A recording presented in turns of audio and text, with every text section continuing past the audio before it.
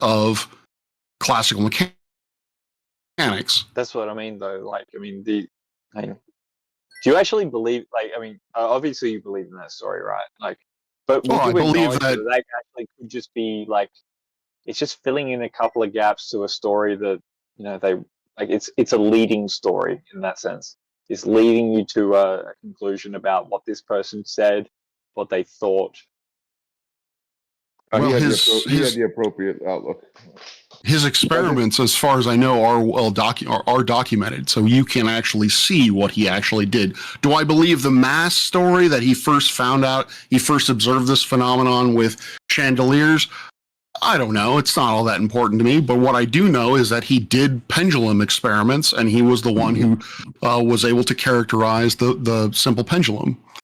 He also The story I heard was he also noted that amplitude and period didn't change. See? Bobby boy, I shared you a link if you ever want to maybe pick up his book or something like that. Yeah. Appreciate it. This book. I got at the end of quantum reality. Okay, interesting. It's kind of like Newton getting hit on the head by an apple. We know that that's, you know, just a story because Newton really observed the orbit of Moon to come up with gravitation, but they say it's the apple on the head. Yeah. So why would they need to come up with such a sort of like a caricature of a story, do you think? Like, why would they need to, like, these are science communicators, like, that's the scientific, like, I got to stop saying like. My apologies. No worries. What is it? Why would they come up with this notion of the apple hitting the head to caricature it, to make it into almost like a childlike story? Oh, I think you just and then you're expected to believe that, and then once you mature and you get your doctorate and you're within the field. Oh, now you recognize that the apple on the head, like the Santa Claus, is not real, but people like to give each other gifts because I mean, I think you hit it on the head. It's those stories are for children. Yeah, they are to better engage children, to help them understand the introductory physics, physics phenomenon. But once you get into high school and college, no one really takes the apple on the head seriously. Okay. But would you be willing to accept, right, then, like, in that aspect, that is therefore propaganda? Like, it's inherently propaganda. Whether it be true or not, right, propaganda is the nature of deceiving for the apple propaganda on the head. For what? It's not deceptive, though. Propaganda for what reason? Your interpretation of it is not deceptive. The people that sell that story don't know that. They're only merely reporting, like, you know, the apple on the head. They want to romanticize the apple on the head situation. They don't know about necessarily, like, whether it's true or not, right? The guys that wrote the cartoon of the apple hitting the head on Newton, they don't know about it. But Rick's artistic at that point. Wait, real quick.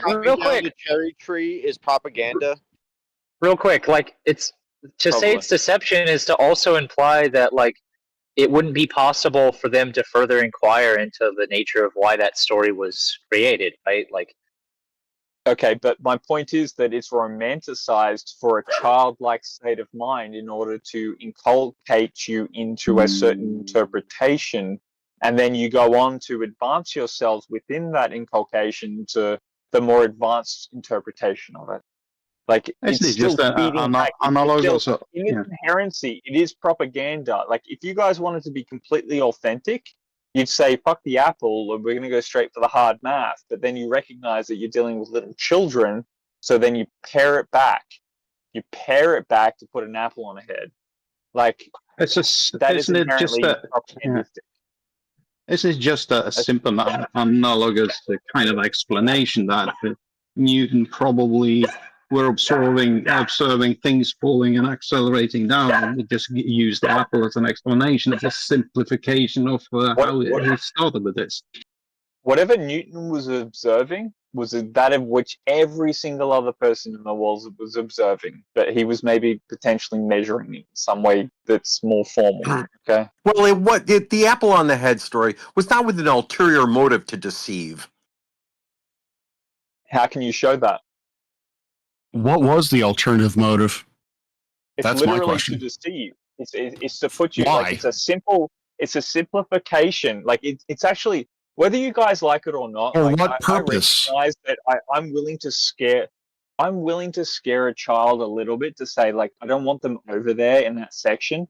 I'll tell them about a boogeyman that like so that they don't go over near it. Right? Well, this So is, this what might was not the be. This purpose? might What not was be. the point? The version Clark. of that is to say Sorry. that, like, okay, let's come up with the notion of creating a carrot to but lead someone fascinating. into a way of thinking, so that the apple and the Newton start making sense, and then from that, you guys, don't get me wrong, man. Like your Newtonian stuff, like I don't even know how to dabble with that, right? Like it's there's a lot of math involved, spheres and graviton, whatever.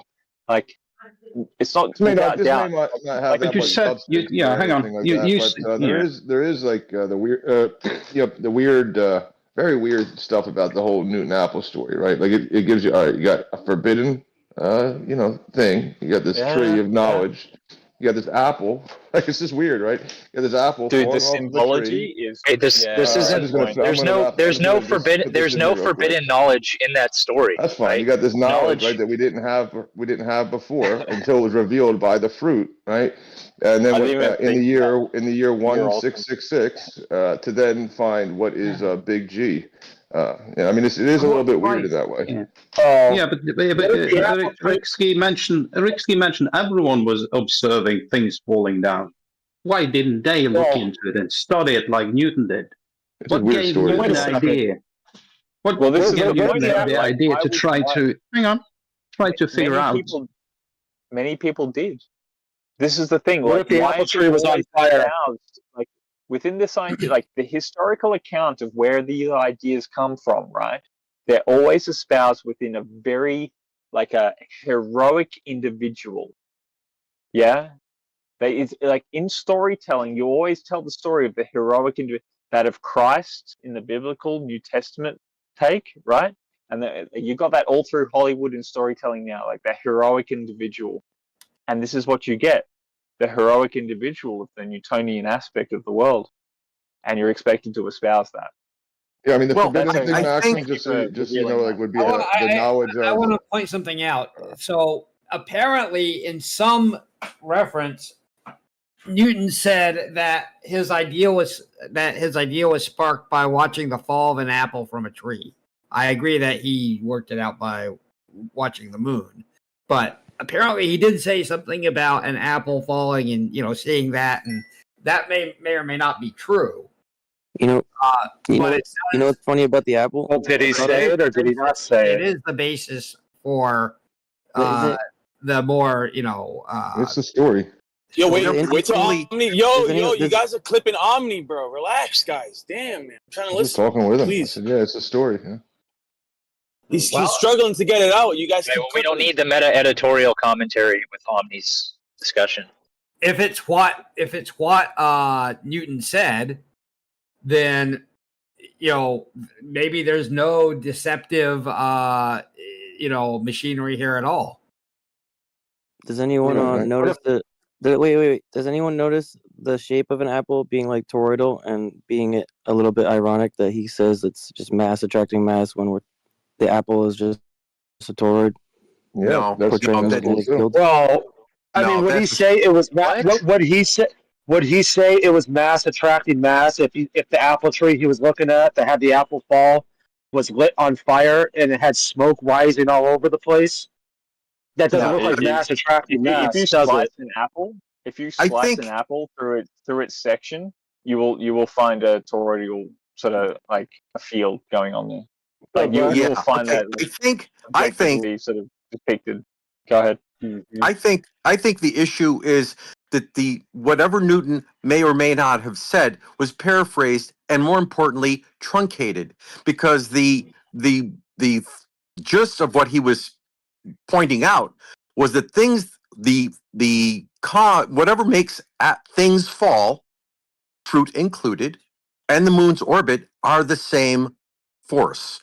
So Well, whether or not all not things fall, do they, Shugo? hold on. So whether or not he said, "Oh, apples falling is gravity," it got truncated because he said apples falling and planets orbiting, or anything falling and planets orbiting. That's the same force. So somebody truncated it, paraphrased it, but that wasn't necessarily people trying to come up with an ulterior motive of deception. No. He attributed What about the force on the falling smoke? to that of the. He attributed the apple falling to that of the moon falling, the sun, or what the Earth falling within the sun. So that's his attribution. Exactly. Yeah.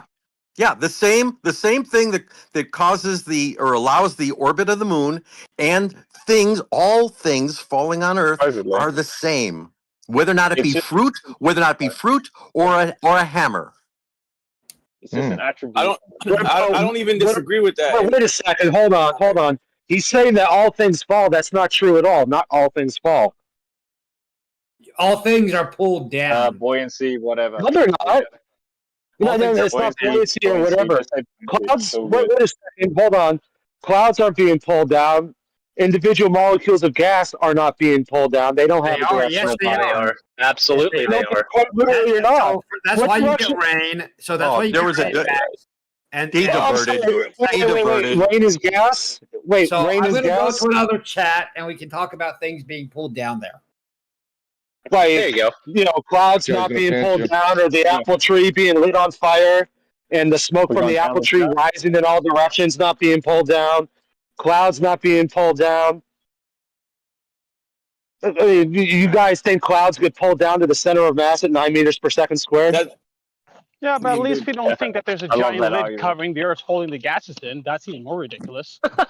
Oh, you mean at least that there's not something comporting to the second law of thermodynamics, therefore the gas pressure can exist? You mean that? Yeah, the second law of thermodynamics also says that gravity exists, so there's that. So No, it doesn't. It's better, Wait, hold on. It's better, dude. Wait a second. Hold on. You just said Hold that on, the dude. firmament exists. Bro. Show me a citation hold that on. the firmament exists. What the? First Yo, off, hold on, guys. Hold on, guys. Yo, relax. Everybody relax. There was a conversation going on. Professor Parks, are you done with Ritsky on this? The history of science? I mean, I don't want to dominate the conversation. If people want to take it in a different direction, I'd rather hear sure. it. Dude. We I'd enjoyed rather it. hear that than Mr. people Parks? just yelling over each other, dude. Honestly. Professor Parks. Parks, that was a really good conversation. Like, whether you want to Yeah. take it forward or not, like, it's a very interesting one for me. I mean, it's very. Yeah, I'm not going to. thanks, Okay, Lion. okay, that's fine. appreciated, Lion, for making space Thank for you, that. Dr. Parks. Professor Parks, what was it? You said you had to look into some things. I don't know if you recorded that. What you specifically said. what I'm going to look into is I have a couple of books about the development of Western science, and so I want to look and find who the next person who basically picked up the football in terms of developing the scientific method. And so, For sure. yeah, I want to look more into that history. I'd be most curious in like Scientific method, interesting. the redirection that took, right? I think that the scientific method in its instantiation is fundamentally like it's a sociological intervention. It changed the way that people thought about the world and the way they interact with it. So I'll just leave it at that. What's the first step of the scientific method? Anybody? Wouldn't basically the most like recent change, the major change, would be like the peer review process? I mean, I don't know if peer review would be considered. Yeah, I mean, I guess that would be part of the scientific method. That basically falls into the idea that the scientific method has to be repeatable, and so peer review would sort of fall into whether or not. I don't know, actually. I just think that's question. I don't know. I don't know. As far as like on the research phase of the scientific method. I'm just saying, as far for something to be like accepted to be the standard now, it needs to go through the peer review process, where that necessarily wasn't the case, like in the 1700s or the 1800s. Like, Yeah, the peer review process is definitely an important part of the scientific method now. I don't know when. Yeah. So in that argumentation, like the peer review process is very recent, and like relatively speaking, there's been less discoveries since then. You could say that, like, in the early 1900s, there was a lot more to discover. But like a pure like layman's question on that sense of peer review, they by definition, they don't do a full replication of the study. So just from a layman's point of view, like, is it really actually connected to replicability? Or is it more just saying, oh, hey, this kind of looks like it might be right? Oh, probably not. I was really just riffing off the top of my head. So, yeah, it probably has nothing to do with repeatability. It's more of whether or not the peer review is looking at it and seeing whether or not there are any obvious flaws with methodology, with interpretation, that sort of thing. And then that allows the data to be, or that allows the paper to be pushed forward to the rest of the community with some amount of confidence that the paper isn't up its own ass, essentially. Yeah. Professor Parks, may I ask you a question, sir? Yeah, go ahead. Well, first off, are you actually, like, I'm not trying to be like, I'm just curious, are you really a professor, or is that just your name? Yeah, I'm really a professor. I'm an astronomy professor at George Mason University. Oh, okay, George Mason University? Oh boy! Yes. Oh boy! Yes. In room We number have 33, Masons, yes. right? I actually have number 33. I actually have a picture of a sign that was talking about the Freemason Society on campus, and I took a picture of it specifically because of flat Earth. Like, if I find it, I'll put it. I'll post it on the channel. But anyway, there's Freemasons everywhere. I mean, if you have a downtown area in your town, walk around for 5 minutes, you will find a building that has a Freemason plaque on it. The library, the town halls, the police stations, the courthouse. I don't know. Freemasons aren't that spooky. But no, just since I don't even know if you're the one that brought it up, Professor Parks, and I am just curious. And anyone can answer. I mean, really, but I mean, I would like to know if you know. What is the very first step of the scientific method? I would say observing a phenomenon. What do you mean? Like, what type of a phenomenon? So, in the very simple case, is you observe that an apple, it stays affixed to a tree, but as soon as the stem breaks, that apple falls to the ground. Sure. So you're going to observe a naturally occurring phenomenon that has no human input, correct? That mainly has no answer, or at least as far as you know, has no answer. Correct. So something that occurs in nature, and we need to think, and humans, being that we're curious people, want to figure out the cause and effect of why this is occurring in nature. Yes. So like an oil slick or an oil spill would not be a naturally observed phenomenon. Well, I mean, it would be. So that gets into so maybe I need to back up. A physical phenomenon. So an oil slick. Yeah. I mean, you could look at an oil slick and see, all right, you notice that the oil slick moves in a certain way or has a certain pattern to it. And so you can then ask the question of what is it about that situation that causes that oil slick to, have that particular shape? A drunk boat captain. The point is, the oil slick itself is not a naturally observed phenomenon. For that oil slick to have existed, humans had to have put oil inside the Exxon Valdez, correct? And then run the ship on some rocks or a reef. So therefore, the oil slick from the ship that cracked open by the bay is not something that occurs in nature. It had human input for that situation to even come about. Nah, bro, you're making us look bad. You're making us look bad, dude. That's not what naturalism means in the scientific method. He does that a lot. Well, no, there's a difference between natural and synthetic. No, you're missing. But in context, hold on. Contextually, when we talk about who's talking right now? Wait, Who am I talking with? Lion. I know where you're going with this, dude. I'm trying to help you out. Yeah. Well, no. Hold on, real quick. Since you're correcting me, can you answer what the very first step of the scientific method is? Like, No, I was Professor just Park mentioning said, that oil slicks. Dude, why are you talking over me, dude? Why are you talking over me? Please, have some patience. Yeah, hold on, Steph. Professor, Ryan. Yeah, Professor Park answered it already, bro. It's observation of a natural phenomenon. Thank you. A naturally observed phenomenon, something occurring in nature without human input. Therefore, the oil slick is not a naturally observed phenomenon. Well, I disagree with you. When Francis Bacon, hold on, dude, bro, relax. Wait a second. An oil slick from a spill. Gosh, hold on. Quiet. An oil slick from a shipwreck is not a naturally observed phenomenon. How do you not comprehend that? Let me explain. But every time I go to explain, you start interrupting me and clipping me. This is a tactic. Why do you guys do this? Okay, go on. Can you just mute your mic? Can you just mute your mic? Yeah, no. Go ahead. Explain mute your mic. Mute your mic. Mute your mic. Wait a second. You already. I'm modding here. You already asked the question. Let him answer. Mute yourself. All right. Thanks, Harry. All right, so he's going to answer how an oil slick is a naturally observed phenomenon. No, I just want to be sure. I just want to be sure you're answering the correct question. You don't get yourself muted because mute you're him, going bro. to keep What the talking. fuck? No, I'm just saying. So Yeah, we're. dude, So let me know he's when I going can talk. Dude. You already I'm asked not the gonna mute you, question. bro. What's the question? Are you fucking Can I talk retarded? dude, without you interrupting me? I just want to make sure we're on point. So you're about We to all want explain you to how an shut the oil fuck slick. up. Yeah, he's about to explain to me how an oil slick from a shipwreck You can't is a because you naturally keep observed fucking phenomenon. talking, you fucking retard. What is wrong with you? Okay, I can't no, mute I him. just want I'm to make not sure on that the you're keyboard going at the to. moment.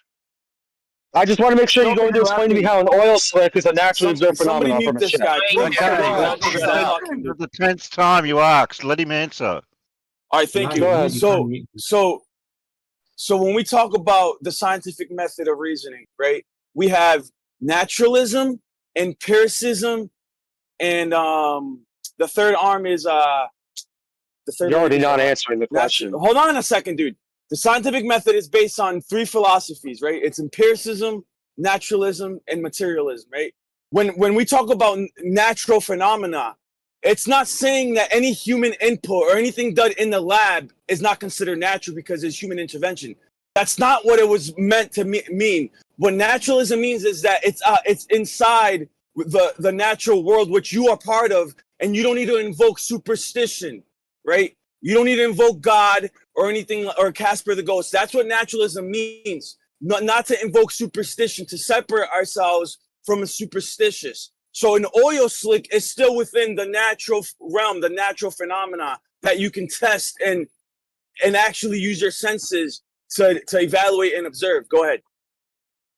Okay, so the oil slick, like we got the Exxon Valdez, right? We got a ship. We got a what was that pipe that burst like back in 2010? I think it was from an oil rig in the ocean. Remember, you guys remember that? It was it was right around the same time Dio died.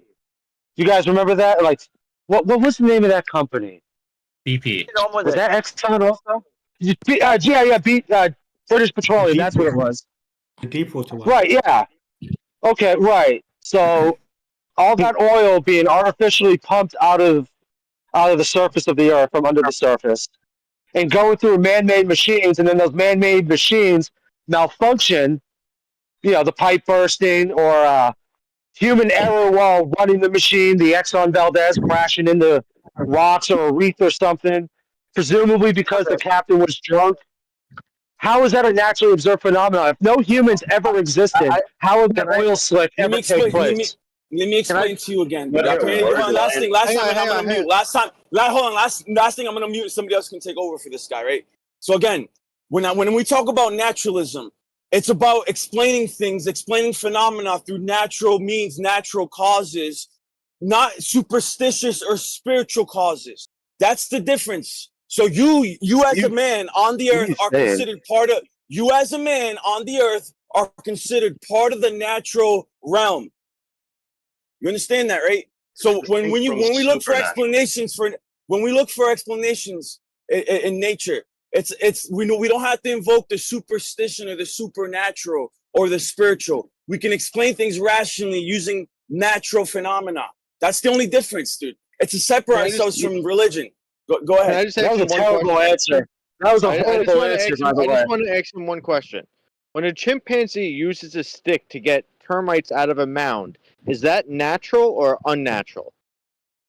Does that have human input? I'm just asking a simple question. Is that natural or unnatural? Is there any human input involved in some random? Is it natural or unnatural? As long as there's no human input, is it natural? As long as there's no human input, the phenomenon would take place whether humans existed or not. If that monkey lived in the woods and there was no humans on Earth, and he stuck a stick into an ant mound and ate some ants, that happened without any input from a human. Therefore, therefore, it naturally occurred in nature. Right. So you think anything a human does is not natural? Well, anything that a human does. Well, wait a second. Hold on. Anything that a human does can be explained by the fact that the human did it. Right, but you're saying the fact that we're really far off the first step of the scientific method. Excuse me? No, because the human doing any particular action is by nature natural. For the purpose of this context, anything humans do is under what nature is. It is a naturally observed phenomenon. So there's no such thing as nature. Human beings fall into that category of natural phenomena. So a human being set in a wildfire is now a naturally observed phenomenon. Correct. Or is it arson? Or is it arson? It's arson, isn't it? It exists because a human had it's still a naturally observed phenomenon despite it being arson. It's funny that it's naturally observed. There are birds that do that. Hold on, they're twisting the words on you, Baxi. They're twisting the words on you. I know what they're doing. They're just an observation of a natural phenomenon, right? Versus you're just observing. You know, so if I see a person punch, they're twisting it. Another person across the street, right? Naturally observed phenomenon. Okay, now let's hold on. Use that example. You're standing at a bus stop. You look across the street. You see one man punch another man in the face. Then your observation is seeing the man get punched in the face. Now let's put this through the scientific method and figure out why that man got punched in the face. Oh wait, I have the answer. Because the other guy hit him. That's what. Oh, so no science needed because we already know the cause of the phenomenon. You donkey. I mean, when you see two gorillas fighting each other, it's still know the cause of the wildfire that got started by some drunk guy. Listen, bro. I'm not in this conversation no more. I'm just gonna mod, dude. You can't be doing that, bro. You can't stop and then start talking and stop and start talking. You gotta let people talk, bro. Come on, man. That's your last warning, dude. Yeah, you did a terrible job at explaining how an oil slick is a naturally observed phenomenon. By the way, Ryan. It doesn't matter. He's modding you right now. He's not in the conversation. No, it's not fine. Yasuke, hold on. Yasuke's going next. At all. Yasuke's going next. Go ahead, Yasuke. Go ahead, Yasuke. Yeah, no, it's very simple. You're using the wrong definition of natural, and you're playing some really weird, silly word game. In this context, natural means something that just exists within the realm of, not natural as in the natural versus artificial paradigm, to where humans are uniquely special, to where every impact that we have on something is artificial. It's in the sense of things that are observed within the natural world as opposed to the supernatural world, as in things that actually exist in the knock on wood nature. Anything that is a phenomenon, anything that is not within the natural world, as in particles physically hitting outside the universe. Yeah, outside of the physical universe. So in this context, no one's ever seen before. Why are we mentioning that? Are human behavior natural? Anything that happens that is in the knock on wood universe is natural in the context of the way that it is being used for, observing a natural phenomenon. Okay, so let's just circle back. Okay, so step one of the scientific method is observe a naturally occurring phenomenon. Agree or disagree? Is human behavior natural or not? You described. Well, Hang on. Let me finish. You said a chimpanzee using a stick to collect ants to eat them is a natural observation because there's no humans involved. Well, humans have behavioral patterns as well. Are human behavior natural or unnatural? Are you saying that? Wait a second. Hold on. So you're arguing that butterfly migrations are not naturally observed phenomenon? Could you answer my question? No, that's not what he's saying at all. Because what you said is the way a chimpanzee behave is natural, and then that would mean that human behavior must also be natural. You can't have it both ways. Okay, so we're one step from you saying that lawnmowers are naturally occurring. Yes, because we're talking about things that exist in the natural world, as in the physical world, not whether or not something is artificial or natural. You're using the wrong definition of natural here and getting really obsessed over it. Well, no, I'm using the term. I'm using a very specific term called naturally observed phenomenon. And you guys are now trying to insist that tractors and subway systems are naturally observed phenomenon? Yes, you're using the wrong definition of natural. What do you mean I'm using the wrong definition? Well, how am I using the wrong definition of natural when I'm using it in the phrase naturally observed phenomenon? Because you're using the distinction. Because you're using the distinction of natural versus artificial, to where human behavior is uniquely special, to where human behavior is not something that is natural. Whereas in this context, in the naturally observed phenomena, the way that nature is being used is to say that things that exist in the physical world. So a nuclear bomb is natural in the sense of it is something that actually impacts the natural physical world. Okay, so a nuclear bomb, okay, we set off a nuclear bomb. That's a naturally observed phenomenon? Yes. All right, go on, just do me a favor. I could do it myself, but I feel like it'd be better if maybe you did it. Go on like Google or use ChatGPT or Gemini, something, and ask it, is a nuclear bomb a naturally observed phenomenon? I'm not going to do that. No.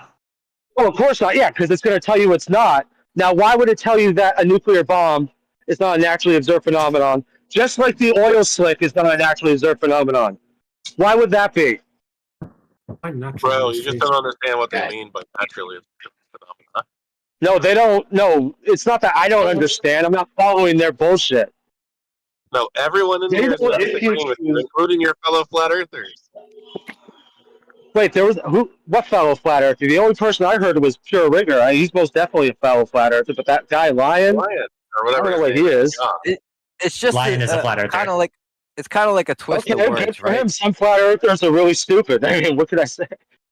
Like I would say, okay, hold on. He's calling me out, dude. He's calling me out. Hold on a second, dude. So what you're saying is that anything that is man-made, right, is supernatural, dude. Think about how stupid that sounds. Synthetic. No, it's synthetic, not supernatural. So now oil rigs are supernatural. Well, yeah, because you have to use the term contextually. So any manipulation of the independent variable, any experiments that we do, since there's human intervention, are considered supernatural. Wait a second. Okay, so you see a ship crash onto some rocks and spill oil out, so you're going to do science to figure out what caused that to happen? Wait a minute, Baxi. What about, what is he talking about? A bird? What, a bird building a bird's nest? Is it artificial or synthetic? Well, if we were to remove all humans, let's just say we had birds as they were, but humans never walked the face of this planet Earth, would that bird still build a birdhouse or not? Like, did us? Probably. Conundrum. We should think about that for a while, eh? What else you got? So something that occurs in nature always, like birds building birdhouses. Humans have a big. If there was a understanding of bird that chirped in the forest and there was no one else there to hear it, like, would the bird actually chirp? What are you actually inferring here? No. What I'm inferring is a naturally observed phenomenon is something that occurs without any human input. Do humans have any input on when bees build a nest, or when birds build a birdhouse, or when beavers build a dam? Do we just reword it? We taught them how to do it. Humans are just human, reword but it. sometimes humans are involved. Yeah. Just reword it to an observation of. Just put observation of before your natural phenomenon. Oh, did I say it? And it changes everything. You know what it is? An observation of a naturally observed phenomenon. No, Is that not what you want me naturally to- observed phenomenon. Not the Just a wording. natural phenomenon. That's what you're Keep observing. injecting observe there. Yeah, observing an act. The problem is not. The bottom line is, if your definition of science is based on this assumption that the scientific method needs something that's not synthetic as its primary observation, you preclude science from having anything to say on, like they mentioned, oil slicks, nuclear whatever's, like all engineering, even tractors or whatever. Your definition of science becomes functionally useless. You can keep it if you want. Is simulation synthetic, in your opinion, manufactotum? Is simulation synthetic?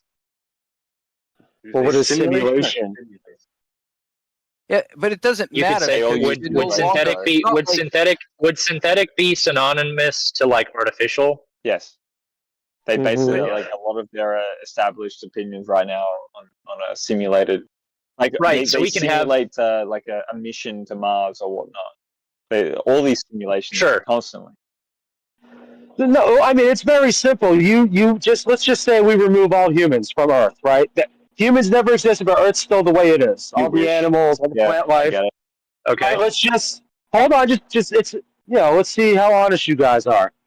Okay, so Earth is as it is, just minus humans means minus all cities, minus pollution, But the butterflies, chimpanzees. Okay, would a lawnmower ever just exist if humans never touched the face of this Earth? No, exactly. Why is that? A lawnmower, a car, a trash can. Okay, cool. What's your point? But why are you? Probably. Okay, what about the ship holding oil? Would that ship holding oil ever exist? A cow is a lawnmower. Okay, a cow is a lawnmower. A sheep is a lawnmower. They cut the cow is grass. a what? Keep it short for you. Yeah, You guys see this? This is hilarious. Are you suggesting? I'm just going with it, bro. You're asking silly questions, you get silly answers. No, you guys literally don't know what science is. Like this whole room. And is Professor Parks still here, or did he leave? Real quick, sheep and cows as they exist today wouldn't humans exist are not without natural. No. So let me just give you an actual example, Vax. So let's say you have a machine. Natural example. Go ahead. No. So you have a machine in a factory, and something's going on with it, and so this is not technically a naturally observed phenomena, but you use every single other step of the scientific method, like word for word, verbatim. You do, all of the tests, all of the documentation, follow the process to a T. What would you call that? What is that process that you are doing? Okay, so there's a machine in the factory. Something's wrong with it. We use every other single step of the scientific method except for the very first step that kicks everything off in the first place. I would call that pseudoscience, dude. Otherwise, I would just call it basic engineering. Hey, the machine's fucked up. Let's do some engineering and science, not the same thing. So, when you disagree with it becomes pseudo, right? It wouldn't be pseudo, though, Vaxi, right? Because they're not claiming It would be if they're claiming science. They're not claiming natural science, right? So it's not like that's what the scientific method adheres to, right? Right. Yeah, but if something doesn't phenomenon. If it's not a natural phenomenon, you can still have science. It's just in a different category of science, right? But it's not there's only one scientific in the natural world.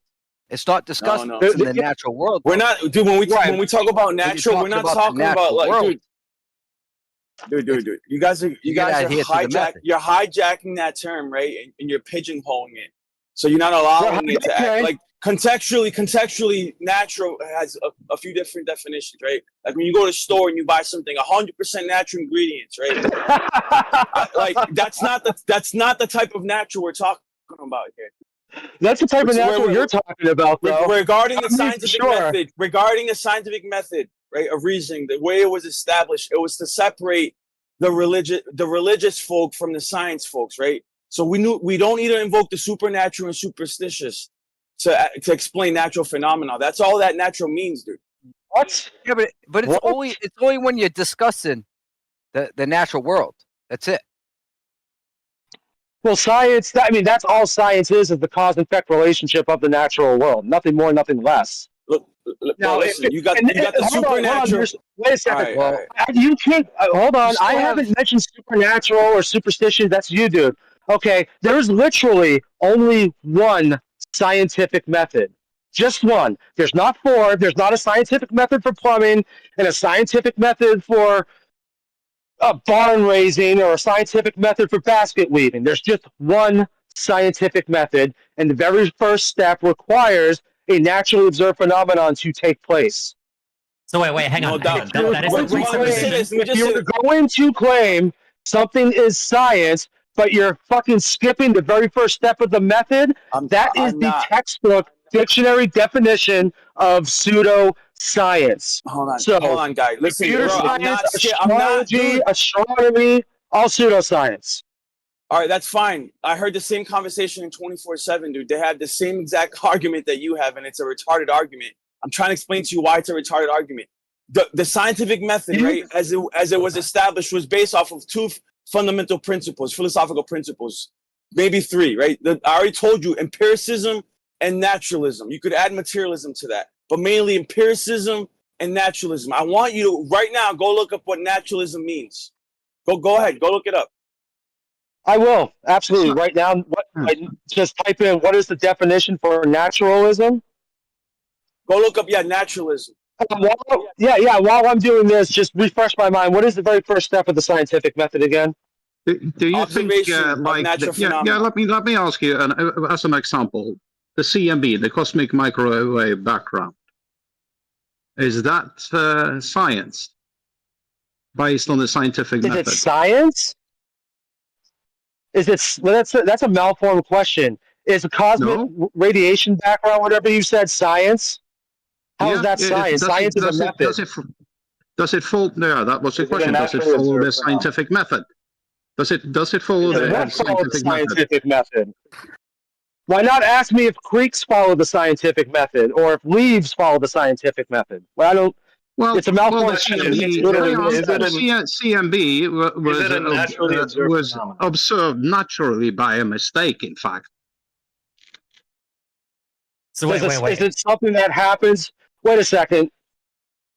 Okay, so you're asking me if the background radiation is a naturally observed phenomenon. That's what you're doing. You just, for some reason, are having trouble just asking the question. Is that something that takes place without human input? If humans never existed, would that still take place? Then yes. All right, hold on. Yes. Stefan, keep that thought. Stefan, hold that thought, because we can't even get a foundation here. You're kind of skipping ahead, Stefan. Let's just stay on Earth for now, because we can't even agree if natural science on Earth is natural science. So before we get into space and all that, can we at least establish a foundation? It's not an agree or disagree thing. It's objective. It's not subjective. The scientific method it's an objective method. And if you go outside of the scientific method, how are you using the word objective? Is space objective? I think you're explaining it. Objective. It's not a debatable thing. It is what it is. So an oak tree being an oak tree is an objective. So you have an idiosyncratic definition of what objective means. Then. When I used the word objective, what was I using it for? What did I say was objective? You don't even remember. You heard the word objective, and you discarded everything else I said.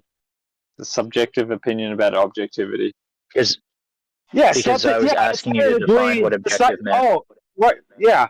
The scientific method is not a subjective thing that can be argued. It is the method for science.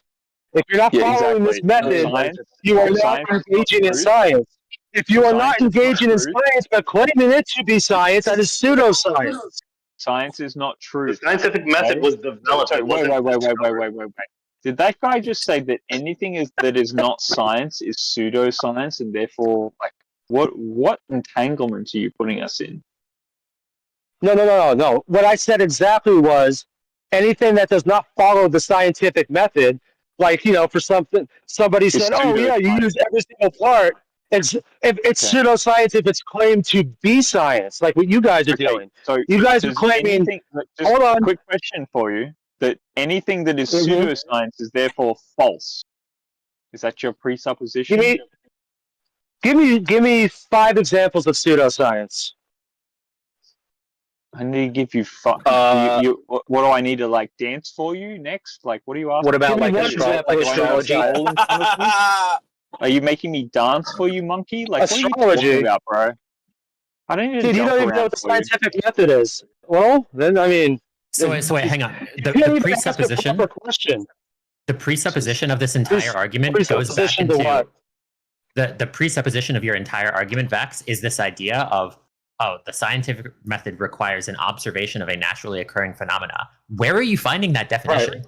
I looked up multiple sources of a definition for the scientific method. Not a single definition of the scientific method requires it to be specifically a naturally observed phenomena. So if that's the case, and it factually is, you cannot find anywhere where it says it has to be a naturally observed phenomena. All of them say that, like, a lab observed phenomena is perfectly valid. None of them say that it has to be a naturally observed phenomena. So it's not natural science. Simple. Well done. No, you are making the distinction.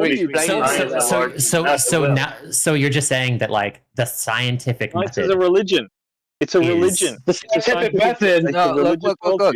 What he's saying is the scientific method adheres to an observation made in nature. Like when you observe a natural phenomenon, that's what the scientific. No, there's no definition of scientific method that shows that. You will not find a single definition of the scientific method that requires it to be an observation of a naturally observed phenomenon. So the entire core definition. Yes. I bet yes, you Therese has got that definition. There's like a million citations of that. Yeah. You can look at every single one. Like, one was just posted from the Encyclopedia Britannica. The entire basis of your argument is entirely useless. So the fact that you're wrong about everything else doesn't matter because you're wrong about your first presupposition. Hold on. Do I really need to pull up a citation? Real quick. So I have right here. No, but you have to understand. We had to understand the history of science and how it was developed. I'm not, like, when you look up naturalism, what it means. I have it right here. It says a worldview or belief that everything arises from natural properties and causes, and supernatural or spiritual explanations are excluded or unnecessary. It aligns with scientific inquiry and empirical evidence. So when I talk about naturalism, when we talk about natural observations, it's under that umbrella. Nothing to do with what you're saying, dude. Yes. No, it's not. How does that do? Okay, then hold on.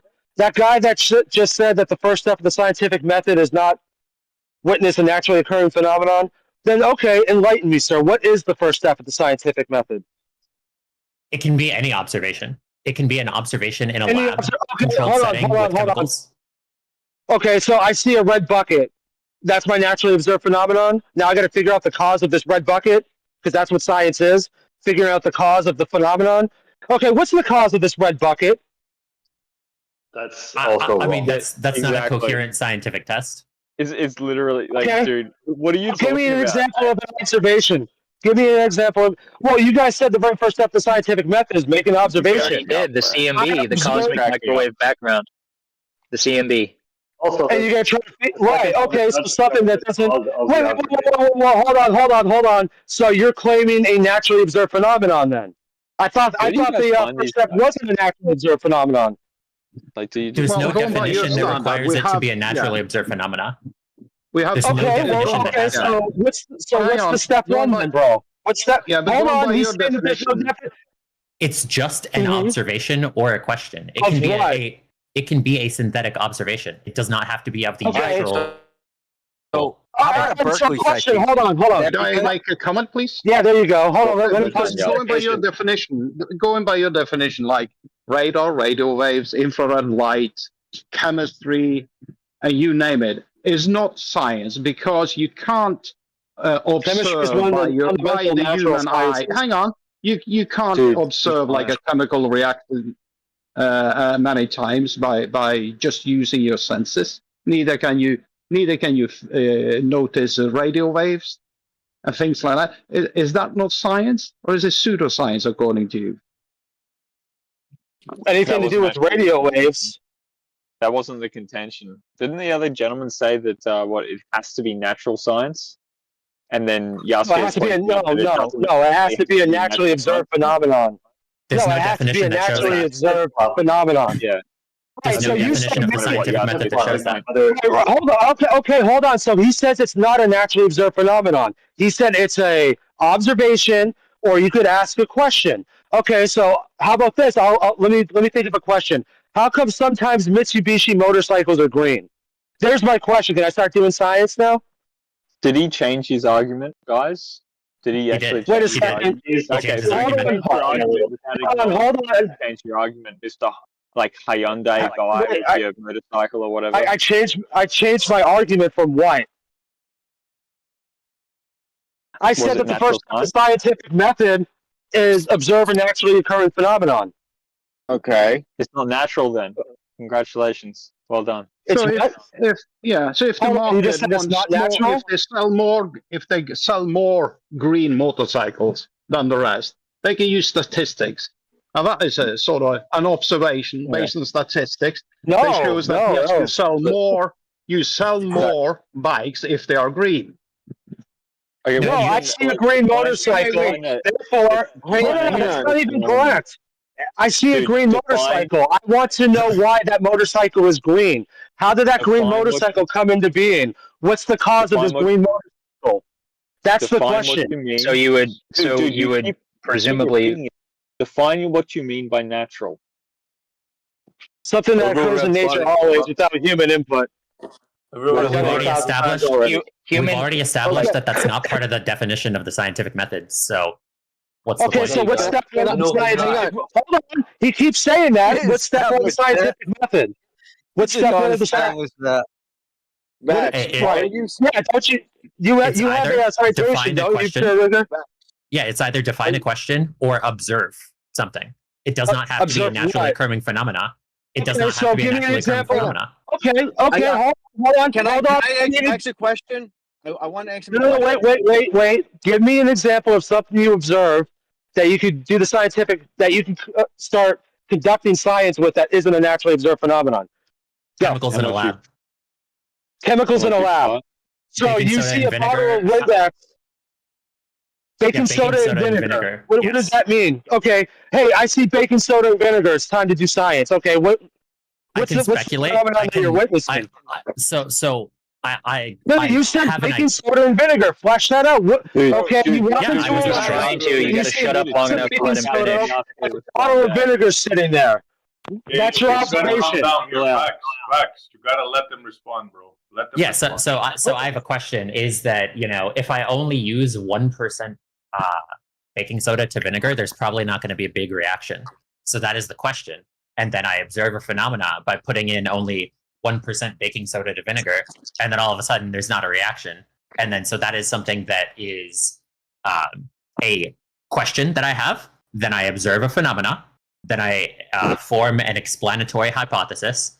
And then that is something that I can replicate.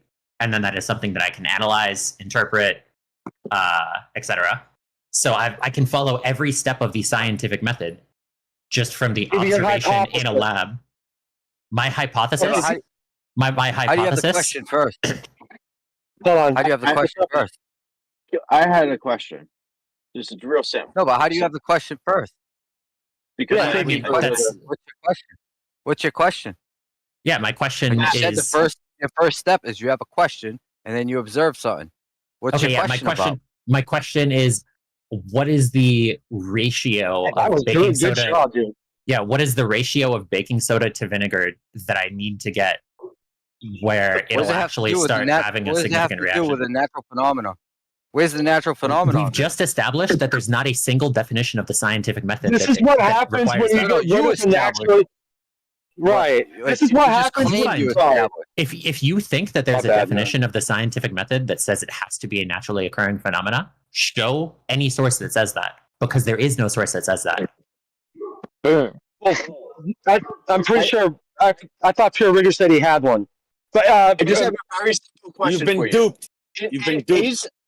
Is a pimple forming on your head a naturally observed phenomenon? Because that's only involving a human. Yeah, probably. is this something that occurred in nature? Yeah. Are you Wouldn't that fall under biology? Wouldn't that fall under biology? Wouldn't that fall under biology? Yeah. Okay, so biology. So let me get this straight. So let me get this straight. Humans are natural, right? Ta-da! What was the cause of a pimple on the human? So humans are natural? Are you kidding me, bro? Like, can we move on from this? Well, hold on. First off, Yeah, we you're need to move mistaking on. you're mistaking ridiculous. something that just takes place into a phenomenon. I would not call a pimple a naturally observed phenomenon. I'm leading you to somewhere. Humans are natural, yes? Real quick, right. Sure, humans are natural in a sense, but humans cannot be the cause of the observation that you want to conduct science on, because if the humans are the cause of the observation, the phenomenon, if humans are the cause of that phenomenon, we already know why the phenomenon took place, because some dickhead caused the phenomenon to take place. What we're trying to do is figure out the natural world. This is what happens. No, this is what happens. When you get rid of step one of the scientific method, being a naturally observed phenomenon, you get bullshit where some guy goes, "There's a bottle of Windex sitting in a lab." That's my naturally observed phenomenon. Hold on, dude. Bro, please. Dude, listen. You're being unreasonable. You're making us look bad. Right? You're better off arguing. What are you saying us? There's no us, dude. I think you're a tool. Bro, please. You're making us look bad. I'm embarrassed right now. You're embarrassed. No one gives a oil slick to naturally observed phenomenon. Gotcha. Well, you're listening. Yeah, Ryan. Okay, everyone, can we please try not to do this? Listen, no. Ryan, to you, because listen, we shouldn't be doing that either, because you're putting him down. Like, I don't care if you don't like me, disappointed in me, whatever. We're here individually. You know what I mean? Violating server rules. I don't care. I'm not violating. He doesn't know what science is. I don't care if he insults me. Care. Can I say something? Let's just stick to the point. I can't even get the word out. Bro, I was gonna say you're better off. You're better off arguing that it's not science if you can't manipulate the independent variable. Not saying that it's not science if there's human intervention. That's all. Go ahead. What's the point of the independent variable, Ryan? When you have an independent variable, what's the whole point of manipulating the independent variable? Vax, can I go back to my last question? Because it wasn't going to answer a simple question. I was actually asking you questions, and I only got to the second question before you spiraled out. What was your first question? Is a pimple forming on your face a naturally occurring phenomenon? You said yes. Well, I said yes at first, but then I thought about it for a moment. And no, developing a pimple is not in the same category as a hurricane or lightning strikes or bird migration. No, I don't think so. I think just because you worked a double shift at McDonald's and now you got a pimple, it's really not hard to determine what the pimple was. Yeah, but you had to determine that. So now you have a hypothesis. You have the second step. You think I don't have a naturally observed phenomenon. You think it's because I worked a double shift at McDonald's that I have a pimple on my face? Mm-hmm. Or maybe you're just dirty. Maybe you don't clean yourself properly. I don't fucking know. There you go. Welcome to the scientific method. You came up with a couple. There was no naturally observed phenomenon. I do not consider a pimple to be a naturally observed phenomenon. Okay, in the very beginning, when humans were walking around and when there was never a pimple ever seen for the very first time and you saw a pimple, did you go, holy shit, what is that? If you didn't know what it was or your mom told you it was a pimple, you were in the moment going, what the hell is that? Trying to figure it out. There is science behind this shit. You say figure it out. Observe phenomenon. Right, so you said, yeah, so if there was no humans to ever walk the earth, will we be talking about pimples right now? No. You don't know that. Actually, You don't know of We don't know. Happened. This guy is an embarrassment. You do not know of Well, a wait a reality. second. What if the pimple? One second. What if the one pimple second. be caused Okay, by okay, human guys, input? hold on, Hang on, modding time. This is not working out. We gotta The pimple is fix this. caused by Back. human Hold input. on, bro. Hold on. So let's do maybe a one-on-one Vax with somebody else. How does that sound? Okay. Yeah, the pimple was I'm caused by getting to the human core of input. Clearly from the community. I I'm nominate getting to the Yasuke. core of his argument. Yeah. Who wants to go with Vax? Otherwise, I don't think this is gonna work. 10 guys. I nominate Yasuke as my hero. I'm just gonna pop into my own server anyway. But no, real quick, I just want to say, since he abandoned human, the pimple being a Vax, naturally occurring phenomena, I'll let someone else try to go. Okay, let me go real quick. No, the pimple was caused by human input. Oh, jeez. This goes back. This goes back How to do you the know that? This goes no. This goes back to the fundamental point. Happened to that human had to get into a situation where his pores got clogged, which caused the pimple. He's Therefore, the responding to person you. was doing something to create the conditions for the pimple to exist. Yeah, the problem is the premise of this question doesn't even matter whether or not a pimple is natural, because the definition of the scientific method does not include observing a natural phenomena. There is not a single definition that shows that, and there never has been a definition that shows that. You're just completely making up the definition of the scientific method, and then getting mad that people aren't using the definition of the scientific method that you just made up.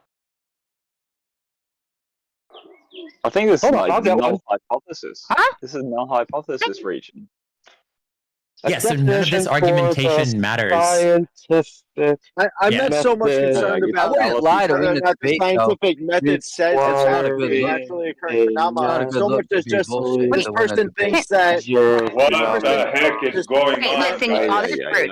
Yeah, everybody stop. I see I'm gonna someone start who's a muting moderated everybody. speaker right now. I'm telling you. Yep. One at a time, one mic. Why is that so hard? Yeah, none of this See, questioning can I ask about. someone a question too, or Yasu? When you just said something about the natural observed phenomenon, we don't have to see one, right? For science, right? What do you mean? You absolutely have to. What do you mean? You have to observe. So you came into this. Oh, hang on, Vex. I asked Here's you a a question question, for but I don't mind hearing you too, sweetheart. But let me hear what he has to say, please, back, because he's the one that said it. So Yeah, you yeah, please, so- we're talking about the natural world here too, by the way. Yeah. Are you So talking to me or the other guy? He. She The other asked a guy, real question for quick, me. and you can Yes. respond Yeah, too. But yeah, let me hear no. him real quick. Yeah. So I think you came into this conversation a little bit late. Essentially, it's that he is Yeah. arguing that the definition of the scientific method requires a naturally observed phenomena, as in something that is not synthetic, not something that is not human-made, and that any observation that is outside of the natural world as which he defines it is something that cannot be science. The problem is that I'm bringing up is that there is not a single definition of the scientific method that requires it to be a naturally observed phenomena in the way that he defines it. Because you can obviously do a scientific method valid experiment with chemicals in a lab. Chemicals in a lab. You're just saying things, so you're not observing anything occurring in nature. Then Why are you bringing it back to observations in nature? Because that's not part of the definition. because what's the definition of science? To figure out the cause and effect of relationships in the natural world. Correct. No, it just needs to be a observation. No, you're conflating two things. Okay. You just asked the definition of science Observation of what? versus the definition of the scientific method. Hold on. Okay, so I gave you an example of, we're going to say observation. Okay, I observe a pair of black sunglasses. Right. If you can have. This doesn't make sense. That makes sense. Results. Do you guys want to hear Okay, what this the doesn't dictionary make has sense. to say about this, or Yeah. or not? Oh, wait. I got another observation. I got a little tiny plastic blue pool, like one of those kiddie Nah, we're pools, not gonna hear filled it. with center blocks. You're gonna It's scrap filled it with off. center blocks. That's my I get what he's observation. saying. I get what Max is That's my saying. Like, look, observation. I've always been told, and I swear to God, I've seen the definition. Maybe I'm incorrect. That's why I'm asking. Because when it comes to the natural world and the science of the natural world, I thought you had to observe a natural phenomenon. Is that not the case here? Because if that's not the case, I've been lied to for the last 5 years. So I'd like to get that on the table, please. We're talking don't about let the them definition gaslight of the you. Do not- scientific hey, method. Do not let The them dictionary. gaslight you. It's complete Dictionary. bullshit Now. what they're saying. They just win in a debate. That's it. No talking about gaslighting. Guess what, dude? Hold on. I'm telling something for Rigger. What's going on? definition. Wait a second. Just to answer Stacy's question real quick. If you're talking about natural science, Vax is 100% right. To the scientific Thank you. method, to natural science, he is right. If you're just talking about science in general, no, it's just different methods. Yeah. You know No, what there's only one scientific method, though. Yeah. So real quick, just to answer Stacy's When you're question, talking about natural world. and it was addressed earlier. There's two things to keep in mind. Firstly, the natural science versus general science distinction is it's been What's the flip-flopped in this difference? conversation. I'm not entirely sure what Vax's position is on that. What's the But when we difference? talk about anything phenomenon, can be the distinction is explained. between supernatural phenomena. Okay, so do you guys want the definition for the scientific? Wait, hold on. This guy was talking. Was he done? I thought so. Yeah. Yeah, he said Can so. you talk to him? Are you done? All right, Adam. You jumping on me, line? Okay, ready. Real quick, then, when you so, talk to him, are you done, hun? By chance, so that not we'll let speak. I'm not sure how much was heard, but yeah, that's. Yeah. Okay, yeah, I did hear you. Thank you. tell me if you disagree with this. Okay, I'm just going to read from the top line. The systematic study of the structure and behavior of the physical and natural world through observation, experimentation, and testing of theories against the evidence obtained. That's a pretty verbose, but I mean, the next one down says the archaic.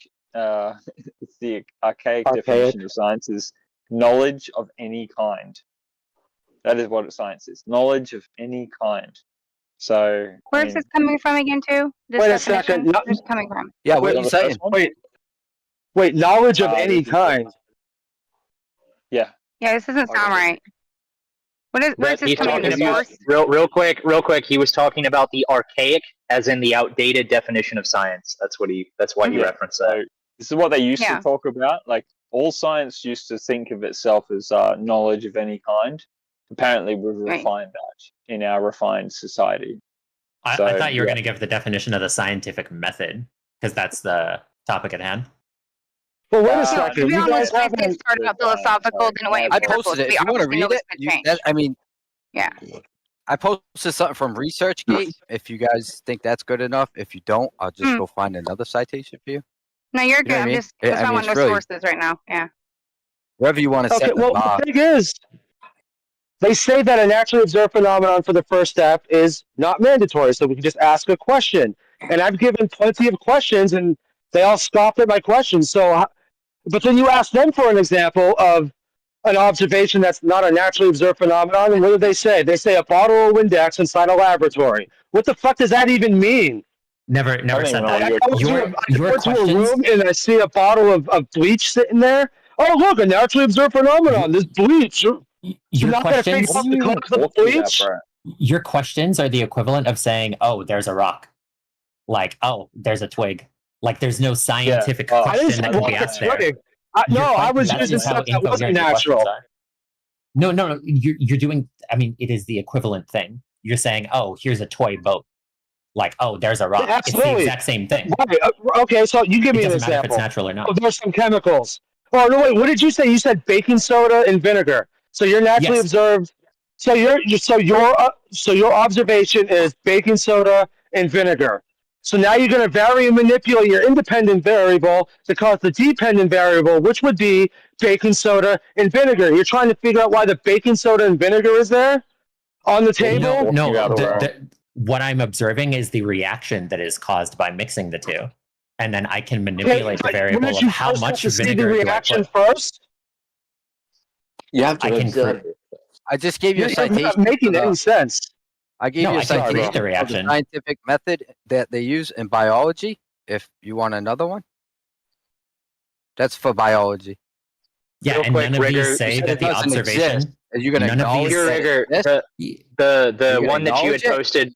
The one you had posted the one that I was just going to say, the one you had posted a second ago was having a hard time like loading. I don't know if there's like some restriction to it or. Just put scientific method into Google. It's like right. So much shit that pops What up. is the scientific method? Yeah, I mean, at least what concede on that. is the first? You said it doesn't exist, right? Yeah, none of these Crazy definitions that say we're that it still has to be a here. naturally This observed round of phenomenon. argument's gonna take you guys nowhere. It doesn't say none of these.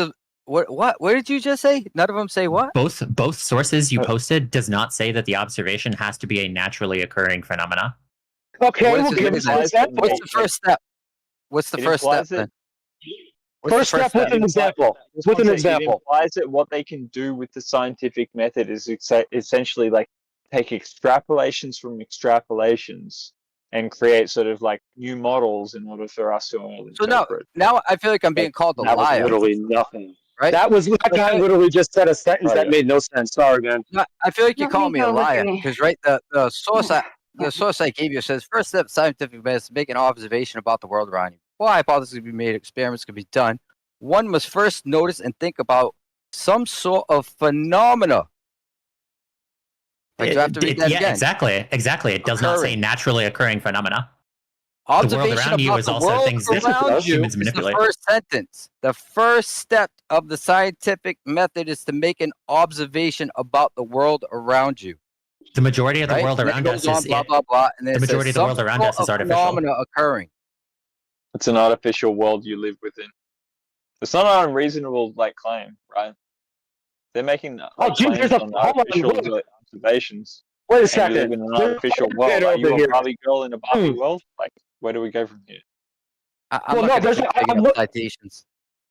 That's all they're going to do, dude. They're going to force you to just, and then they're going to ignore the citation. So they're saying that the very first step of scientific method is make an observation or ask a question. How come pennies are made out of copper? Nobody knows this answer. We've got to figure this question out, guys. Why are pennies made out of copper? We need to do science immediately. Has nothing to do with the natural world. That's the problem. You can't ask questions like Exactly. that. It has nothing to Because do we already with know the the natural reason. world. Yeah, and How come- the how come- definition that you provided does not say that it has to be an observation of a naturally occurring phenomena.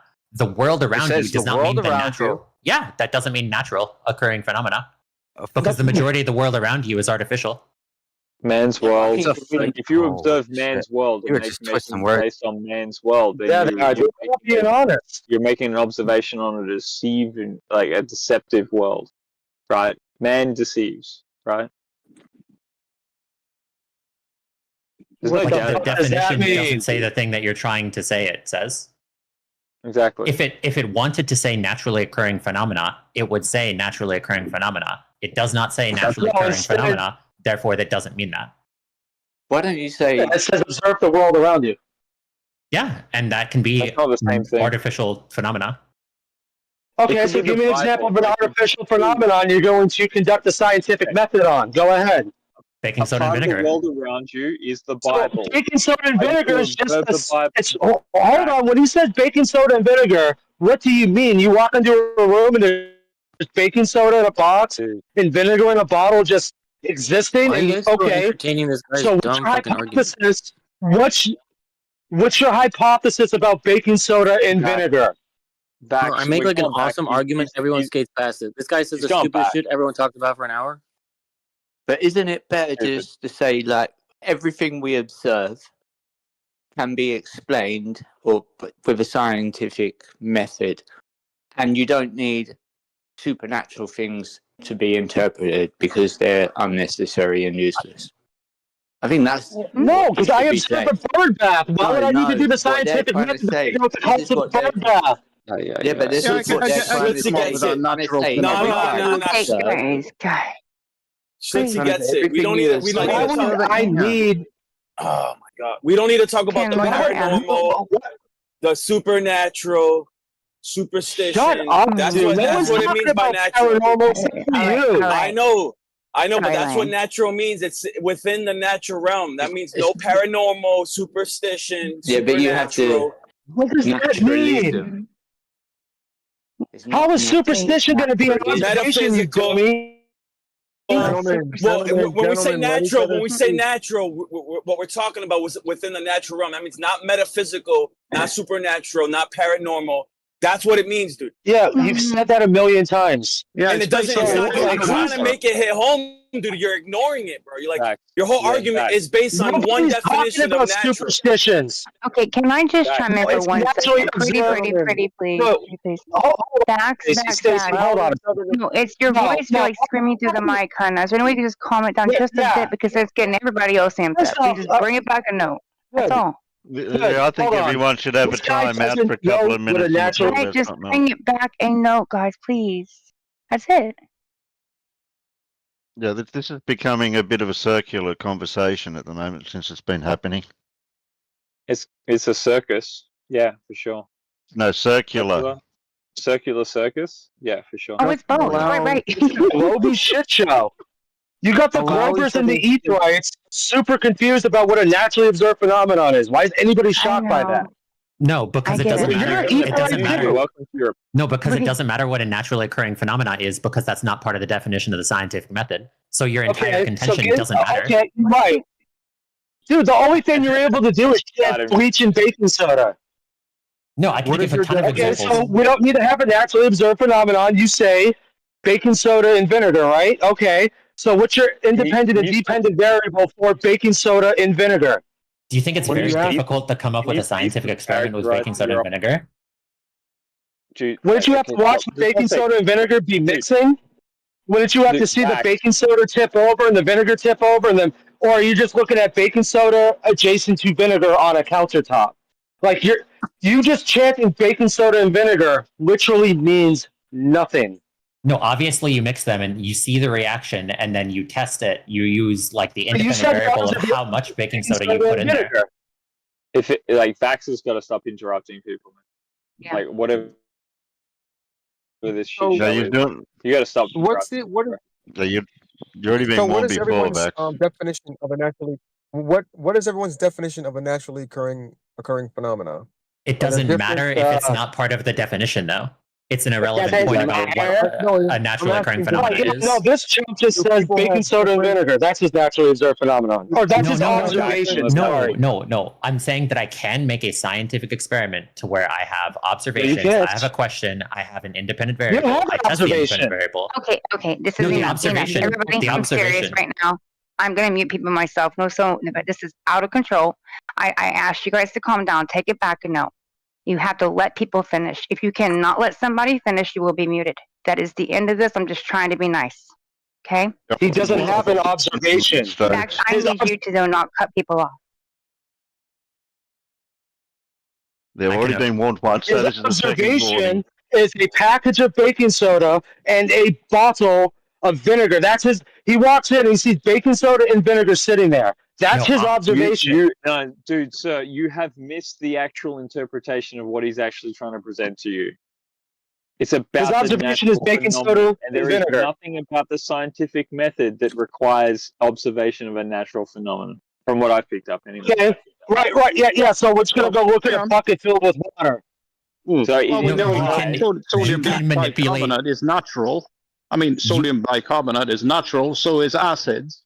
So this can be this can be observed in nature. In fact. Yeah, no. So the artificial part is you mixing the two substances, which is not a naturally occurring phenomena because you are affecting it. Yet it is still an observation of a phenomena and fits the definition of the scientific method. No, it doesn't. My goodness. It is an observable phenomenon. Natural occurring chemicals. No, and you mix them together and you see what happens. Is that natural or is it not? That is not a natural phenomenon. Wait. Can I ask you something? Terry, you know what's funny? Guys! Fuck! Terry, would that naturally happen in the world on its own without me interfering? Wait a minute! Goodness. These guys are so childish with their conversations. Calm down. It wouldn't happen. Max, please. I'm begging. To mix the chemicals. Please. Just want to I actually have a question here. Would that baking soda and something mix together naturally in the world without you interfering? Yes or no? No, and it doesn't matter.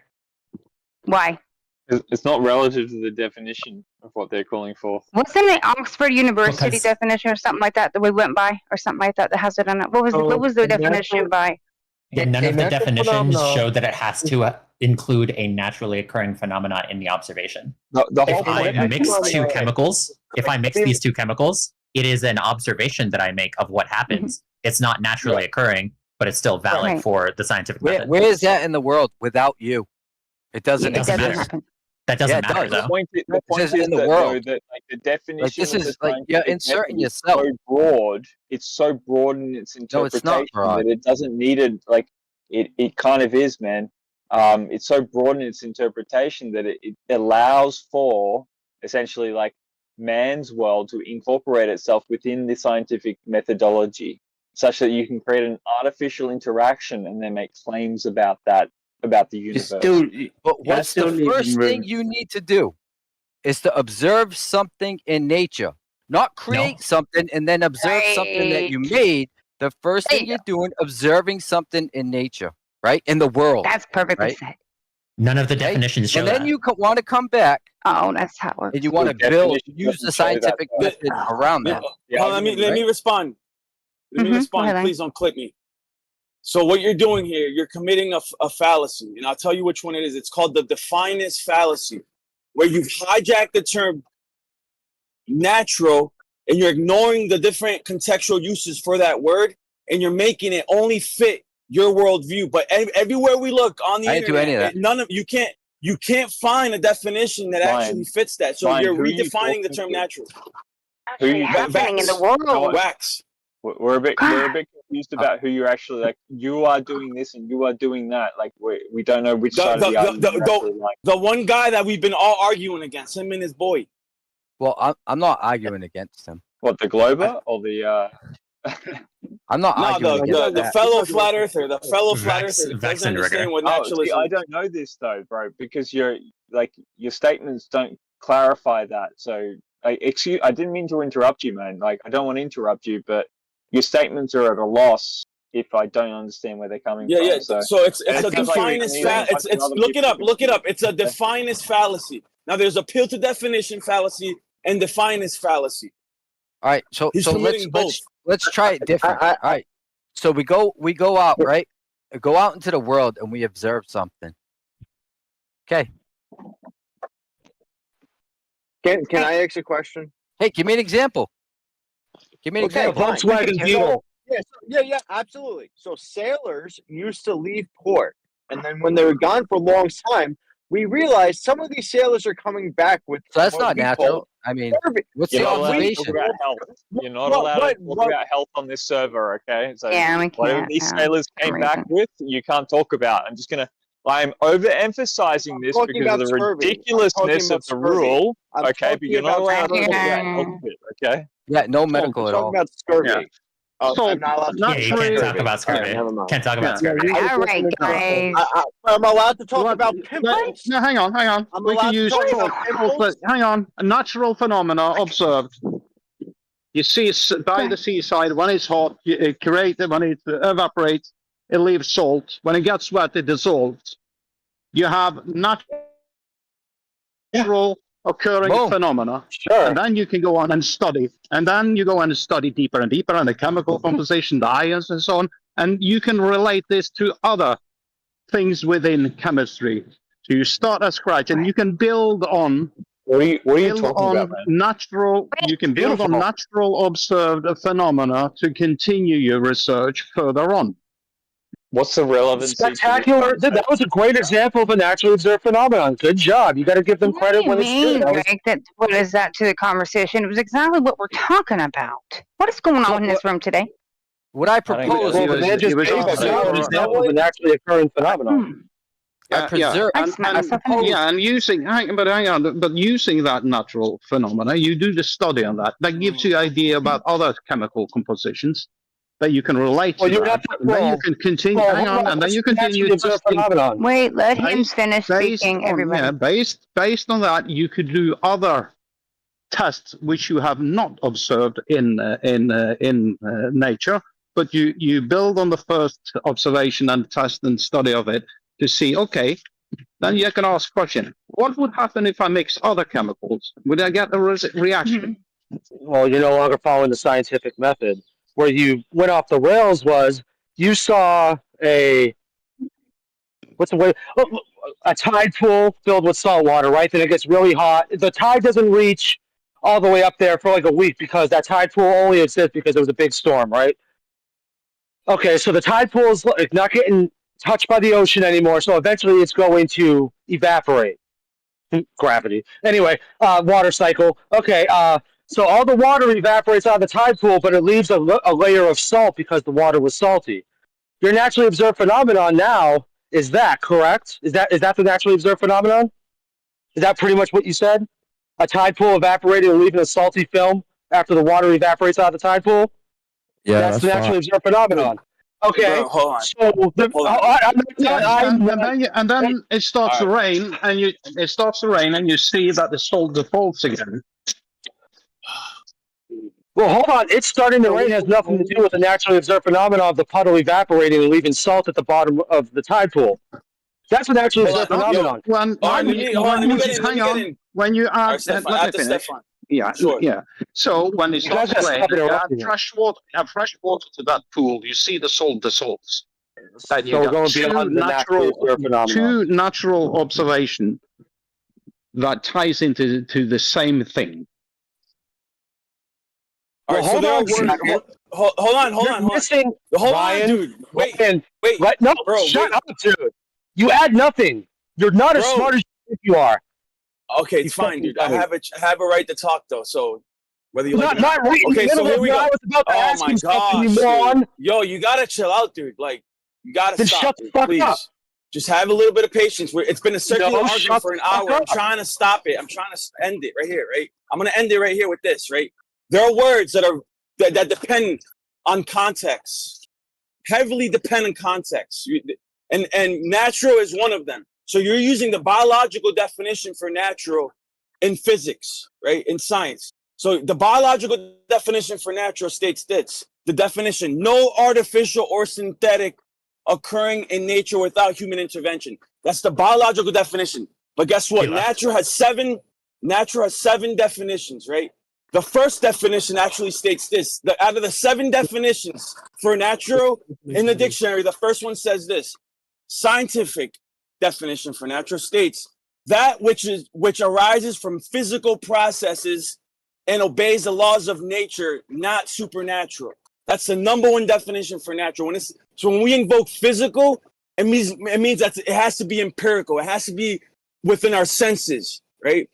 Auditory, any type of stimulation, it has to be physical, right? The second definition for natural is philosophical naturalism, the belief or worldview that all that exists is part of the natural world, no supernatural realm needed. And that also fits into the scientific definition of natural, all within the physical world. That means you included. So he keeps hijacking the term natural and only and it's so rigid in its definition. He's only using the biological definition. It's problematic. Go ahead. Yeah, so he left. The problem with your argumentation, while it is correct, and there is that like natural, like your understanding of natural is correct. The problem is you're already conceding ground when you go to that argument, because his argument is that the scientific definition requires a naturally observed phenomena when that is not the definition of the scientific method. So I think it doesn't matter. It doesn't matter. It doesn't matter about what is or isn't natural when the definition doesn't require a naturally observed phenomenon in the first place. Like that's where you should start. That's his first presupposition behind his entire argument. You're right. You're absolutely right about that. But it has to be natural. It's in the world. No, it doesn't. It says of the world. It's not talking about. It's not allowed to be supernatural. Please, everyone, I haven't had a chance to speak yet. I would like to just chime in with what I posted in the chat, please. Yeah, I gave another citation too. I have not gotten to speak yet. Can I please speak? Yeah, yes, you can. If everyone else can keep quiet. Just a few seconds for me to read a couple sentences, please, and then I will elaborate. A systematic approach to understanding the natural world involving observation, questioning, formulating hypotheses, conducting experiments, analyzing data, and drawing conclusion. It's a cyclical process where initial observations lead to further questions and investigations, ultimately refining our understanding. Oh, hang on, my screen blacked out. Sorry. Refining our understanding of the phenomenon being studied. Yasuke, can you please read that to yourself a few times? Please. Yeah, and that does not say a naturally occurring phenomena. Nowhere in that definition did it say naturally occurring phenomena. Phenomenon. Let me ask Yasuke one more time to please read it a couple times. Okay. Do you want me to read the entire thing? Talk to me about naturally occurring phenomenons, but talk to me about understanding the natural world and a phenomenon being studied. Yes. So the two things that are most relevant here is a systematic approach to understanding the natural world, and then the last part of ultimately refining our understanding of the phenomenon being studied. Okay. Thank you. I agree. And none of this says that the observation has to be a naturally occurring phenomena. So if I take... Yeah. You make an observation first, right? Yes. Notice something interesting or puzzling in the world around you. Yes. But hey, therefore, Rob, part of that is an artificial phenomenon. Rob, listen, Rob. Wait a second, Rob. There you have a misunderstanding, Rob. I totally agree with Lion. Rob, all you stated was fine, and I think also what Lion stated was absolutely correct. The natural world and what we define as our natural world is everything that we can experience here, in contrary to the supernatural or dreams or stuff like that, which happens in our mind. That is not part of the natural world. But this is So about everything that we can test. Let me respond, please. Wait a second. Last two sentences. Okay. Everything that we can test, everything that we can observe, artificially created, like melted metal or so, or creating steel, it's also part of our natural world. And one comment to what Lion said, things that are physical are not things that are material. So light is physical. It's not materialistic, but it's still part of our physical, natural realm, for example. So just because that is sometimes mixed up, I just wanted to let that go. Yeah, it's about synthetic or not synthetic. Oh, are we claiming that experiments can only be performed on things that are in nature, like? No. It's not about that. Nobody has read the thing that I posted. You can experiment on whatever you want. But if there is a scientific breakdown.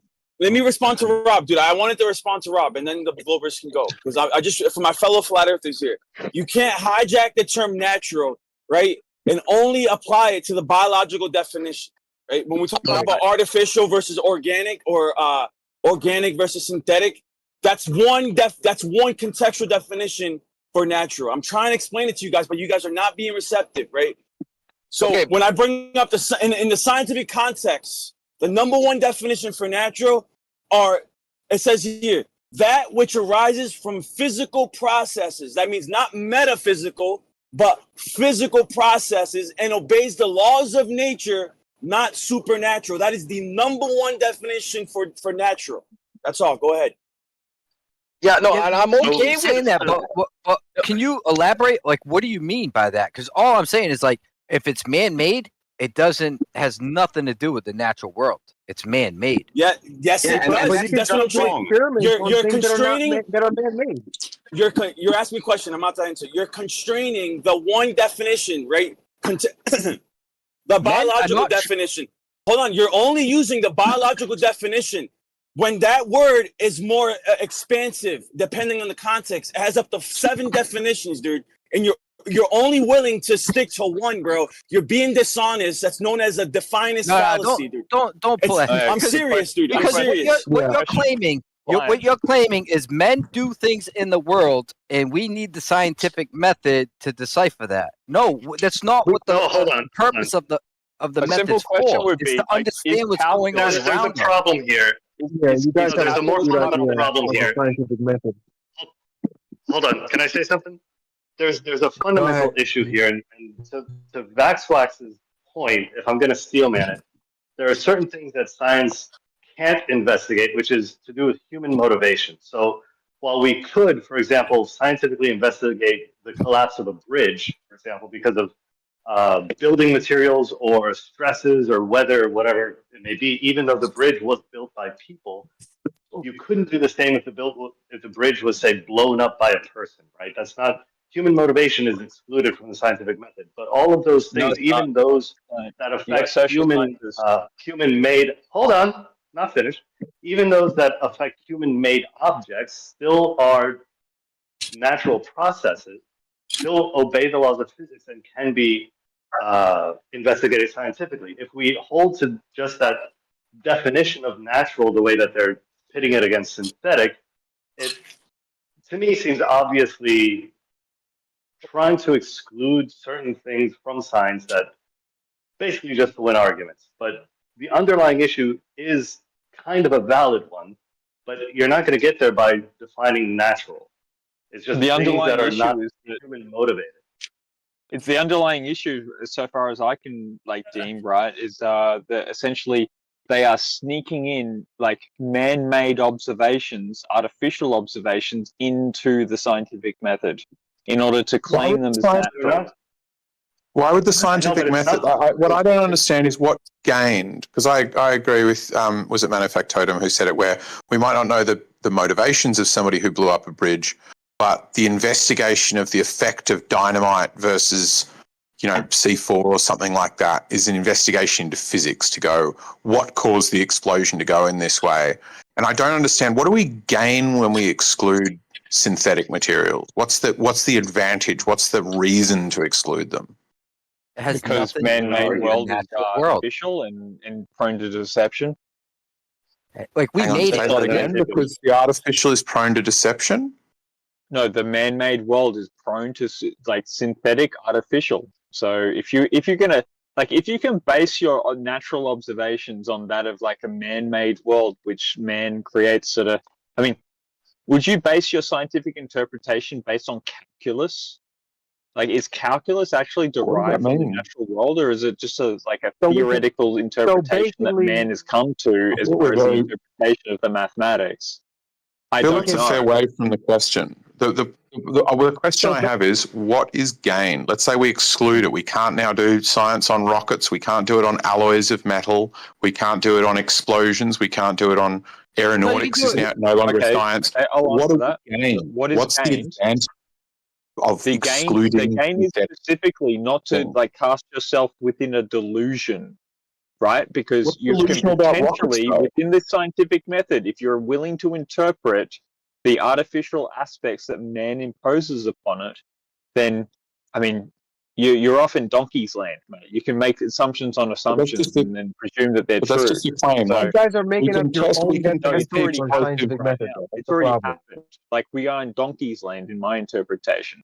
Our scientific method. You guys have made up your own definition. It's not an answer. It's just a non-answer. What you need to show is when we exclude synthetic materials and focus only on stuff that happens absent of human intervention, there is something gained from that is lost when we start using the same method. It prevents us from coming to the wrong conclusion.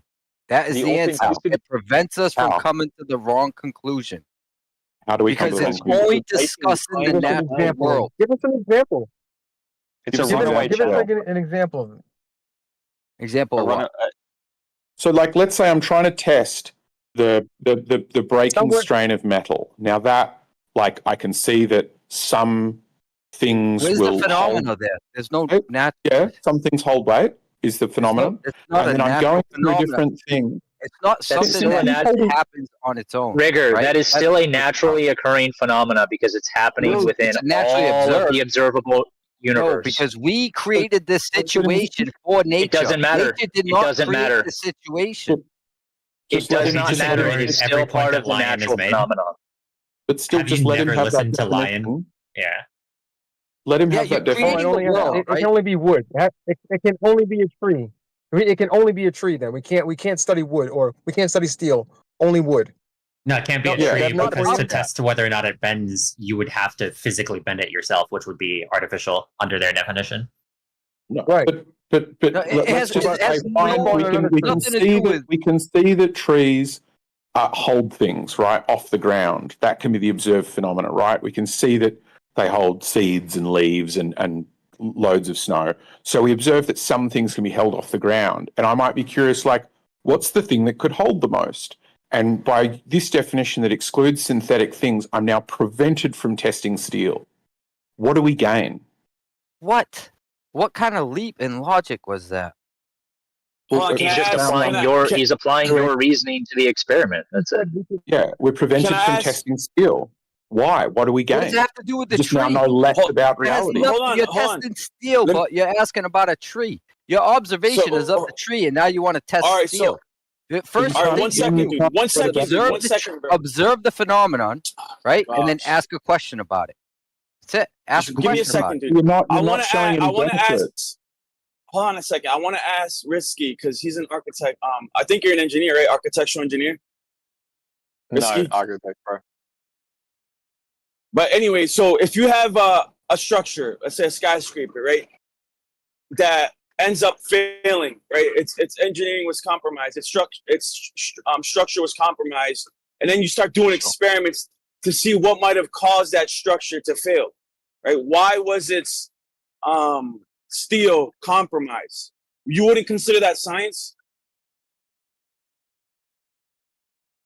Well, I could, yeah. In a hypothetical I mean, would I consider it science? What, like you've got a, have you got a control? Like you're measuring it. Like you can go No, through it's some sort of engineering. analysis, like that would sort of render a result that would sort of clue you into the potential. I mean, they always come up with a conclusion to the reason for the fact. But the So, science you'd go into I is don't the think metallurgy of it. But that's not You go- science, though, right? But that's How is not this different? science, apparently. No, you would go into the metallurgy of it, right? That would be the science end. If you're wondering why it failed, right, you could go into that end, or you could just look at it from an engineering standpoint, right? Yeah, so like first and point is- foremost, you look at it and say that okay, none of the design aspect of it failed, so the material failed. So maybe the fabrication of the material, like as a less dense like metal, like it depends on how it failed at that point. That'd be the scientific interpretation. No, is it's that not natural? scientific. There's nothing scientific about it. Exactly. No. So Can I eggshells. understand what would we know? Like what? Because I think if you include applied sciences and alloys of metals and aeronautics, you know more and more and more about the world. I don't even understand how you could come to know a single thing using your version of the scientific method. Because in order to do let me finish.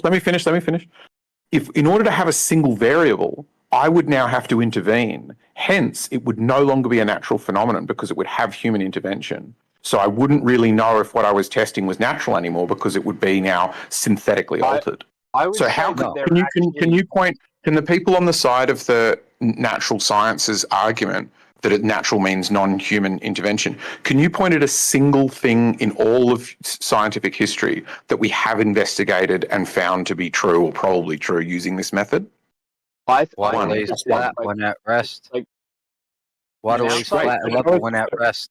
There you go. So show us how you work that out. How was that discovered scientifically? I observed water, put it in a glass. It was flat. Oh shit!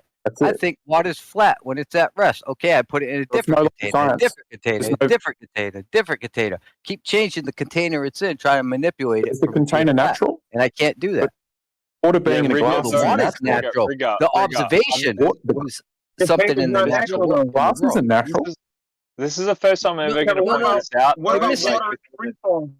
You're missing the point.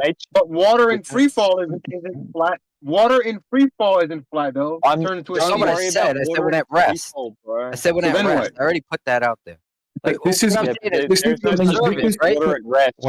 Let's be clear about what Rigger's saying. What Rigger what Rigger's saying is not even a scientific test. It's just observing something and affirming that thing to be true. So there's no variable, there's no meaningful test, and it still involves putting water in something synthetic, which is a man-made glass. Yeah, but So it you're not fails. creating You don't have a single thing you can show. Testing it. It's my point. You're taking something from the natural world. You're observing it. Oh shit, water, and then you come up with a question. I wonder what it does at rest. And then that's my question. what about and then I alcohol? test it. Rigger. And then I test it. And then I manipulate it. And what is the independent variable? Is the water. Can we and I test manipulate alcohol? water every way I can. Rigger. And every time it's at rest, it lays flat. It's Rigger, simple. the problem, like Rigger, Can we test like alcohol? If alcohol's flat? There is no such thing as water at rest because all of these things flux and flow. I get principally what you mean by water.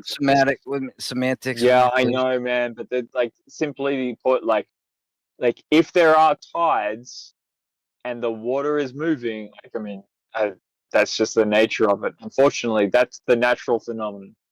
The water rises and falls, and across that surface, it must be up and down. But over my question was, I wonder what it does at rest. Get a water level. It's at rest. No, but you're changing my question. You can't change my question on me. I observed water in nature. I observed it moving, right? I observed the water, the waves, right? I observed it while it's not at rest. And my question was, what does water do at rest? So I tried to manipulate the water, right? As many ways as I could. And every time when it was at rest, it laid flat and level. So you're saying the cause of water being flat is the rest? When it's at rest. But science deals with cause and effect, correct? What is causing it to be flat? It's not the rest, is it? Because rest is just an absence of other forces, right? Container. The container? The container is the proposed cause of it being flat. This is getting nutty, man. Well, that's what's going to let it rest. As fuck. This is really busted logic. You need to go back to the drawing board and think about this. Not that, dude. It's not that busted logic. You don't need to make an example of it. It's chill. Okay. No, I did fuck that one up. It's not the container. It's I don't know, what would it be?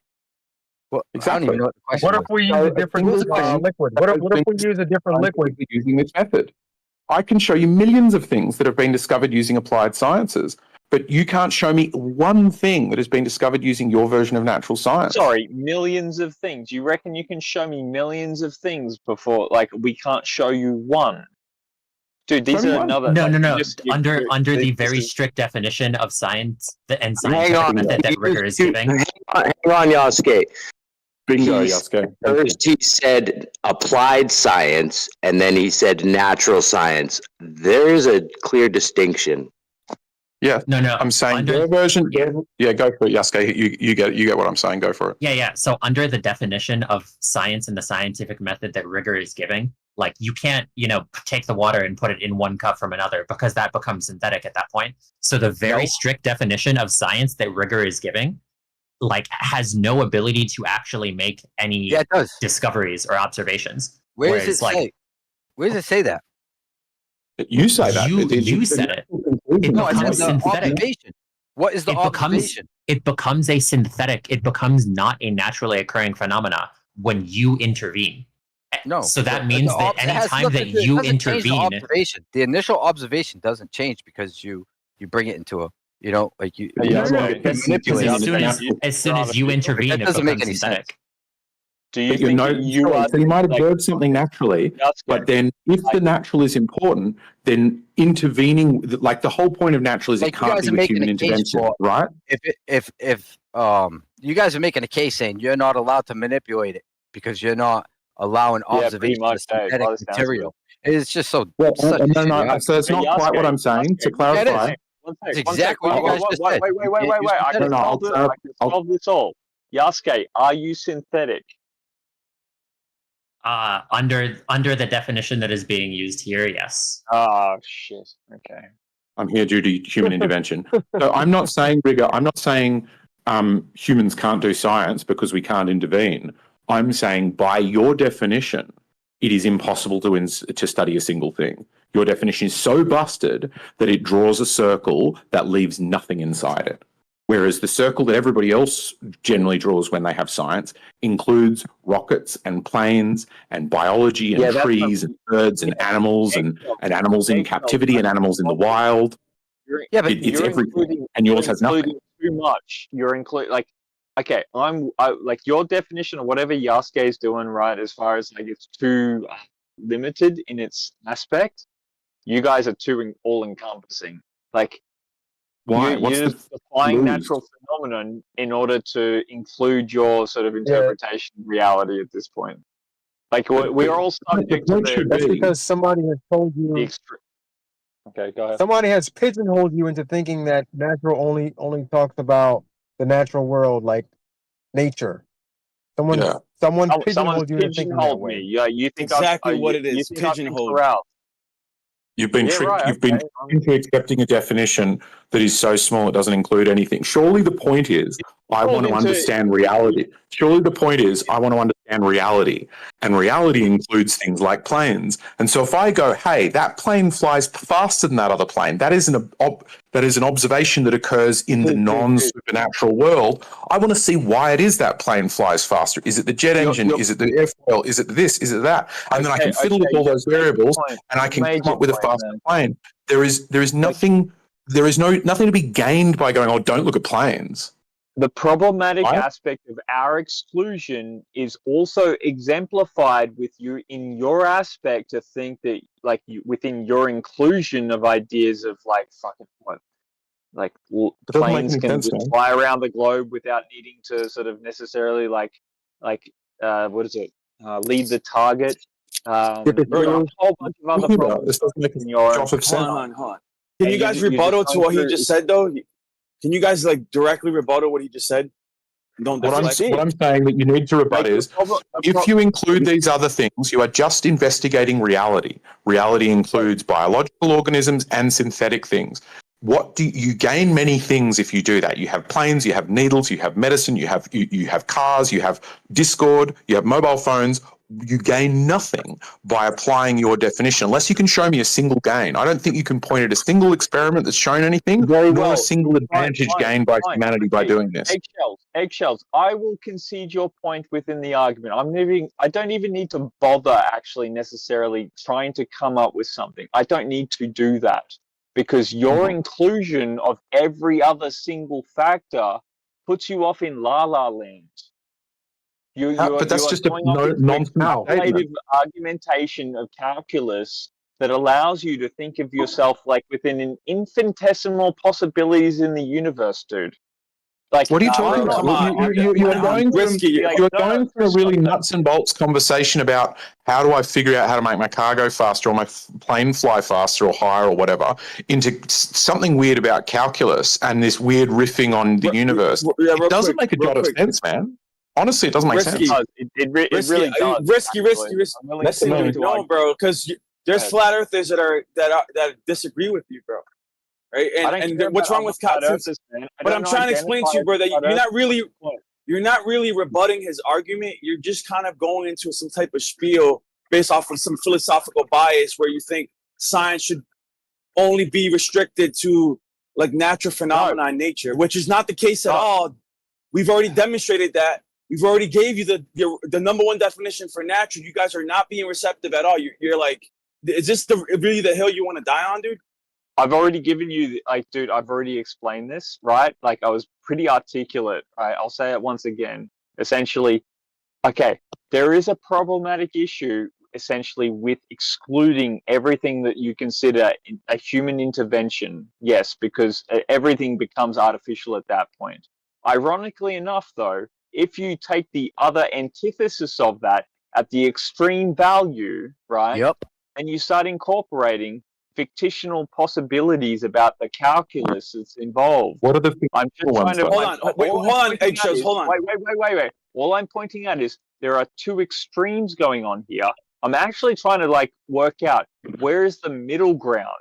Where is the reasonable middle ground? I'm only pointing out the other extreme merely to try to find out where's the reasonable middle ground between these two propositions. I'm not trying to advocate for anything. Real quick. So That might be like saying, where's the middle ground between drinking a glass of water and punching myself in the face? It might be that excluding all things synthetic is so silly that it's pointless to go middle ground towards something ridiculous. It might be. Can I put it back on you, Egg? No, dude, hold on, bro. I'm trying to get in, dude. I'm trying to get in. You've been getting in. No, I haven't, dude. You guys keep dominating the chat. Every time I talk, I get clipped. About natural and artificial. No, he's asked. No, he brought up the antithesis, right? But he doesn't understand, right? If we're gonna talk about the antithesis or the antimony of natural, you would basically what you're implying is that anything that doesn't fit your definition of natural is now supernatural. So that means anything that involves human intervention, humans themselves would be supernatural. Oil rigs would be. Combustion engines would be supernatural. I've reduced your argument to absurdity. Once again, you're actually you are actually misrepresenting the argument. Yeah, you are misrepresenting the line. No, I'm not. And then if you want to talk about the middle ground, between the antithesis and your thesis, it would be. There are things, right? Like radio waves that can't be seen. You can't see them, but yet you can still feel them, right? So they're still considered physical. And if you look up the definition for physical, right, in philosophy, anything that can be sensed by the senses is considered. Lost him. I don't know what that has to do with the natural world, right? I don't know where in nature nature releases radio signals. The Empire got him. No, yeah. So this is Eggs. Let me put it back on you. This is a good example. Let him finish. Wait, hold on. Let's stick on the radio wave thing that you just said. Yasko had a response to that, and I think I know where he's going. No. Just let Rigger finish his point. Let Rigger finish his point. Rigger was just rolling, guys. I just wanted to ask Eggs, right? Because just to see like how you view this, right? Because I know your stance for doing away with it, but could you make an argument for keeping that gold standard, right? As the scientific method, can you make an argument for why you would want to keep it? Yes. So in certain cases, provided you still say the others are still a valid line of inquiry for discovering true things about reality, you could say when it comes to biology, particularly like let's say we're observing animals, Jane Goodall's experiment is a great one where she wanted to discover how chimpanzees behave, but because she didn't apply this definition that you're saying, which is avoiding human contact, she just went and lived with chimpanzees and she recorded their behavior and she fed them bananas, and then when all the males behave like this and the females behave like that, and she wrote this really long treatise about how chimpanzee culture is and how chimpanzees exist as a species. And it later turned out that it was completely fucking wrong because she was living with them and altering them by her presence. And so there can be a case that can be made that says you need to be really wary of what human intervention is doing because it might be altering the thing. It also, the other strength of your case is if you take the most human intervention, which is psychology, it is a really wafty, inexact science. I don't even think it's a science. I think it's closer to philosophy with trying to apply the scientific method to it. So I think there are some places where applying such rigor or such restrictions can help whittle back those errors and make things better. But I think applying it and saying we can't know anything about anything and you're not doing science unless it's on things that are wholly non-synthetic. I think there can be places, but it's not everywhere. It's just the acknowledgement that it's a treacherous path that which you take at that point, and you should be like. It's almost like I would say that something like an alternative form of like a scientific method would be employed at that point. Like it's almost like it needs a new set of rigor at that point. I don't know what you guys feel about that. It's just if I'm combining baking soda and vinegar and doing experimentation to see like what ratios cause like the biggest explosion, like where is the danger in that? Like where is the point to where we're getting to like, oh, this is like dangerous territory to where we're going too far away from naturally occurring phenomena? No, I don't think it's dangerous. I would just say it prevents you from drawing the wrong conclusion. Where is the ability to have a wrong conclusion? Scientific method. Where is the ability to draw a wrong conclusion when I'm just looking at what is the best? Perfect example of the apes in the jungle where her influence changed the whole dynamic. Yeah, right? but like So if everything she learned was just wrong. In the scenario that you gave before of like if you moving water from one cup to another is still natural, then me combining 1 cup of baking soda and 1 cup of vinegar is equal in terms of the amount of human intervention. So if your experiment that you gave is natural, then my experiment is also natural. But you don't have an observation. The observation is like the how you don't big have an how big the boom observation, is. The observation you- is how big the explosion is. No, you Also, created even the to environment the to observe, observation, right? even But to the you point of created- observation. But that experiment wins the science fair, bro. Only Yeah, if it's a and- volcano shooting out. But the fucking observation, pasta. even to demand an observation, is a tenuous one at best. Because the point is about discovering things about reality. You don't need to observe it in reality. You could just go, things generally react. So I just start chucking stuff in glasses until I see what reacts the most. But it doesn't make sense to go, well, until I've already seen bicarbon vinegar, I can't do science on bicarbon vinegar. What about just a illogical. non-observed scientific experiment, like a shock or something, saying hit shock with your eyes closed? Can you do science then with your eyes closed? I mean, if that's how you think it would be best to do science, that's an interesting proposition. But it sounds like, again, a flat earther trying to stuff a dumb thought into the mouth of a globe. I'm trying to get the Globers a win No, here, but you, man. I'm trying to help you out. that's a good question. No, you can do science with your eyes closed, bro. Yeah, I mean, you're just definition fagging here in the sense of like you can observe things in ways that are not optical. Like you can observe things based on. Can I just get in and ask Eggs a question? Eggs, I thought you brought up a good point that you didn't say it exactly, but you sort of was alluding to the fact that some things have been sort of mislabeled as science, right? Like social sciences. Like psychology. Do you think that's fair to say? Yeah. Political science. Well, I mean, I think that you can try and apply the scientific method to many things, but I think certainly psychology, social sciences, even to a degree anthropology, history to a degree, we try to apply the scientific method, but it's hard. It's difficult to apply controls, and so we should, same as with Jane Goodall's experiment, be aware of the effect of bias or intervention and couch our findings with the right amount of skepticism. Would you be willing to agree? them Like, light. okay, so you're working with this scientific modality in the world, right? But it doesn't allow you to sort of necessarily tango with other interpretations that of the historical narratives that are passed down. So, like the scientific method inherently actually sort of isolates you into the now. It doesn't really like amend itself to the historical narrative unless it's sort of some through what is it?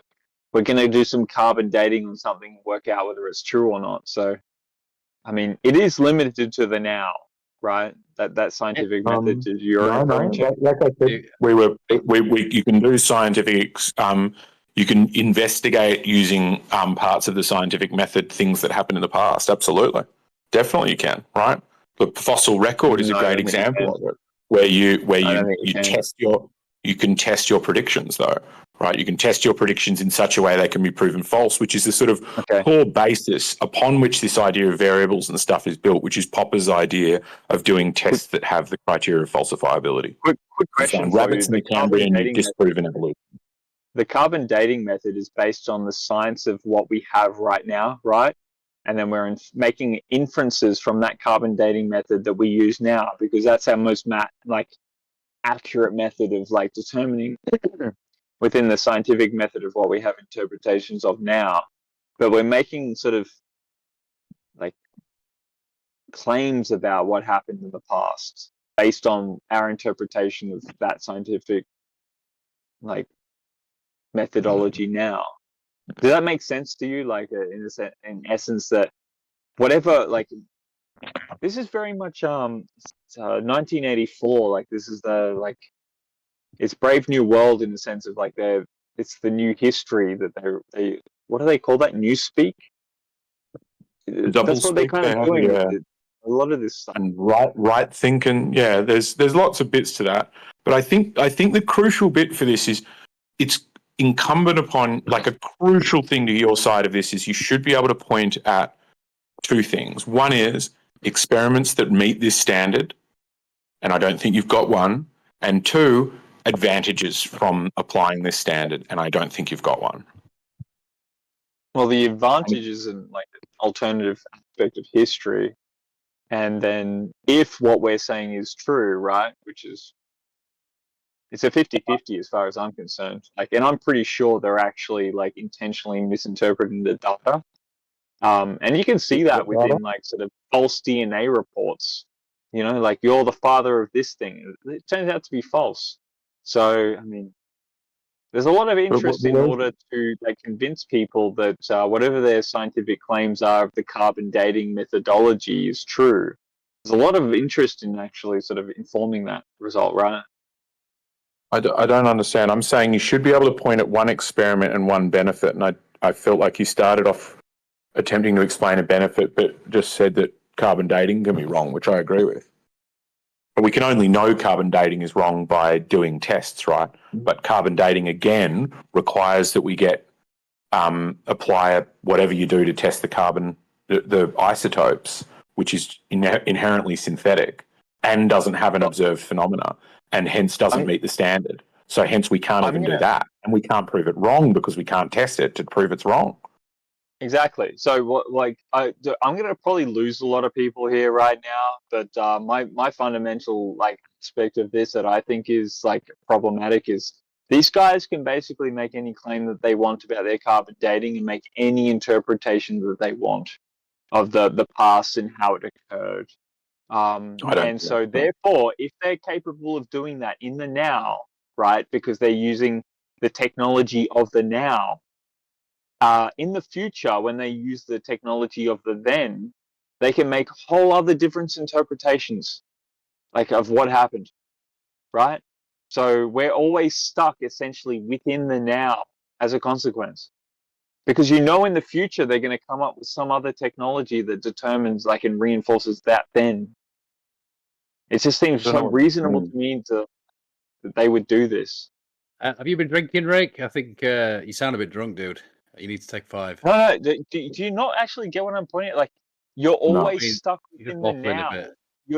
Dude, you are stuck within the now because the technology is essentially trying to reinforce whatever paradigm they're trying to foist down your throat at the point. You're always stuck within the now. That's just reasserting what you believe and not showing a benefit nor showing a single test. And sure, we're all stuck in the now. It's a single moment of now, but it just sounds like riffing, man. I'm not really following it. That's not riffing, bro. The only way to know that carbon dating is, I don't think you can just say anything is any age. I think if I picked up something that somebody said was 4 million years old and I tried to say it's 400 million years old, I would be challenged to show my reasoning for that, and I would fail, and the consensus wouldn't shift. Moon rocks? Have you got moon rocks anywhere? Eggshells? You got moon rocks anywhere that you can actually advocate and say that you've got moon rocks? I don't have any moon rocks. I don't know what this is. Is this a test or a benefit, or is this just a wholly different topic yet again? The matter is that if you think that you can detect a rock and whether or not it came from the Earth or the Moon, right, which is what they claim, then we can detect it came from the Moon by bringing it back from there. I don't think I'm not sure you look at the rock and go, just by looking at that definitely came from the Moon. I think it probably structures would go, it looks very, in some ways dissimilar to stuff on Earth, but I don't get how this is science, right? So that still wouldn't be science, right? Because it would require putting it on a spacecraft and testing it, all of which are synthetic, hence A, no naturally observed phenomenon, and B, still involves non-natural things according to your definition of natural. So we can't know anything, and we can't show any benefit from not knowing anything, which is understandable because not knowing things isn't beneficial. Because your technology is based on the now. Like, Andy, I'm a little bit surprised at you for actually not picking up what I'm putting down here. I'm just kind of curious. Like, do you understand what I'm trying to point out? Yeah, like, the technology is always trying to reinforce the now, bro. Yeah, I know exactly what you're saying. But I was going to frame it in a slightly different way, in that I think some sectors have put science to the name because that's the sort of religious aspect of it, perhaps for funding or something like that. And they've said, well, it's this side. That's why I was trying to go down that road with eggs about mislabeling things. This is science. Well, they're not actually following the scientific method. So it is an interesting conversation to a point, but science has branched out, hasn't it, from that strict method to all these other things, social sciences. There's a mathematical side, there's chemistry, there's engineering. So yeah, I think I kind of agree with Eggs on this. From this very strict method, I don't know. It's almost like some folks are putting their head in the sand and they're like, God did it, and I just don't think it's good enough. Yeah, and if I believe I'm female, then science will back me up that I'm female. Well, that's where the pendulum swings too far, isn't it? That's what I'm trying to point out. I make an extreme claim like that, and you guys recognize it all of a sudden. But I don't know. Neither to do with science is the issue. Like, I agree with you on that. Science should be clear about what is male and female, but it doesn't get to the core of this issue because humans are made by other humans, hence, according to this definition, synthetic. Hey, anything that involves a biological organism is synthetic. Anything that involves man is going to be flawed. We're not saying that the scientific method is perfect, right? It's infallible, but it's already rigid as it is, bro. We don't need to make it more rigid. You understand? We need to make it more rigid, right? Lion, right now, science is thinks it's going off planet. You tell me how much more rigid we need to make it, in order to bring it back. All right, dude, but we're not talking. I'm not talking about that type of science. I'm not talking about theoretical physics and astronomy. I'm talking about on the Earth. We can't even agree what science is on the Earth. You guys are trying to make it even more rigid than it already is, according to Francis Bacon. So, yes, your guy that you always reference, Francis Bacon, gave us, the beginning of the scientific method. You're trying to make it even more rigid than he allowed for when he talked about naturalism. Do you want me to rebut the science? Yeah, okay. I don't know anything about what you're talking about. It's just a framework. It's just a framework, right? It's a systematic framework, a rigorous framework for acquiring knowledge, right? It involves naturalistic processes, but you're trying to redefine naturalism as something that has to be completely excluded from the human condition. It's actually a philosophy called empiricism. That's what the scientific method is.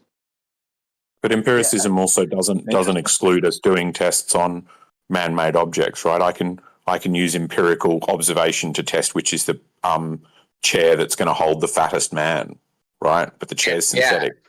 Yeah, the reason people, some philosophers rejected the empiricism is because, a true empiricist would say the only way to obtain knowledge is through observation and experimentation.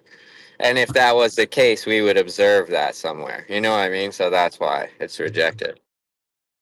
I think Danny's trying to get in. Let Danny try to get in if he's getting in. I just wanted to know if any of you have actually read Francis Bacon's Novum Organum. I have. I haven't. Well, he's not the father of the scientific method. That term only goes back about 1945. There's nothing in Novum Organum about experiments, nothing about hypotheses, nothing about independent or dependent variables, none of the rubbish that many people talk about. It's a complete fiction. What Bacon advocated was an empirical approach to things, drawing inferences largely based upon observation, not upon experimentation. People use the name of Bacon all the time, but they claim he said stuff that he never said.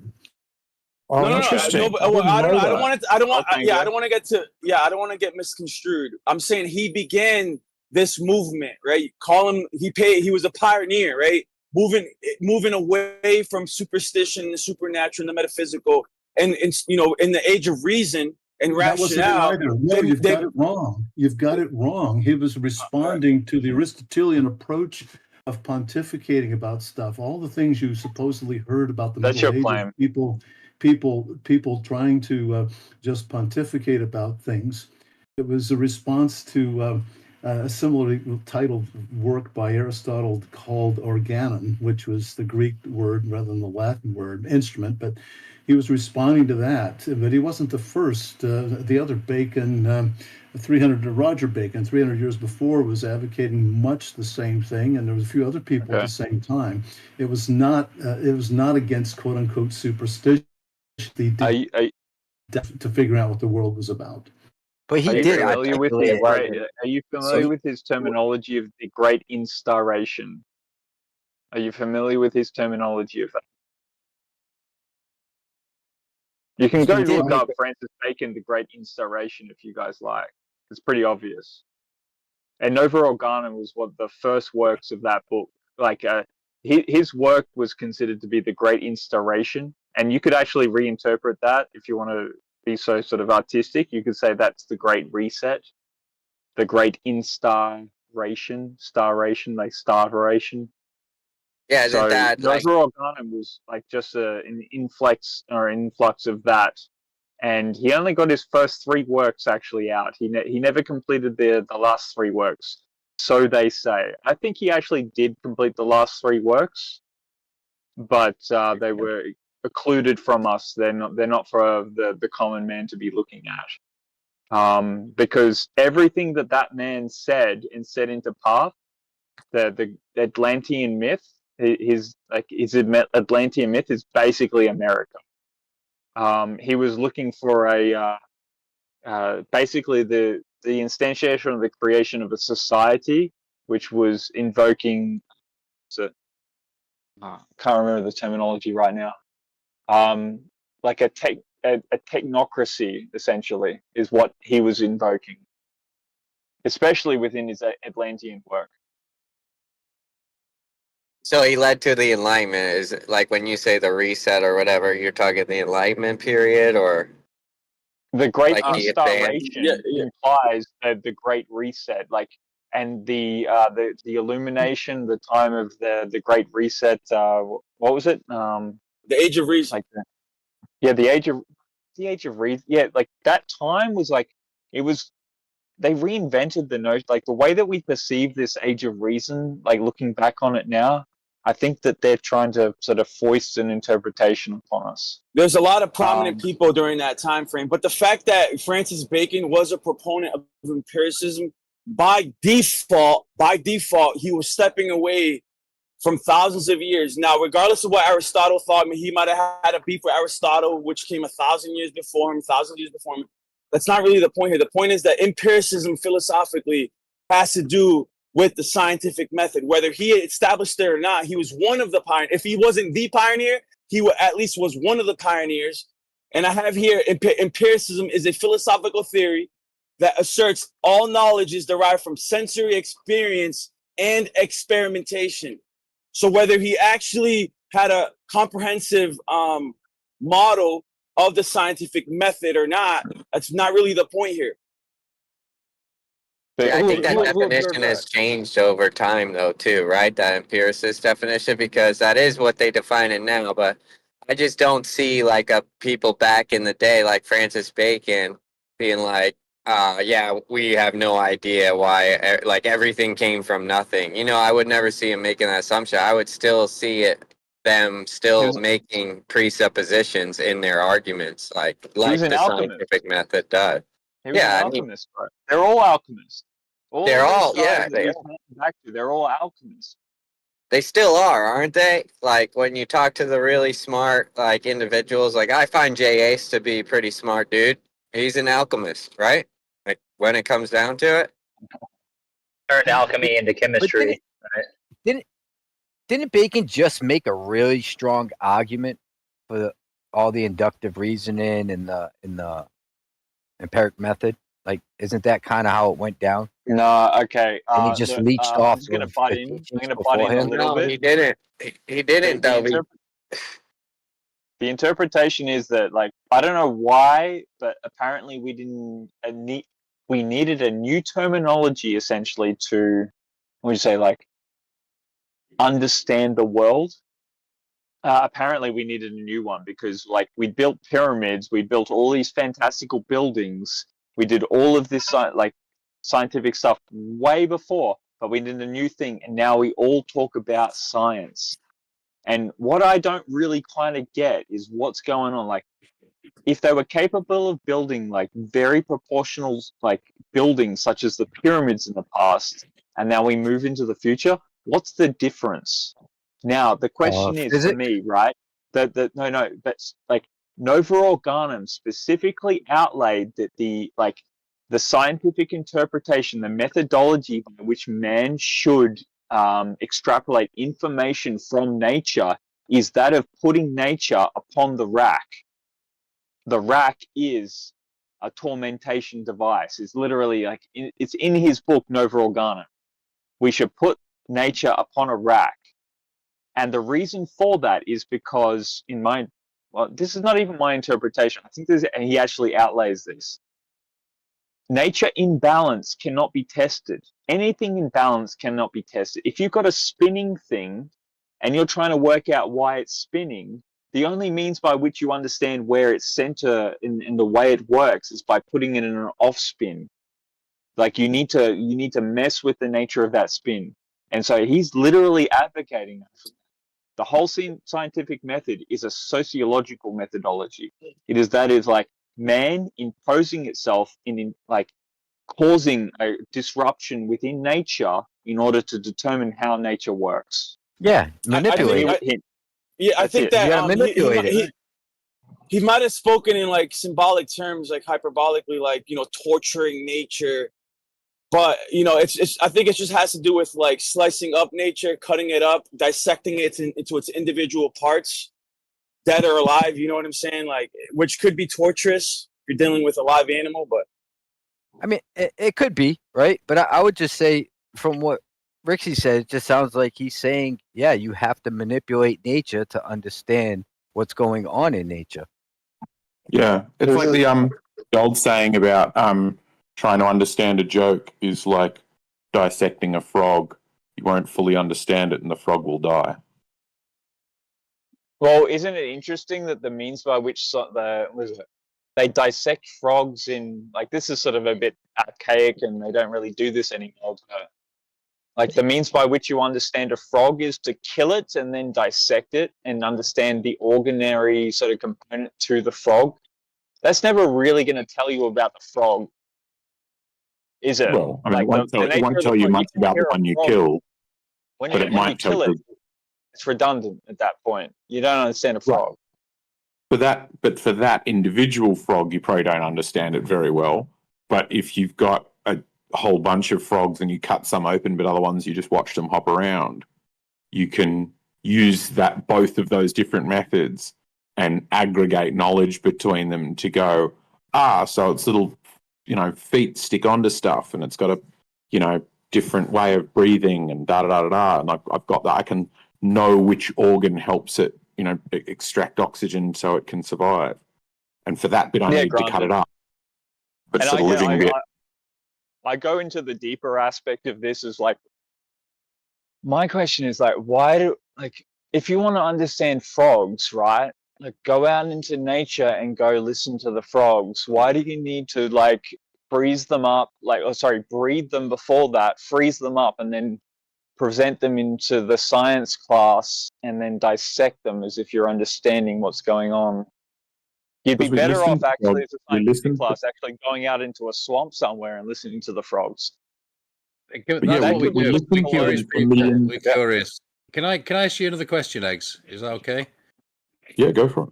It's something that's let's just say, I'm just trying to hone down on the scientific method, and if something is not, it doesn't have variables, it doesn't have this independent variable to be manipulated.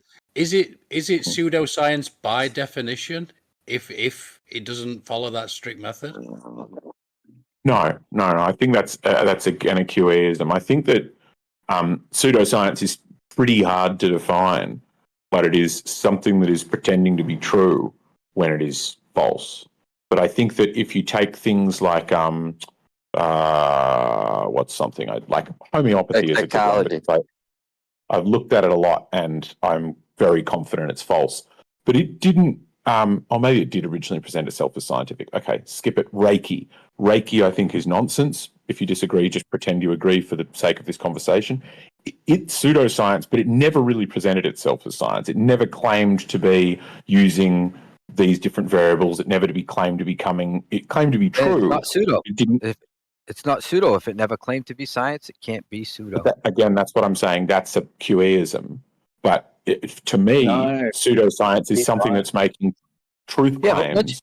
But once you put pseudo in front of something, by definition, that's kind of what it means. You know what I mean?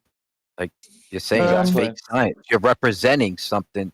You're representing science, right? You're saying it could pseudo be effective, anything actually. if you just say. Well, and so I do get that idea, and I think it fits with many other uses of putting pseudo in front of something. But I think, to me, Reiki doesn't claim to be science, but it is making truth claims about reality, which I think are false. Reiki is Reiki healthy? Can you get a health outcome from Reiki? Yeah, debatable. It'd be better to use the example of astrology, eggshells, because astrology did claim, no medical. Or psychology is a great one, right? Is psychology pseudoscience? Because, psychology is pretending to be science a little bit. But like, if you look at the Freudian psychodynamic stuff, the research on it, if you do research on patient outcomes, people will go in to a psychologist and have one mental condition, and after they've been seeing that psychologist 5 or 10 years, they'll have 10. They'll get more psychological conditions, and their happiness in life will decline. This might be medical. Okay. But yeah, I think it's a great question, though, Andy. But I don't know. I don't adhere to very strict prescriptivist definitions generally. I think that's a QE game, and he does it because he can only win debates by. Stop mentioning QE, bro. Like, you've mentioned QE about 4 or 5 times here. Like, no one's invoking QE. So well, I actually invoke QE. I invoked QE earlier because I came through the QE sort of method of science. Because I knew nothing about science when I came into this. So my education through science was from the FED guys. So that sucks, dude. You're screwed. And I think this definition of the scientific method requires an observed phenomenon, and that observed phenomenon has to be devoid of any human interaction. That I thought at least that came from QA. If not, then I'll retract it. It definitely does. But though I disagree with QE on the natural. How many citations? Hold on, dude. Hold on. Though I disagree with QE on the whole naturalism aspect, I do agree with him on the independent variable. That is fundamental to the scientific method. Sure. Yeah, I think that's definitely the case. I mean, to me, it's you've got to test something in a falsifiable way, and the independent variable is one of the best ways to do that. Because if you can if you've got the opportunity to wiggle a variable, then wiggling that variable will tell you if you're wrong or not. So it's a very effective way of doing it. But like you said, Eggshells, like it could be you manipulating the variable. It could be your intervention rather than the manipulating of the variable in its sense. Exactly. So I just want to point out, like, perfect example. Francis Bacon said to like put nature to the rack. He's literally stating that like you should like unbalance nature. That's inherently like what his proposition is. It goes back 500 years ago. Everything you guys talking about. That's how you but that's how you realize that's how you get a mastery of it, right? By falsifying it, by breaking it down from homeostasis, from harmony, seeing what parts it needs to function. That's how you get to know what part does what, dude. By breaking it down, dissecting it. We destroyed the Enlightenment era. We destroyed their whole thought. It's already been done away with at this point. Like, people don't stick to the Enlightenment. Like, they do not stick to empiricism anymore. It's done. It's over. He's advocating for he's actually advocating for people. The scientific method is literally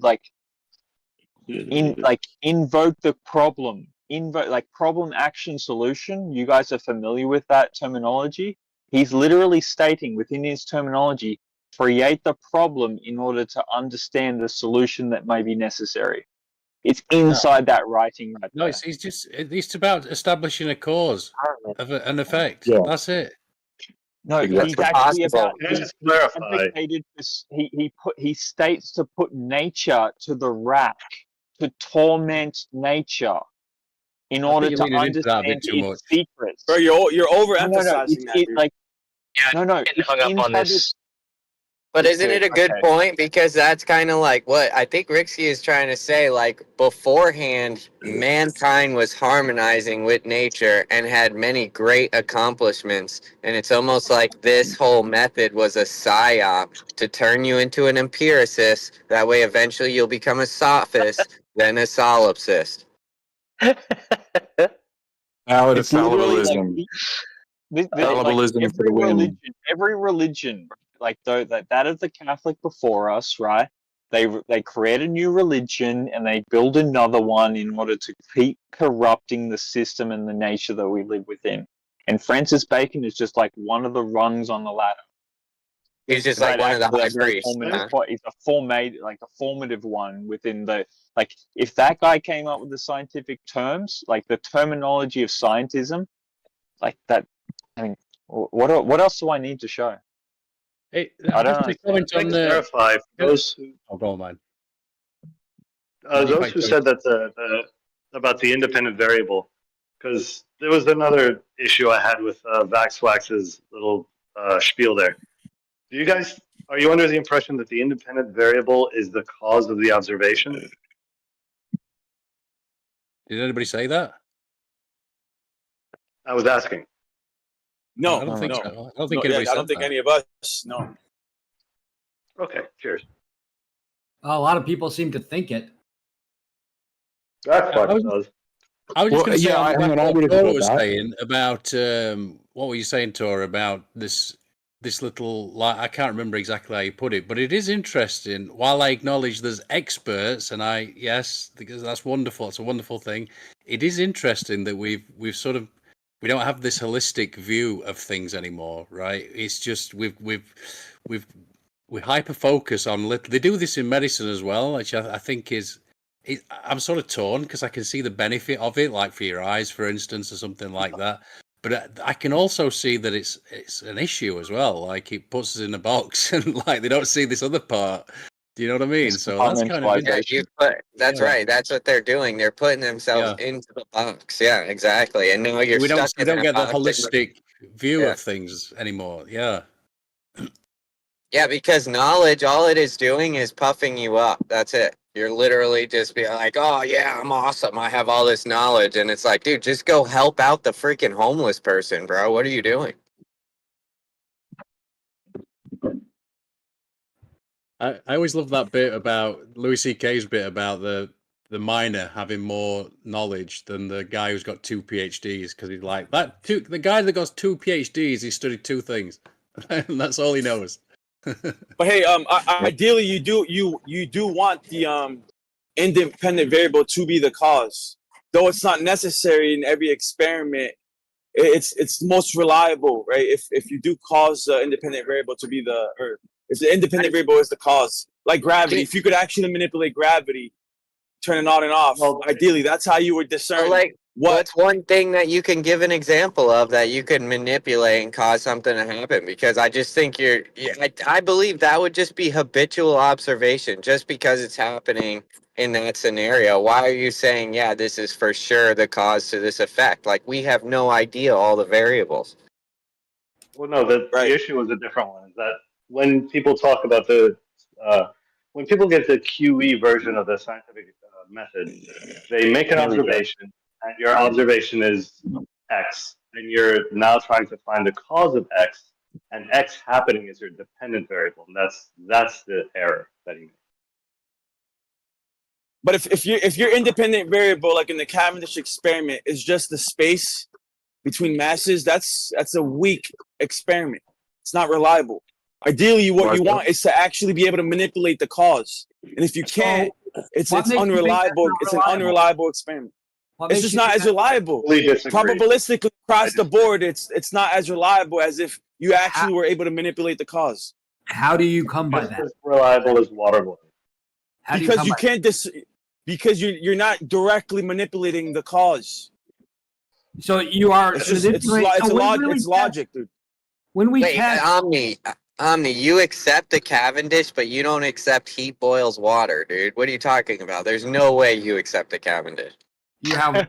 I mean, I don't know what you're talking about, but okay. Does heat boil water? Heat can boil water. It's definitely a thing. So the reason why you think it's not reliable, I propose, is because you don't like the outcome. It shows very clearly, if it was magnets that we were testing how the magnetic field worked, and we moved two magnets close to each other and measured the strength of attraction, you wouldn't have a problem with that. You'd say, oh, it's magnets. In this case, it's something that you don't like. So, you're putting additional, Why do you have to say we don't like it? Why do you have to put it in that manner? It's not like we have a bias against it. It's more that I'm proposing that you do. It's fantastical in its definition. It says space and time can have physical attributes applied to them. But are you really saying that flat earthers don't have a bias against the Cavendish showing that masses attract masses? I think that shows the bias rather than leads any direction of suggesting we don't. Mass can attract mass just fine on the flat Earth as well. You don't know how deep the flat Earth is. The reason it's unreliable is because you can't completely rule out other causes. But you can never completely rule out if you can't manipulate the cause, you can't rule out other causes in heat boiling water. Exactly. It could be. Secret demons get released by the heat. So and the demons are the thing that are boiling the water. Hold on a second. You can only rule out probable causes. You can't rule out all of them because all of them is infinite. You can't do infinite controls. I was about to go there. I was about to say that. So though you can continue to infinitely divide the causes to the quantum level, right?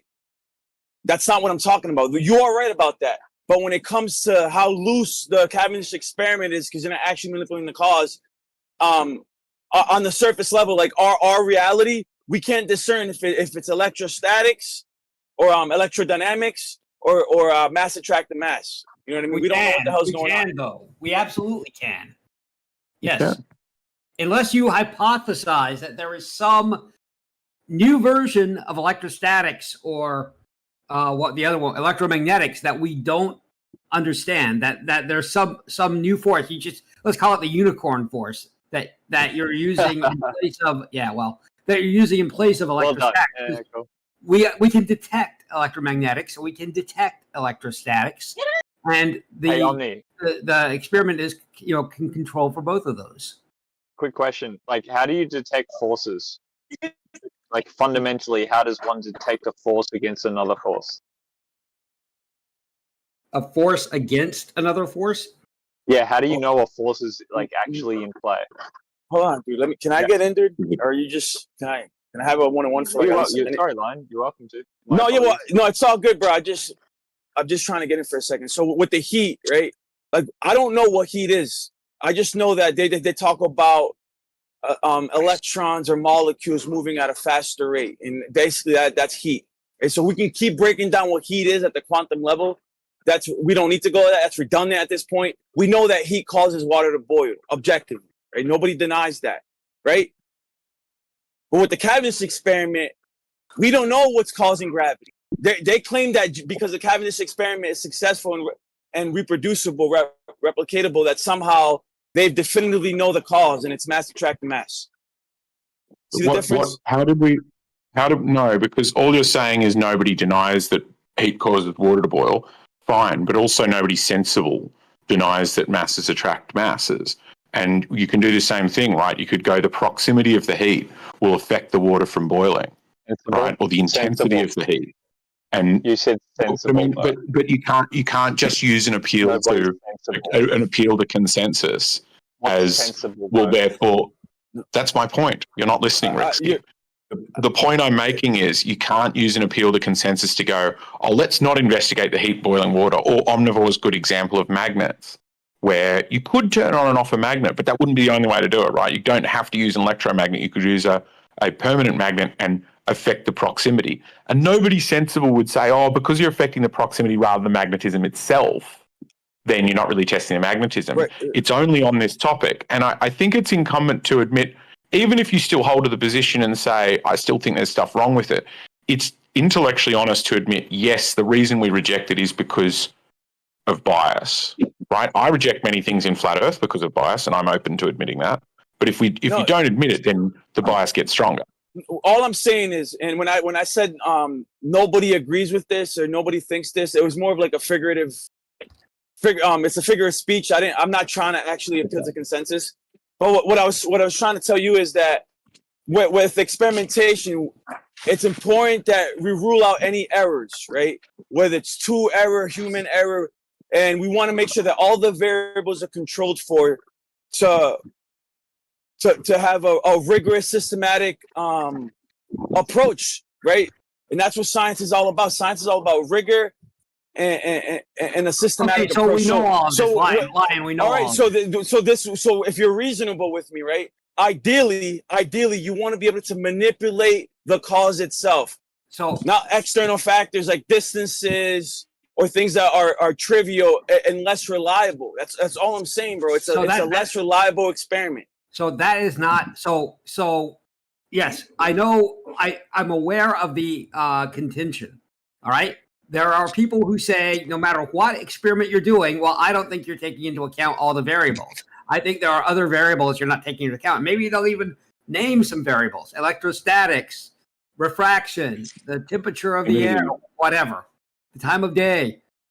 Okay, but the fact is, when you do an experiment, the experiment of the Cavendish is a intensely credible experiment, and there are examples of it being done where they have controlled for all of those variables that you named, Lion.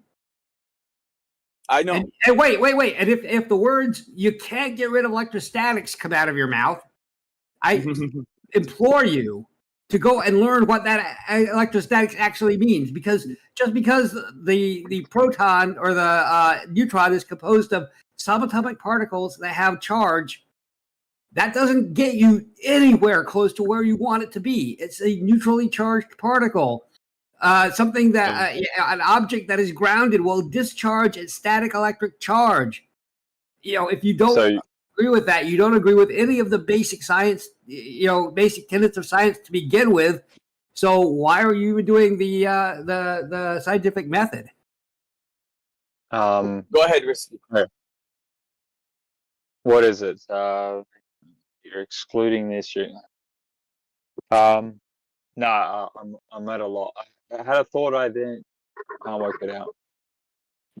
Well, let me go real quick. Let me go real quick because I'm about to lose reception anyways. So, when it comes to the Cavendish experiment, right? I know that you think that is the best science that we have right now because we can't manipulate gravity, which that's fine. You can't manipulate gravity, but you have to be reasonable with me, right? You think that you've controlled for all the variables. So unlike the heat making water boil, you're actually controlling the independent variable and the cause, which is heat, causing the water to boil. No, it's not. Lion, it's not. It's also pressure. Come on, man. I can make water boil in a vacuum chamber. What when your super example, the one that you're using like Thor's hammer actually doesn't work. That's a category error, Omni. That's a category error that you're in, though, because then you would technically say evaporation is boiling. So a cup just sitting there on the table as the water evaporates as boiling. What do you think? Right. So what do you think? Hold on, Omni. You have to grant me that the variables are controlled for.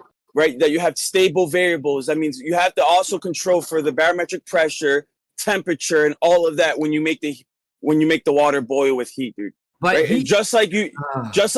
Okay, so you have to control for the barometric pressure. If you don't, right, you can make water boil without heat. What if it's just by reducing the barometric pressure? What if it's electrostatics that's making water boil, huh? What if electrostatics? Well, this is this is why science comes down to certainty and confidence and probability, right? And with the Cavendish experiment, it's a weak experiment. It's a strong experiment. You're not actually. Hold on. A vacuum chamber with. I mean, they controlled for all that stuff you listed. Lion, bro, it's an incredibly strong experiment. You could say that, right? But you're not actually manipulating the cause. It doesn't matter. The distances is not the cause. You would buy it if it was magnetics. Of gravity. You wouldn't have a problem if we were testing Coulomb's law. But you admit that distances is not the cause of gravity, right? Distance isn't the cause of magnetism either, but we could test Coulomb's law with it. So another thing to keep in mind here, right, is that he's assuming that he has all the variables controlled for, right? And wait. I'm not assuming I have all the variables. I'm stating that we have all the variables you listed controlled for because they are explicitly controlled for. Yes. Yeah, I mean, Jules done the Cavendish using chicken tenders to make a joke of this point. Oh, come on, you don't believe that. But hold on. Even if let's say that you do it in a vacuum, that you do it inside of a Faraday cage. They did it.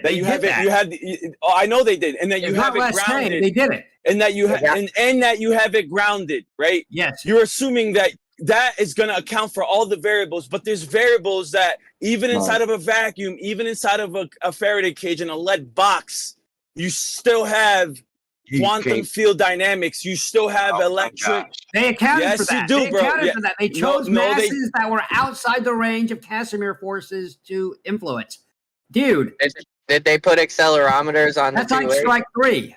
No, they didn't put accelerometers. But I got to when you're confronted with something that answers all of your questions, that addresses each of your concerns.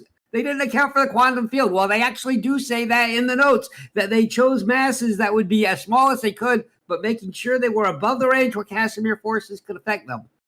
So, I mean, at some point I'd be like, damn, they got me, if it were me.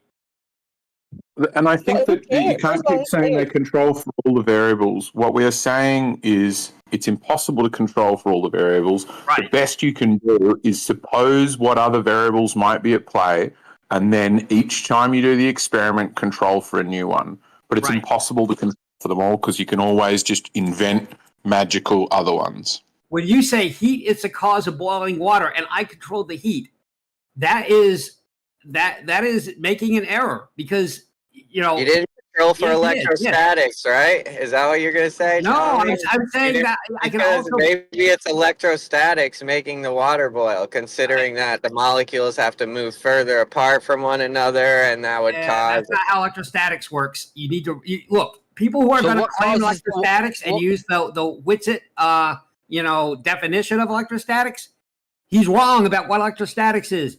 Okay, he doesn't know. He's never studied it. He's just wrong about it. What causes the water to boil, Omni? So what causes water? Okay, so boiling is a phase change. It changes from liquid to gas. And what that means is that the more tightly bonded... Energy transfer. What? It's causing a phase change. The energy from heat. Well, no, it's not just heat. It's not just heat. So hold your horses there, biology grad student. Are you going to say there needs to be a gap? I'm talking about in terms of boiling it. You're going to have an when energy you, transfer happen. I'm answering pure rigor. Okay, go ahead. What happens when water changes state, phase changes, is that some of the molecules that are in a liquid bond, so it's not a tight bond like you have with solids, they become free and they become water vapor, okay? Which is different from what we perceive of as steam, for one thing. So that happens even in room temperature. That happens to a cup of water very slowly as it evaporates. But because some of those molecules will disassociate and become, escape as gas. However, when you add heat or you reduce the pressure greatly, more of those molecules will become disassociated from the fluid or from the liquid into the gas. And you'll get an effect that we recognize as boiling. But is it boiling? What? Yes. Is it actually boiling? Yes. Yeah. All that's happening is you're seeing the evaporation happen much faster. So yes. Isn't it also? But wouldn't What's the actual the contention? energy it took to make the pressure lower be like transferring that energy as well?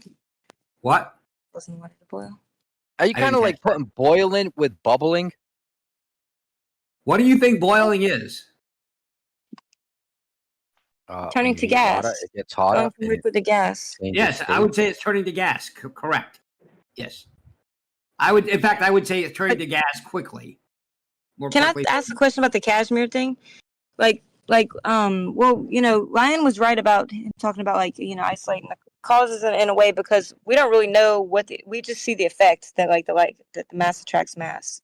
We're just seeing that effect happen. If we're saying it's because of gravity, I don't know. It seems like you would need to know what gravity is and be able to control and manipulate that somehow. But yeah, that's why every flat earther says. How would you see? But either way, if mass did attract mass, I don't understand what issue that would have for either model. So Just a minute. Attracting what necessitates, or the natural conclusion of that is spheres. Well, so part of the problem is that a lot of flat earthers, unfortunately, think that if you were standing on Australia, you'd be falling down. I don't know where Jin is, if he's in the chat, but he really honestly believed that until we talked through it. And then he also said they have to wear less shoes to stick on, which is heavier. Which, if you're falling, having heavier shoes would make you fall more. So it was very funny. So anyway, there's a misunderstanding of the globe model. If you have gravity and it's pulling everything towards the center of mass, then plumb lines are radial, which is a huge problem for flat Earth. Because if they're radial and not parallel, then hold on. Radial, but how do you know, Ricky? You said if the plumb lines are radial. So yeah, if they're radial, and in fact, when we test them, so they are. You don't know. But horizontal would still not be flat in your model. So it turns out that when we test them, they are radial, Risky. I'm so sorry. But are you testing them against the geodesic, or how are you testing? What are you testing them against at that point? Reciprocal zenith angles. Yeah, and I've done the actual test too. So yeah, you can actually test anything you want against their tech. You may not be. You may not. Reciprocal zenith angles are for some reason very hard for people to, for flat earthers to get their head around. Oh. I have to go. I'll be I don't back. have to get your head around. I think it's the point you said before, where they do things. They put a big hole in the flat Earth. Why would the flat Earth be impossible with mass attracting mass? I don't get it. It wouldn't. It's not. I don't think that it's impossible, but you would have these issues of if it's mass attracting mass, and you've got a flat Earth, you should get lighter as you get towards the edge of something, and you would have to come up with sort of very weird, unique shape of what's under your feet in order that all of the vectors of down match up. Whereas the most obvious conclusion is if mass attracts mass, then any start of mass will coalesce into a sphere. And that would then explain why the moon looks like a sphere and why Jupiter's a sphere and has little spheres orbiting it. All of the rest of the solar system and the whole heliocentric system snaps into place. So it's not that it makes the flat impossible, it just makes it far more probable that it's a sphere. But wait, it's also brought up in terms of he's simplifying the argument. He thinks it's an actual disk. It has three-dimensionality, and then also, don't they say the gravitation changes in the South Pole anyway? No, yeah, you're applying Arkin's razor inappropriately, if you ask me, bro. At that point, you're breaking up, Taylor. Yeah, I have nothing. I have nothing. Taylor, you're breaking up. I thought they said the gravity in the South Go ahead, Pole. try again. Okay. I thought they said the gravity changed, and you can have different weights You'll weigh Well, something different than South Pole. Didn't they say that? Well, weight changes by latitude everywhere. So North Pole, at the North Pole and the South Pole, you weigh nearly exactly the same, and you'll find you weigh a little bit less the closer to the equator you get. But that's not that doesn't help flat Earth in my view. That absolutely you would expect a spinning body. That's not exclusive to globe, dude. I'm not saying it's exclusive to it. I'm just correcting what because it sounds like what Taylor is saying is this is a phenomenon that's exclusive to the South Pole. That's It's not. absolute rubbish anyway. But the thing crap. with the thing with the Cavendish crap. experiment, That like is I don't even have anything against mass rubbish attract the complete. mass necessarily, or we have nothing against gravity as a None at natural all. force, right? Something that falls to the ground. That's not the What is problem. that? It's As I keep interpreting. reminding you It's in. people, Hold on, guys. Until the day Hold on, you've proven dude. that the Earth is a globe, Bro. whenever you build upon a false Gosh, premise, dude. Jen, This is unfair. All day, dude. I can't.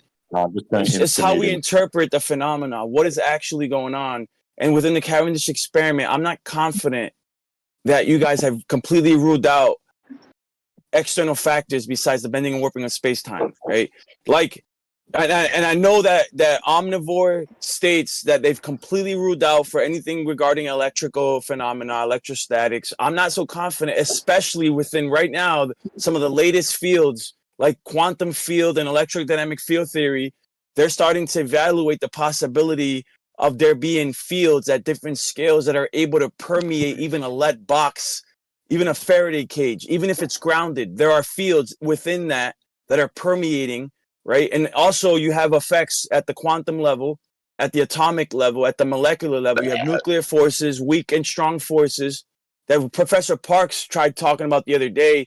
But what we don't really know is that we know it's not gravity that's causing intermolecular forces. You got covalent bonds, you got Euler forces. These things are all electrical in nature that all have to do with primary charges, right? No, hold on. So hold on. Last thing, I'm gonna land it right here. Right.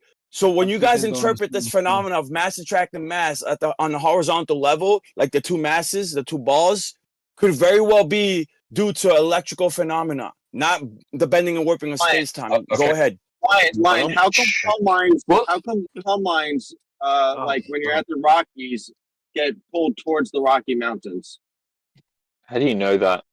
Why would they It's get been pulled measured. towards the It's been Rocky measured Mountains, and right? verified, Pulled and we towards do the it Rocky through. Mountains, and Hold on. underneath you is the infinitesimal aspect of the Earth. Why would they be attracted hold on, to the dude. Rocky Mountains just nearby? That's what I'm trying to tell you. Even if I granted you that, and that was a real phenomena of plumb lines diverging towards the mass of the mountain, even if I granted you that, that's not exclusive to the globe.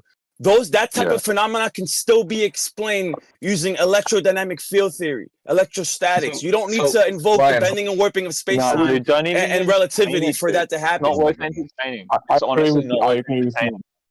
They're saying a bunch of mountains nearby would manipulate your gravitational response. Your whole Earth is sitting beneath you. The whole Earth is sitting beneath you, and you're saying a bunch of mountains on the side are going to affect it. Well, there's also mass to the side of you, but I agree with Lion. It's if Lion's already saying it might be that masses attract masses, but it might not be the gravity that's doing it. Pointing at another effect of masses attracting masses doesn't get us anywhere. Plus, the only way to know that the Rockies are affecting plumb lines is to do it, as I understand it, from a calculated normal to an ellipsoid, which is already doing so many things plus naturally only assuming a sphere. So I don't think that's a strong argument. What I think is what you're doing with your forces is kind of gish galloping and going, it could be this, could be this, could be this. I think if it's a novel force you're picking, like something we haven't yet discovered, then maybe. But what it would be saying is it works basically the same as gravity. But I wouldn't pick electrostatics because we can detect static fields. We can detect electricity. We can detect uneven charges of electrons in a whole variety of different ways. And so if it was that, we would know by now because very The only thing I want eminently to add, riding on eggshells. Hang on. The only thing I want to add is that I think it was either Brown or Clark or the Mason-Dixon one when they brought the survey back to the National Institute of Science in England or wherever it was Cavendish that read about it, which led him to lead to the Cavendish experiment. So yes, it was observed, and this is before even the geoids or the elliptical models were like done that way. So this is just but that doesn't even make any sense, though, right? You agree, like, because all of the mass of the Earth is underneath you, and then there's a mountain over here to your side or whatever. Like, I don't even know why he would inductively think, like, oh, okay, then I'll make two balls attract. No, that it does make sense that a mountain would affect it, but I don't think you can do it without the ellipsoid. Like, if you've got a plumb line, it's just pointing where it's pointing. Without the ellipsoid, what are you comparing that plumb line to? You're doing the backside check. When Yeah, I you do the totally backside disagree check, that it a doesn't. mountain would affect. Yeah, how would a mountain affect a ball? What I'm saying here, what you're saying, a mountain has magnetic forces now. Subtle. No, it's not. It's not the plumb bob is not detecting magnetic forces. It's just detecting the overall direction of acceleration. You actually Yeah, read. and what are you comparing? What are you Again, saying we're the not backside moving, but that's the compares thing. that That's to? the thing. The problem The is it's all supposition at this point because it's Yes, coming yes. from a false premise. Your premise at the Yep, great, beginning is Jim. that the Earth is a globe that hasn't been established. So whatever Are you you actually- build upon that false premise is null and void. Everything is null and void. All this nonsense. It's nonsense. Yep. It's So not. silly. Deflection Silly, of can you when explain? you do the backside because you're facing like the 180 degrees, like you don't get the same results in your measurement. So deflection of plumb lines is noted and accounted for by surveyors. So it's not it's a observed behavior. It's not a bad premise, and therefore it's not null and void. But I there's thought no I way thought they're it had to be pointing. compared to an ellipsoid. It's null and I void. don't- Most There's certainly no it's way null and they're void. pointing to the And center what you of put the Earth. forward on your sorry, go ahead. Yeah, go ahead. No, go Yeah, ahead. there's no way plumb bobs are pointing to the center of the Earth. Considering the Earth is spinning, so then they would like. What would that? Wait. They What would said that they're have? pointing. What would They spinning go have in to the do with it? overall direction of acceleration, not towards the Yeah. center of the Earth. Well, they're not pointing towards the center of the Earth because that's impossible on a spinning object to have. It's generally towards the center of the Earth. It's the overall direction Thank you. of the Thank you very acceleration much, Torah. force. Thank you, Torah. Thank you. That makes absolutely no sense. Well, this is the theory: We're is not- we're not- basically we're not when you have a spinning. The Earth when is you not have something. rotating. Yeah, That's when you the have problem something. you've got there. The Earth is not an oblate spheroid. You haven't got these things. Let me explain it. Like I keep No, you saying, just whatever say you're something. saying, Don't bother coming even from trying. false You premise. can't explain that. Yeah, go ahead, Torah. Go ahead. An ellipsoid. Can I explain it real quick? The An reasoning ellipsoid behind has that a would. center. Yeah, There of is a course. No, center I of that get it, mass. but it's spinning, right? So what happens It doesn't is matter when whether you it's have spinning when you or not. hold on 1 second, dude. Let me just explain it. Yeah, so when you have the plumb bob like hanging down on a spinning object, it will drift out just a tiny amount, not a major amount, but enough to the point that it would no longer be pointing directly at the center of Which it. is why the plumb bob. The plumb bob. Actually, goes they in did. the For a couple weeks, we had to shut off all those Mm. K-Rocks because we had the orders got canceled, so they weren't going out. Lion, So you're we were hot skipping micing, those. brother. That was nuts. But So glad to see I was that. trying to say the plumb bob goes in the overall of acceleration. It combines all the vectors of acceleration, all the centripetal forces, centrifugal forces, all those forces. It combines all of them, and it has an overall vector. That's where the plumb bob goes. Yeah, not to the center of the Earth, then, right? Well, it's generally to the center of the Earth. So the center of the Earth, considering that the Earth is an ellipsoid, is I don't know precisely where we consider it to be, like if it's off center slightly or what. But if you assume that if we measure it, they're all going to the same place by our ability to measure with very, very, very small deviations. Yeah, that's it. Yeah, I know, but you understand the concept I'm stating, right? That once it's spinning, the plumb bob can't point straight down anymore because it'll drift out a little bit because Why not? it's spinning. Wait, no, that's not true.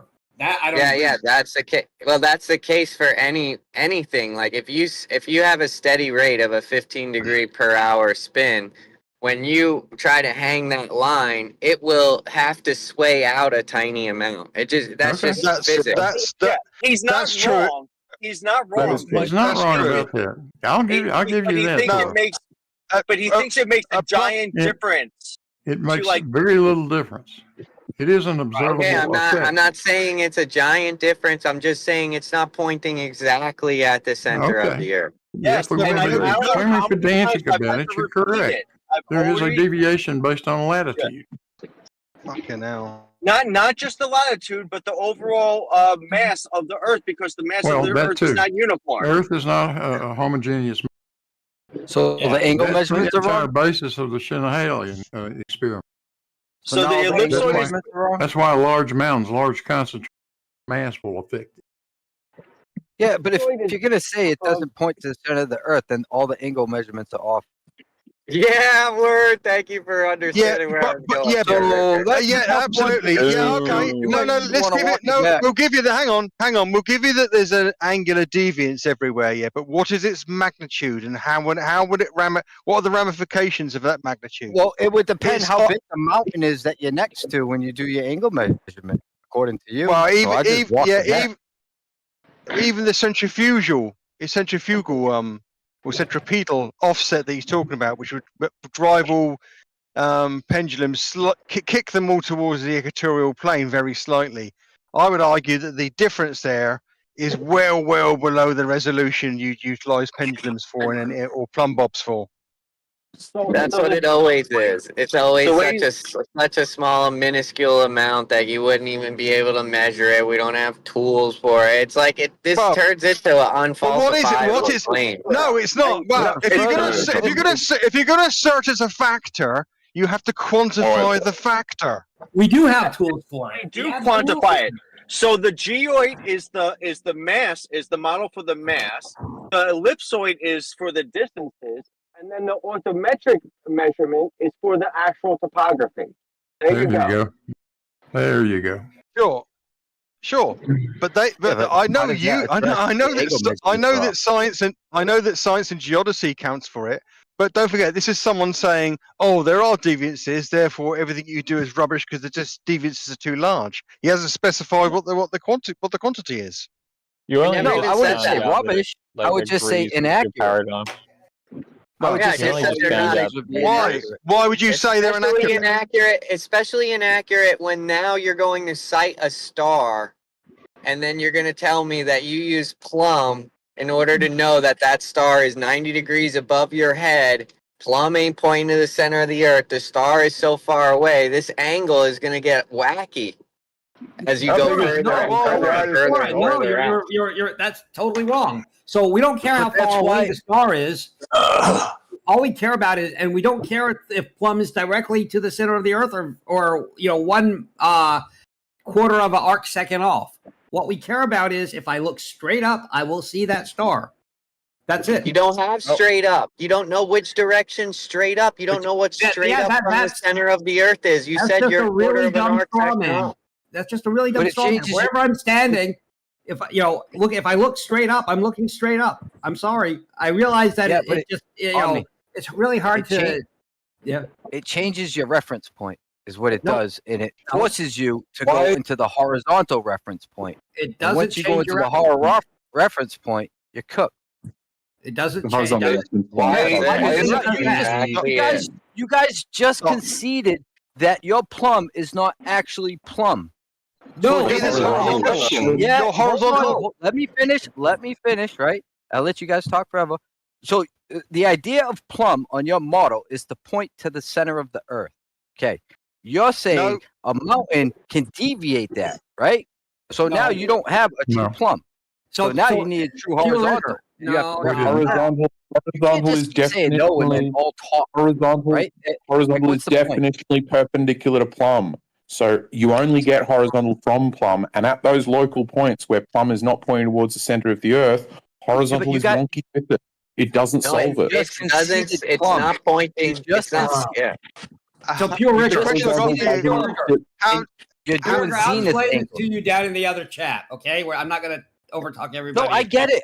I completely get it. Like you do. No, I can you're changing your plumb. and then you're angling up to a star that's wicked far away. And the further you are away, the more you're going to be off. Okay, so no, you're wrong. All right, put it this way: if I go next to a mountain, my plumb is going to be different than like you're totally wrong about all of this, Pure. I'm sorry. No, I can explain to you, but I don't. This is what you guys said. You said I know, and you misunderstood. You misunderstand the ramifications of what was said. All right. No, so you guys. You guys did before you said it. First off, wait. Okay, I'll do it in here. It happens all the time. Plum is plum. Now, plum, if you have a very dense object that's nearby, like a super dense basalt mountain, then plum is a minute fraction of a It's off because the spin everywhere. Carry that fraction. Carry that fraction. Tora, how much? Fucking hell. If you can quantify how much, then we're talking. If you can't quantify how much, then I don't care. So, well, wouldn't it be compound though? Wouldn't it be compound and dependent on the distance of the star? No, it's not. May I ask a question? Wait, let me finish. Let me finish this off. Let me finish this. Right. If I had like a 1 degree deviation in my plumb. You don't. You don't. You don't. Oh my god. Just say I did. Right. Okay. And then I went up to that. I got my angle. Right. I got it. So then I look straight up and I see a different star. No. You're still shooting for like whatever star. I just want to clarify. He can be 1 degree off from plumb, but that's only if he doesn't level his instrument. That's and also this is agonizing. I don't use plumb to look at the star. The star is just I'm looking straight up. I'm standing in a field looking straight up. I don't care what plumb is. I'm looking straight up and I see the star. That's it. May I please interject something? May I please based on your horizontal in your plumb. May I please interject real quick with something? Thank you. Pure, can I ask you a question? How did, I think. Yep. How tall are you? 3'2". You are basically 3'2". 3'2.5". Okay, not okay. 0.5. I don't think that's good enough for me. Can you give me your height in 1/1,000,000th of an inch?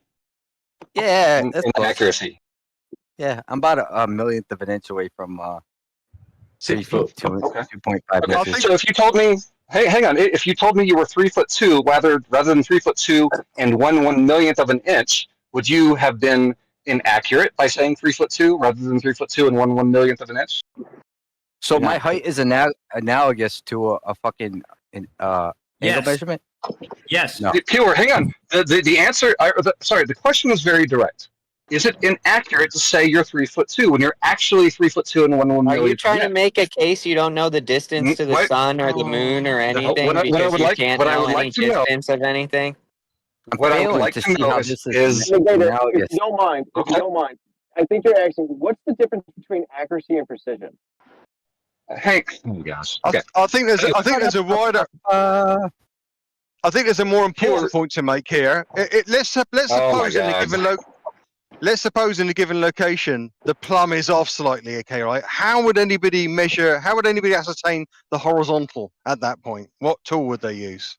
Reference the globe, the geoid. Thank you. Just reference it. No.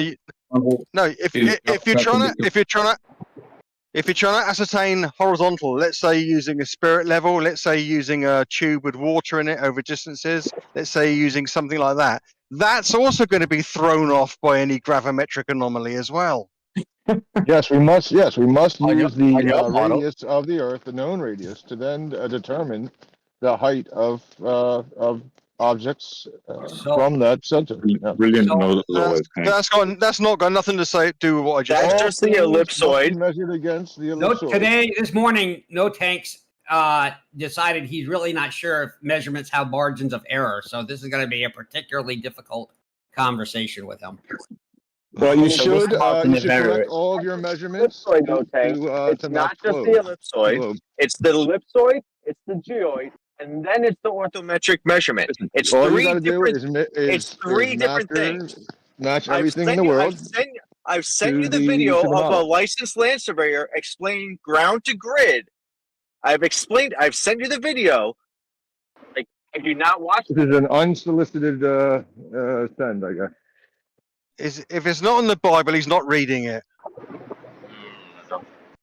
Yeah, but you're just making. I've got someone to tell you that. I've got someone to say it. Of all the drawings I've ever seen, I've never ever seen anything allowing curvature whatsoever. Well, listen, that's because you haven't realized that all measurements are only as accurate as we can match them to the model.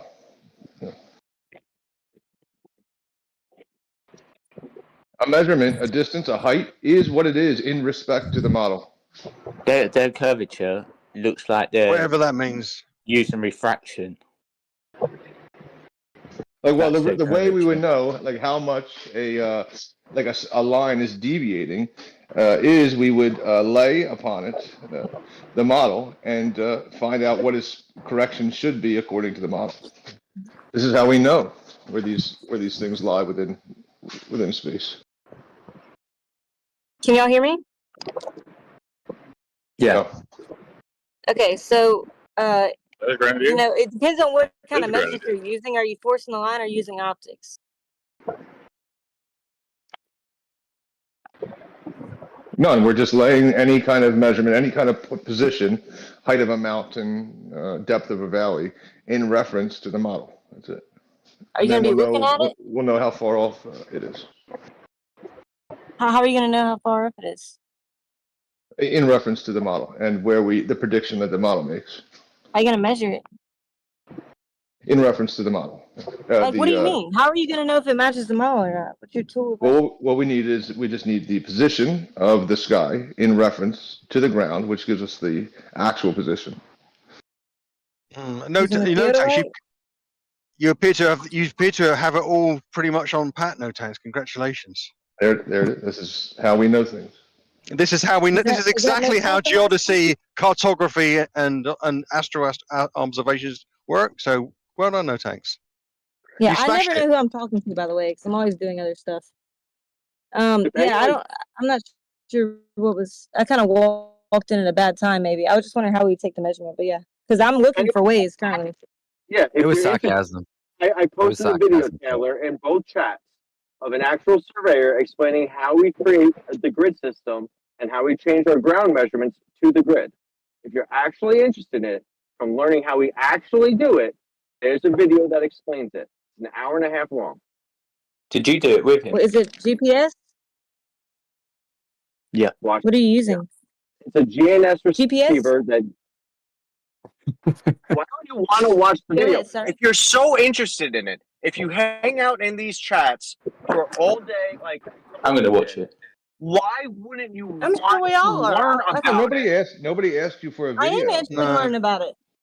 No, it's I because am, but I people. like them to describe it. Okay, well, go and watch the video. I mean, this trouble. These places are used for Siri for morons. Do other people not want to hear it too? I mean, but yeah, they watch the video too if they want to watch it. Shouldn't you be able to? Shouldn't you be able to describe what the video is talking about without me having to go leave the channel and watch it? Whenever you explain anything in detail, it explains how we came up with the geoid. It explains how we came up with the ellipsoid, and then it explains how we use the orthometric measurements in combination with those things in order to determine the actual elevation of a ground shot. It Where did you explains post it? all of that. Where did you post it? In both chats. What timestamp? I can't find it. 12:55 in the present text, and the passive text was at 12:55 also. Okay, we should all watch it. Somebody should screen share it. I've got a different time zone, haven't I? Oh, So like, nobody. I just want to point out. It's not, I mean, watch it if you guys want to watch it. Yeah, watch it if you want to watch it. But I don't know why dude, you're coming and you're saying, "Hey, yo, man, I sent you a video suddenly. Why didn't you watch the video?" You just nobody asked you for the video, anyway. And then, you know, it's like, well, listen, I didn't ask you for the video. What's it about? And you're like, well, fuck you. Okay, watch fine. it. What the hell are you doing? Okay, well, don't watch it then. Don't watch it. About. They will put me to describe it. Hasload, what time is it? If it Is there wherever it's posted to be 55 past the hour, wherever your hour is on the text chat. Do you have sources? Do you have sources that are not a YouTube video? I'm trying to find it. I still can't find it. I'm just curious because sometimes people get on. No, I can't. I'm in the car, so I'm just. Side chat. Yeah. Honestly, The idiot probably put it in the wrong chat. I'll help him. Yeah, you posted it probably in the wrong text chat of another channel or something. Yeah, that's what I'm going to say. I can't find it. Yeah, there's no way. It's in the side chat. It's in the side chat of this VC. I ain't got no. It's in both of them. All right, listen, silly flat earther guy, I helped you out. I put it in the right place. So now you can properly yell at people for not watching the video that they didn't ask for, that you can't talk about. So I got you, bro. Yeah, I see it. Well, ground. Well, they can talk about it, but do you think they can explain something complicated to you in simple terms and to convince you? So what would be the point of explaining it? No text here.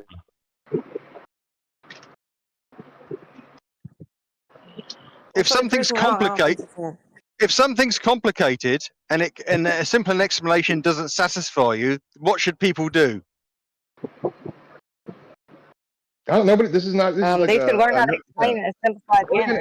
Don't even answer. Nobody's asked you a question like that. Like you're building your own little straw man or weird dichotomy, false dichotomy or dilemma. It's weird. Nobody even asked for these things. I don't know what you're saying. Nobody asked for the video.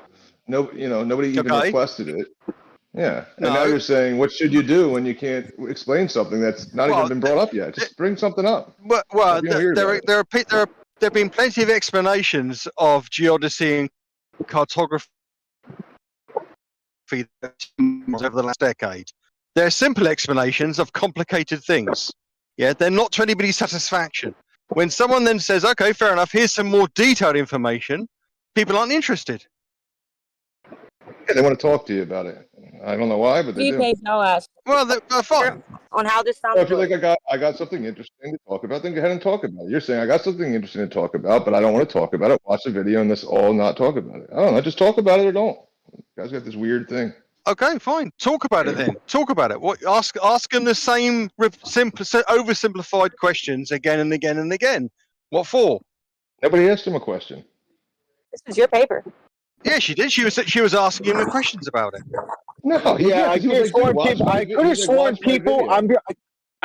people were asking, how do we make up these models? How do we make sure they're accurate? How do we get these heights? How do we do all that stuff?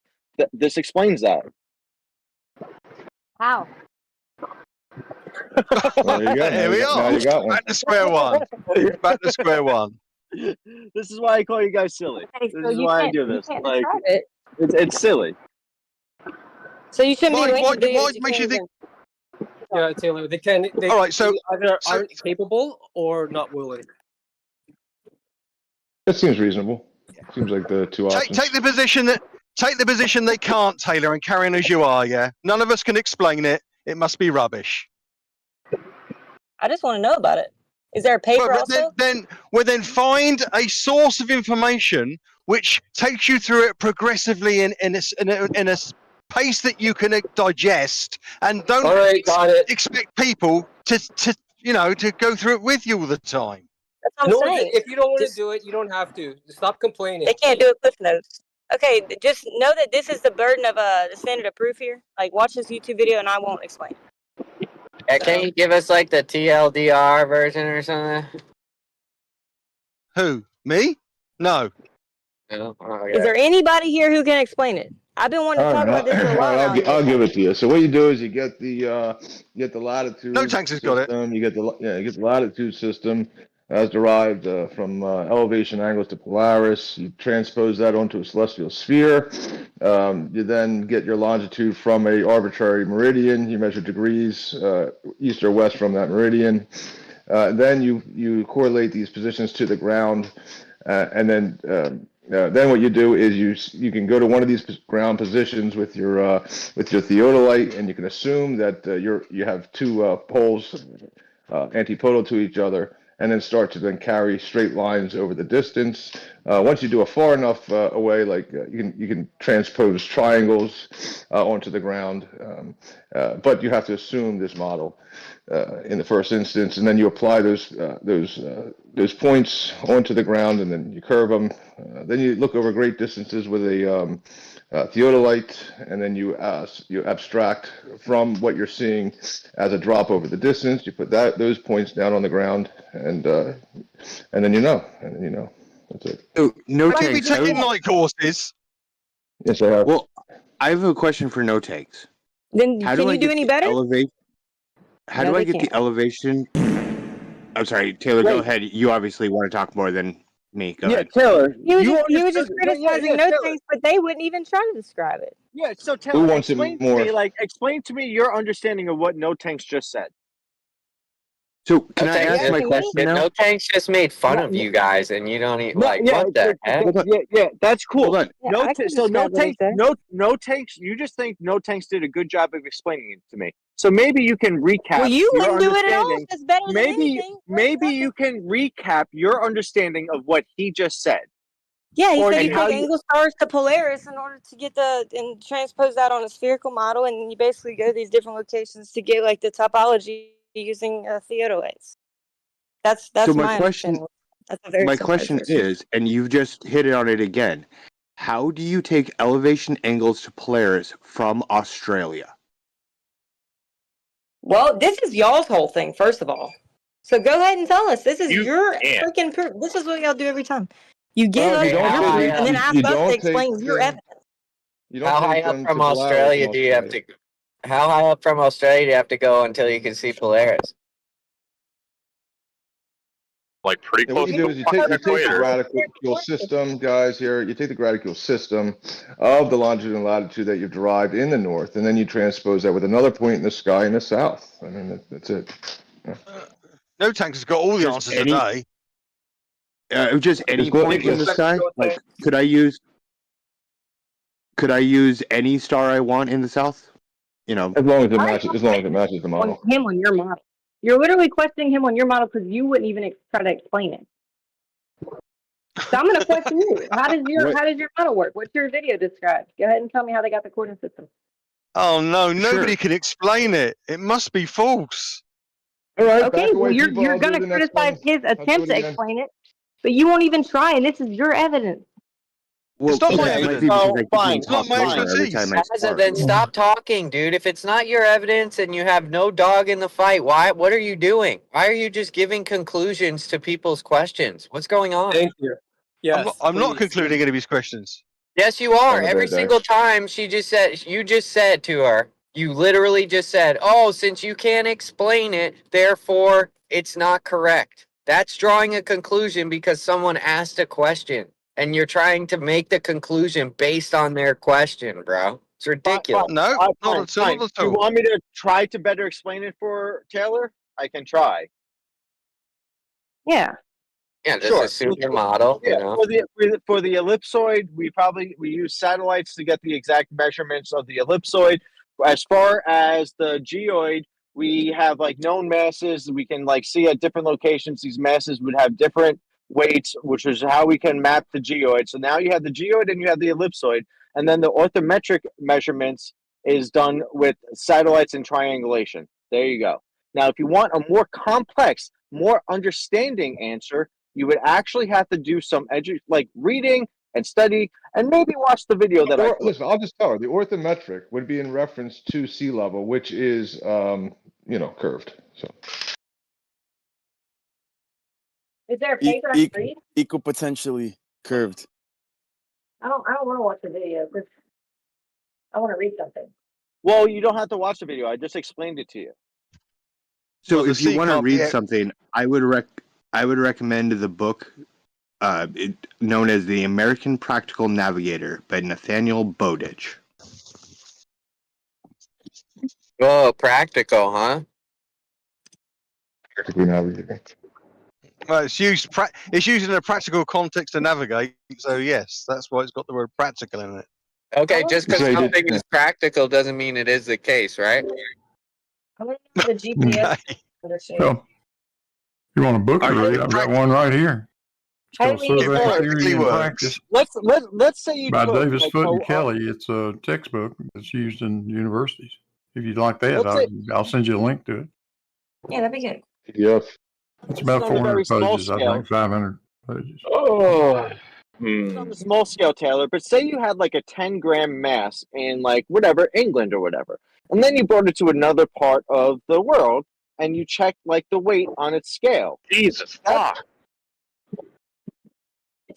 Yeah, I know. Jesus fuck. Yeah, that's great. So like now you've like testing the weight of this mass that you knew was 10 grams over here, but now for some reason it's weighing 10.01 grams.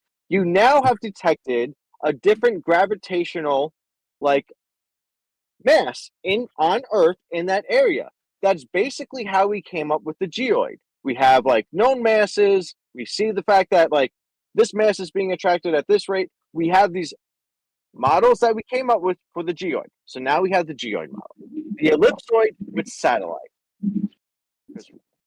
And then the orthometric measurement is also a triangulation of known base stations with the satellites. That's if you have like a good connection.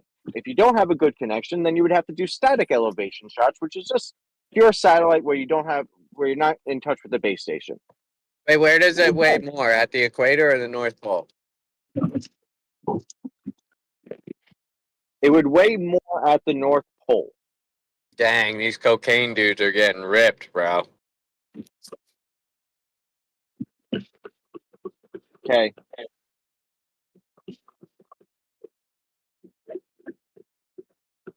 So will I get higher at the North Pole?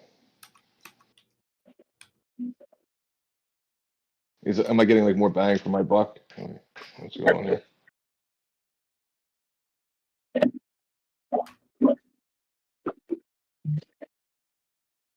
All right, cool. You had a cool question. You said. What was Yeah, your I cool did. question? I did have a question about. Yeah, you go Oh, first. all right. You go first. No, I was just asking you about a question. I was just going to ask the gentleman who just came in and described the satellites. For the first portion, if he can go into more detail about how they determine the curvature rate via that method. Because it's just signals, right? It's not actually taking visual images. Yeah, the new satellites that we have, the L5 satellites that are going to come out with the new ellipsoid model. Yeah, that's what we're going to be using. So yeah, the satellites do it. So the satellites are the ones that determine the. What's coming at the cost of the taxpayer? That's what's coming on now. Another piece of deceptive equipment, and it's not measured as a geoid. We're not measuring this geoid you're mentioning. I don't know where you're getting this from now. No one's. Where do we get it from? Where do we get it from? They never really.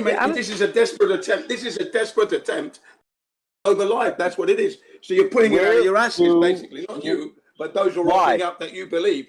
Why? Because you're desperate. Because you're desperate to keep the globe alive. That's why. That's why. Clearly obvious. Thing doesn't exist. It's a desperate attempt. That's what that is there. Please measure that curvature and show us. That's I wanted to see how they determine the curvature rate. Until you've done that, everything that comes out of your mouths are falsehoods from a false premise. Simple as that. You're null and void. Null and void. Thank you. Okay. So I've showed you. I've showed you measurements of. I've showed you the measurement of curvature. You just said nuh-uh. Wait. How did you get the measurement? In a highly controlled experiment using a known curved rail and the liquid surface of water. A curved rail? Yep. Can you send a link to the materials and methods they use, please? I mean, I've done the reciprocal zenith angle over 1,500 feet and got 12 seconds of a degree in excess of 180 degrees. If you extrapolate that, my measurement was like 80% accurate. But I mean, that's a fucking very short distance. Hold on, one thing at a time. This guy brought up the toe tank. So Does that have a specific orientation on the rail? Does it say which side is the top and which side is the bottom? Why should I jump through the hoops when I've done it before for you before and you refuse to look at it, Taylor? Wait, can you flip that tow tank rail upside down and show the deviation from the water? That video is just a pile of shit.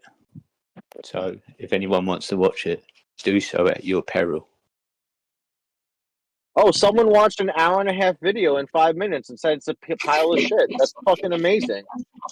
Listen, if you your argument actually It's okay, your Taylor. own model. The flat earthers will make sure you can't get the information so you can say stupid. You can thank them for it. Your argument in that video is actually attacking your own model. It's just Wait. So the video explaining our model is attacking our model? Yeah, because like it doesn't matter what's going on below, does it? It's like you're not building below, are you? You're building above. So to be a fraction of an arc second, which you in retrospect is like it's less than a width of a hair. So what was it important? What's your point in that? What, just to deliver something? You know, to bolster your argument that plum isn't actually plum. Hang on, Slitzy. The thing that he was referencing, I posted the part of the PDF file in the chat. If anybody wants to read how they got their straight B, that's not straight. The guy's an absolute. When I saw innovation and all the other, it's just nonsense. Well, and the guy doesn't even go out there. He just teaches. So he's got a script which he's reading. Doesn't make any. I want to get So the satellites basically just get a timing difference between things closer and further away, like, and so the time delay would say, it's further away because of curvature. If not, how do they measure curvature with the satellites? Somebody did it recently, unless you're going to answer. She's asked you a couple of times. That flat, silly guy. Yeah, but he just scattergunned a bunch of crazy words and didn't really explain the method. Yeah, I didn't want to cut him off with his opportunity here. So whoever that was, if you do come back, just let me know. He's here. Go ahead, flat earthers are silly. Why don't you want to actually watch a better video, a better explanation that I posted? Why did you post the first one? Well, because I'd rather not watch a video. I'd rather read a paper, if anything. Do you think there are no papers out on this? How what have you searched so far? This is your topic, dude. What about the two that were posted in chat for you in the last 10 minutes? Have you even bothered to click on either of those? Look, let's just say it was Are they true. about the GNSS receivers that he mentioned? And how Cool. So you didn't even bother to click on them, so you're just lying when you say, I want paper. She's asking. First of all, let's put it this way. First of all, I don't see any notifications tagging me in anything. Second of all, I'm not even looking at my phone. I'm currently working. So, if somebody tags me in something, please if somebody wants me to watch something or read it, just tag me or let me know. So I see no notifications on my phone. If they're saying the paper, the books that were posted. Is this on the GNSS receivers and how they determine curvature rate through the satellites? No. Oh, then what is it? Because I thought that was the point. I thought the point was to share information, but as you said, you're not interested in it. So why? Go ahead. I was in the middle of talking. We're not interested in the comments. I'm never going to say I'm not when I'm in the interested middle of talking and you start talking, it tells me you don't want my information. If that's the case, let me know. Then yeah, go. Yeah, you could go. You're good. Yeah. I think his YouTube videos what he's talking about in terms of information. I don't even think she was talking. No. I posted multiple books. Not Can I ask video. a question? Do you know the difference between a book and a video, or are you too dumb for read a that? book to get your proof? Seriously? Yeah. They end Can I everything also with a say- question. They'll say, "Are you too dumb for that?" And then you go to answer, and they say, "I wasn't done talking." Stop asking questions. Just make your. I know, statement. man. Can I ask the Globster? He's sexist. He's obviously has a prejudice against women. and you could hear it in his voice. Kool-Aid, look, you're trying to help them, feed them info, and they're over here attacking you, bud. He's not helping. It eventually reaches a helping point, either. Kool-Aid, where you're the issue, where you're the problem for engaging them. This is their output. This is what they deliver, which is nothing. Right. She actually asking for books, Frank and then gave she's us a complaining. She's asking for That books dude and then has a complaining they're prejudice. not That dude video. has a prejudice against flat earthers for some reason as well. There's a lot of prejudices going on here. At least he made a statement. If He you didn't want ask a books, question. and He didn't even like leave room to is there ask. any He just chance made I a statement. can not That was be good. overtalked? You're next, dude. What- You're up next. I know it. I'm just saying he made What's a the statement. chances He that didn't I leave can it. actually Dude, you're respond? when next is next. You're next, bro. I'm just saying he made a statement without like asking a question. That was He hasn't admirable. I approved. appreciate that. He can't describe his proof. That's the problem. If I brought proof that I Anytime can't you explain, guys I'll want to be let me mad. back in, just let me know, okay? All right, you're in. You know what, Yeah, we'll Taylor? keep you posted. We'll You keep you also posted. share some responsibility in educating yourself on the globe model rather than just laying back, crossing your arms, and making them do the work for you. This was By your the way. proof. I'm not going to bring proof that I can't even remotely explain. That's just incompetent. If you put your belief system to the side like you're supposed to, you could at least try to explain it like they explain it without believing it. But it is what it is. It is what it is. What do you think the chances that I can't explain? Okay, hold on. What do you think the chances that I can't explain I thought we nautical asked- navigation? Fuck me. Never God, mind. you guys are Go ahead. fucking animals. Well, you said you were Seriously. going to be quiet until we asked for you. I'm going to respond. I'm just going to not listen so I can actually get something out because you guys are fucking ridiculous. What do you think the chances that I can't do celestial navigation and marine navigation, something I've literally been doing for over 30 years? All right, everybody, what do you think the chances are? What do you think? He's asked a question. I say, I don't know, 12. All right, who's next? When's the last time you did it? Is an issue. 12% chance. 2 days. 2 days ago. What's your jelly bean guess, everybody? A day. 2 days ago. But you guys, you don't want the information. Taylor is saying she wants papers, then she's complaining that it's not in video, and the other guys in here are literally running just wasting our time, interference man. for That's you. crazy. The reason they're over talking me is so that they can prevent you from getting the knowledge, so you can be just as stupid as them. It's No, you're pretty stupid one right of now. those You're wasting everyone's where the time. crabs Taylor was grab each asking other and something pull each other stupid. back down into the pot so that no one can ever escape. That's what they're doing to you, Taylor. You'll And never That's fine. Let me You respond can to him. just know You that it's can't be as fucking stupid as me. pathetic. You He's can't got it do all You don't figured got what out, it dog. takes. We're all crabs in a bucket. Let me respond. I Yeah. never say I want something in a video format. I say I never want a video format. That's so stupid. I'd rather read a paper. And why did you bitch about the 2 books I Any paid you? You just got mad. Okay, so listen, I want a paper, and no, nobody's trying to stop anybody from. I'm actually Then trying look to at the 2 papers I gave you This guy's already, Taylor. interrupting. He complains about interrupting. You're Man, being you're a interrupting. hypocrite. You're being a hypocrite. I also. Why don't you look at the 2 papers? Hold on, shut up. Why don't you look at the 2 papers that I've already given you if you so want papers? If you don't want to explain your proof to the audience, it seems like you don't want people to learn. Celestial navigation, long distance nautical navigation. That is what is discussed in the American Practical Navigator by Bowditch. The free PDF is in chat. Would you like me to post it again? I thought you were talking about satellites and how GPS proves it. You're dumb. God.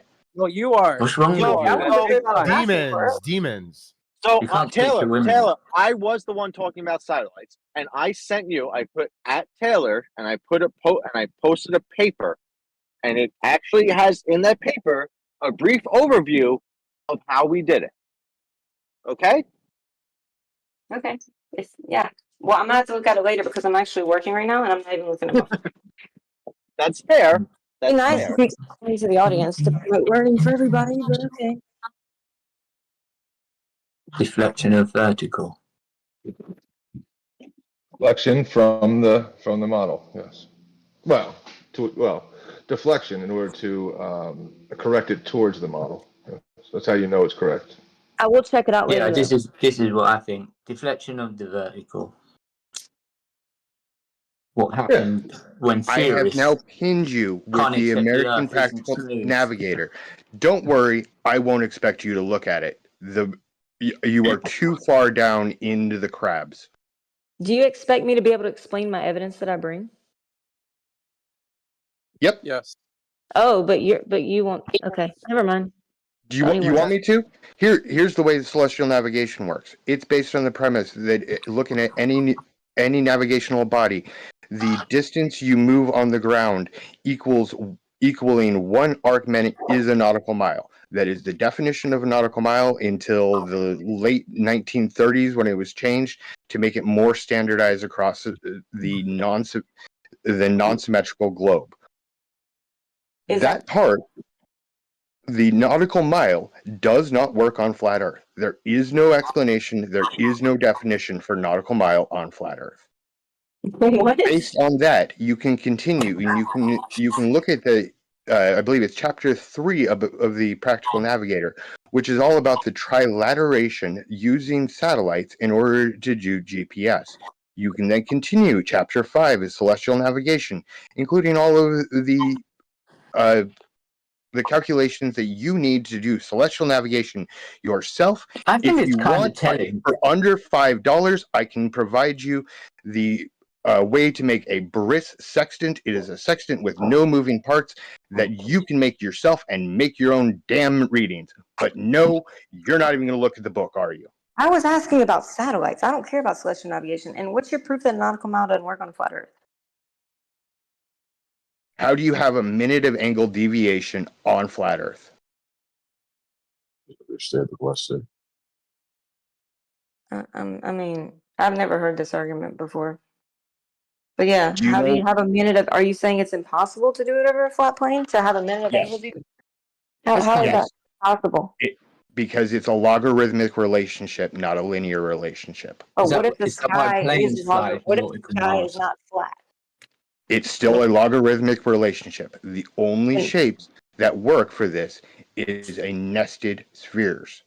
One That's inside why, the other. that's why planes fly nautical miles. Ta-da. I'm just so confused because what if the sky is the dome versus like what on this flat Earth model? What are you assuming the sky is? Are you assuming infinite distances for these stars to make the claim?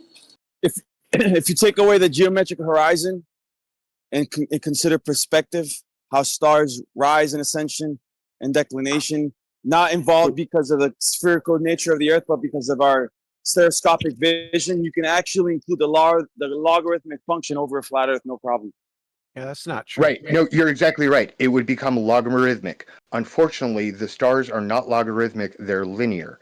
You could also do this if you go to one of those big football stadiums with the dome roof. You can look at it, and as you move across the field, the angle measured, depending on the distance, will have a logarithmic, not a linear relationship.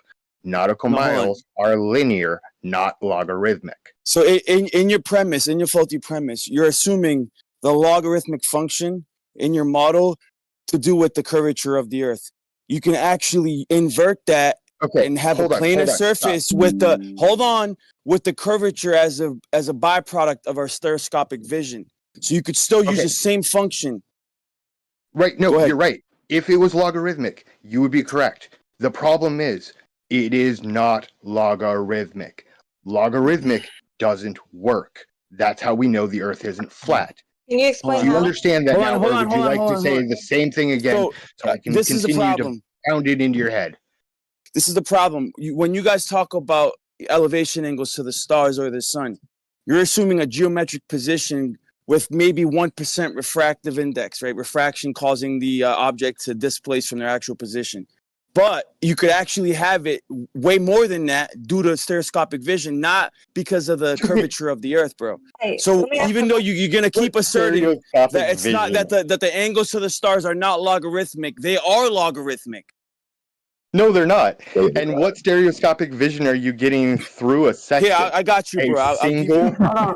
Let me ask my question. Hold on. How are you getting stereoscopic vision when looking through a telescope? It's the nature of it's the nature. You don't the have nature to of use both perspective. eyes to look through your telescope. It doesn't matter. Even with one eye, It has to do with your dude. It has to do with your limit of Trying to vision. blame this on stereoscopic vision. That's got to be that's really Hold on. Let me incredible. ask you. Okay, so when I start posting references, when I start posting Ryan. sources, go ahead, Ryan, Taylor. please. What are you assuming the stars are in the flat Earth model to say that?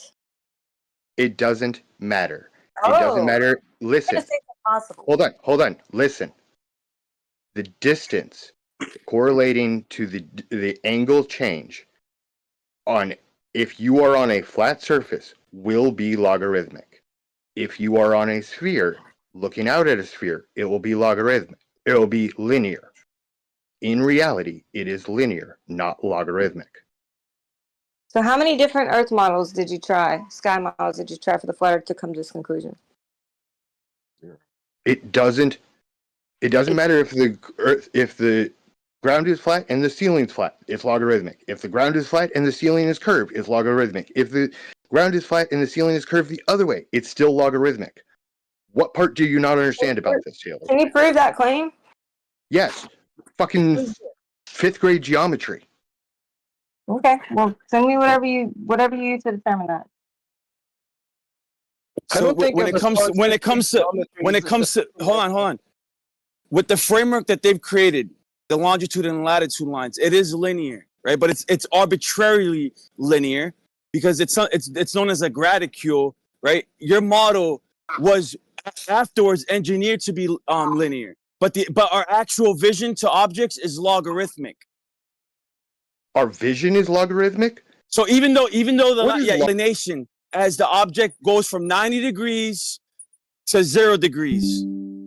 Our vision is logarithmic. Increasing by factors instead of increasing linearly. What is That is the dumbest thing I've heard all day. Good job, Lion.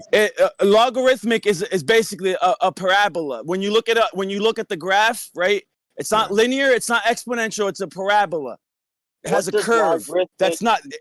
I just told you, bro. It means that it's neither exponential nor linear. It actually changes. There's a change in the elevation angle. There's a change, so it doesn't keep a linear function or exponential function. You don't think logarithmics have to do with exponentials? It can go. A logarithmic function can go from linear to exponential and back to linear again, and it would make it logarithmic. So logarithmic can go from linear to exponential. I'm giving you a paraphrase of my. Dude, here you go, dude. I'm gonna look it up for you, dude. If you want a textbook definition, I got you. Give me a second, dude. Logarithmic. All right, we got here logarithm, a mathematical expression that answers the question how many times must. No, that's not it. Yeah, that's not it. Hold on. And how it pertains to vision.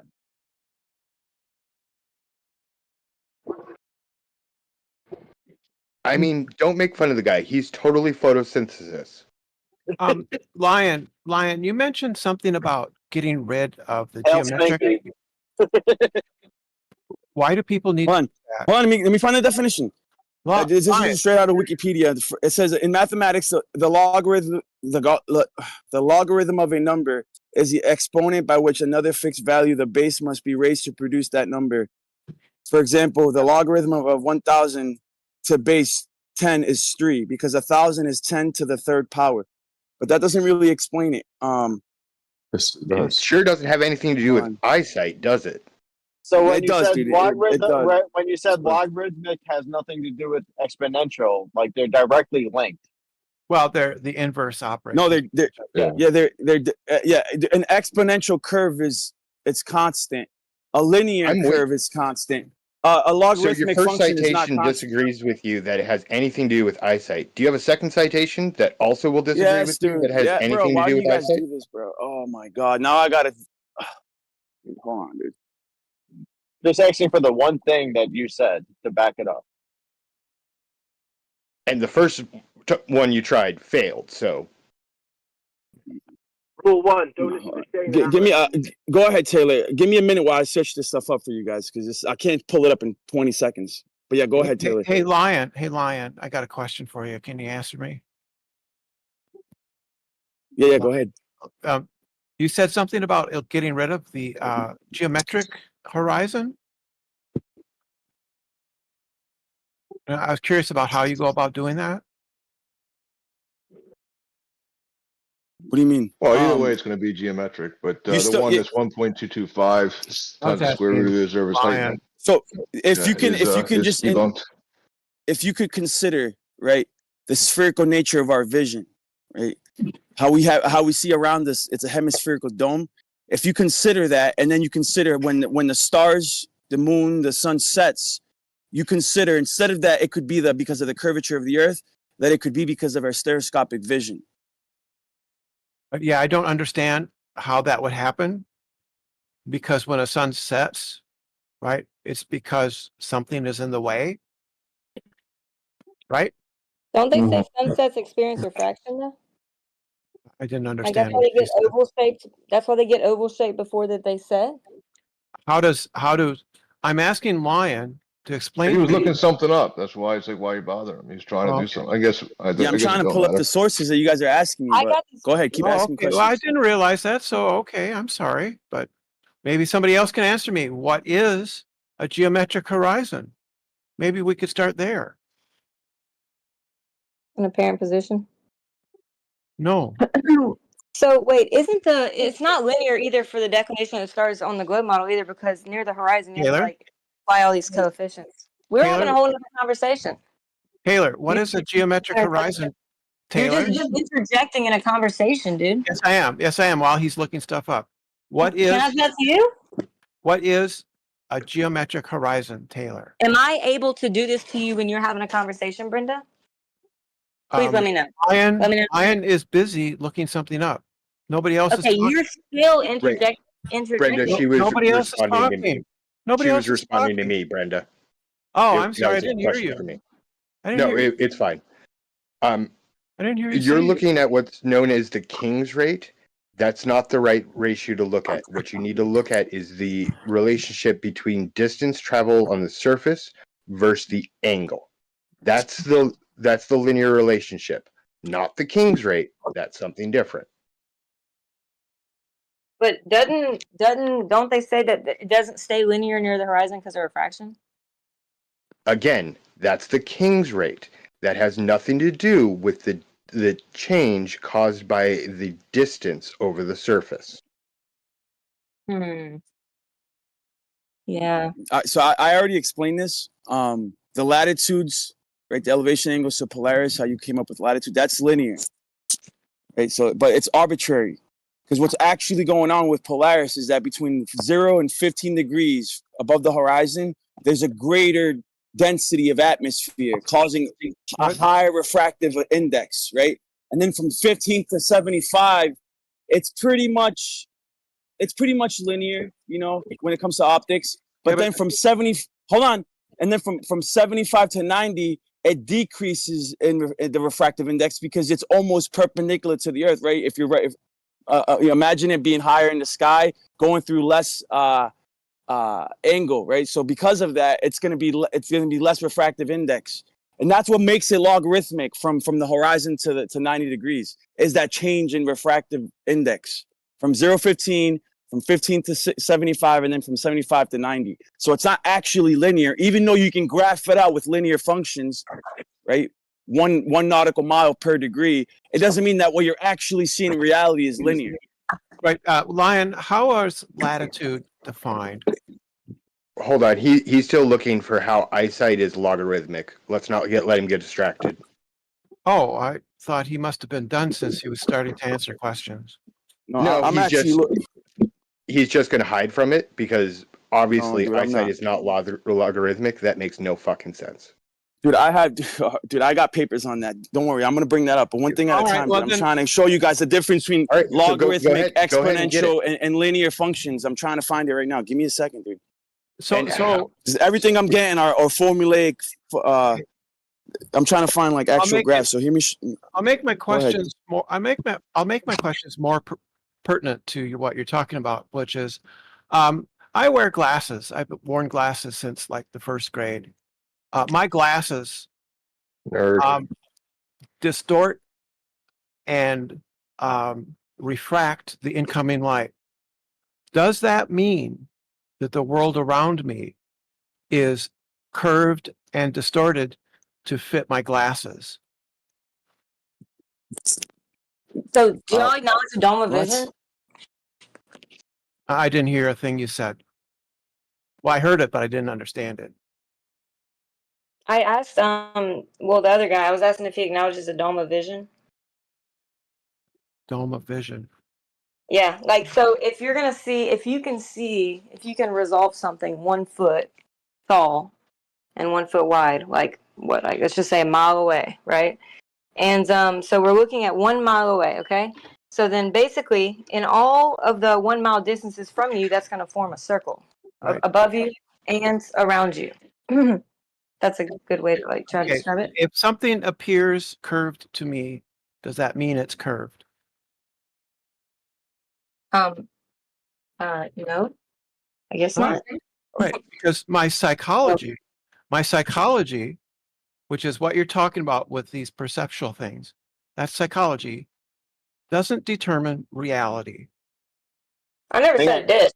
Wait, Taylor, you just said That's if the something argument. appears. Wait, Taylor, you That's said the if something argument. appears. Taylor, you said if something appears curved, it doesn't mean it is. If something appears flat, does that mean it's flat? Not necessarily. I have a Okay. different way to attack this question. Taylor, how Well, hang large on, hang on. is this dome of vision? Hang on. I just have one last question. If it doesn't necessarily mean it's flat, does that mean every single picture that a flat earther shows trying to say, hey, this looks flat, that doesn't mean anything? Yeah, same with the NASA pictures. So how far is this dome of vision? Like how far can I see? That would depend on how big the object you're looking at is. How big? So what did she say? So you mean, wait, if I'm looking at something really, really big, like a star, it could be 150 light years away? If the star is huge, I mean, if there was nothing stopping the light from propagating like that, then potentially. I'm not gonna say it's impossible. I don't have any means to say that at the moment. Right. I mean, you'd have to, because if you put a smaller thing on it, then I would obviously say, oh, so the sun, moon, and stars are all within 100 miles of me, or whatever silly number you put on it. So you did a good job by not putting a number and actually agreeing that we can see more or less indefinitely. Also, wait, real quick, to touch on that, Taylor, does that mean that the sun and the moon would appear smaller and grow larger as it gets closer to us? Well, I would have to know the object of whatever medium you're looking through. How is that's not going to affect the my medium? Because, for example, the sun, I've heard, can actually appear larger at sunset because of the atmospheric refraction. Appear. Okay. Doesn't mean it is, right? You've already admitted that appearance doesn't dictate reality.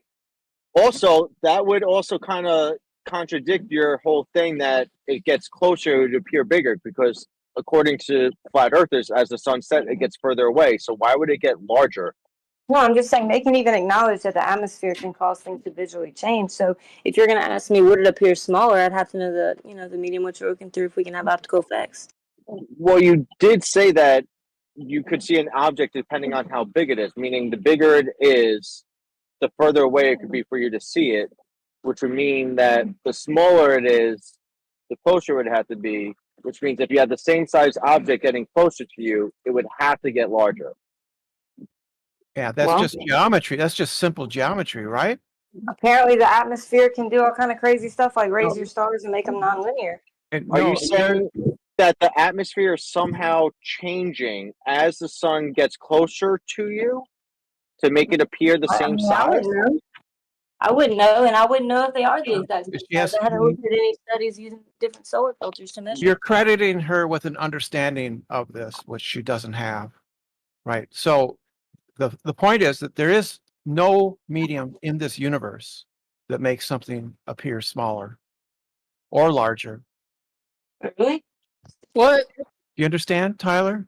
There is no medium. There's no medium. Yes, it does. There's no medium. There's no medium in this universe that makes a distant object appear either larger or smaller. None.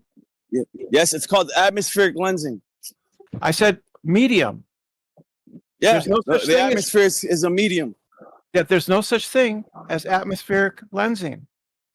There's no such thing. Okay. It doesn't Meteorologists have exist. explained It it. doesn't exist in this universe. Do you have a Okay. degree in meteorology? I didn't understand what that was. Can glass be a medium? Yes, glass is a Yeah, medium. water. What about a telescope? Could that be a Water medium? can Telescope is also. not a medium. No. Water can No, make objects no. appear bigger underwater. Um, 25 to 30 as it Aperture? as in a medium, there's no medium that makes an object appear larger or smaller Water. as it gets closer. No, it doesn't. It doesn't. Water does make objects appear No, larger. it doesn't. I think you're sort of like explaining it wrong. Once it's in the medium, if it stays in that medium, the medium can't suddenly make it appear smaller as it gets closer to you.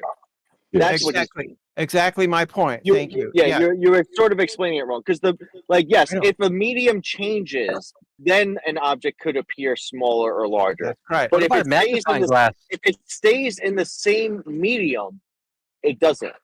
Right. Magnifying glass? That's more atmosphere with more water. That's why if you have a magnifying glass, you keep it fixed. You have like something behind it, and you move it back. It'll get bigger in the atmosphere. That's two mediums. So That's so Taylor, to explain it to the water. So say you have your object, you put it in water, it appears bigger, right? If you put it deeper in water, does it still appear bigger, or does it, as it goes further away, does it actually appear smaller once it's in the water? I think that once you put it through more water, it actually does change size. It doesn't get smaller as it goes deeper? I haven't looked Yeah, at of any course it studies on does. the size in water. I would have to look it up, but I will Or look even it up. you have to look this up, right? I Really? mean, I'm not optics and the amount of refracted. What you have to water look that- this up. You have to look up whether or not objects appear smaller as they get more distant from you. You have to look that up. Have you ever gone snorkeling before? Has a fish ever, as it comes closer to you, appear smaller? So as you're looking through more of the refractive medium, That would require leaving the basement. That doesn't happen. I do Taylor, snorkeling. I have a Taylor, snorkeling device for Taylor, $2,000. Taylor, there's no such thing as a refractive medium. Refraction requires a change in the refractive index between two different mediums. There is no Okay, such so thing. if you're looking through more water through the atmosphere, if you're looking through more humidity at different angles of the day, whenever you're looking through different angles of the atmosphere, could that affect it? If there is a change in the refractive index in the air, but we're assuming a single medium, right? That would be multiple mediums if there's a change in index. See, what happens is that flat earthers saw that one television episode where they said atmospheric lensing, and then they misunderstood that to think that there are lenses in the air, and they don't understand at a fundamental elementary school level what refraction is and how the atmosphere works. I think you're assuming complaining about Brenda. you're assuming that the atmosphere is consistent, like a solid medium, when it's not. That's why we have gradient densities. So what happens when you stack multiple lenses back to back and you try to look through it? Atmospheric refraction happens when there is a gradient. Yes. Those are those are changing indexes of refraction. We're not talking about that. We're talking about a single medium with a single index of refraction. Well, hold on. Distant So, objects, distant objects will never refract. Right, but if your viewing angle to the object, right, as it starts to decrease on the horizon, starts to reduce its elevation angle, what happens? If you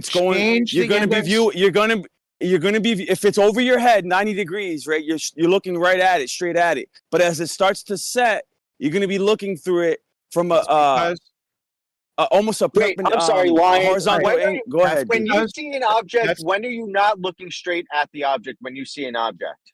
I'm saying as the object starts to approach the horizon, right? It's going to get bigger and bigger and bigger because of atmospheric lensing. That's called.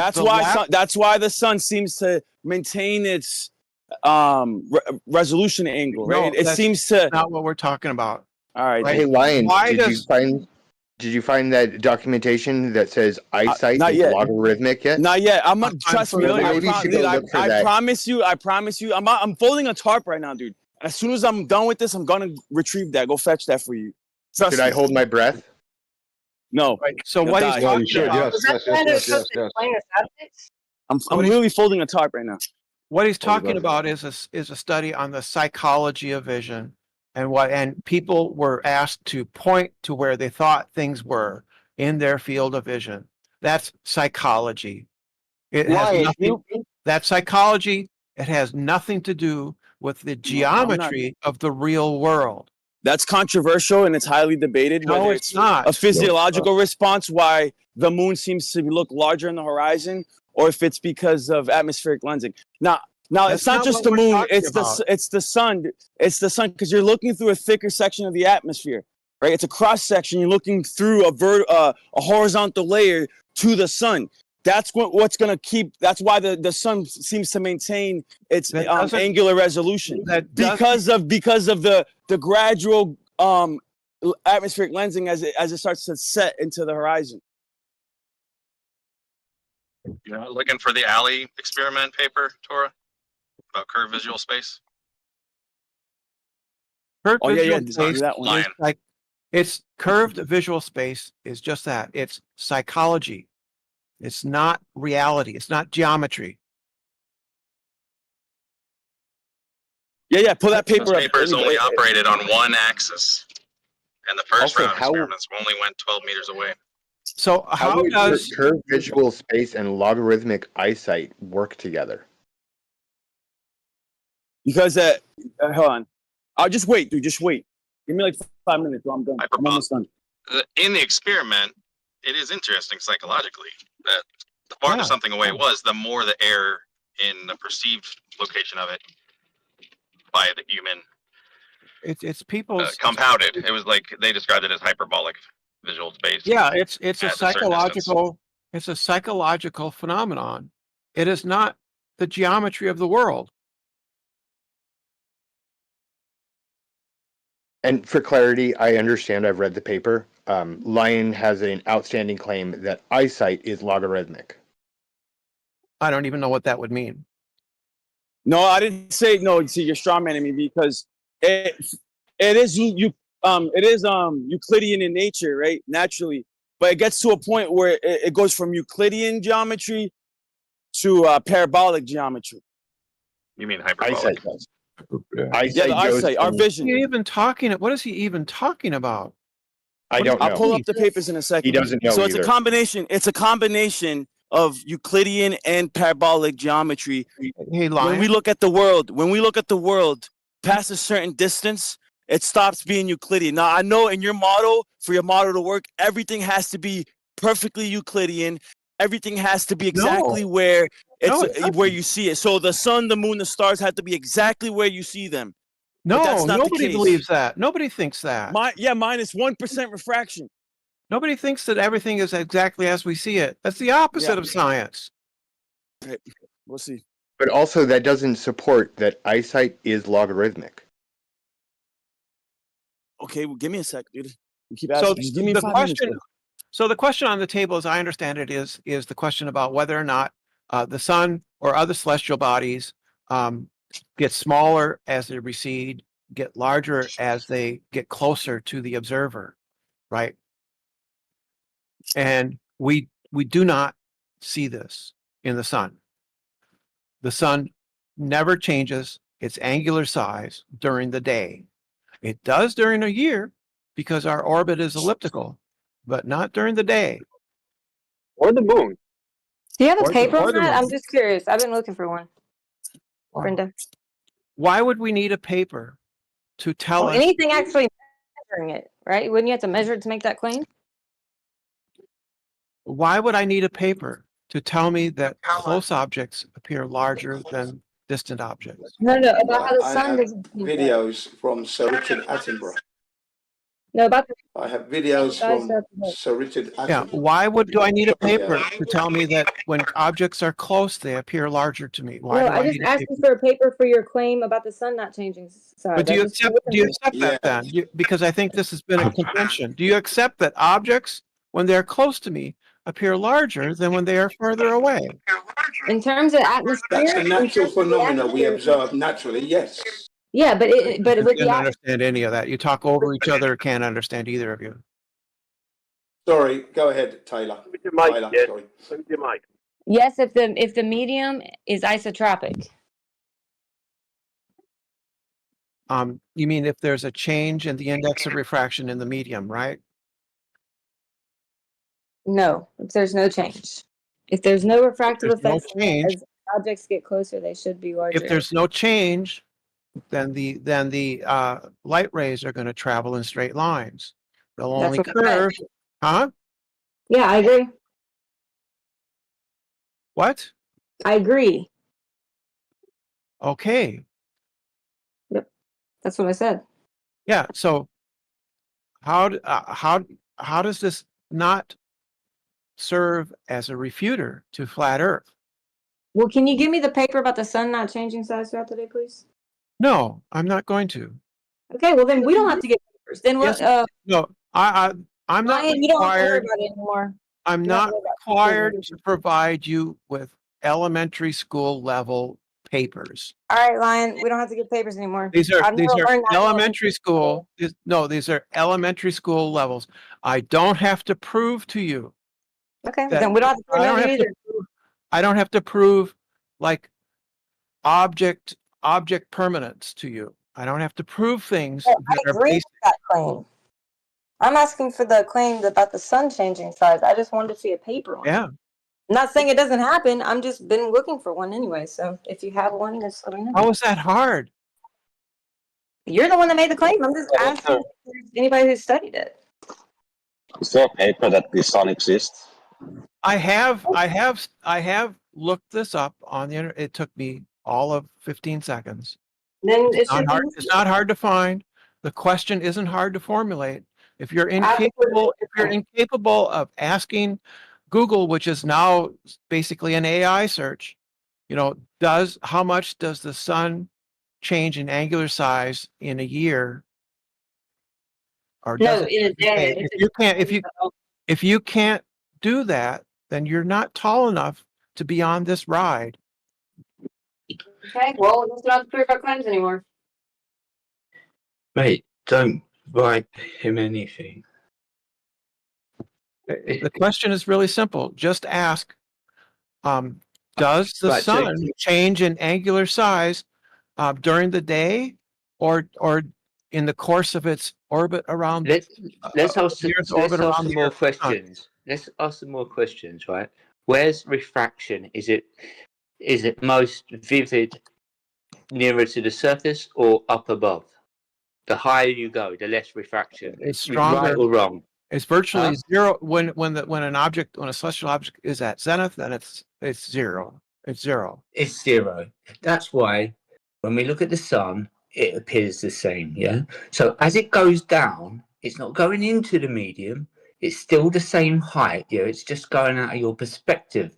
But when you have to look at it, because it's so far away, you're looking through the medium with the refraction, and that's why it appears bigger. It's not because it's making it bigger, it's just appearing to be bigger. It's a kind of optical illusion, would you say? And what you're trying to do is pull a parlor trick, which doesn't change size. We're not saying it goes into the medium, we're looking through it. I don't know who you're addressing, but there's also the question that the moon appears bigger when it's on the subject. The moon is on. Excuse me. The moon appears bigger when it's close to the horizon because it's close to objects of a familiar size, and so psychologically we register it as seeming larger than when it is directly overhead, because we can compare it to terrestrial objects, and it just seems bigger to us.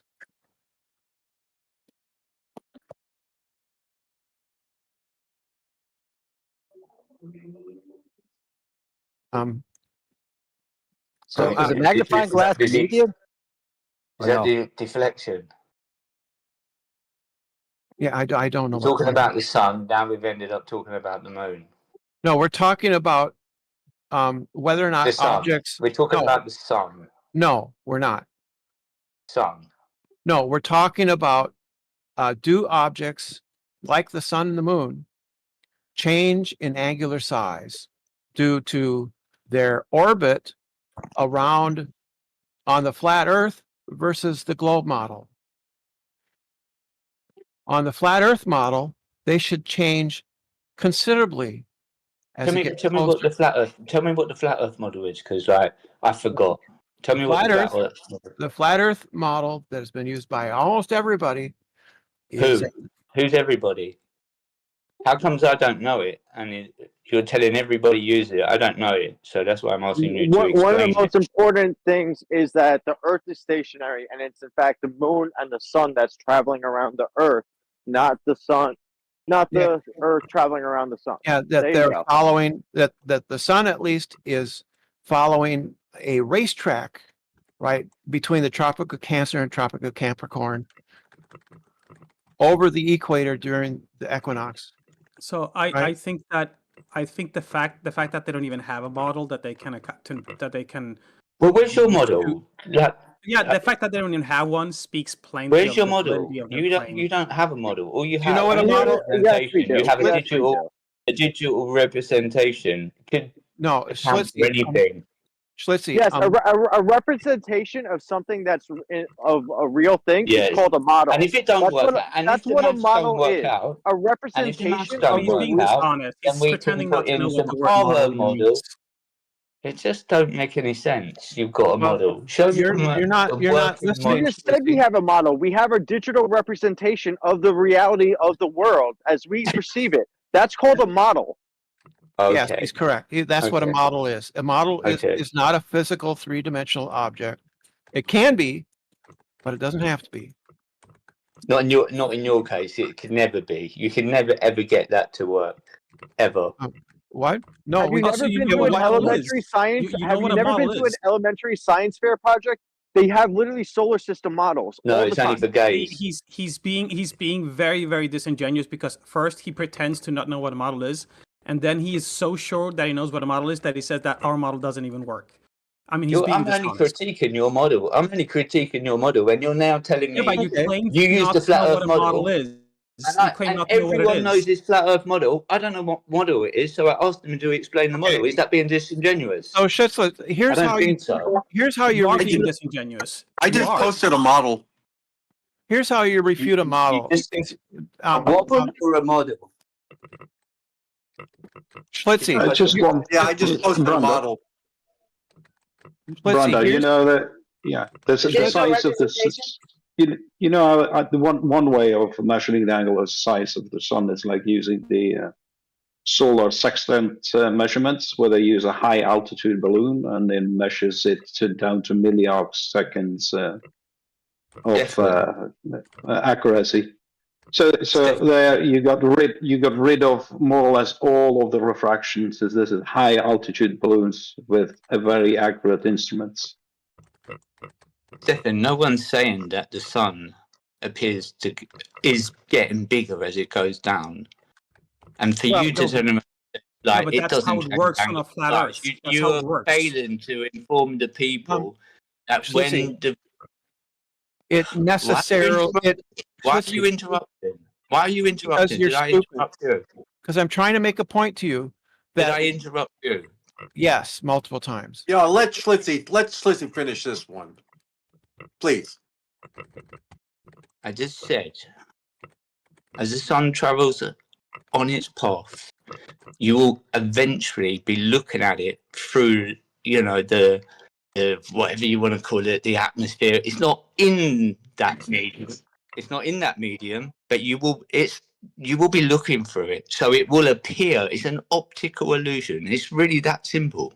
It's no big deal. Appear what? It will appear what? At the high altitude balloon at 100,000 feet, there is very, very little atmosphere as you are measuring the angle to the sun. It's right. not. So So Schlitzy, I need you to make a prediction. I need you to make a prediction based on your model. I haven't got no model. So what are you Then asking? you're not tall enough to be on this ride. Yeah. I'm not tall enough to You're be not on grown the up ride. enough to play with the big boys. Go play with the kids. You don't have a model. If you don't have a model, you're not in the game. Yeah, if you behave like a child, we're don't going to treat have you to as have one. a model. It's really that simple. I'm just critiquing your bullshit. Okay, you can critique They don't need a model for that. You do not need a model to know that you've got holes in yours. All right, right. Okay, So what you need to do then, Schlitzy, You're being very disingenuous. You're being very disingenuous, and you know the reason why the sun. Let me try to ask you something. Let me try to You know get that. this on track. Hold on, Schlitzy.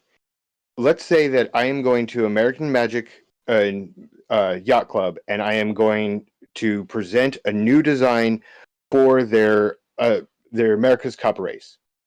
And I walk in and I sit down in the middle of the meeting and I say, "Oh, I don't have a design. I'm just here to critique yours." How long before they throw me out of the boathouse?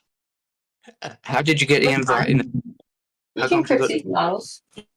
You went Because there to I present said a model. I had a model that worked. Yeah, but I'm not because I saying I've got. Never ever said I've got a model. All right, It's like fine. Are you being intentionally ignorant? Nonsense. He gave you a very good example. He gave you a perfect example. This is all this example was of how good Globus fuck up analogies. Yeah, It's really simple. Schlitzy. Would you like me to try? You're just another doing analogy? parlor tricks. What you do is parlor tricks. It's funny. Schlitzy, listen. And you think you've got it all worked out. Yes, we Come do. on. Yeah, we Hang do. on, You hang on. don't. Schlitzy, It's not rocket science. Let me This one try to ain't engage rocket your science. Big moon. It's actually literally rocket science. Then that's why you went to the big moon. Oh, what about the moon? We were talking about the sun, and then you talking about the moon. That don't make sense. Schlitzy. I'm going to help What you got in start Cunty? Schlitzy, I'm going to start to help you build a flat Earth model. Is the I Earth don't want moving? you to. I want you to. I don't think you have the capability to do that. Listen, just I don't think you have the capability to do that. Watch. I'm going to show you how we started. Is the Earth stationary? Is the Earth stationary or moving? Is the Earth stationary or moving? According I to don't you, understand anything. If everyone talks at once, is the Earth moving according to you, or is it stationary? Question. If you want me to say yes or no, and then you go, you come out with some punchline. No. I don't engage. It's not complex. Schlitzy, it's not complex. Is the Earth moving according to you? Yes or no? You have to play with this hypotheticals, dude. Yeah, I'm not playing. It's stupid because they tried to do. They're gonna keep asking you a bunch of questions and say you have no. Because I'm explaining. Fine. I could most probably engage. Sorry, I can't engage with ridiculous. I'll explain. So, like, most flat earthers would say, no, it's not moving. Okay, so we put an object. We don't know what it looks like. We don't know what it looks like. We don't know what. We don't know what it looks like. But we just call this thing Earth. It has no necessary shape or something. We just have it. And then we see this thing called a moon. Flat Earth position. Yes. Hang on. Then we see this thing. Go ahead. Go ahead. I want to get almost done. It's so boring. Yeah, sorry. Go ahead. No, this is the most. This is the most brain-dead arguments or walkthroughs I've ever heard in my life. He said he doesn't want to engage. Why it's are not you complicated? It's not complicated. I'm almost Give us done. 43 billion like NASA, and we'll definitely. It's almost. Calm down, guys. So now we also see this thing called the sun and the moon. Down. He said he doesn't want to engage, and you won't stop, dude. Just let it go. Go to something else. Pivot. No one's engaging with you. Listen. May I say something? I find it disingenuous to the part that is disgusting, where you're able to critique others, but when others critique you, you want to engage. We don't want that. Ozzy. I find that repulsive. Shut up, Ozzy. Hold on. You're becoming a nuisance. Shut up. Yeah, this guy is fucking. Let me actually go forward. Can we actually go forward with the globers? Doing the moderation because the flat earthers can overtalk. The globers are trying to desperately keep their globe alive. Flat earthers, we got the forward motion here. We're debunking every step they put forward. They're desperate at the moment. So whilst the Aussie won't shut up, everybody else, please try and go forward in a coherent manner. Globers, that is. You're not in moderation. What they try to do is blind you with like ridiculous science, and even their science is just fucking bad. Pseudoscience. Let's get you guys are throwing your hissy fit. Hold on. Pseudo rocket science. Right. Could we start a different way? Could we start by asking the flat earthers? Is there a way we could do some measurements to test and see if the Earth is moving or not in relation to other celestial objects? Before we go down that path, Lion just posted a paper I've been waiting on for a little while. The Can I Coriolis respond to effect, it? $20,000 challenge. Yes, the Coriolis $20,000 challenge placed on this Earth back in 2016 by a weapons expert and his sniper, Flat Earth. What's his name? What's his name now? Flat Earth Sherman. That's it. Sorry, Flat Earth Sherman has thrown down the gauntlet. $20,000 challenge. So the challenge is this: for any man or woman with their weapon to show us that the Coriolis is in fact alive on this Earth, using your maths and showing us this working through your projectile. That challenge is still there today. That's been done so many times. Anyway, Lion just posted a paper. Hold on, Jin. Sherman's challenge then. Okay. Lion just posted a paper. Lion. In that paper, the word logarithmic does not appear. So would you like to tell me how that paper supports eyesight is logarithmic? Well, you know, metaphorically speaking. You know what, Jin? I'm going to give you that. Metaphorically speaking, it supports his. Yeah, not at all though. But good job. And they wonder why I come up with my name. They wonder why I come up with my name. Stefano? So I'm posting all types of papers regarding binocular stereoscopic vision, how it incorporates parabolas, logarithmic functions. I'm not making this shit up. This is part of the nature of our vision, dude. Now, if you read the paper, if you actually read the paper, you would see it, dude. It's not just one paper, dude. I posted the geometry of binocular visual space by Wayne M. Zage, Ball State University. Lion. I posted the Journal of Mathematical Psychology, hyperbolic representation of global structure of visual space. Hyperbolic. Close your other eye and then you don't use binocular vision. Hold on. Let me get here. So that guy you just talked about from Boston College, what department does he work in? Bro, it doesn't matter. Now you're gonna critique the source. This is what these guys do. If it's not, if it doesn't fit your standard, if it's just a guy that whether he's a psychologist or it doesn't matter, dude. Our vision is both part physiological and psychological, dude. It doesn't matter. It's still it doesn't change. It doesn't. Why don't you rebuttal the argument instead of critiquing his credentials? Why don't you do that? I'm trying to. Hang on. The paper states there's a difference between measurements and how we see it with our eyes. And the reason we know that we see just using our eyes in this particular manner is based on the fact that we do measurements. That's where we get the results from. The measurements are obviously accurate, while our human vision might affect what we observe. It actually goes worse than that. The way that they were able to get those measurements was with a theodolite. Yeah. So your paper actually backs up that theodolites are correct and give us the correct information over our eyes. Well done. Yeah, you can use one of your eyes, then it's not binocular vision, and all the papers go to trash bin because they don't apply. It's useless trash. That's true as well. Lion, can I There's say no something? logic. Yeah, go ahead. I'm still looking for more, but yeah, go ahead. Yeah, like I find it a little bit ironic when you post papers and tell us that it's fact. Well, you yourself refute to acknowledge that Einstein's theories are even correct, or that he was right about anything, even though there's countless papers proving that. It's like you like to use citations to prove something, but when we use citation to prove something that you don't agree with, you're like, oh, it's all fake, it's all false. All right, so just to be clear, I'm not asserting 100%, right? This isn't like a proof. You sure were. It's supporting evidence, 100%. right? I'm supporting I'm supporting my worldview currently. I'm not saying this is 100% the case. That right? So you're supporting with papers that refute you. All right, so anyways, I got here. It's not. Hold on, dude. Can I talk? Are you guys just gonna keep bitching? Go ahead. Say what you gotta say real quick. Go ahead.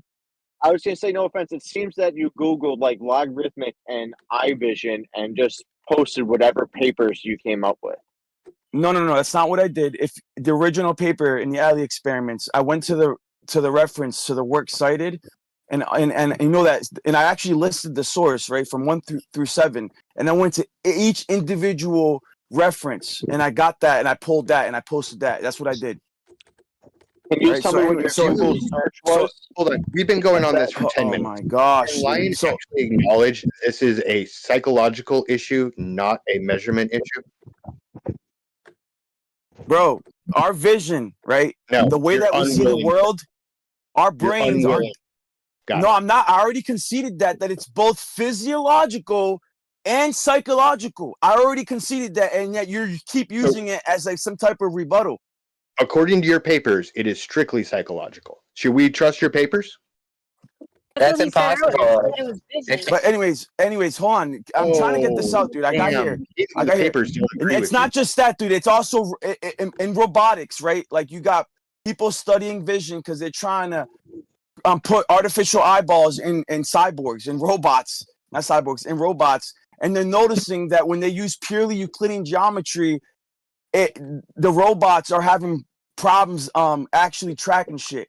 But when they start using parabolic vision and logarithmic functions, the robots are actually perceiving things with more accuracy than with pure Euclidean geometry alone. So when they try to simulate human vision in robots, they don't use pure Euclidean geometry. They're using logarithmic parabolic functions, which simulates how we see the world in reality.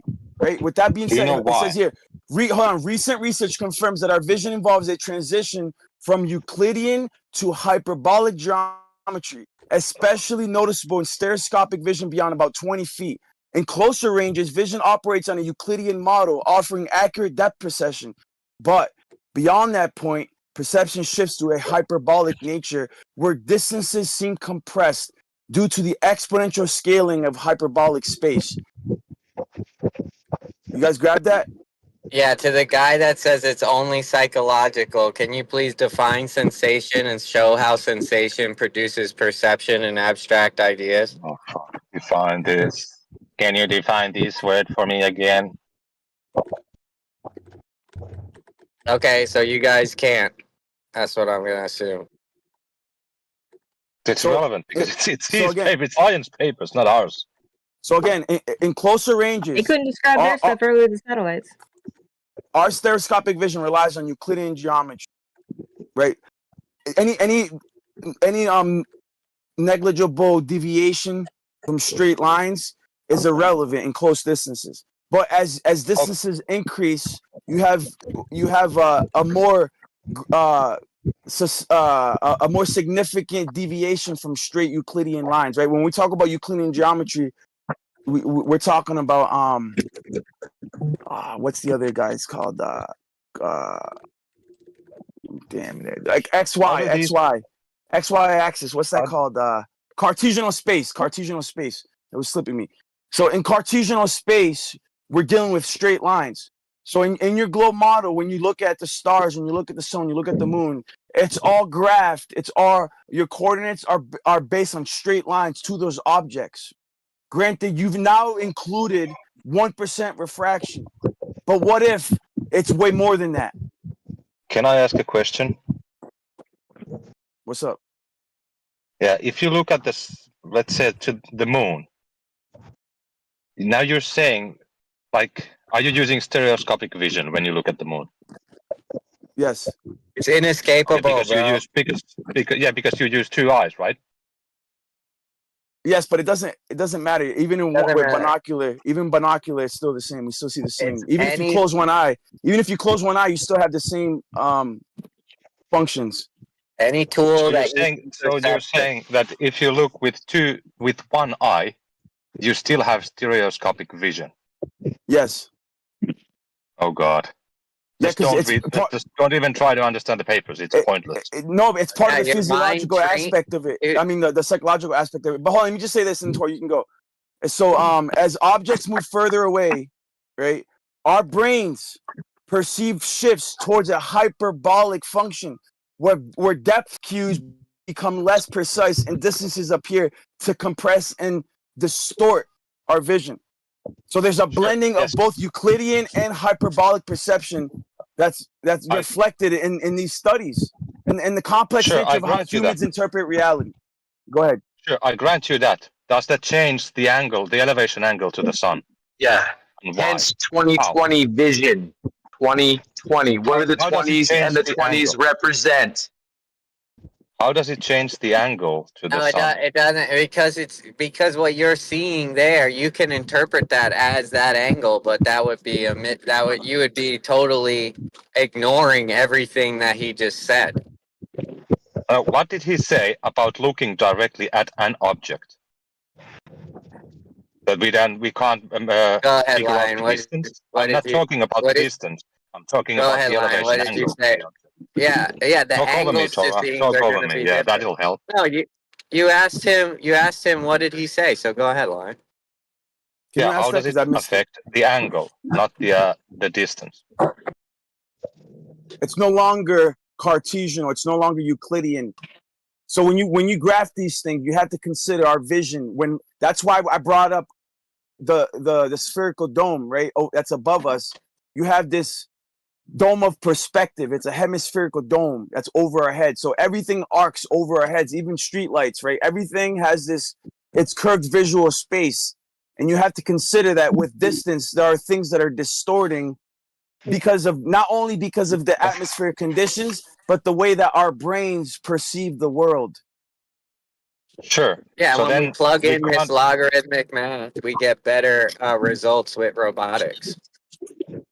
Okay, so what if you? and this affects to everything that we see, like the horizon. Yeah. But I mean, what if you use like a theodolite, which is just which is not a binocular vision? It doesn't matter, dude. Measurements. You're missing the whole point. It's how the mind translates the sensation. Okay? Yeah, That's I what's know going that. on. But yeah, the thing was that they used like a theodolite Theodolite doesn't have a brain. to measure the angles, to control and check the angles. Can I finish, please? And No, then because according to you're that, not making sense, dude. And then they tested how people observe it with their own eyes, and the comparison was the result that there was a difference between what the theodolite measured and what people observe. Does that mean that both of them are wrong, or is the measurement from the theodolite correct and our vision wrong? So you think when you look behind a lens, if something changes? No, you don't understand what he's saying. He's saying that they made these papers, they compared human vision with what a theodolite sees. So if you're saying that a theodolite also sees like shit, then these papers are trash. Dude, what are you talking about? What a theodolite? A theodolite doesn't have a brain. You just said that. So a theodolite doesn't see anything. Okay? Yes, so when you measure an elevation angle using a theodolite, these papers are trash. A total station computes the angles and the distances for the operator. The operator doesn't look through the thing and say, "Oh, it's this far." Yes, Of that's why we course, know the that's elevation angle perfectly to the fine. sun. That doesn't have anything to do with the fact of like what your mind is doing when where sensation turns to perception. Okay, that's what Yes, this is talking about. Yeah. Yeah, but if you look at the sun and if you measure the angle to the sun, you are looking at the same spot in the sky. So the elevation angle to the sun doesn't change whether you look at with the eyes or with a theodolite. This So just these goes over papers their have head, I nothing think. to I do don't know. with the location of the sun in the sky. Yeah, I Are you know. In being your model, willfully ignorant, dude? Are you literally being willfully ignorant to what I just said? No, what you said made no sense. These Okay, because you papers don't have nothing to understand do it, with the elevation angle that's to the sun. I can explain it further for you. So this is why I asked in the beginning, can you define sensation for me? And then can you also show how sensation produces perception and abstract ideas? That has nothing to do with these papers about stereoscopic vision. Nothing. the papers And literally are obviously, saying the same shit. there is a difference between a monoocular and a binocular. These are the Just same. using one or two lenses. Yeah, these are the same papers that You read claimed the paper and that's what around. you think it's that you think this paper is telling you the difference between monocular and binocular vision. That's what your claim is? These are the papers that Clean throws around. It's nothing to do with anything. That's not what the paper says, dude. You didn't even. It's based off Dude, the let alley me just read. Let me just read the abstract. It says Euclidean geometry is widely accepted as the model of our physical space. However, there is not a consistent model for our visual space. There is evidence that our eyes work to make pictures and images of the physical space using a hyperbolic model. You guys get it? I don't want to read the whole paper. Eye vision versus what an actual machine does. How do you think we made the actual machine, bro? We developed it off of our vision. Are you, dude? It's so ridiculous what you're saying. This specific paper that I'm reading right now has nothing to do with robotics in Boston at all. This is nothing to do with Boston Dynamics, but there are papers on our artificial vision for robotics, but this is not that. These guys think a camera was invented like by a blind person or something, dude. It's ridiculous. It says in hyperbolic geometry. Do we see an infrared? In this paper, we are going to explore hyperbolic geometry and hyperbolic models of binocular. Hold on, let me just finish this. Hyperbolic models of binocular visual space and hyperbolic geometry. All the axioms of Euclidean geometry hold except the parallel postulate. Okay, if we don't see an infrared, how did we create a machine that sees infrared? Because we're obviously we're obviously creating a machine that doesn't see the same way that we see things. Are you saying there's no eyeball in the world that can see infrared? Is that your claim? No, that's not what I said. Okay, exactly. So we could have taken it from nature. So not the way we see. But this all started originally because you guys thought that the way that we see the stars and the sun and the moon is all linear. And I said, no, it's not linear. It's actually logarithmic, also synonymous with hyperbolic. And it's curved. We see the sky as curved. That's why we use tools, because the measurement is not involving the binocular hyperbolic vision functions. It's just a tool which is completely objective. The tool is developed from the human senses, bro. You can't get away from that. When you're looking at the sky, I don't understand how you're saying this. Infrared is not based on the human senses, and we create infrared machines. So that doesn't make sense. It's not based off the human vision. All right, the biggest example in these papers that we can all agree on, it says here, the models of hyperbolic parallel lines explain how we perceive parallel lines as curved, such as how railroad tracks going off into the distance appear to converge. That's one example of how our visions can distort. So even if you were to use a theodolite, it's not going to help in this case because the railroads are still curving. No, you're wrong. If you pointed the theodolite all the way down the line and then took the shot on the one rail, compared it to the shot on the other rail, you would see that they're still the same distance apart. So the theodolite like they would be able to converge, tell bro. the difference. No, They look like they Would be able to converge. see, the theodolite would be able to tell the difference and would be able to tell you that they're not actually converging. Yeah, of course. But the point is, at the convergence point where they both look to merge into one another, the theodolite sees that as well. And you cannot resolve between there being two tracks. You can just see that they look like they've merged into one. This is at the limitations of your vision, bro. That's what this is talking about. This is talking about how your mind. Yes, it does. This is how your mind defines the sensation around you. And this is what this paper is going off of. And you guys don't seem to grasp that concept. So does anyone want to take a stab at defining sensation yet?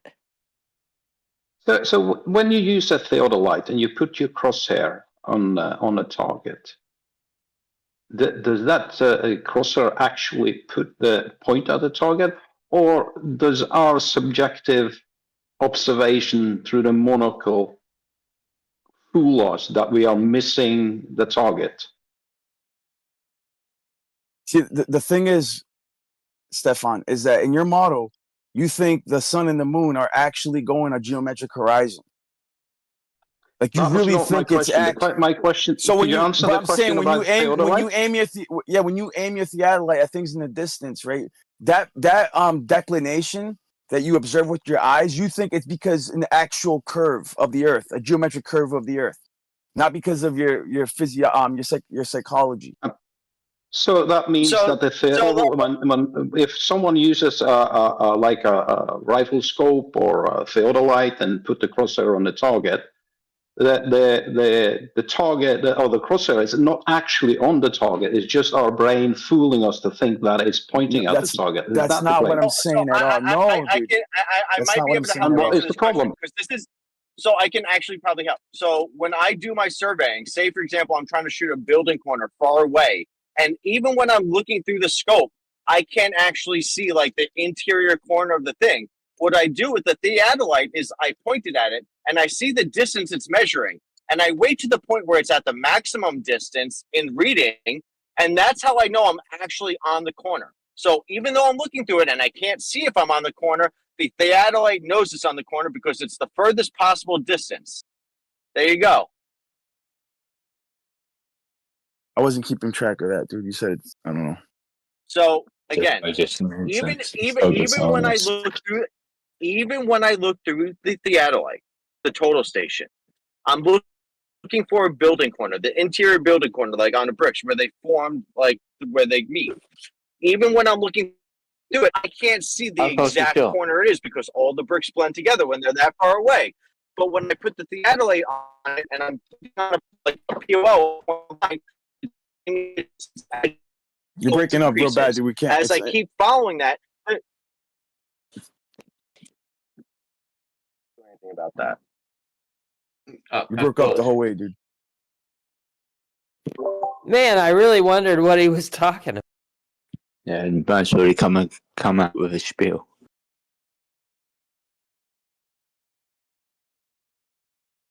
I got one. I can't do anything right now.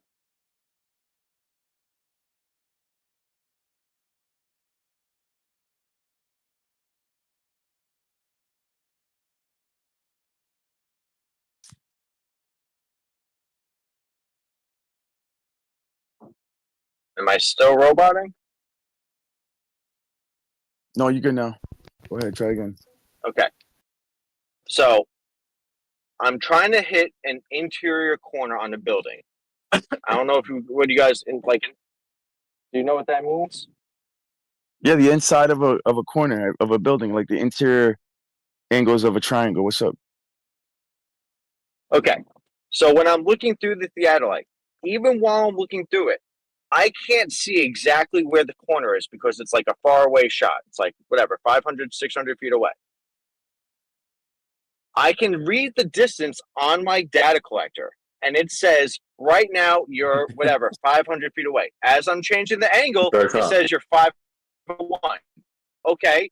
As I keep going, now it starts decreasing. I'm at 500. I now know that the theater is actually really short. When he gets to the point, he gets to the point of his story, it just starts breaking up. I think it's got like a. The thing is that our vision is mostly Euclidean. I'm not, but at great distances, like beyond 20 feet, it starts to slowly, very slowly, deviate, right? And then to the point where you start seeing shit like curving.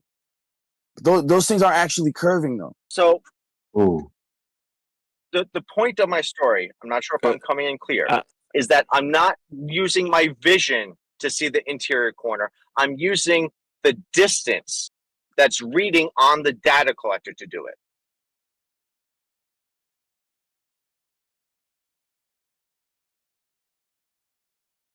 I'm not using that doesn't apply. I'm not using the scope, even though I'm looking through the scope. I'm using actual distance measurements that the laser is doing. Now, let's talk about. So what's your point? Let's talk about distances that are farther away and or like celestial objects like Polaris or the sun.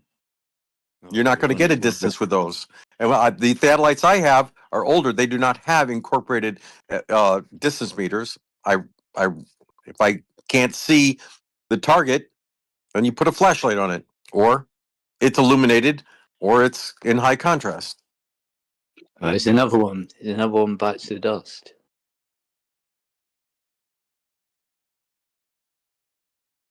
The point I was making is that it doesn't matter if I'm looking through the thing. I'm using the actual instrument's data reading to judge if I'm actually on the corner or not the optics. But why would you use a theodolite to measure a distance? Because that's not what they're designed for. He said total station. Yeah. So what? The total station literally reads distances and angles. That's exactly what it does. Yeah, you wouldn't go down to measure a distance and pull out a total station. You can get a much accurate. I am a land surveyor. I'm not licensed yet, but I literally That's your job. That's your job to have that though. So what you're doing is you're making use of your device, but it's not designed to take distance, and you know that. And if it is exactly what it is designed for. Oh, yeah, it has a laser ranger. No, it has a laser ranger built in it. Designed. No, it is designed with a laser. Fundamentally designed to take distances. Can't you just admit that? No, Can you admit it is. that? No, it's a not total station. Fundamentally designed. You asked me 3 times. How I'll hard try to is answer that one of to them. admit? How hard is that? Okay, let me try to answer you before you jump on it, right? A total station has a laser ranger incorporated so it can measure angle and distance at the same time. Older theodolites do not have laser rangers, and they are just for measuring angles. And measuring distances with a total station is exactly what they're built for, exactly how they're utilized. It's the current state of technology today, purpose-built to measure distances and angles simultaneously. Yeah, and I will agree with that because in the documentary, the convex stuff, the full documentary, they used a laser beam which converged the beam, focused it, and they aimed it at a total station 21 miles away and hit it. Yeah. Okay. So that's fine. Okay. They hit the target at 21 miles away. So the total station does work. It's useful for range finding, distance. Yeah. It's reliable enough. Let me just read a citation. Total stations are primarily designed to measure angles, primarily, and elevations. If you want, I'll give you the exact model. I use a Spectra Focus 50. I use a Geomax Zoom 90. I've used a Trimble S7. So why don't you look up those specific models and tell me if they measure angles and distances? You didn't let me finish. So I'm just tired of Yeah, go ahead. no, just these guys will just talk over you. I wasn't about to say you can't, but the primary the initial reason usage for these is machines for being made angles. is the angles, elevations, That's its original with primary the capability of doing distance as the machines have progressed. To be fair, Slithy did wouldn't- say. To be fair, you did say that you do have an older model. You did make that caveat when you were making those claims. You said I may have an older model. You did make that It caveat. might most probably be more accurate than the newer Now, models. my That's the sad thing. question is this. My question is this now. With all this optics talk, and Lion did a great effort in trying to get us to understand how our eyes work, and how, in the case of the Boston Dynamics robots, they had to use, I think it's a Euclidean and another one. I missed the word there. Okay, in order to get this robot to work as well as a human, or even better in some cases. Is that proving that the Earth is an oblate spheroid? This is the point now, because I can see where this is going. We can't trust our eyes, but yet we use our eyes plus the tools to build buildings of great precision. And what's the word I'm looking for there? Verticality as well as horizontality. So, the point I'm trying to say is all this talk that we've had hasn't established that the Earth is an oblate spheroid actually rotating. That hasn't happened in that two hours of this nonsense. This is desperate behavior from the globers, as I said an hour ago, to try and keep the globe alive. But we're debunking it every step of the way. The one thing that is missing is your curvature. And that. Okay, so it appears, Jin, that you are saying that these machines are accurate at doing what they do. So if we do the reciprocal zenith angle, if we do the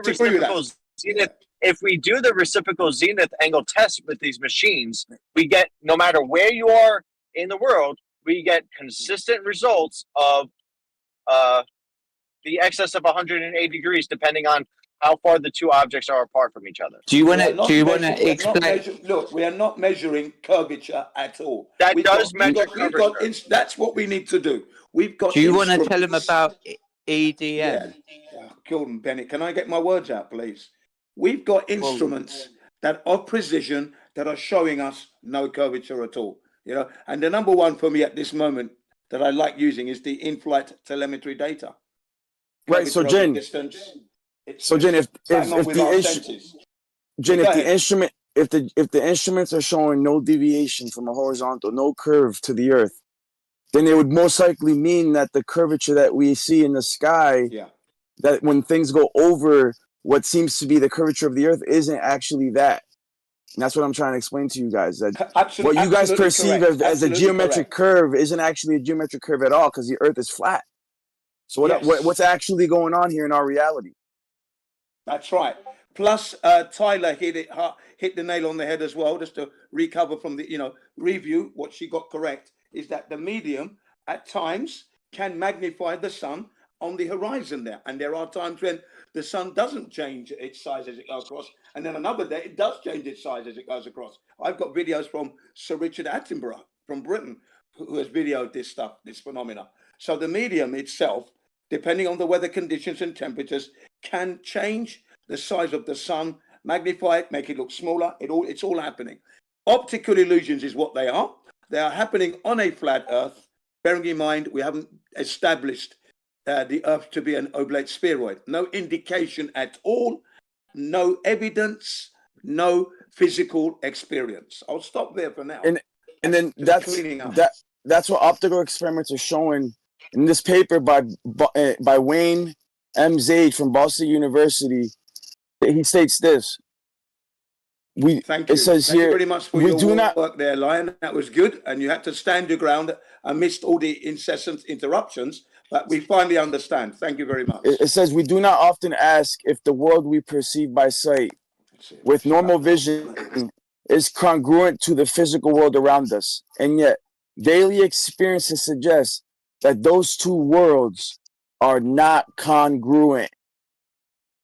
So what you perceive to be the luminaries going over a geometric horizon and you think that is congruent, that our vision is congruent with our reality, with the surface of the Earth. What these experiments are showing is that they're not congruent. Is it your contention I can't use those said luminaries to navigate? No, I didn't say that. Successfully arrive where I'm trying to go? No. Okay, so I can look at them and I can use them for navigation, but you don't like me using them because feelings? I've never said that, dude. Right, but the end of your argument says that we can't use them. But unfortunately for you, we do use them every single day, and they're accurate. So even if we're gonna talk about like celestial navigation, you still have to establish a flat baseline, dude. Like, and things curve, over that flat baseline anyway. Hi, QE. You're a bitch, QE. Is he? Why is he lying about that triangulation? Is he lying? Yes. Okay. We do not use triangulation in celestial navigation, and except for one method, which I've never heard another person in this community talk about other than sailors. So, yeah. Objects appear to converge in the distance. Also, in context where we may take physical space. Hold on. Also, in context where we may take physical space to be unbounded, visual space is bounded. Thus, the sky appears dome-like, and astronomical objects like the sun or the moon appear to be at relatively small distances from the observer. Now, this is an actual paper. You guys asked me for paper. I got all the papers right here, dude. To your actual paper, they're not actually those distances. I'm saying this isn't from like a flat earther. This is from like a credible source that you guys always beg us for. And what discipline? It's saying your credible source is saying that they appear to be moving in the sky, but they're not actually doing that, right? What? Can you ask me that again? Your source is psychology. It is not real science. Do you understand? No, it's not just that. It's honestly a mystery to me why objects seem to converge. There seems to be multiple factors here at play. I wouldn't reduce it to pure psychology or pure physiology. There seems to be a combination of that, and also atmospheric conditions in the actual medium. that when we're looking through. So there's a lot going on here, guys. Yeah. Okay. The question I have. I'm going to go through this. Hold on. No, Larry, give me one. Please. Give me one. The question I have is that paper. What's the discipline of that paper? Is it talking about metrology and geodesy and atmospherics, or is that talking about brain perception and vision?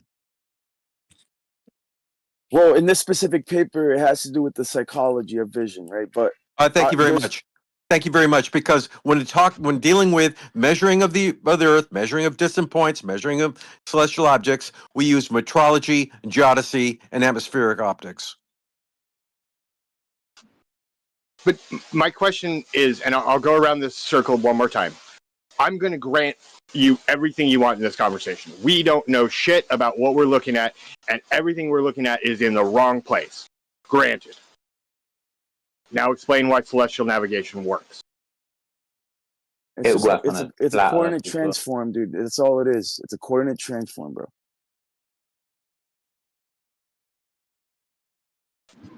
What?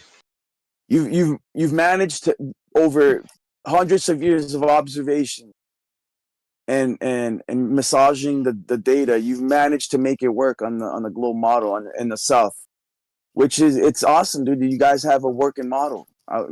Great. Can you tell me why it works? No, is it because it's accurate? Hold on. Before we get there, I'm not asking about the South. I'm asking if everything that you were arguing for and we're granting you about vision, and we don't know shit, and everything we're seeing is in the wrong place. Now, with all that granted, how does celestial navigation work? No, because it's the same. It's equivalent. So whether you use nautical miles and you take into account the radius of the Earth, that works just fine on a flat Earth if you consider the parabolic vision, right? So that predicted radius that you're using isn't a result of the actual curvature of the Earth, but instead our curved visual space and the curved visual dome that's over our head. Which radii? When I do it, I use 3. So what I'm trying to tell you is that the nautical miles work fine. No, dude. no, answer. That was a very specific question. Please answer that question. Which radii? The predicted radius of the Earth, 3959. That's not one of the 3 that is used in celestial navigation. Well, if you're talking about elevation angles to Polaris, and your limit to Polaris would be at the equator, dude. So your equator is literally the radius of the Earth, ironically. Polaris. So our limit of vision. Hold on, dude. Hold on. You hold on. You hold on, dude. I was in the middle of a sentence. I was in the middle of a sentence, dude. It just happens that our limit of vision. It just happens that our limit of vision, which is at the equator, is your radius for the globe. Are you aware that Polaris is not a primary navigational star? I mean, that's what they started off using. No, it's not. That's why it's not one of the primary navigational stars. Were you seriously unaware that Polaris is not a navigational star? Polaris is about useless. Yes, it is. So how'd you come up with the latitude Hold on, lines? this is fascinating.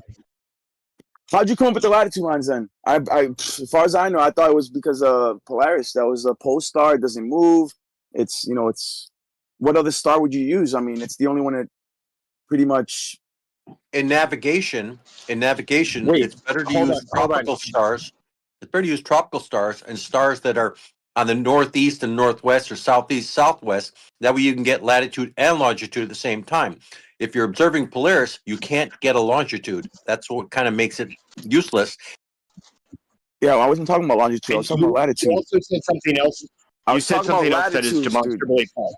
Well, you can still see you said something. What do you use to establish? What did they use to establish latitudes? Okay, originally. The first point of Aries. Dude, I'm not talking about. They used the celestial. Oh my pole. gosh! The equator. They did use the celestial pole, but as far as using the celestial pole for the to recognize the latitudes, Polaris is just another star. It's not at the celestial pole. It's just nearby. There are other stars that are also nearby. There are other stars that are at much lower declinations. All of them can be used for latitude determination. Listen. I'm not denying any of that. I'm not denying that there's other stars next to Polaris. I know Polaris isn't necessarily at the very center of our cosmos like that. Nobody's saying that. Right. But Polaris seems to be a convenient star because it's the brightest star at the pole. It doesn't move. That's what you would use. It does move. You just said it. Stable. Actually, Actually, a better star. Hold on, dude. Can I finish though? Can I finish? So you brought up you brought up 0 degrees. Oh my God. Go ahead, dude. So you're saying both Polaris doesn't move and Polaris is not at the center and therefore moves at the same time. Both of those two things cannot be true. Which do you believe is true? A, Polaris is not at the center and therefore moves, or B, Polaris does not move. Okay, you got to within reason, Polaris does not move. Granted, it does have a little mini ellipse, right? It does actually move over time. It's not literally at the very center. I already gave you that disclaimer, dude. Why are you using it against me? Beyond me. Clearly, you're not having a good faith conversation. So with that being said, Go ahead, dude. What do you got to say? So what? Okay, you want to say Polaris doesn't move, but depending on the time of night, when I shoot distance from Polaris, I can get up to a minute of difference. That is 60 miles. I know that. I said within reason, dude. Within reason, Polaris does have a little wobble. Yeah, thank you. So Polaris does have a little wobble, dude. Yeah, we agree. For the most part, when you look at the sky, it doesn't move, dude. Why are you being so pedantic? Yeah, we're in agreement. Polaris is just nearby. It's 3/4 of a degree away, and it is useful in that manner. And another very useful star is the center star of the belt of Orion, which is also very close to the equator. So there we have. Hold on. So this is what I was going to get into, because he's being semantical, right? Because there's the reason that you have the radius that you have right now is because Polaris and Orion, right? So Orion is the ecliptic. 0 degrees to Orion is the ecliptic. That's literally the equator. So between the equator and Polaris, you have your lines of demarcation. That's how you get the radius of the globe. Thank you very much. We now have the radius of the globe. Flat Earth has just died. Oh, so why you guys have derived it? But anyway, Shibu, you get Why are you saying that you wouldn't use Polaris to navigate? I mean, you just did right there. But Yeah, Shibu, but why would he what you say just that? Why said. would he You say can't that? use To it. find truth, You know. you definitely use. No, wait, everybody. He said primary. Again, these are semantical things, like Lion just said. The primary thing for being able to do that, hun. No, it's an argument with semantics right now. What if instead of the actual geometric curve of the Earth, all of that was due to our vision and the dome over our heads?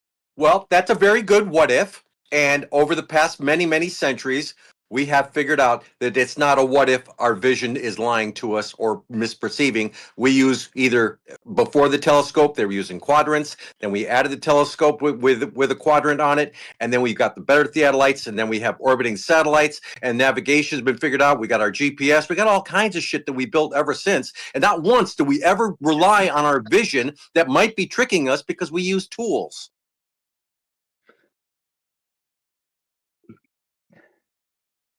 Except you're using the wrong tool to measure distances. Except, measurements show that there's really no deviation from horizontal. We still need the little bit of deviation that does manifest because of refraction or whatever. To register that precision. So we're using our vision anyway. It's a combination. I am talking, by the way. I am talking. Do allow me to talk sometimes. I'm sorry, Jin, but your microphone was actually skipping. But go ahead, try again. Go ahead, Jin.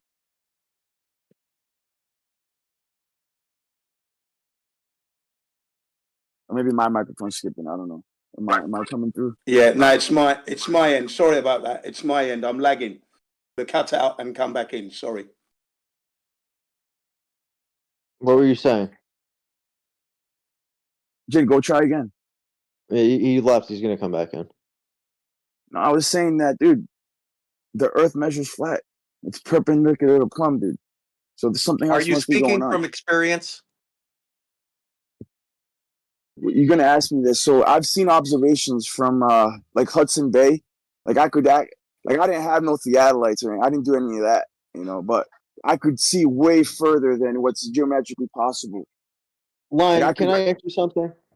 Are you seeing way further than you think the radius of the Earth should give, or are you seeing not far enough for flat? No, I could see things that should have been obstructed by the geometric curve, but it's not. Just looking down the Hudson Bay. Lion, I was going to ask you: do latitude and longitude coordinates give you specific locations on the ground? Yes. Or the sky? No. They can, yes. It's a gratitude. Do they give specific ground positions or specific sky positions? Both. Tell me how a latitude and longitude gives you a sky position. Because you make elevation angles to both the sun and the stars. And you can triangulate both using the sun or the stars. What star position is 45 degrees north latitude and 45 degrees east latitude? What position in the sky is that? I don't know, man. I'm honestly laying in my bed in my truck, but dude. The thing is, I don't. You 45 degrees, dude. You would be able to tell me a specific ground position, yes? I don't know, bro. At the top of my head, I don't know, bro. Just tell me. But if you were to Google 45 degrees north latitude, 45 degrees east, would it give you any sky position whatsoever.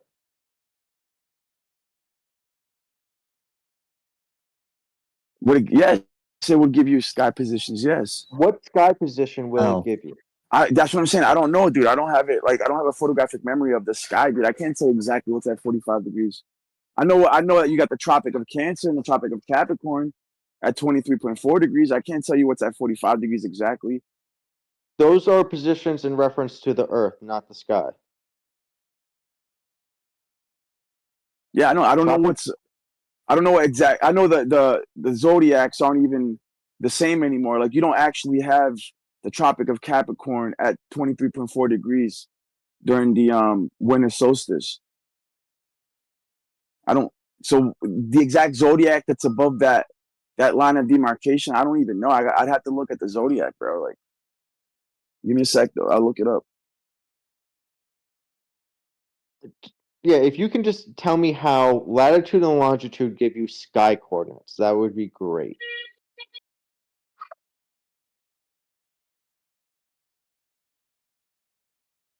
No, what do you mean? You reference the sky for your gratitude. You just reference the sky to plot out these grids over the Earth's surface. I understand you can use the sky to give you a latitude and longitude coordinate, but that's a coordinate on Earth. I'm asking, how do latitude and longitude coordinates give you a sky coordinate?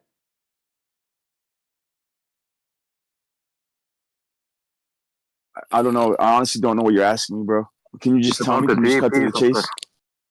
The GPs of the stars on the surface, not in the sky. That's the coordinate.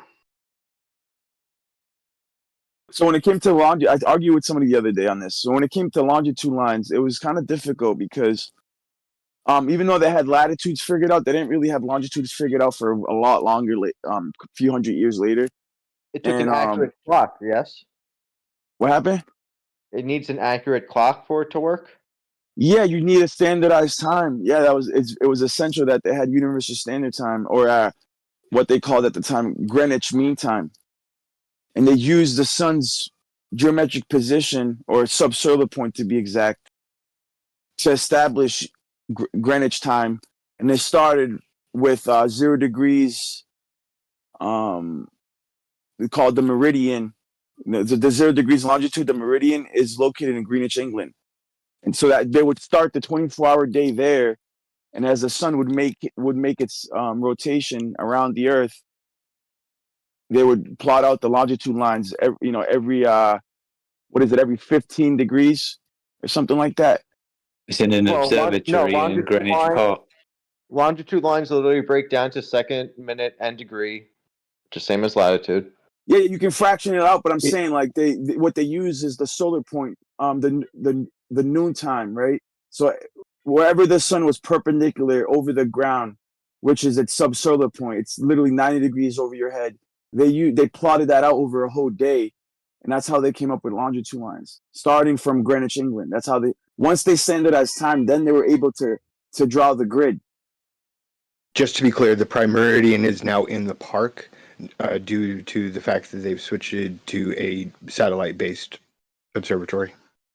Right, and then over time they transferred from Greenwich Mean Time to UTC to now like I think it's, what do they call it now? GMT or something like that, and they use satellites and astronomical. So they use Greenwich Mean Time. They use quantum clocks. What do they use? Atomic clocks or some shit now? Okay, so you're really close to what happened, but you're unfortunately missing a little bit. It wasn't that they needed Greenwich Mean Time. That doesn't actually matter. What they needed was a clock that could operate on a moving and rocking sailboat. Yes. That's the hard part. Because they only had pendulum clocks at the time, pretty much. So they would create platforms that would try to counteract the swaying of the boat, and that's how they tried to do it before they actually came out with the accurate clock. But anyway, since we now agree that latitude and longitude give you specific ground coordinates, if you saw that longitude lines converge as you go north of the equator in actual distances, actual physical measurements, and actually Also, longitude lines converge as you go south of the equator. In actual measurable distances, wouldn't that have to be a spherical object? No. Yep. No. Explain to me why not. So this is okay. So this is complicated, right? But you could already predetermine the south, right? Because the north is no problem. We have no. It's the south is a problem because the longitude lines diverge. They separate. You agree so far? I mean, are you invoking some type of flat Earth model that says that? Yeah, on a planar Earth, you would necessitate that the longitude lines would diverge towards the south. The flat Earth model would necessitate this, right? Correct? I mean, I agree, but you guys get very mad when I invoke that model. I'm not talking about the AE specifically, right? The Gleason map. I'm not talking about that, but it would be similar to the Gleason's map. He's from Blackheath, which is not far from Greenwich Mean Time. But what I'm saying is that we actually can demonstrate that the sun, though it keeps its angular velocity in the south, it's actually moving quicker. And this is why you guys need the NLEMA formula with the equation of time. And that's why you guys need to invoke the eccentricity of the Earth around the sun, because there seems to be an anomaly. I don't know why we're going back to the sun. We already agreed that latitude and longitude give you specific ground coordinates. Right. So the ground coordinates are dictated based off of the sun's position in the sky. But if you assume, right, that the south is symmetrical to the north, and that the sun is moving at the same rate in the north as in the south, you're going to come up with a symmetrical coordinate, right? The globe is symmetrical in the north and the south. But on the planar model, you would expect the sun to be moving quicker in the south, which is exactly what we observe. No, we don't observe it, because if the sun would move quicker, we would see it moving faster over our head on one position. And that's what you guys don't understand. If I'm there and a slow plane passes me, or a fast plane passes me, like an aircraft, you see the difference. The thing is, in the south and in the north, the sun has the same angular velocity. It does not go faster in the south. That's And real just quick, bullshit. now I have I have an actual township of in the north, which shows that the longitude lines are a shorter distance on the northern latitude than the southern latitude. If I find you an actual survey of a township in the southern hemisphere, which shows that as you go further south from the equator, the actual distances of longitude lines get smaller, what would that do for you? The Earth still measures flat, dude. Yeah, let me steelman that. Nuh-uh. No, I don't care, dude. I don't care what the sky's doing. The Earth still measures flat. But hold on, I'm gonna post you.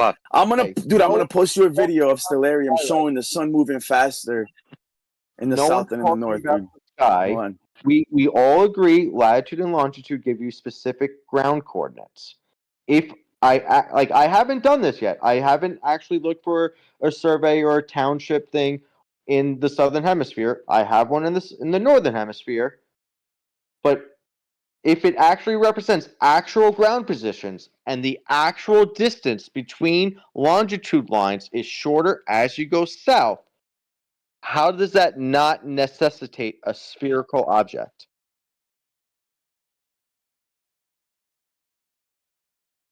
Bet he wasn't even listening. Oh, no, I'm listening, dude. Can you I'm answer? about to put. I'm trying. I already told you, dude. It doesn't matter what your It wasn't. Hold on, dude. It doesn't matter that latitude and longitude represent actual ground positions. That doesn't matter. I'll explain to you in a second, dude. But I'm trying to post this video first. One thing at a time, dude. Just wait a second. Dude. You said that it doesn't matter because the Earth measures flat. Yeah, the Earth measures flat. What measure? So what whatever stick, whatever. So when you create this grid, but I don't want to go down that rabbit trail.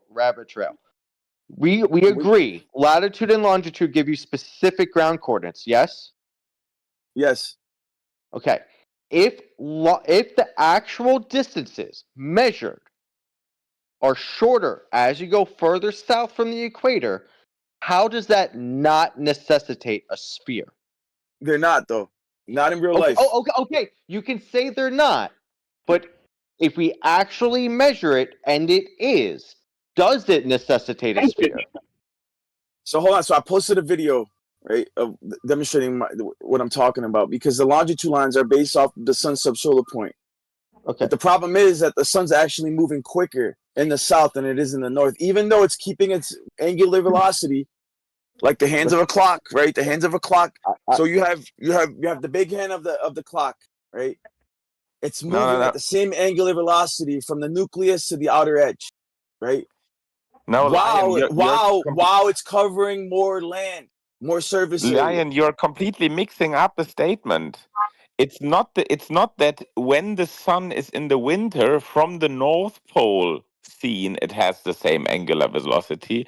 I'm talking about if you are standing in the south and you look up for example, on the winter solstice, and you are at the southern whatever 60 degrees south or whatever, you look up, it has the same angular velocity in that sky compared to in the summer in the north. The northern hemisphere and the southern hemisphere are completely symmetrical. You look up and you see the same thing. You don't see the sun that's not true. casting over your head at the other position in the south. That's not true.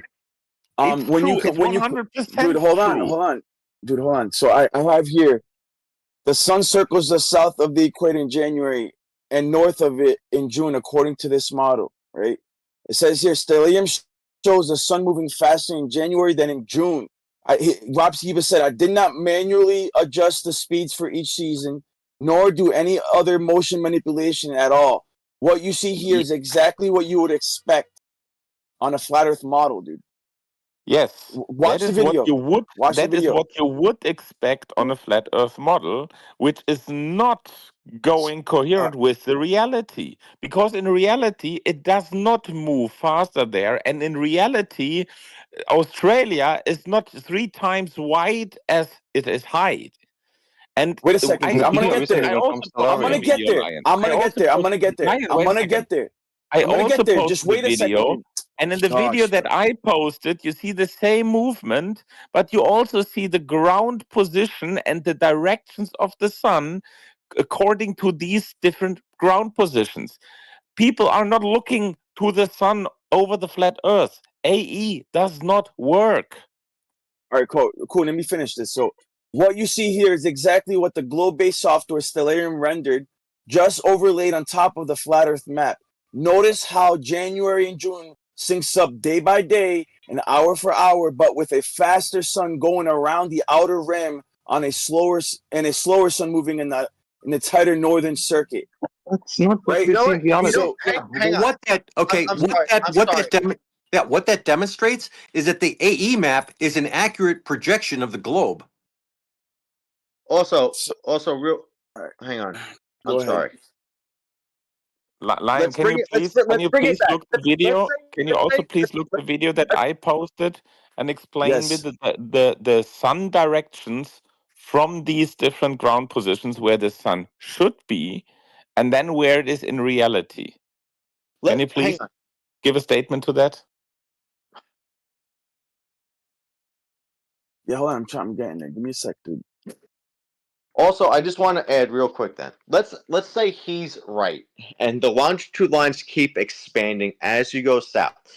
If the latitude lines, if you can follow that and you follow the latitude line and end up in like the same exact spot eventually, that would mean he's proposing that Earth is actually twice as big as a sphere, or I don't know the exact geometric, but it's just a giant bigger sphere, and we haven't actually reached the other side, but all the other solar stuff doesn't just work. But like, let's just go back to the northern hemisphere. Longitude lines converge as you go north. Latitude lines, if you follow it, you meet back at the same point. How is that not in 3D space, not the top half of the sphere. If you want to call it just the top, how is it not half the sphere? You're breaking up, dude. Or I'm breaking up. I don't know. How is it half a sphere in the northern hemisphere? Forget the southern hemisphere. Let's just stick to the northern hemisphere. How is it not half a sphere?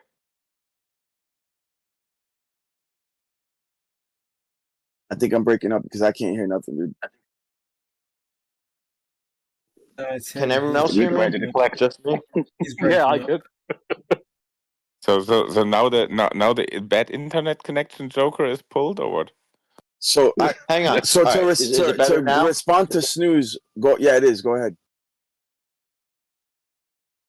Forget the southern hemisphere. How is it the fact that longitude lines converging as you go north, and if you follow the same latitude line, you wind up back where you are? How is that not representing a semisphere? Forget the south. So we've already gone through, dude. We spent 2 hours going over perspective, optics, binocular, and stereoscopic vision, curved visual space, right? Parabolas, logarithmic functions. Like that's part of our vision, the psychology and physiology of our vision, and also with atmospheric conditions included in refraction. That's why things are curved. That's why when you plot out the nautical miles, it's based off of your vision, right, to the objects. Now, statute miles and nautical miles are almost the same, dude. Well, nautical miles take into consideration the curve. Statute miles do not, but they're only like 800. It's like 800 feet or something like that in the north. So I would only expect like an 800-foot difference in the north between statute and nautical miles. And even then, like, dude, it's why is it? It's really it's why arbitrary. is it It's arbitrary. visuals? Yeah, why is it that it seems like the visual space, the further away the object is, the more correct it is, as cited in the paper that I posted earlier. So, just for the record, that definition you quoted is only true for less than 100 years, and I personally reject that definition of a nautical mile. Because I want to be clear, if you use a flat Earth, even like if you just use triangles, the longitude lines, they would be a lot further apart just at the equator. So it doesn't work. Like I know some people will say like, a circle would work for that too. No, it wouldn't. A flat circle wouldn't work for the actual distances we get. It wouldn't. So I'm posting the response to Snooze regarding the daylight portion over the Earth's surface and how that works on a flat Earth. Yeah, it doesn't work. Yeah, it does work. I just posted it. No, the sun is way too low.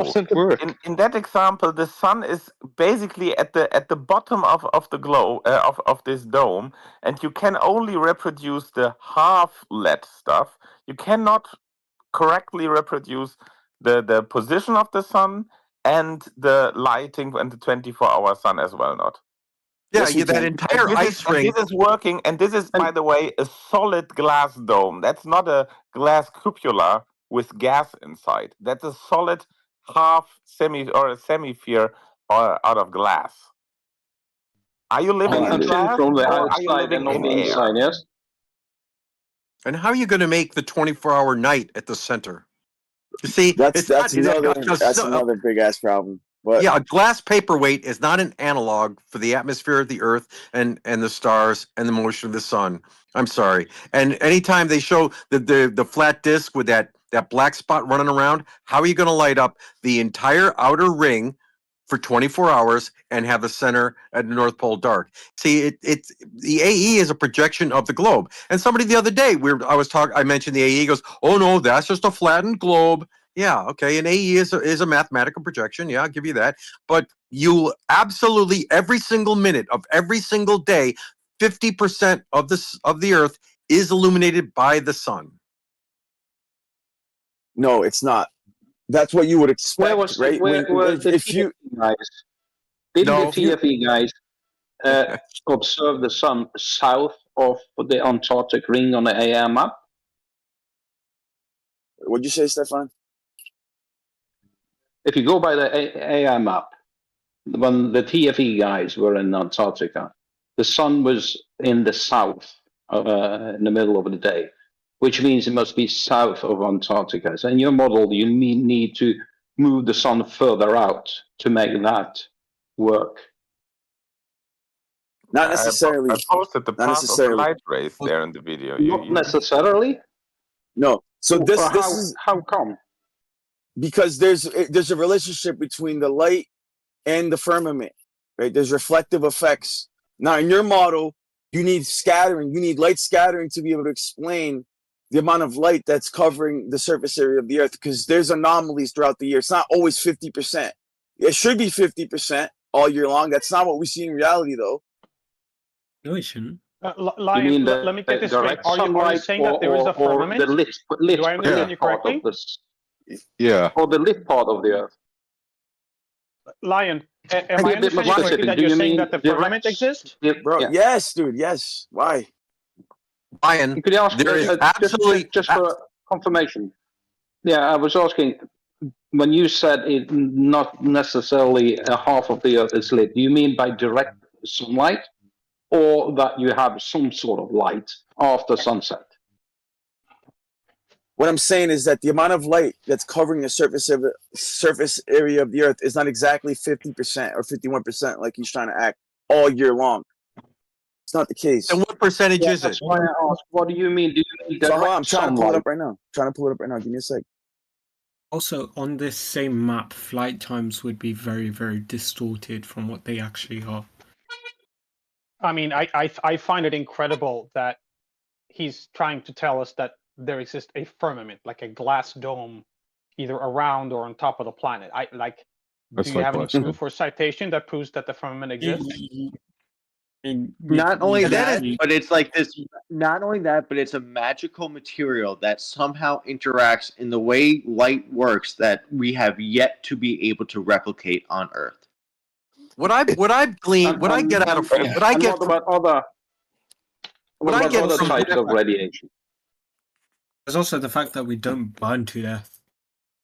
What I've learned about flat Earth is that they embrace things that nobody sees and reject things that everybody sees. Well, they themselves don't see it. No, it's not just don't blame all flat earthers. I have my theological justification for my beliefs. It's not purely due to sensory perception. It's not because of what I see.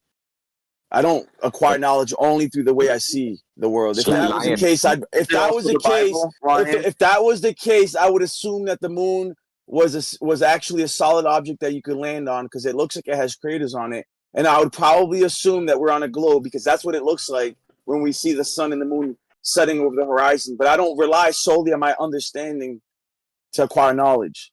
Lion, do you even, wait a second. Lion, do you even realize that you actually within like 3 minutes posted 2 contradicting models? The one where you explained like summer and winter, where a light is outside of a dome, independently if you can reproduce the sun directions, and a model where the sun is actually inside of the dome and producing different speeds running around. Do you even realize that? Yeah, this is a proof of concept, dude. What I'm showing you here is what would happen over the flat Earth, right? In the concept that you have no clue if it's inside and outside, and you cannot reproduce both situations.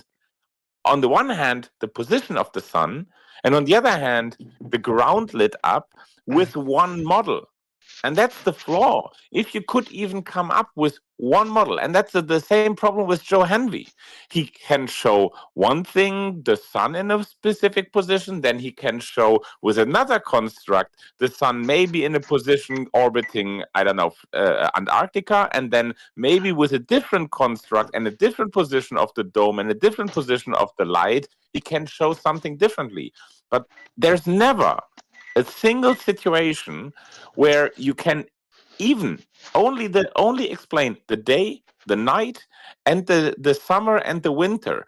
Not talking about gravity, not talking about I don't know, tornadoes or so and the directions they are turning or anything else. Just the sun position, summer and winter, day and night. It's a single thing. You can, in my opinion, you can even exclude the moon and lunar eclipses and solar eclipses out of your equation. Come up with a model with that can. I would like to see a model where you explain the firmament, how it exists, how it's detected, where it came from, how big it is. Before we get into that, right, let's get into the daylight cycles and twilight cycles, because you have certain days like July 8th where 99% of the world's population is experiencing daylight.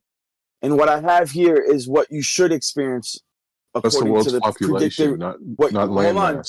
No, but if you look at the actual coverage, right, the coverage, not just because of population density or where the continents are oriented. No, that's not what I'm talking about here. You have the globe on the bottom, right? And according to the geometry, you should only experience 50% of the globe. 51% of it should be covered in light. Yeah, that's land mass, though. The picture that you have there of the globe is made on closer proximity. If you would zoom further out, you would see more on the side. Yeah, but what I'm trying to say that without light scattering, right, causing the light to actually allow what's normally possible geometrically, right? You need light scattering. You need refractive effects causing light to be scattered further than what would geometrically be possible. In the upper picture, in your model, you need that. Yes, you do. To my original now, question. With that being said, not only that, when we talk about twilight zones, I mean not twilight zones, twilight times, when you compare the latitude lines of the globe, you know, the antipodal points, or the what are they called? The equidistant points of the edges of the twilight, right? You'll notice that if you compare, like, for example, 60 degrees north to 60 degrees south, when the sun's at the very center, at the equator, you'll notice that there's a difference in twilight times.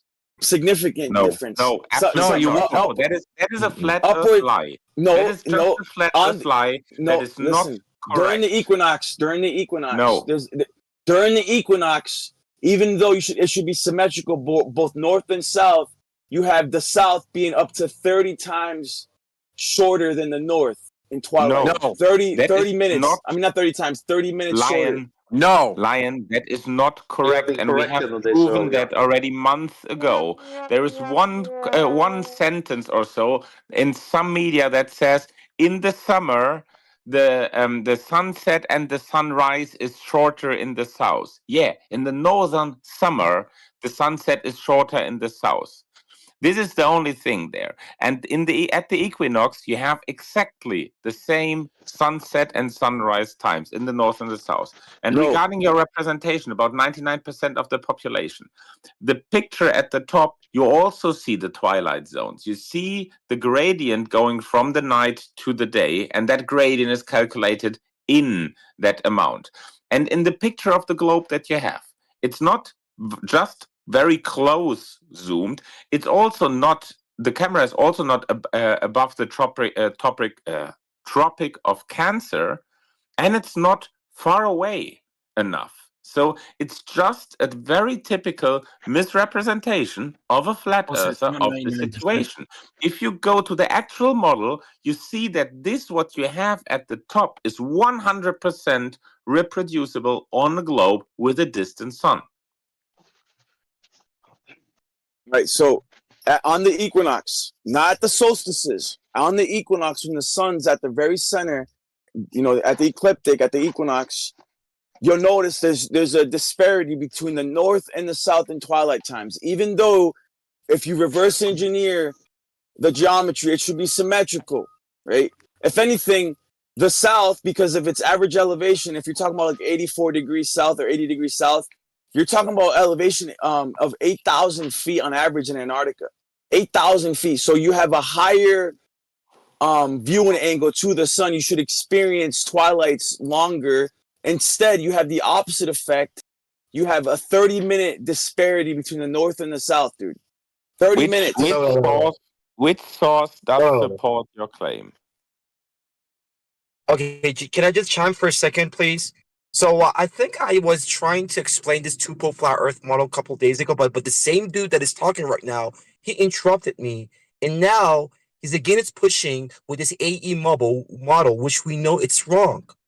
The day length are symmetrical with respect to the equator. You can check that out in in data.com. You can do it. You can use any software to check this out with yourself. That the sun path, also the sun anilema, would have looked symmetrical when you're on the equator. So this will implies that the day length, the twilight length, whatever, they're all going to be symmetrical with respect to the equator.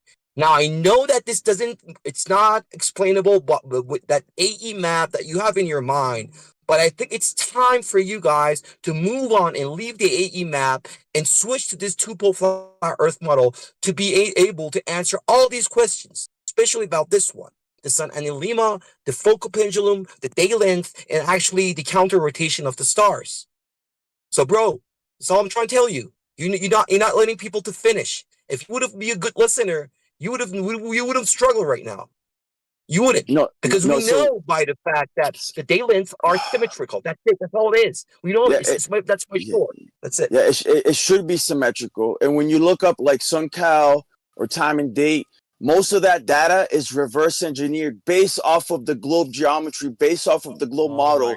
When you do actual observations of the twilight times, you'll notice that there's anomalies that don't match up with your predicted. Find a specific time and a place and a date, traveled, and we'll review You it. have traveled to 60 degrees south, and you have then went there with a stopwatch and then noted down, or with a clock, noted down when sunrise was on equinox, then noted down when sunset was on equinox, and then you traveled back to 60 degrees north. Half a year later, you did the same thing. Did you do that? Hello? Dude, what are you saying? Did you go to a position in the southern hemisphere on September 21st, note sunrise and sunset time, and then repeated that on March 21st in the northern hemisphere half a year later? Hold on 1 second. I gotta go 1 second. I'll be back. Man. No, he didn't. He is referring to some Hey, what's up, guys? What's going on? I have Exactly, journals of useful points. Dude, I have writings. I actually have I forget his name. Dude, he's a navigator that in like 1913 he actually documented the twilight times as he made his progression down to the Antarctic Circle. Bro, stop giving us sophistry. Give us a time and a date. We'll evaluate the data. Yeah. Why do we have to sit here 85 and keep feeding us your attention? You're claiming there is an issue with the globe model. Find the time and the date. We can look at it together. Why do we just keep sitting here and listen to you the whole time? 85 degrees south, 85 degrees north on the equinox, March 20th. Go ahead. Show us the data. Show us why it's wrong. Be like, here, this is what your model claims. This is what's actually happening here. You haven't even done that yet, man. This is a joke. You guys ought to be embarrassed. Well, hold on.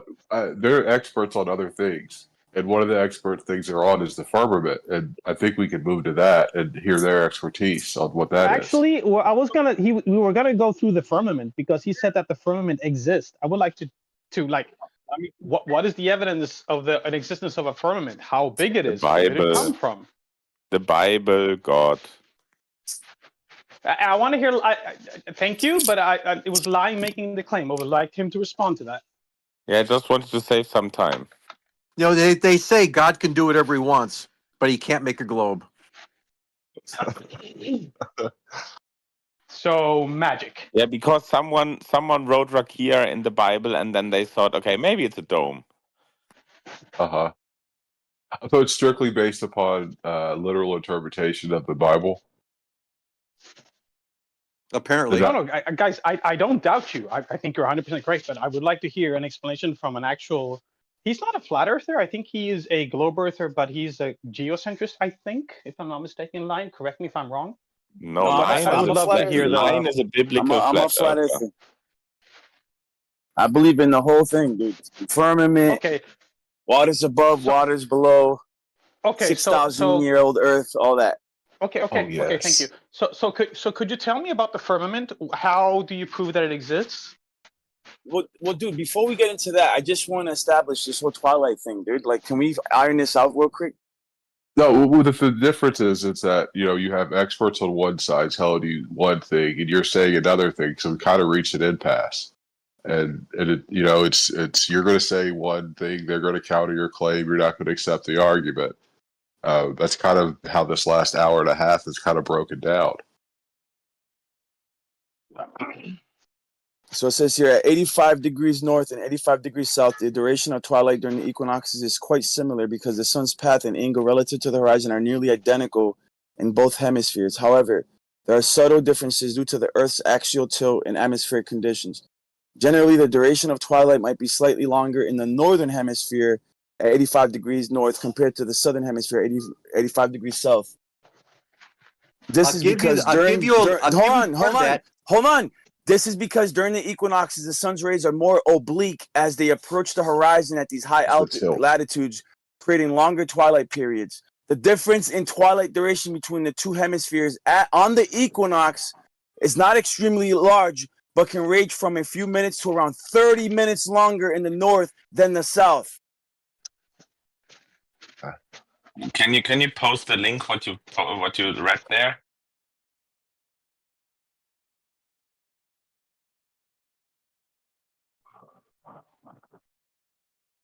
You have to compare 2 points on the ground. Yeah, exactly. 2 opposite points in respect to the equator and 2 times of a year, summer solstice and winter solstice. And you need to check their day length and their night length. That's all you need to do. Choose any 2 points, Dude, any 2 you guys aren't listening. You're not listening, dude. I didn't bring up the solstices. I'm not talking about time during the solstices. I'm talking about time during the equinox, which is the best time to measure any disparity between the latitudes when the sun's right at the middle, Brainiac. We're trying to compare to compare the north and the south. Why are you using solstices, dude? I'm trying to make it okay, so but you're not paying attention about this. Yeah, I understand, but you're not paying attention about what we said about the shape of the sun and the lemma. The sun and the lemma. Now, this is pretty much a very serious thing that flat earthers need to dive into it because it will give them a lot of knowledge about our model, especially the symmetrical fashion of our reality. So, as I said, the sun and the lemma. If you go on the equator, like Ecuador, any country, Kenya, if you stay for 1 year, if you start taking pictures, for example, 12 o'clock every day, and if you do that, you're gonna create your sun and the lemma.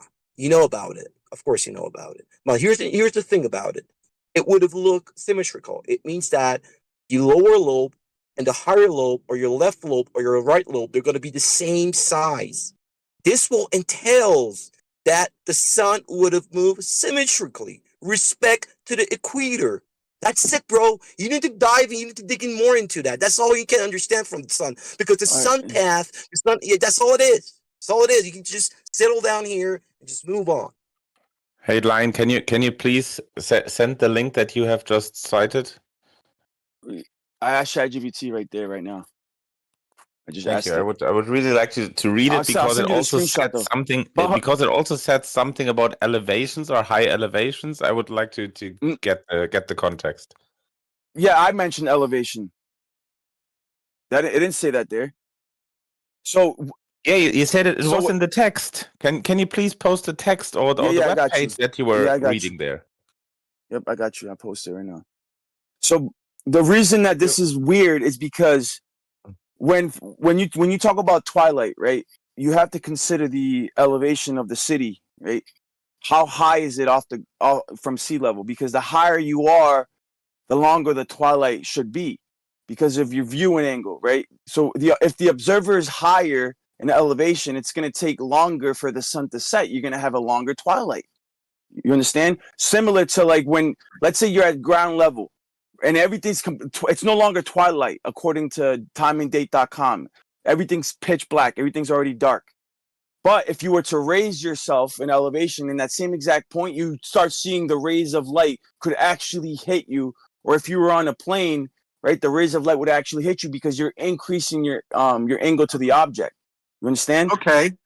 Yeah. So welcome to the globe. Now the thing is that you did bring up a good point. If you're on a mountaintop at one latitude and you're on a beachfront at its parallel, its matching latitude in the north, yeah, you're going to get slightly different times. Granted, topography matters. So if you do your proper sun calc, that involves topography, but most of the sun calcs just deal with everything's at sea level. Yeah, and there's going to be a little difference if you're on a mountaintop instead of a valley. Yeah, okay. What's your point?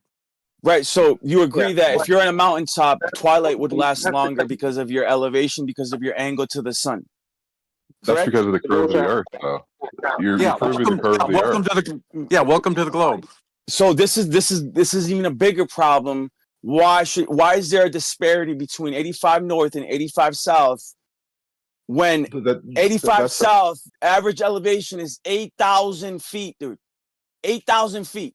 So when you compare the elevation of the south to the north, you should be experiencing longer twilights in the south, but instead we're experiencing longer twilights in the north, upwards of 30 minutes on the equinox.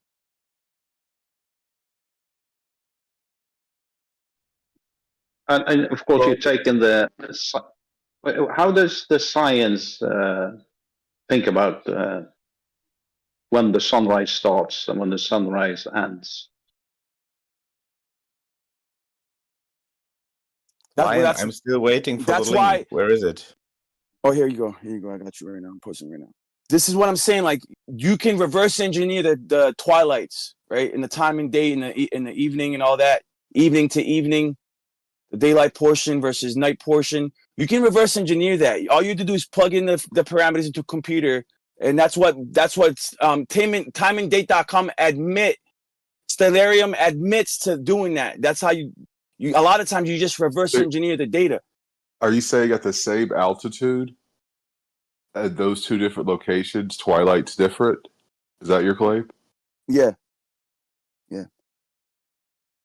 So when you're equidistant altitude in the south than in the north, and still the twilight is less than in the north.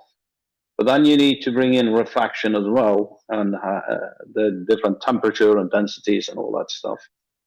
Yeah. But this is stuff that has been documented by navigators through the last 300 years. I also have a lot of navigators. I forget the guy's name at this moment, but I actually have his journal because there's a university. There's a university in South America that has his personal journal, and they were able to photo copy every single page and sent it to us. And we have his journal and we have his notes, and he talks about the twilights being different because he's also been up north, and he's documented the latitudes up north, and he noticed how quick the sunset down south. The twilights were far quicker down south than up north. Yeah, but I mean, what about the actual sunrise and sunset? What the first sliver of the sun appears above the horizon until the top of the sun just drop below the horizon. Is there a difference there, or is this just due to twilight? No, yeah. So there, actual observations versus reverse engineered data. There's disparities across the board. So just because you go on timedate.com, you're like, look, I have evidence. That's not based off of actual observations. They admit to that. It's reverse engineered. It's calculated. Didn't we admit that? It's a reverse engineering. Hold on. It's a reverse engineering based on what, my brother? It's a reverse engineering based on the real data. So it's okay. Yeah, of course they're gonna use the real data to make those timingdate.com websites or any other software. It would be based on some data. Of course. So I don't remember hold on, I don't remember the differences in astronomical twilight versus civil twilight versus nautical twilight. I don't remember, but I know Timing Date tells you the difference between the 3 different types of twilight and how long they are and how they discern that. But if you want to compare the Muslims are so let me help you with this one. Did you know Muslims are so sensitive to sunrise because they have to do the praying? So you need to understand timingdate.com It's a pretty famous website that all the Muslims across the world would have used that to schedule their praying with it, my brother. So sunset and sunrise, they cannot be manipulated or be lied about it because people are actually using it. This is the thing that I always tell the flat earthers. You guys need to understand that what is a conspiracy, what is not a conspiracy. This is not a conspiracy. I'm trying to tell you, it's not. Dude, timeanddate.com can show you the time of sunrise tomorrow. It's based on a model, not reality. Duh. No, it's based on the reality. You can check that up by yourself. I did it by myself. No, it's not. And why you're saying that no, it's not. It is based on reality, my brother. It is based on reality. Definitely not, because it'll give you the prediction for tomorrow. This guy's name has Arabic font. His name is Arabic font. He just explained to you people use the sunrise to pray. That's not reality? No, you're missing the point. I'm trying to tell the dude that timeanddate.com is not based off of actual observations of sunset time. Yeah, in the middle of you doing that, you told the guy that And who gives a fuck if my name is in Arabic? Why'd you bring that up? It doesn't have anything to do with anything, bro. It's got to do with the part that he told you people are using the sunrise for prayer. And you're like, no, it's just a model. It's not reality. You're arrogant. Control yourself, bud. Control yourself a little bit. I'm talking about timeanddate.com being based off of actual observations. No, it's not. It's based off of a model because it'll give you the prediction for tomorrow. Hey, can one of you flat earthers straighten this clown and tell him sunrise in reality, observed with your fucking eyes, used to pray, is reality. It's not a model. I think you're missing the point, but it's all good, dude. I think so, Jesse. Why are you so triggered? Yeah, hang on, Concaver. Why are you so triggered? Cry about it, bud. Right now. Cry about it. I'm asking Deny you. reality. Deny sunrise times. Bro, I'm asking you a question. Can you answer my question? No, he's not going to answer. Can you answer my question? Bud? Yeah, when you have a map and a model. Everyone hates it. For what? What do I need a map and a model for? That's my request for me to entertain your question. Earth? That's my request for me to entertain your question. You're now muted on my end. Get lost, retard. Let's carry forward. Good job, retard. We're moving to the firmament now. Hold on, real quick. So some of the explorers, navigators that went down south, you have Roald Amundsen, Robert Falcon Scott, Ernest Shackleton, Douglas Mawson, Richard E. Byrd, Tom Crean, and James Clark Ross. The guy that I'm referencing, that his notes survived, and I have on PDF, his notes and his all his data is Roald Amundsen. I don't know how to say his name. Roald Amundsen. And they noticed, how fast the sun sets in the south, dude. But didn't we admit earlier that observations aren't reliable when we use instruments, and aren't we basing these models on instrumentational data and things like that? I don't know what you're talking about, dude. I wasn't there for that one. Yeah, you were. You're the one talking about it. I thought you were. But we were talking about earlier about an instrument that was used for measuring. We're talking about observations, about how we don't see things as we truly perceive them. And I thought we came to the conclusion that when we observe things with our eyes, there's discrepancies. But when we use instruments and data, it's a more consistent model.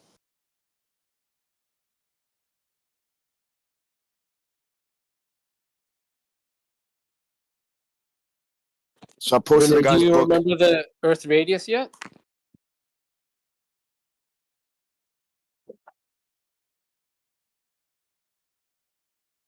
The point is that twilight should be longer in Antarctica based off the elevation, but they're shorter by a lot. And some have speculated or hypothesized that it could be because of the temperature, right? Because it's really cold. So these globers hypothesize that the disparity between the north and the south is due to how much colder Antarctica is. Honestly, dude. So I'm not saying that you don't have explanations, but to say that it's perfectly symmetrical across the board is just patently false, dude. I don't care what time and date says. Well, there's some No, the symmetry, sky is symmetry based on the symmetry based on the geometry, and yes, there is the meteorological effects of refraction, which has been noted in like the Shackleton and Amundsen journals, because it is extra cold and the density of air is higher, and they were talking about seeing boats going over the horizon even farther than before. Yeah. So I'll give you those minor differences are largely atmospheric and topographic. I appreciate that. Exactly. Did you just look that up, or did you already know that? No, I was piecing it together because I recall reading in Shackleton's journals where they were seeing ships farther away. They said the refraction today, and they would quote, a real value, it was like 3 or 4 degrees of refraction instead of a half or upward refraction, because the air density is quite higher at the poles due to the colder weather. Now, when we're flying our mapping aircraft above the Arctic Circle, we also notice when you're flying it in jet aircraft and you're flying at flight level 350, that's really a barometric altitude. That's not a true height above the ground. And our mapping equipment was telling us that we were like 3,000 feet too low. That's because the air density is so high that the 560 millibar of 35,000 feet is actually closer to the ground than the 560 millibar strata of air over the equator. So yeah, there is atmospheric densities that are brought on also by the fact that we have a north and a south pole. Well, you know what? I appreciate your honesty, dude. That means a lot. And I don't have his journals right in front of me, but I do. At home, I have it on my hard drive, dude. Both his journal and his book. Okay, and his all the data that he plotted out, it's all there, dude. I have it on my hard drive at Right, and again, we're talking about some relatively minor effects. You're not going to get away from the fact that the Earth has a north and a south pole. If you're going to be quoting Amundsen and Raoul Amundsen and Shackleton and Robert Falcon Scott, they're at the South Pole. They're below the Arctic Circle. So flat Earth's going to have a real hard time with that. Okay, but my point here is that you can rationalize the anomalies between the symmetry, but either way, there's anomalies. That was my whole point. Now we could invoke atmospheric density, because it's colder, therefore the atmosphere is denser, arresting the light rays a lot sooner than what would normally happen. These are small amounts. These are small amounts. They're not anywhere in the realm of making the globe really flat. But all right, go ahead. I'm done. I've talked a lot. Maybe somebody else can get in. And through December, so they had the midnight sun. I don't really get the sunset and sunrise. Was that prior to them getting to the Antarctic Peninsula?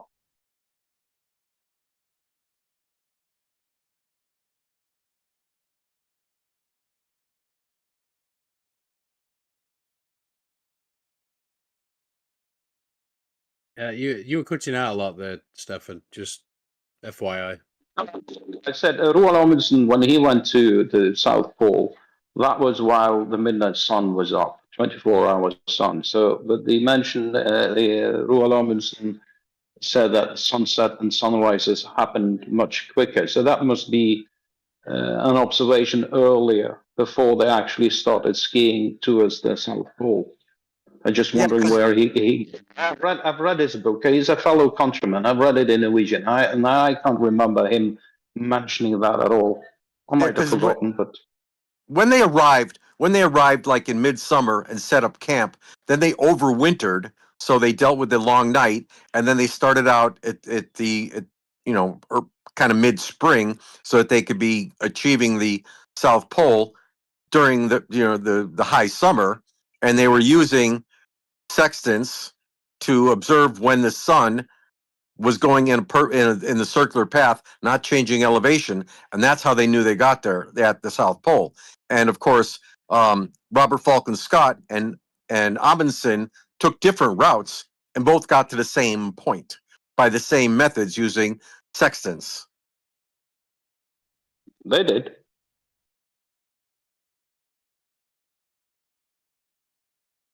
So any of this crap that you like when Whitsitt wanted to talk about dark energy, and I said, no, let's stick with the shape of the Earth, like South Pole. He goes, South Pole has never been proven. Yeah, okay, right. Cool story, bro.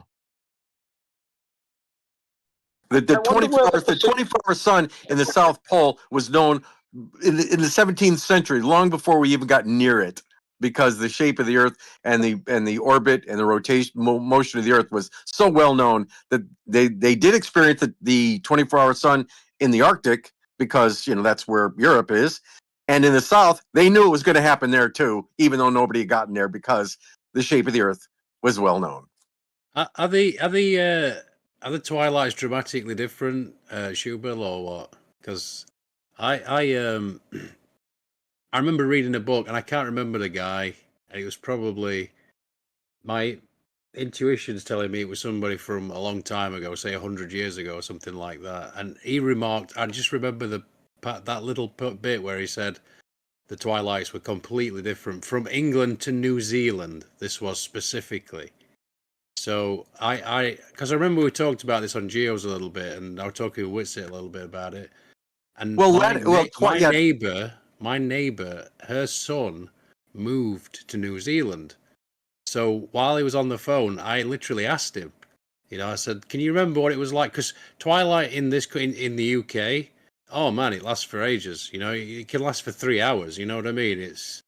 But he said in New Zealand, it just goes like that. It's really quickly. It's very noticeably different. Yeah, the length of twilight is affected by latitude. So when you're in England, you're in the 50s, 50 degrees north and more.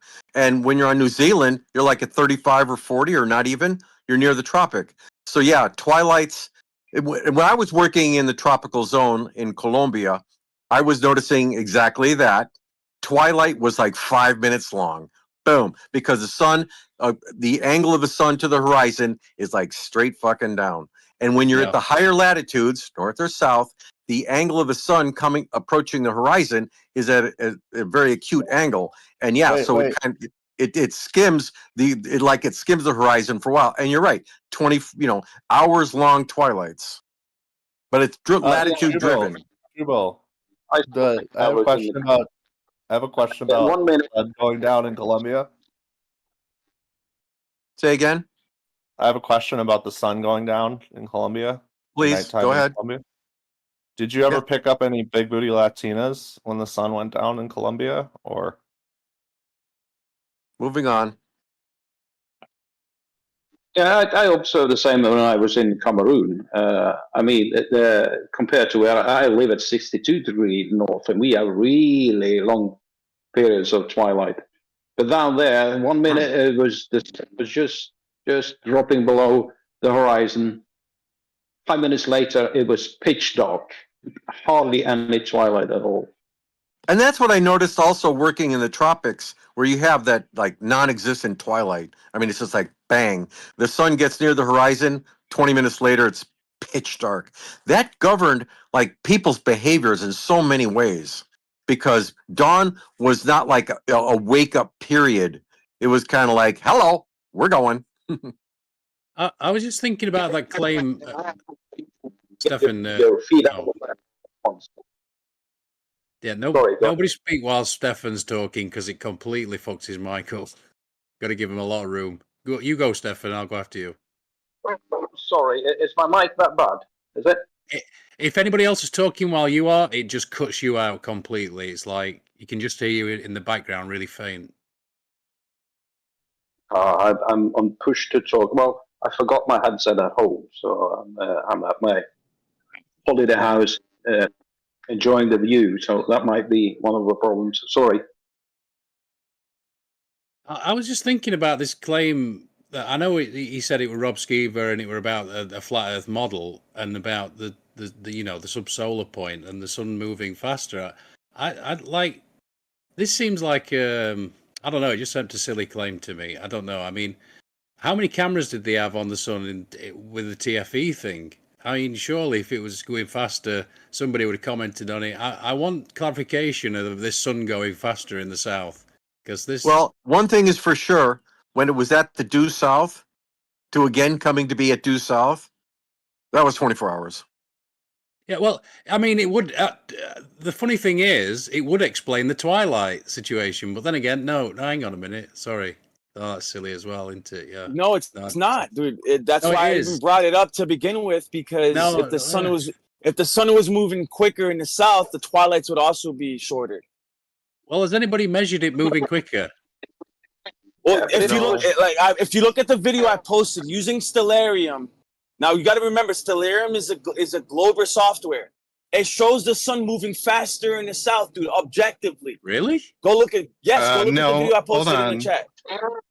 But what they did in order to get that. That's on an AE map. So right, Stellarium is not an AE map. That's the first problem. But also, real quick, Shoebill, what they did in order to get that from Stellarium was they put the observer at the south pole of the globe, pointed his view straight up, and set the camera FOV to as wide as possible. So basically all 360 degrees. So you can see the sun and the moon at all times from the South Pole in Stellarium using those settings. That is not showing the sun moving faster in the south. That's them fucking with the camera. No, yeah, it's basically you're dealing with coordinate transformations and projecting it onto different surfaces from different points of view, ray tracing. Yeah, it's reality is far simpler. No, dude. If you look at Stellarium, right? Anybody can go on Stellarium. You can zoom out. It doesn't have to be the South Pole. You can zoom out and you can see the sun and the moon moving around the Earth, right? The whole time. And you can see that it speeds up as the sun and both the sun and the moon, as they start to progress south past the equator, they speed up in Stellarium objectively while keeping their angular velocity. This is why I have a problem with the anybody can do this kind of shit that people pull, like you just did, Lion. In Stellarium, the sun along its path is always moving at 15 degrees per hour. Always. That means there's no point in the year where it goes faster. It doesn't go faster in the south. It's always 15 degrees per hour. Yeah, another thing is... I know that it's keeping its angular velocity at 15 degrees per hour, but it's actually covering more surface area. Even though in your model even though in your model you need obliquity, you need eccentricity and asymmetrical orbit to explain the analemma in the south, right? How you have a larger loop, right? You have to explain that in orbital mechanics. And that's what that's why Stellarium shows that anomaly, why the sun and the moon speed up, because there's you have to have that. You have to have that in your model. Throw in more variables, bud, but no specifics. The Earth's orbit has nothing to do with the moon's orbit. When you say the sun and the moon move faster in the south, and you mention the Earth's orbit, you're fucking it up, man. Can you please, just for a moment, learn the actual globe model before you say shit? Dude, regardless of reference frames, dude, the fact of the point is that the sun and the moon are moving faster on your globe software, bro. They don't. Again, in Stellarium, the sun is always, at all points of the year, always going 15 degrees per hour. The distance that it covers, the subsolar point, is shorter in both solstices compared to the equinoxes.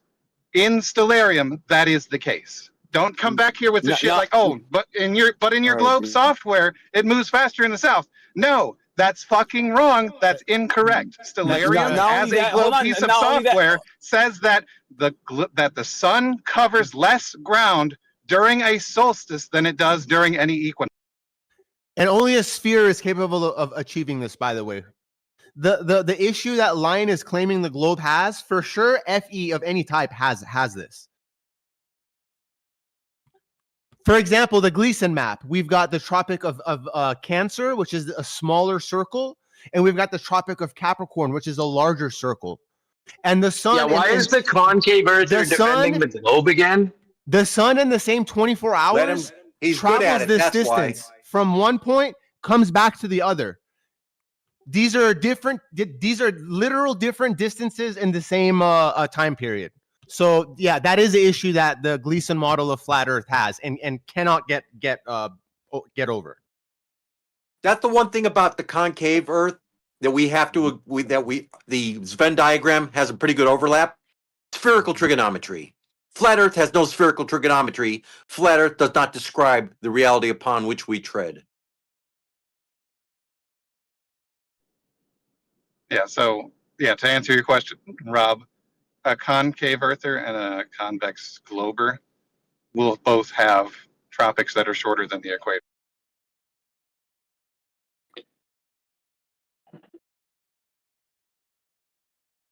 And even if flat earthers say they have no map, okay, they don't know where the continents are. They get in an airplane and they just cross their fingers. Right. But they still have a north central and an outer south rim. There's a problem. 50% of the earth is in direct sunlight all the time.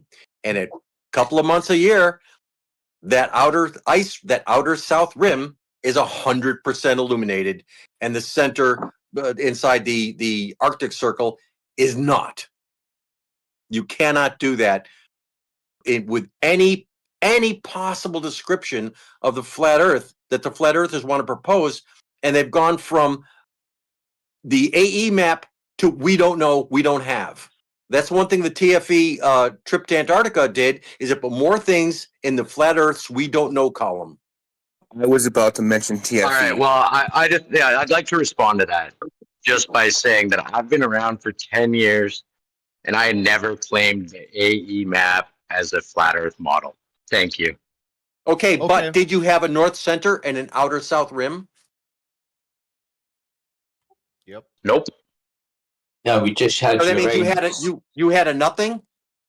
Hey, you know, just like in court, if you don't have a model, one will be provided for you.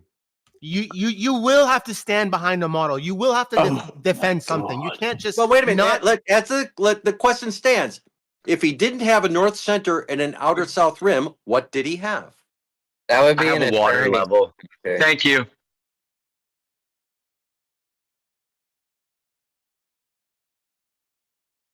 This guy thinks models are like attorneys. What's going on here? Yeah, these guys are all model afflicted. These guys are all model afflicted. What? Yeah, that model affliction gets you on a 10-hour airplane flight with complete certainty of arrival. Complete 100%. Yeah, but no, hang on, Tora. I was still in. Just hang on. I can also get on a plane with confidence that I will land where I'm going. How do you know? Okay. Yeah, because when I buy a ticket on a flight that says they're going to take me somewhere, they better take me there. Yeah, they're going to give the money to get me there. Yeah, they're going to use They're going to use that model affliction to do that safely. Be careful with Frontier or Spirit, though, bro. I don't know what they're doing.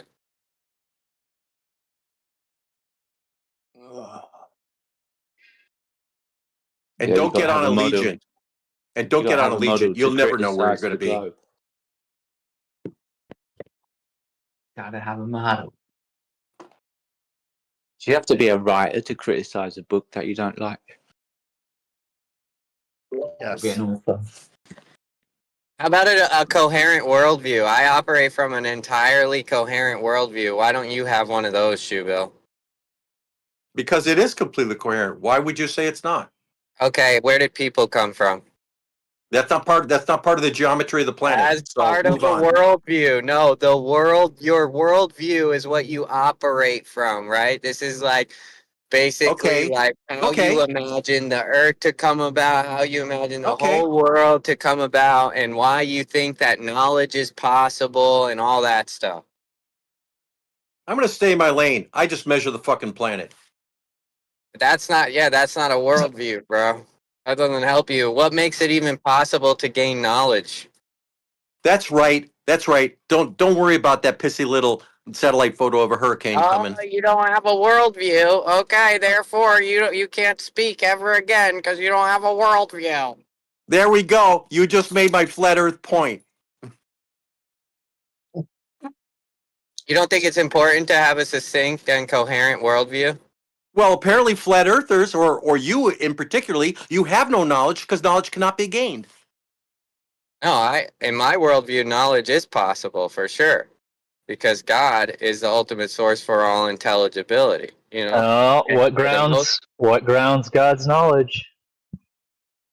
Wait, what grounds God's knowledge? No, God is what makes knowledge possible. God made a globe. God made a globe. Prove me wrong. God made a globe. Prove me wrong. Torah. Hey, Shubil, why do you always sound pissed off? He's excited. I think he sounds pissed off. He sounds like that one guy. There was Jim Carrey and another dude in a movie together, and he went, "Foot Wong, who's got the foot wong?" Dude, tell me that ain't Shubil's voice. Dumb and Dumber, bro. That's Dumb and Dumber. It's my favorite movie. That's the globe in evolution. Robin But Hood's it's from great the plastic. Barbie. Got a full tank of gas and a half a pack of cigarettes. We're on a mission from God. Hit it. Great movie. Hey, Shubil, can you just say, "Who's got the foot long?"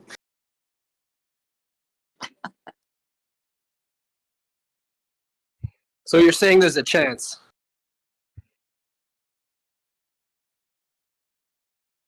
And totally redeemed yourself.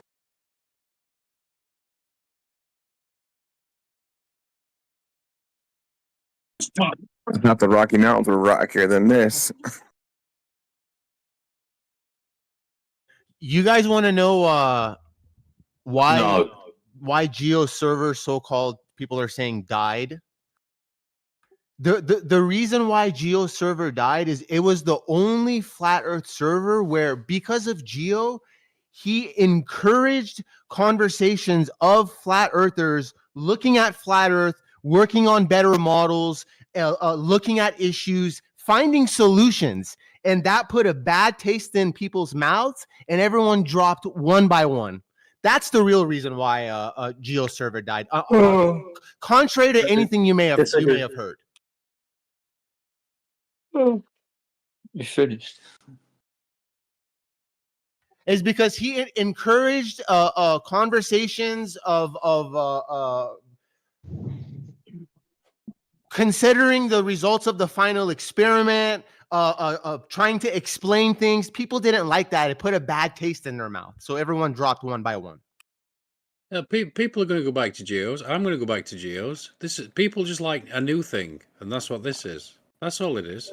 No, that's not against this server. That's against flat earthers not wanting to find solutions for flat Earth.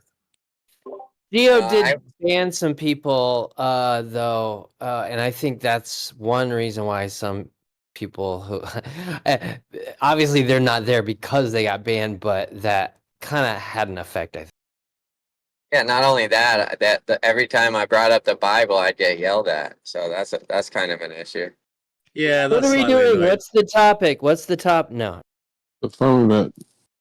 Well, this place opened coincidentally, so yeah, easy.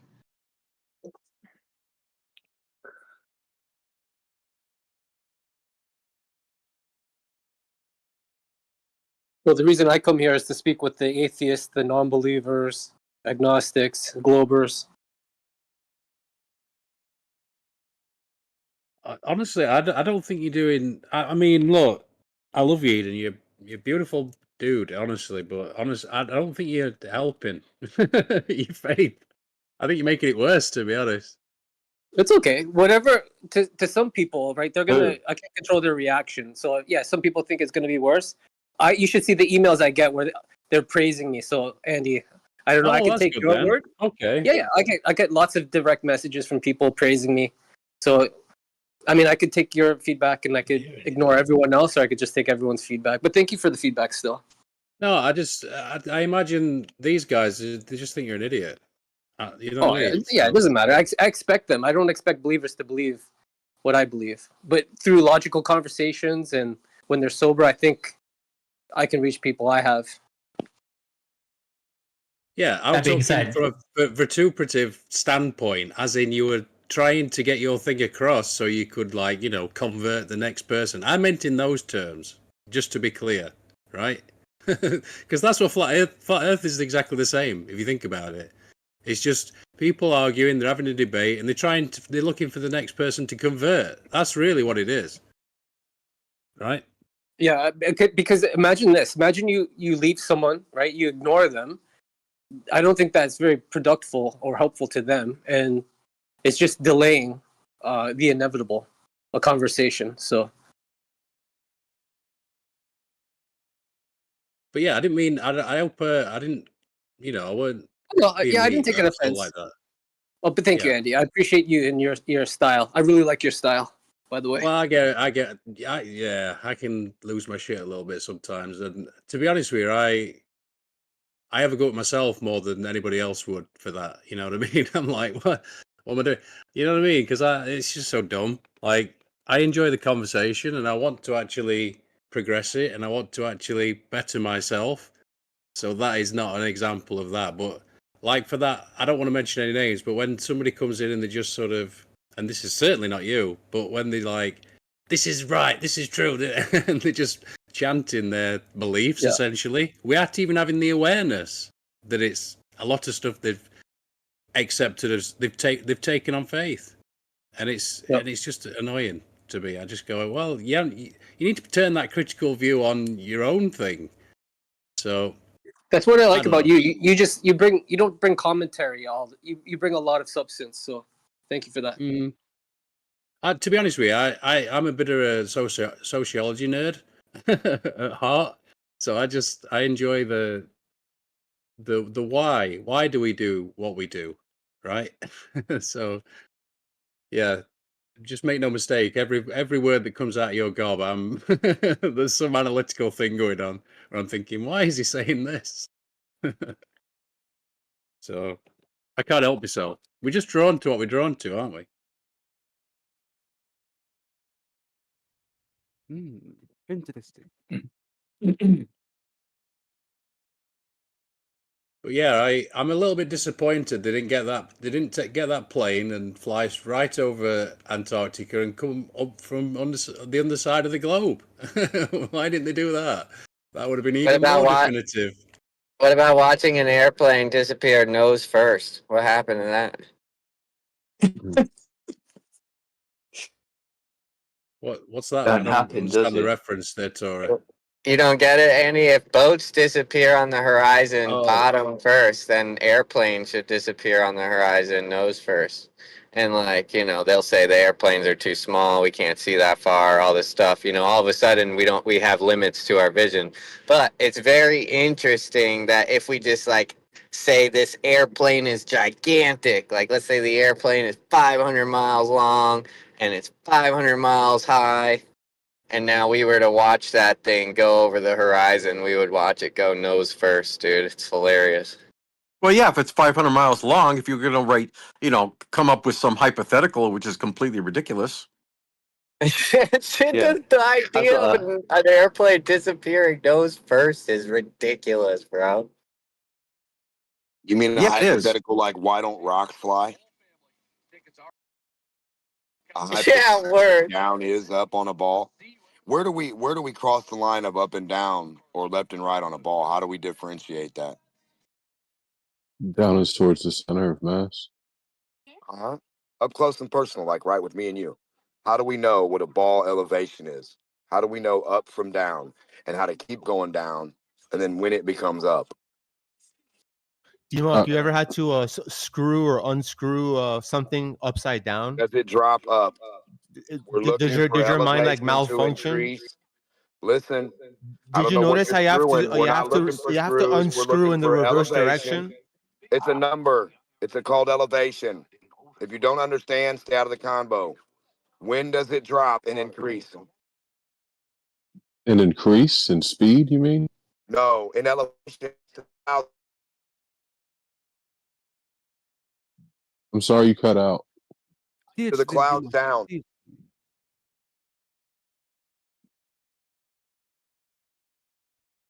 The atmosphere, you think you're surrounded by a circle of air. When does it reach it? Going the other direction. When does it reach up? Going left, right, or down?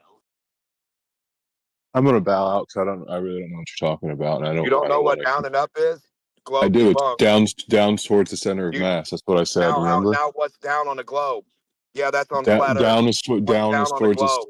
the center of Go into mass. Australia. When you get to Australia, you're not going to ride through the dirt and rise Down would up. be towards the center of mass, which would be the center of the globe. So that would be the same. That would be the feet, basically, And where every your feet are. direction is up. So What's every wrong direction with from you's up to space, right? To clouds. what's wrong with Down. Would direction being you hold on? relative? One question. So Hold on. clouds aren't under my No, feet. Clouds aren't in front of me. no. Like down is So when do You I get what reach he's the yellow saying, though, line? Renee? Clouds that away. Up and down are Renee, relative directions. let me explain it for you real quick, right? If Okay. you were to dig down from Australia, eventually you'd be going up. You see what he's saying? Right? Yeah. Like you'd get to the center and then you'd start going up. So Yeah. basically when you direction, there's clouds in that direction that you're saying is down. No, I'm not, because I'm pointing towards the center of mass, which would be But on the yeah. if you go past the center of mass, if you go past the center of mass and follow your finger and keep going, you're saying like, dude, the sun is over there, down below me. I get what you're saying, but like the thing is once I get past that center of mass, that would be the new direction would be down. So if I'm going down from my first relative position, then I reach the center of mass, and then I go down from my first relative position. Yeah. Then he says, how do you prove that? How do I prove it? You can do it with math. I mean, you probably want like an actual experiment or something. Yeah, but like empirically, you know what I mean? Like you would want to prove that empirically. I would say, I mean, you kind of prove it with the word problem. How far can you walk into the woods? Halfway, because on the other side you're walking out. Like that's like a word problem more than a proof. But it's kind of the same So concept. technically, you can't get all the way through the woods because there's a paradox. In order to go halfway through the woods, you got to go a quarter of the way through the woods, and then you got to go. In order to go a quarter of the way through the woods, you got to go an eighth of the way through the woods. In order to go an eighth of the way through the woods, you got to go a 16th of the way, and this just goes to infinity. Well, I mean, if you use that as actual like reality, you drive a boat, and you know that if you drive your boat in this direction towards a bridge, you're going to get there eventually. Yeah, but mathematically, you're not. You know what I mean? So that's why mathematics isn't always. You a can good always proof. play games with math. You can always play games, just to make it something like an infinite or repeating. But I yeah, know, I but get I'm what you're just saying. saying. You said the proof would be in the math. You know what I mean? So Converge at half. If you infinitely keep going half and half and half, and inevitably you reach that point in the limit. Heard of like harmonic series before? Ever heard of that? I haven't. I'm talking to the whatever your name is. The guy who's saying that like it's a paradox. Yeah, that's a specific paradox. Can't remember the name of it. Does anyone know the name of that paradox? It's about like trying to walk to the end of a path. An arrow is usually an example, right? An arrow has to fly to a target. I don't know. Maybe that could be used as well. I think the origin is some Greek guy, obviously, but yeah, I forget his name. I want to say Archimedes. It wasn't Archimedes, I don't think. You talking about Zeno's paradox? Zeno. Archer's paradox is something entirely different. But Yeah, there it Zeno's is. Yeah, I love that one. I think it's a cool paradox. It's very interesting. It is a cool paradox. I think we were talking about this the other day in regards to like infinite sets and mathematics. Gets weird. Yeah. But maybe we need to rethink mathematics, like restart. Like maybe we should make pi the number 1. You know what I mean? Or you can do what Terrence Howard nothing's did. stopping you from putting that together. Like, do it. Or do what Terrence Howard did. 1 times 1 is 2. That's even better. Yeah, it's working out great for him. I mean, kind of. I guess everybody's talking about it. I mean, what is 1? What is 0 to the power of 0? Nothing. Infinity. I think it's 1, right? Isn't it? Yeah, 1. 0 to the power of 0 is 1. I didn't know. I don't understand. It's because there's That's a crazy. mathematical reason for it. It's not just like a loophole. If you to do with the multiplication technically is operator. a loophole because it is a zero, right? it's to do something called limits. So like as you go closer and closer to 0, it just gets closer and closer to 1, so it infinitely approaches 1. So like literally That makes 0 to the power of 0 is 1.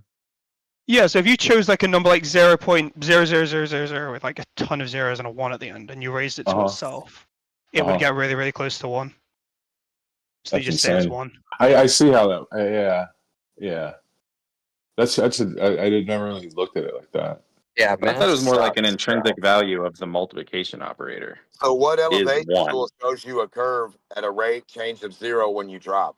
Where is the 0 change for a curve to show your gravity thing that you keep disputing about? The center of gravity.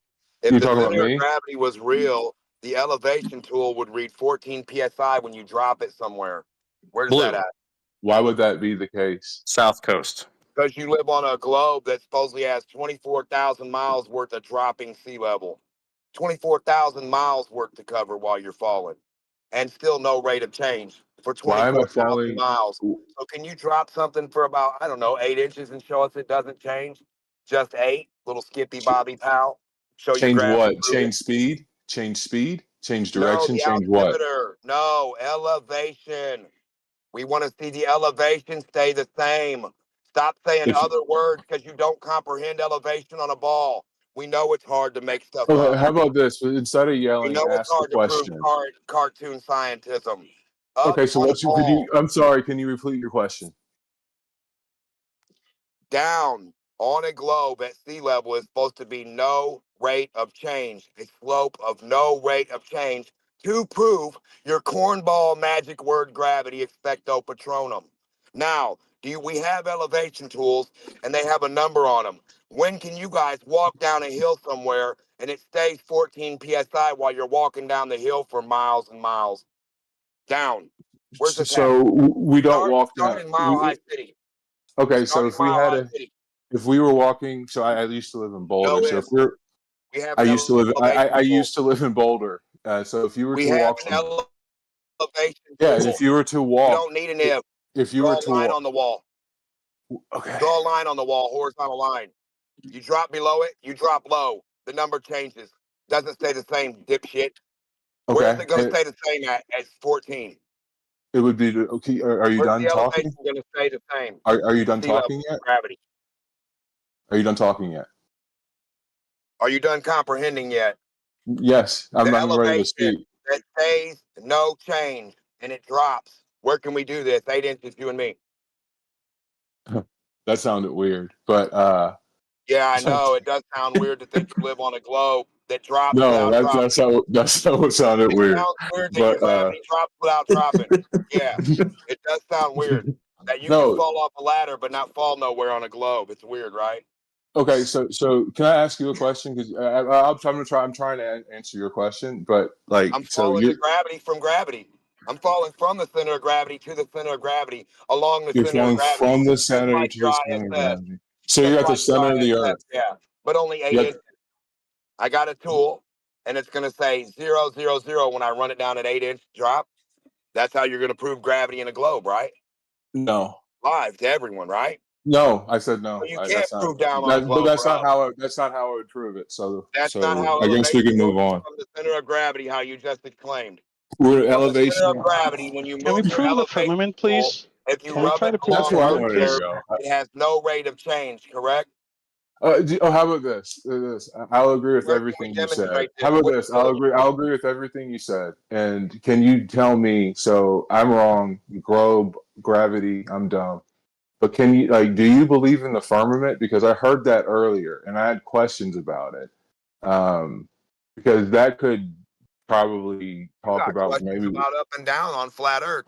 How up works when you rise So above I a said that. horizontal line, and I down works told when you you. rise down But below the it. thing is, my question. You said what's down, and I said towards the center of mass. That's what I said. That was the answer to your question. So my question is, what is the firmament? Renee, I'll DM you my evidence. Okay. Just keep an eye out for it. Thank you. I would love flat earthers to prove to me that the firmament exists. Have you tried looking yourself? I think you have, right? Yeah, with my eyes and telescopes and everything. I don't see any firmament. Do you? Wait. Haven't you scoured through any sort of government documents or any sort of observations? Or are you just using your eyes? Yeah, there's no scientific evidence to prove that firmament exists. Okay. How long have you been looking, if you don't mind me asking? Well, we've been sending rockets into space since 1945. He said you looking, not we looking. You looking. So the fact that I can't see it disproves its existence? No, I was just referring how many. Maybe I'll be more. I mean, I haven't seen How many atoms either. Does that mean they don't exist? No, maybe I'll be more specific. How many hours have you spent, and what sources have you used? Just your eyes, or are there any other material you've reviewed? I actually asked quite a few flat earthers, and no one has been able to give me a response. Actually. Okay, that's fair. I'll DM you what I've shared as well. No pressure. Just keep an eye out for it. I'm just busy at the moment, but I'll do my best to DM you today. So, like, real quick, like, while we could talk, is it like the ether? No, I believe it's actually something that the U.S. government found. I'll present my evidence to you. And none of the other space agencies ever in the world? None of the 72 other ones? Wouldn't surprise me if I think the Russians may have as well. I'm still examining. Really? I'm still going through the research. Yeah. Can someone tell They're me, aware like, of the firmament. Like, what is it? Like, It's I've blue looked it ice. up. It's blue ice. Like, what's the concept? Like, it's like a dome. It's like what is it? Is kind of my major question. Where did it come from? Where did it come Great from? question. So from one of the greatest biblical scholars, he's no longer with us. His name was Dr. Michael Heiser. He claims that most people were trying to be him, especially in the realm of ancient biblical language. So he created an animation and some illustrations trying to show what it is, and he shared his biblical references and whatnot. But according to the ancient Hebrews, But that's it not would a have been scientific research. Oh no, yeah, of course. This is just maybe some historical context, and then it seems to align with what people have found in the modern age. I'll DM it to you guys. I don't expect you to believe it, but I'll DM it to you. So they found it through the modern age using what tools, what measurements, which experiments, which citations? Weaponry, video cameras, etc. Video cameras. I'm curious. You're predicating this all on a God belief that the God exists, and that's why there's a dome. That's why there's a firmament, right? Yeah, great question. I didn't believe in the firmament until I found out what the Bible was describing. Right. And then when I looked for some evidence to corroborate it, I found some. But I don't expect everyone to believe it or accept it. Okay, so if I debunked your God, would that debunk the firmament? No. Concave, did you have something to say? No, I was just gonna make it really quick. The main idea of this firmament comes from many different like religious or things like that. In general, they all seem to share that it's this container. It's basically this region that is prior to the stars. So where that would be in our model is basically past. Right now, the Voyager 1 and Voyager 2, it'll essentially be a little bit further and past where they're at. Would it be the observable universe, essentially? It'll be outside of our sun's little heliopause bubble, outside of the Oort cloud, outside of all that, but prior to the nearest star to us. That's And where so this it would is physical. that's where it would hypothetically have to be. I'm saying this is physical. So how big would it be? This is physical or theoretical or like metaphysical. Whatever you want to make it. It's Wait, this is what these religions and stuff are suggesting. It's this barrier thing. Some of them saying the stars are literally nailed onto it. Some of them are saying it's like a barrier, almost like a cell membrane prior to like the region of the stars. So for us to have any kind of like understanding about it, where it would be from our known science, like I said, is right beyond and further where the Voyager was basically right prior to the closest stars. So if the God were to be debunked, would that debunk the firmament? Thank you very much. Thank you for that. So if the God were to be debunked, would that debunk the firmament? So, I mean, should I start telling you how unrealistic that is, or does anyone want to get into it? No, but I'm interested. Hang on, I'm interested in how this guy debunked the existence of God. Well, it depends upon the God we're talking about, so we have to get into that. But I'm just asking: is there? All right, I'll give you. Is it I'll just give you. Yeah, can I just give you my short answer to that question? Hang on, before you keep going, can I just give you the short answer? No, Rob, I'm not done. That's why I'm asking: is it logically entailed that if I were to debunk the God, would that eliminate the firmament? We have to distinguish which God first. Well, I'd like to answer the question. Is the question either a yes or no? Well, God, like you seem to have a different definition of God than I do. Then I don't have a specific definition of God. The God category. Then how are you going to debunk God? How are you going to debunk God if you don't even know who God is? Because it depends upon the one you bring me.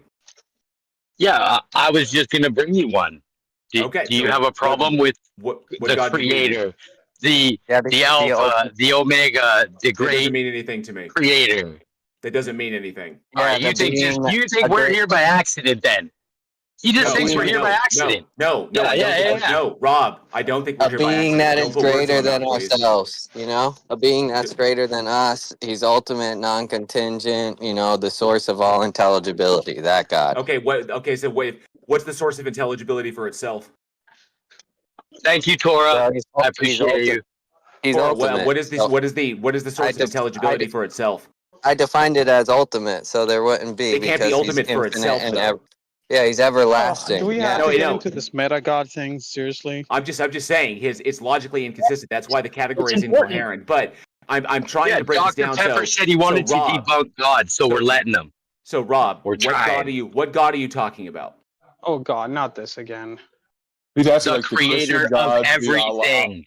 Okay, so are just to clarify, are you talking about just a nondescript entity that just created everything through naturalistic processes? Yeah. Okay. The creator that I'm talking about created time, space, and matter. Okay, that we all use. Did it create it through naturalistic I don't processes? know. Hey, hang on a sec, guy. I don't know how. Okay. So you have no mechanistic explanation. You just say that it did it. Yeah, I got faith in my God. That's okay with me.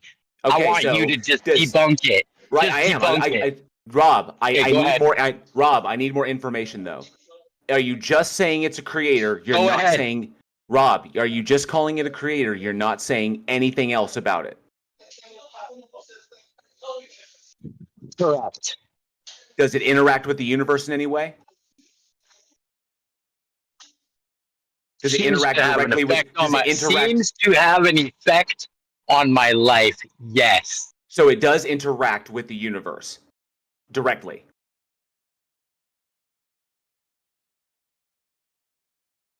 That's what you're saying. It does it directly interacts with the universe and things in the universe. What he's trying to do is basically destroy your religion. So if you're interested in engage him, if not, don't answer him.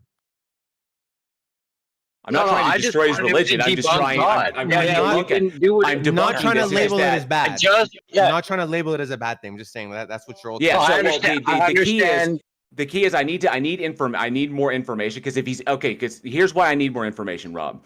If you only define his name, no, it doesn't matter what its name is. If you only his address. If you only define the God as just an entity that created stuff. Okay, well then the question is, did it create? No, wait, stop. Created time, space, it's irrelevant. Matter. It created everything. So what? Okay, we're beyond that. Everything, including the progression of time. Thank you, Rob. Okay, so you're just labeling it as something that created everything. Essentially, it is the set from which the not God set actualizes or is created from. Okay, so the problem is, if you just say it's an entity that created everything. Okay, well, did it create things naturalistically or did it create things like supernaturalistically? Because it's a true dichotomy. It either did it in like complete violation of the laws of reality, it just like willed it out of nothing, or you want my answer? By a naturalistic you want my answer? No. So like I said already, I don't know how. Okay. That's fine. He created It's fine. it. If you don't know, but he created it. If you don't want to know, it's debunk fine. my God, go ahead. You ain't I'm done about shit to debunk anything. So go Rob, ahead. Rob, stop crashing out. I'm about to. I just want to make sure that I fully understand what God you're operating with, so you don't try to come back and throw something in there once I do this. I want to make sure I have all the details. Okay? So, if you're only calling it a creating entity, and you don't know how it does I don't anything, have all the details. So, Rob, if you're only calling it a creating entity, and you don't know how it interacts with the world, whether it's naturalistic or supernaturalistic, you are convinced that there is an effect, but you can't detect the God directly, and we can't disseminate, or we can't delineate between what the God is and what the God is not, because we don't have access to it. All right? What you've basically done is defined the God into classical deism, or classical theism. The God interacts with the world, but those interactions are indiscernible from naturalistic actions. Because in order to understand what a God action is, you have to know what a God action is not, so that we can determine that there's an action that's coming from the God. But if you can't determine that the God exists, then you're just begging the question. So the God and anything it does becomes indiscernible from naturalistic, unguided reality. Because there's no mechanism by which we can determine the difference. So ultimately, you're begging the question of the existence of the thing to do the things that you think it's doing. You're saying that you believe it, even though you have no justification to believe it. Okay? Now, if you want to say that... I try not to monologue. If you want to say that its interactions are indiscernible, if you want to say that its interactions are indistinguishable, we heard you. Then that basically relegates it to classical deism, or the kind of to the unfalsifiable notion. So in that respect, he's having a little binge bender. So in that You respect, made your point, dude. Warren, you made your point, Warren. So there you go, debunked. So I would like to know how can we know that there is a firmament when? Am I allowed to respond to that? Oh, sorry, you want to? Yeah, go ahead. Go ahead. Wasn't a gish gallop. I just knocked it down logically. It's easy. Just relax. Let Rob respond, please. Yeah, thank you, SC Montreal. No, the guy said he was going to debunk the creator. I didn't hear any debunking of anything. I just did.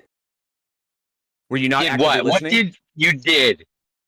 Yeah, I was actively listening to you just spout rhetoric.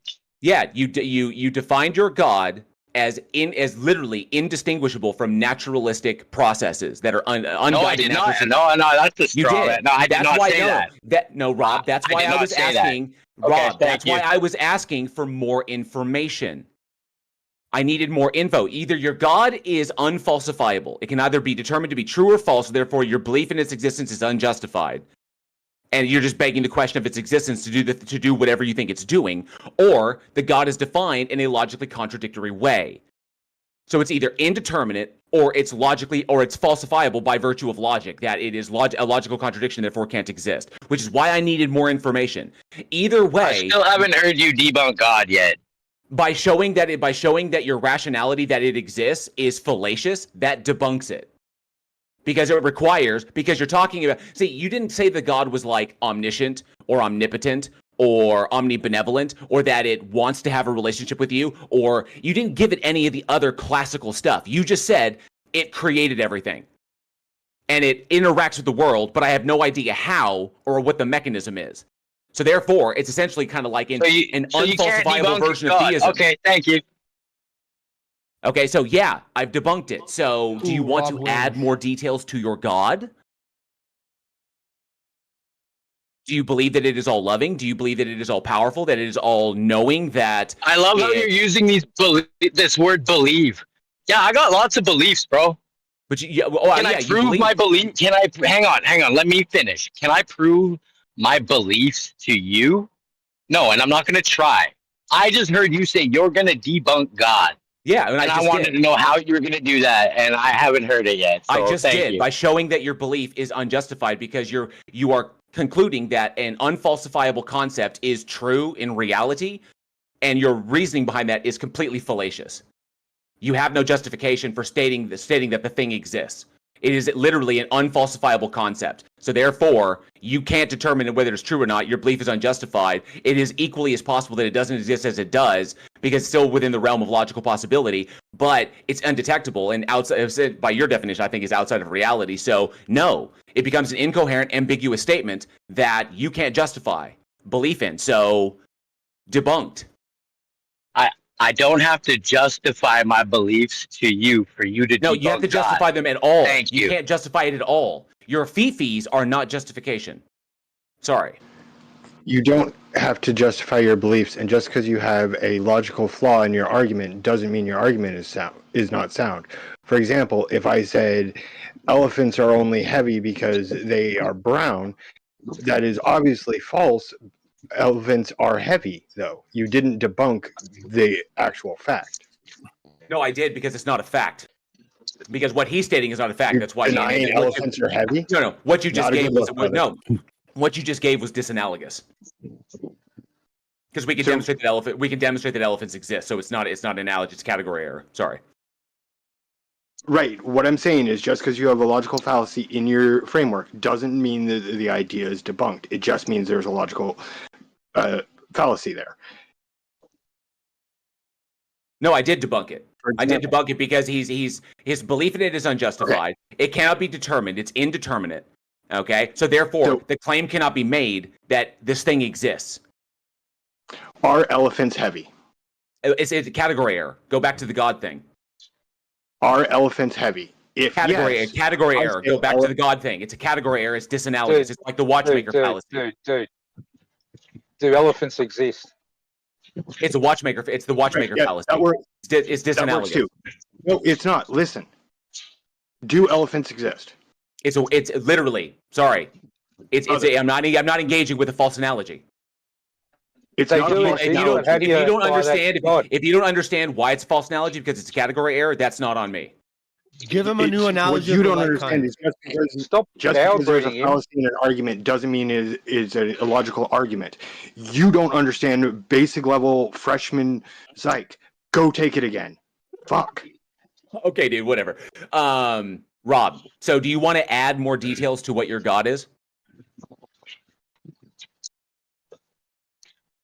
Do you want to redefine it? Hearing with this guy running ripshot over the room, it's really fucking boring, and I'm yeah, a blower. It's hilarious. Then go away. You don't have to be here. No one's forcing you to stay. Yeah, no. And to answer your question, no. All I am going to tell you is you haven't debunked shit. I did. Basic philosophy debunks it. Sorry. Yeah, we can go back and forth all fucking day saying yes, he did, no, he didn't, yes, he did, no, he didn't. I'm just going to say no. Okay, so you're not okay. Great. So at least you can cop to the fact that you're not interested in what is actually true. You're only interested in your fifis and what you want to be true. And so reality and what is true about reality barely has no interest for you as long as it validates your personal feelings about stuff. Good to know. Yes, that's great. The question is, tell us. Fuck, that sounded like projection to the max. Well, whatever. You don't even know how to you don't even know how to use that term. So try not to use terms that you don't know the definition of. Guys, who's the fucking moderator here? Who's the mod? For the fuck's sake. The question is, tell us something true. You've been talking 1 hour. Tell us something true. It's literally been 10 minutes, dude. Shut up. Yeah, tell us something true. Something true is the Earth is a sphere. It's a question for him. Something true. Evolution inherently, at least from what we know, breeds a lot of suffering in its things that are evolving. Everything's just eating everything else. For some reason, look at your bodies. It's all so complex. It's all so complex. We can't recreate it. Whatever. But with all this complexity, you look outside in nature. How does this all boil down to? Survival of the fittest. Either get ate or fucking eat something else. Now that's a fucked up system. That's a system that gives no answer. Okay, it is what it is. Is that true? He's looking for truth. He's just crashing out again. Let him answer. I didn't ask you anything. Survival of the fittest doesn't really apply anymore. What do you? We got medical intervention. I like what Ali's wanting to unfit. do, though. Ali wants truth. Are you asking? Are you asking me? Yes. Are you asking me to give you a true statement? Give me something true. Give me a fact. You believe that. Squares are not circle. the wavelength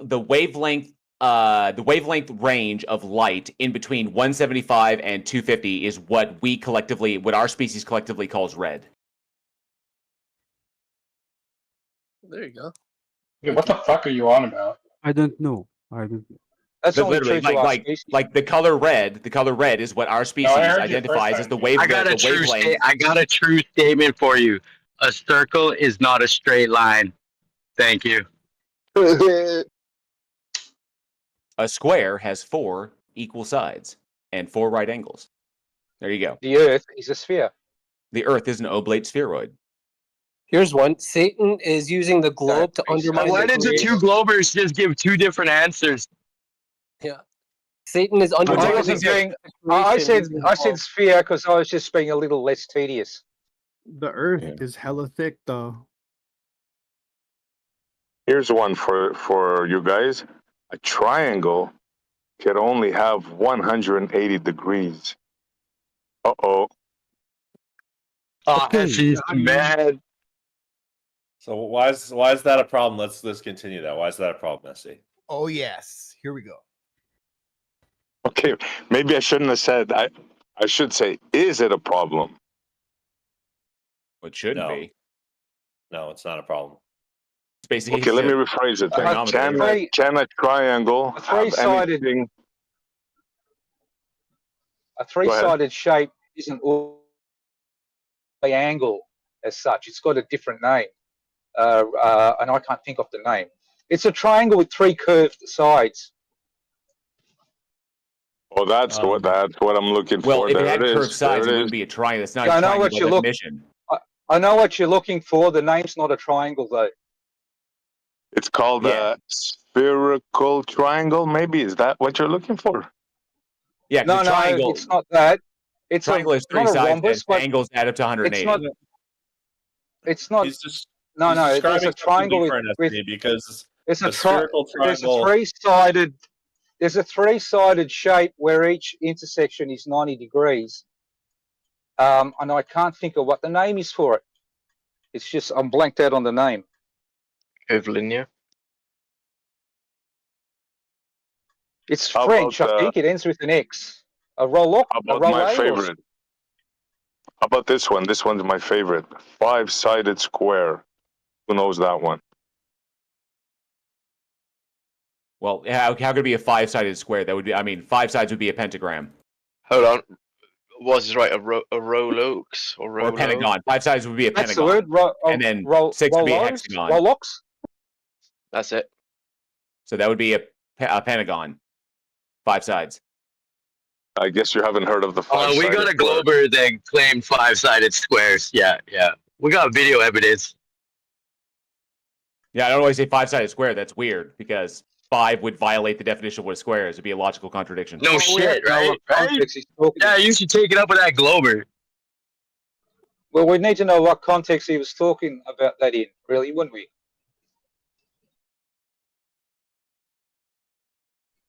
He could very well just be wrong, for all we know. Have you heard of number file? What, a YouTuber? Yeah, it's a YouTube. They have a thing on it, 5-sided square. And I've had a lot of ballers argue that with me. And of course it's possible. Terrence Howard thinks that 1 times 1 equals 2. Fair How would it be possible, SE? How did they argue it, if you don't mind me asking? Well, I'll try to find the diagram. It's comical, right? They somehow make each corner 90 degrees. I'll try to find a picture of it. So it's comical. It's a joke, but yeah. Okay, thank you. People have argued a 5-sided square. Is blue here? I think blue was one of them. No, blue's not here. I don't know anything about 5-sided squares, but what's the point? Okay, yeah, we have Euclidean triangles have to have 180 degrees. Spherical triangles don't, but I don't understand what the problem is. The problem is that if you believe in a globe, you can't have straight lines. They don't exist on the globe model. Not true. You mean natural? You mean man-made straight lines? But you mean natural? There are no natural parallel You lines. can't have a straight line on a globe. That's it. Doesn't Wait. exist. Well, it depends on how you define straight.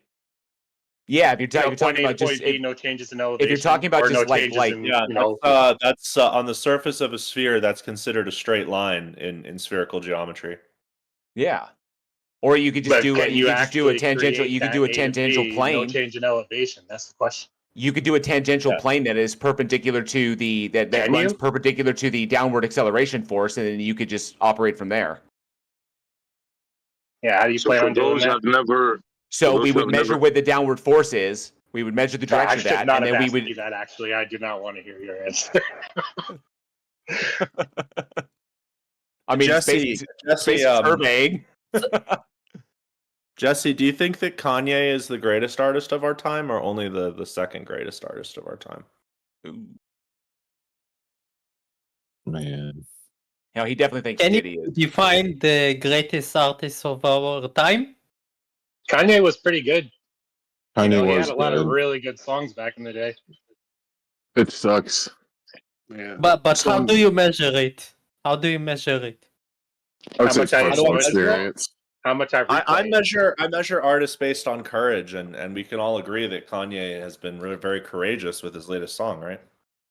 Dude, the best don't artist in the agree. world is Lady Gaga because I've played her song like 1,000 times in a row. Dude, Lady Gaga is the Yeah, I measure by views and followers. So not Kanye. How fine is the line between courage and batshit insanity? You know, that's a Very good narrow. question. That's a good question because someone that's completely insane is not seen as courageous, right? So if they're being driven by like command hallucinations or something. Yeah, they lack preservation. Exactly. So wait. Have you seen? Hold up. I want to just continue this conversation, Agent. If you hold up for a second. Warren, have you seen that video of the guy who's getting interviewed by the police, who was in a psychotic episode, and he just confesses to everything and says that he should get the death penalty, and like it's actually a really interesting like concept, like the lack of self-preservation in people that are suffering from psychosis is pretty crazy. Sorry, go ahead, Emma Agent.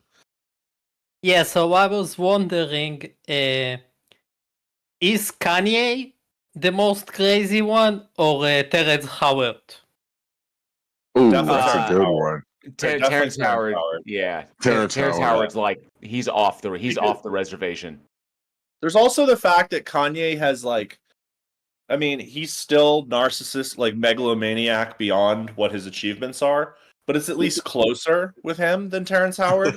Whereas Terrence Howard is just like a B-roll actor that like thinks for some reason he's a master of engineering. Like, I'm not sure that Kanye has that level of delusion. Hey, did you? One second, guys. You never go full retard. Hold on, I got an announcement here. I believe we are going to have two Akna in here teaching evolution and taxonomy in 1 o'clock.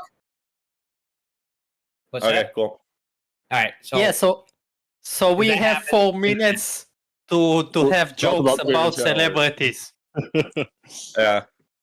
At least we can like respect Kanye's genius, but Terrence Howard has nothing in his head. I agree. Omnivore, I have a question. Wait, can I just ask Omnivore a question? Yeah, I'm here. Go for it, Rob. Okay, Omnivore, Tuakna is going to put a presentation together. He said he wanted to do an event where he teaches evolution and taxonomy. However, I don't see him here. I understand. Just the last time, it was a fucking shit show when he was here, and I had to leave. Is it going to be the same thing? Because I'll just leave now. No, I'll hang out, Rob, and I'll help moderate. So we'll be. See you, Rob. No, I'm just trying to say it was fucking mayhem yesterday, you guys. Shit show in what aspect? So it could be improved in what aspect? Yeah, thank you, Larry. Let's just make sure there's a moderator here so that not 10 people are piling on one guy.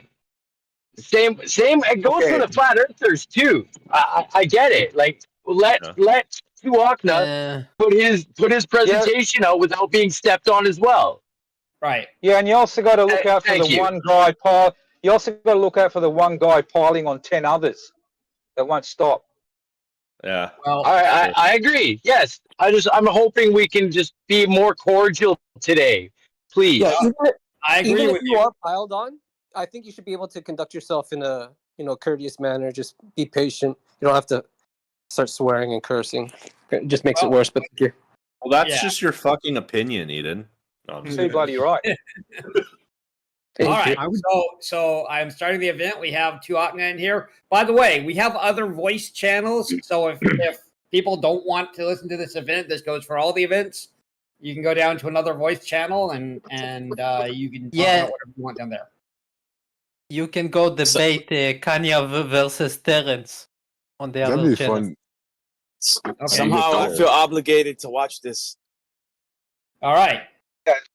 Hate watching is fine too. I have a presentation. Should we share screens or is it You like should be able to that share thing your screen. Let me know if you can't, but I believe everybody has that capability. So You see it? Hello? Yep. I can see it. Carlos Linnaeus. Yeah. Oh, I think my audio keeps cutting out though. Watch stream. Yep. Yeah, cool. So, this is gonna just be super basic, super short, but it should just be like an intro. Just remember that I am not a graduate. I am just learning this myself too, so we're all gonna be learning together. If anyone does know these things and wants to correct me, feel free to. And if you have any questions, just wait to the end. We can go over them. I can go back in the slideshow, forward in the slideshow, whatever we need to do. But basically, just to start, I consider these the most important people when talking about evolution. We have Carl Linnaeus, we have Charles Darwin, and we have Gregor Mendel. Most people already know about Darwin with the finches and his theory of evolution, but most people are unfamiliar with Carl Linnaeus and Gregor Mendel. Carl Linnaeus was a Swedish naturalist, so he did botany and zoology. And he's most famous for the system of classification and naming animals that we have today, binomial nomenclature. He explained it in his Systema Natura. He published that, I think, in 2 volumes. It's not just one book, but 2 separate ones. So that's what he's famous for. He came only slightly before Darwin, so he was already classifying, naming animals before Darwin came along with his theory of evolution. Darwin, we all know his theory of evolution, descent with modification, and then universal common ancestry. And then lastly, we have Gregor Mendel, who is hailed as the father of modern genetics. He is known for giving the theory of alleles, dominant, recessive, and then there's other ones, but those are the big ones, dominant and recessive traits, and basically how those are passed on through a molecule. We know it now as a gene, we know it DNA, but Darwin, Linnaeus, and I don't even think Mendel, he didn't know about these until we actually knew about some of the biochem behind it. So they're the most important people. Carl Linnaeus is mostly for identification, Darwin theory, and then Gregor Mendel, we use him now for the proof of evolution. Let's see if I can get the slideshow. Yeah, so we just went over this, but just a little bit more formal for binomial nomenclature. We have the common name, so these are the ones that just people use on a daily basis. So we have, as we can see here, the tiger, and then we have our domains. So we have domain, kingdom, phylum, class, order, family, genus, and species. Basically, these get more specific as you go down. So everything other than species is a group of animals. It's not one individual one. Which is something to keep in mind, which it results in something that we refer to as nested hierarchies. So it's called nested hierarchies, as you can see that the species, the lowest one, it's grouped under the genus, and then genus is under family, order, class. So these all just come one after another, and as you go down, you get more specific. Just for the formal system, you're going to have a scientific name, you're going to have your genus, and then you're going to have your species. Your genus has to be the first, it always comes first. It's always going to be uppercase, and then you're also going to have it italicized, or you can have it underlined. It's not that big of a deal, just one or the other. And then you're going to have the species name. It's always going to come second. It's always going to be lowercase, and it's always going to match what you did to the genus name. So if you have Panthera italicized, then you have to have Tigris italicized. If you have it underlined, you have to have Tigris underlined. So that's just basically how it goes. Okay, I decided to add this just because this is a really big question, and I feel like a lot of people who are both believers in evolution and don't believe in evolution ask the question, are humans monkeys? So this is kind of where it gets a little weird, and I'll try to describe it in the best way possible. It really depends on what you consider a monkey, and if you're going to follow the law of monophyly. So basically, when we're using nested hierarchies or when we're doing certain kinds of naming and identifying creatures, we follow something called the law of monophyly, which is essentially that every descendant is what came, it always is what came before it. So going back to our tree, I have the kingdoms and all of that, domains, all of that here. Basically, since we are sapiens, Homo sapiens, some people debate that. I don't know why. It's just what we're called. But basically, since we're part of the genus Homo, all of your kids are going to be part of the genus Homo. Since we're part of the genus Homo, that means we're also going to be in the family Homidae, order, primates, class Mammalia, phylum Chordata, Animalia, Eukarya. You can never move out of one of these clades. But the clades can switch around sometimes, but that very rarely happens. But if the clade, didn't mean to do that. If the clade switches around, you switch around with it as an individual. So the individual will always be, and its ancestors will always be, part of the clade that was above it. So the question is, what do you consider a monkey? So I have two monkeys here. We have our vervet monkey, and then we have a common squirrel monkey. So I don't know if any of you recognize these, but these are found in Africa and these are found in South America. So if you don't know, monkeys aren't really native to South America. They came over here from Africa. So what we refer to African monkeys, and I'm being very general here, we refer to them as old world monkeys because they're from the old world. And then when we came to America or the Americas, we refer to the new monkeys as new world monkeys, right? So most people agree that both this monkey, this animal from Africa is a monkey, and this animal from South America is a monkey, but we know that these are branched off. They are not the same thing, right? They're two different creatures. So the law of monophyly states, well, what is the most common ancestor? What is the clade above it? And I believe it's the infraorder. This chart's a little old, so I added it. We refer to it now in taxonomy as simiiforms, but the old name was anthropoids, right? So this is the most, as you can see, this is the most common ancestor between both the New World monkeys and the Old World monkeys. So if you refer to both this monkey, this animal as a monkey, and this animal as a monkey, then the result would be that the last common ancestor of them would also be a monkey, and all things below it. And as you can see, I circled it.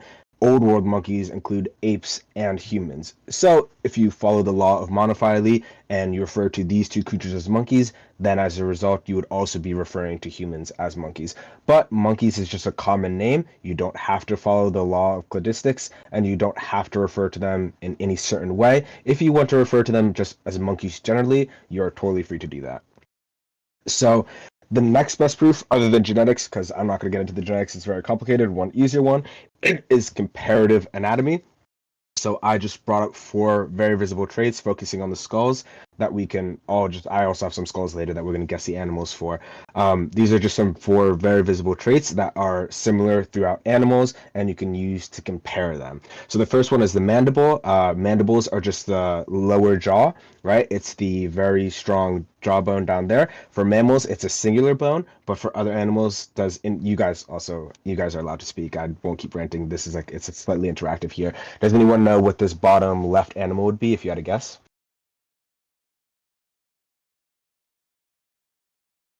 The snapper fish thing.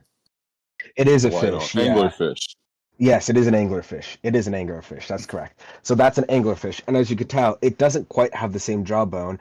Does anyone want to give a guess on what the top left image is? What animal that is? You've all seen one. Cat.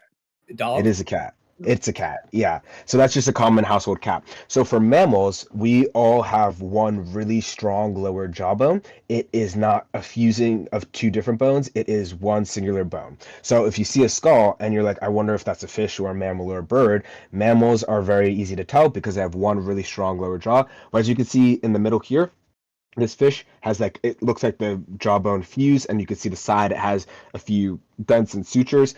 That's because that's multiple bones fusing together during development. So that's one really easy way to tell. The second thing is our dental formula. So almost all animals in a genus share the same dental formula. So as you can see here, I have it here. We have Orphelidae. So since this is a cat, it is going to share the same dental formula. It's the lower jaw, so that's something you have to watch out for. So we have 3 incisors. Incisors are the teeth in front of your canines. So in every quarter of the mouth, if you were to split it into 4 parts, in every quarter, it's going to follow this order. We have 3 incisors, so 3 teeth between it's 3 teeth going inwards from our canines, and then we have a large canine. These are very prominent on almost all animals. You'll immediately be able to tell. You can feel it on yourself. You can look at a cat. You can look at almost any animal, and if they're in carnivore, but that's not important. Basically, you'll be able to see these immediately. And then you have 2 premolars. So these are the teeth before your molars. A question that I had, and I'm going to try to get before anyone asks, is how can you tell the difference between a premolar and a molar? The short answer is it's really difficult because you need to go into dentistry, and even I struggle sometimes, but it's mostly about the cusping. It's not something you're going to have to worry about because I'll point them out to you in the other images, but just to think about it, you can see here, and I have the cat image here, that you can see the premolars and you can count them. So it goes 3 incisors, 1 canine, 2 premolars, and then 1 molar. And you can see that the cat, the actual bone of the cat, and the image that we have here for the dental formula, they match up. Orbital orientation. This is a really easy one, and this one is really intuitive. Where are your eyes placed? So for predators, can anyone guess where their eyes are placed? In front. Both looking straight ahead. Yes, and that's basically for better vision. We want binocular vision. We want to be able to see 3D space. I say we, even though we're not that predatory. But for cats and dogs, they want to be able to tell 3D space. They want to see how far something is, how close something is. This is possible with binocular vision, 2 eyes, face forward. This is really helpful. So this is why you can look at a skull, see where the eyes are placed and where on the skull they're placed, the eye holes, and basically you would be able to tell, is this a prey animal or a predatory animal? And then the last thing is the foramen magnum. So this is the giant hole that the spine attaches to. And basically, depending on how close to the center of the skull it's placed, you could tell if the animal is like bipedal, walks on 2 legs, or quadrupedal, walks on 4 legs. And then there are some other things. You can see the occipital condyles, which are, for if you look at the human, those 2 brown like dots, which are right above the foramen magnum. That's just where the spine attaches, and depending on how many of those you have, you can also tell if it's like a bird, if it's a fish, if it's any other kind of creature like that. So basically, we use the foramen magnum to tell how bipedal animals are. So those are the 4 things. So I have a few skulls here. Anyone can try to guess. We can go over what we learned. I can go back if you guys want to talk about dental structures, or if we have any questions, we can take a break here. And you can ask questions. Okay, thank you, man. Thank you. Appreciate it, actually. Now we have to talk about subject. Me, other guys. We have too many people in this voice chat, and everyone have to talk. Okay? Yeah, just one person at a time. We can. Yeah. Thank you. Appreciate it. So do we want to start from like left to right? I have the leftmost picture. Does anyone want to guess what that is? I try to make them somewhat easy. Either a gorilla or an orangutan. By the way, we also have voice queue. If you scroll up, you can see it there. And you can click to join the voice queue, and you can look at the voice queue, and you can see in a row who's there. Yes. Yeah. So a gorilla or a orangutan. Okay, so that's a really good guess. Do you want to explain why you guessed that? Just give some details. Well, you got the high brow ridge, you got the recessed nasopharyngeal area, you got the pronounced the large structured mandible, which likely tells me it's probably a gorilla because of the pronounced mandible. And the I can't remember what the maxillofacial area, but and the eyes, the way the orbits are set in the front of the skull tells me that that's likely gorilla. It's definitely primate. I think it's a gorilla, but it could be an orangutan. I'm not a primatologist, so I'm just going off my gut. So A really good way to tell, we could look at the supraorbital ridge. So that is the ridge above the eyes or above the orbits. So I will tell you, one of these is a gorilla and one of these is a orangutan. So if we think about what a gorilla looks like and what we think about what an orangutan looks like, which one do we think is going to have a higher brow ridge? Which one has a super prominent one? I think the gorilla has the higher one. Yeah, so the gorilla does have the higher one. So this first one on the left is an orangutan. It's a Pongo pygmaeus or Bornean orangutan. So that was a really good guess. Does anyone want to try for the second one? I said what it was, but let's see if we can. Are you talking about the one in the top middle? The top one.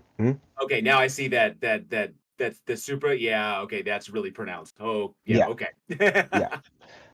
Yeah. So another thing is we have our sagittal crest here. So I didn't mention it, but that's also another very prominent feature. The muscles in our skull attach to this, the sagittal crest, and that basically the larger it is, that means the more muscle that can attach to it, and it means that you have more chewing force, chewing power. And this is normally found in herbivores that are eating plants and all of that. And this is another good indicator. And as you can see, the gorilla has a very high sagittal crest. And if you look at a gorilla, one that, isn't deskinned, you'll see that they have a really large crown in the back of their head. Their back of their head goes super high up, and that's also how this skull is. So this one, the second one, is a Western lowland gorilla, which is just called gorilla scientifically, which I think is super funny.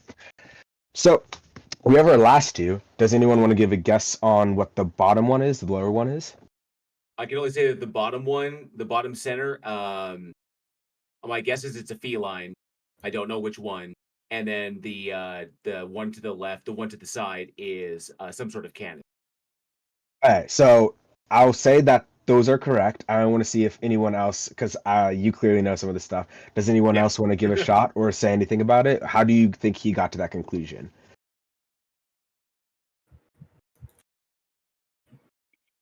I would say the snout has to do with part of it. Yeah, there you go. Very good. Yeah. So, Canidae dogs have prolonged snouts because it gives them better olfactory, better smell, better sense. So a really good thing to tell once you get the eye placement, once you get the canines, once you are able to determine it's a mammal and part of the carnivora, eats meat between Felidae and Canidae. Depending on how far, the actual proper way is to refer to it's called the post-occipital process. And that just basically means a little protrusion that is past the eye. So if you look at the ring of the eye, you go to the top of it, and then you see where that extra little bump is. It's shadowed on both of them, that little bump. If it's past or at the halfway point, going backwards to the back of the skull, that's most likely going to be a dog because their nose are extended. But if it's a little before that or their snout is closer in, that's going to be a cat. That's one way to tell. Yep. So the snout is a way to tell. Now, specifically, just guessing, because I don't think. Well, no, it could be a domesticated. It could be a domesticated dog. I'm just throwing. It could be a coyote. I know you probably have the actual the genus species thing set up like you do on the other ones. I don't know if I'm comfortable jumping on it. Okay. My gut is telling me it's likely a coyote or it could be a wolf, but I think it's a coyote. But I could be wrong. This is just where my gut is going, and I think that's a domesticated. That's a domestic cat. I think, but educate me because I'm just spitballing. You're close. So it is a cheetah, which is it's technically ironic because people think of them as the smallest of the large cats, but like a funny way that you could also phrase it is that they're the largest of the small cats. So one way to tell is going back to that sagittal crest.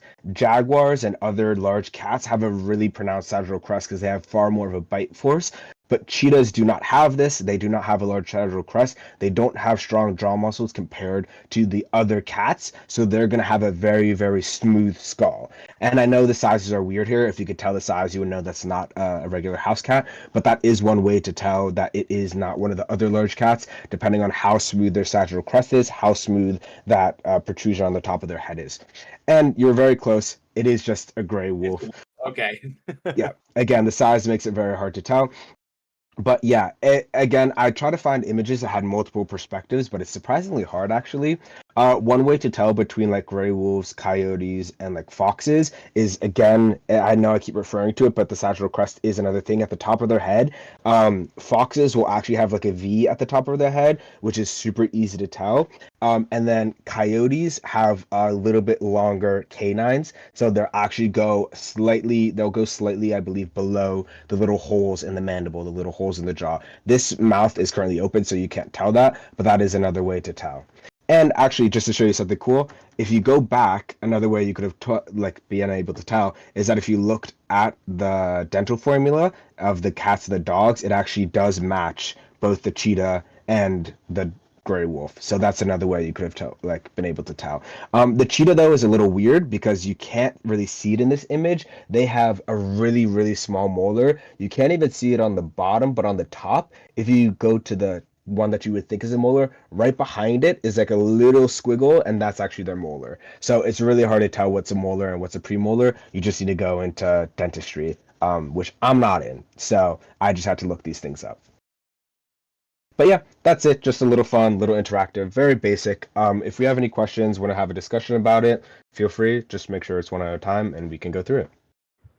Another interesting thing that, because you were bringing up the homologous structures in the, I thought another interesting one. I was expecting you, but you didn't touch on it. You touched on some really good stuff, but another good one is the skeletal orientation in limbs. Yeah. One bone, two bone, so on and so forth, and how we see that across so many different species that operate in different environments that require different methods of locomotion.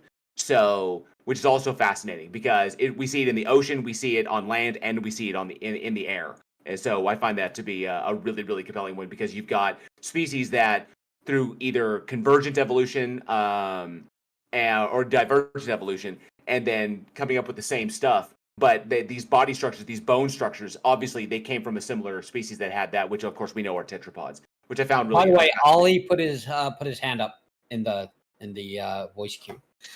Oh, I can't actually see the voice queue. Where? It's up above Omnidrome. I think you can see it, although I might be wrong about that. It might be for mods. I'm not sure. I have to check the permissions. But if you scroll up above Omnidrome, there's no medical talk, and then there is a text channel called voice-q. Let's see.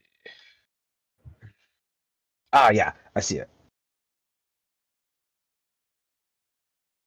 I can't see. Oh, I saw Ollie said 8 minutes ago, and then I just joined. Okay, yeah. All right, so yeah, you can go. It could be that. It could be.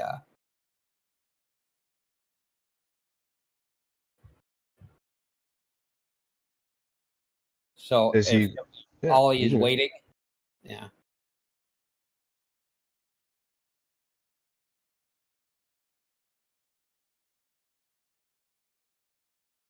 Well, I can also respond to what JL Warren just said. A really fun example of this is in Carnivora. You both have terrestrial and aquatic Carnivora. So something that you don't really think about is seals are also mammals.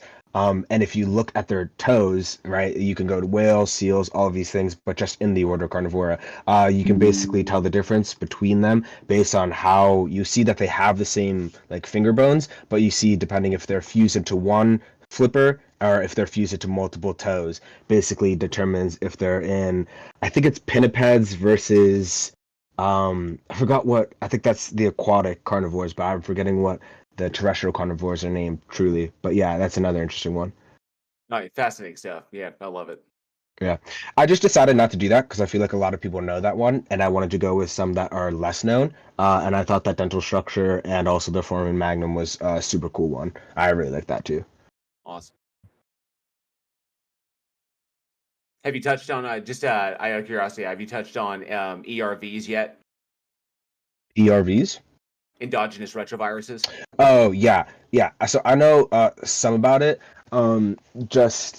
So as far as I understand it, is basically the fact that we have a bunch of similar strands of code or like genes across all of the simiiforms or the greater apes is basically a really, really great proof because the likelihood of having all of these genes and not being related is just, it's so out of this world that it just is almost a guarantee of common ancestry apart from other genetics as well. Right. Okay. Yeah. Yeah. Another really cool one is the fused chromosomes. So basically, we know the other great apes have basically they have less chromosomes. They have, I think, one less chromosome than us. So basically, they had to have proof if we're related. Why do we have an extra one if we came from a common ancestor? And the question is, we have to see where. Oh no, they might have one more than us, and then we have the fused chromosome. I think we have chromosome number 2 for us is fused, which is also another really cool one. Yeah, they just call that 2A and 2B. Yeah. Yeah. So there are a lot of cool proofs, but I thought it would be a lot to get into the biochem and all of that for genetics. How about the pretty good apes? Hmm? They're slightly less than the great. Oh, the pretty good ape. The pretty good apes. Yeah, so I actually don't know the etymology of why they're called the great apes. I think I had it on my slides. The old term was anthropoids, but they're currently categorized as platyrrhines and catarrhines. So the old world monkeys versus the new world monkeys. I believe that it's referred to like it's like depending on how your nose is. I think catarrhines are the ones that have a downwards facing nose, and then platyrrhines have like a flipped inside out nose. So like if you look at monkeys from South America, their nose don't look like ours. They look like more like Voldemort's nose, where they're like two slits on the sides instead of having a downward facing nose and then nostrils at the bottom. So that's, I believe, what it is.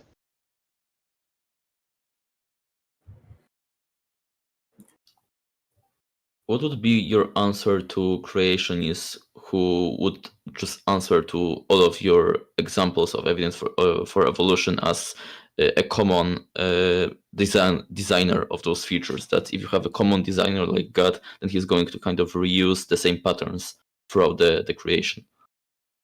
So I normally just say, unironically, I just say genetics. I kind of, and I'll somewhat agree with people who don't like how we refer to evolution, because I just call evolution the thing that it is, which is change in allele frequency. And then people are like, well, how is it like a theory of evolution if you're just naming the thing that occurs? There's no testing. You're just naming an actual occurrence in the world. And I basically am just like, yeah, that's literally what it is.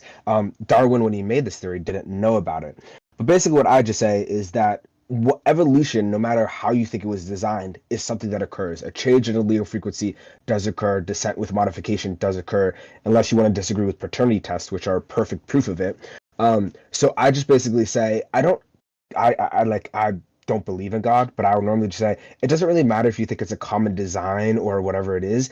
We can just literally evolution is the fact that alleles change within a population. You've seen it. You've seen someone have kids. You're a kid. You have parents. You guys share genes. Paternity tests work. We do them all the time. This is just evolution.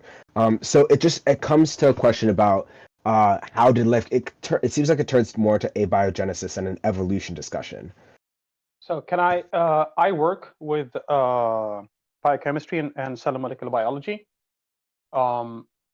When creationists tell us that, oh, but someone might have created these features and that's the explanation why you would find it in different ways, you have to understand that the main core of understanding and the main scientific evidence of evolution doesn't just go about pointing out these similarities.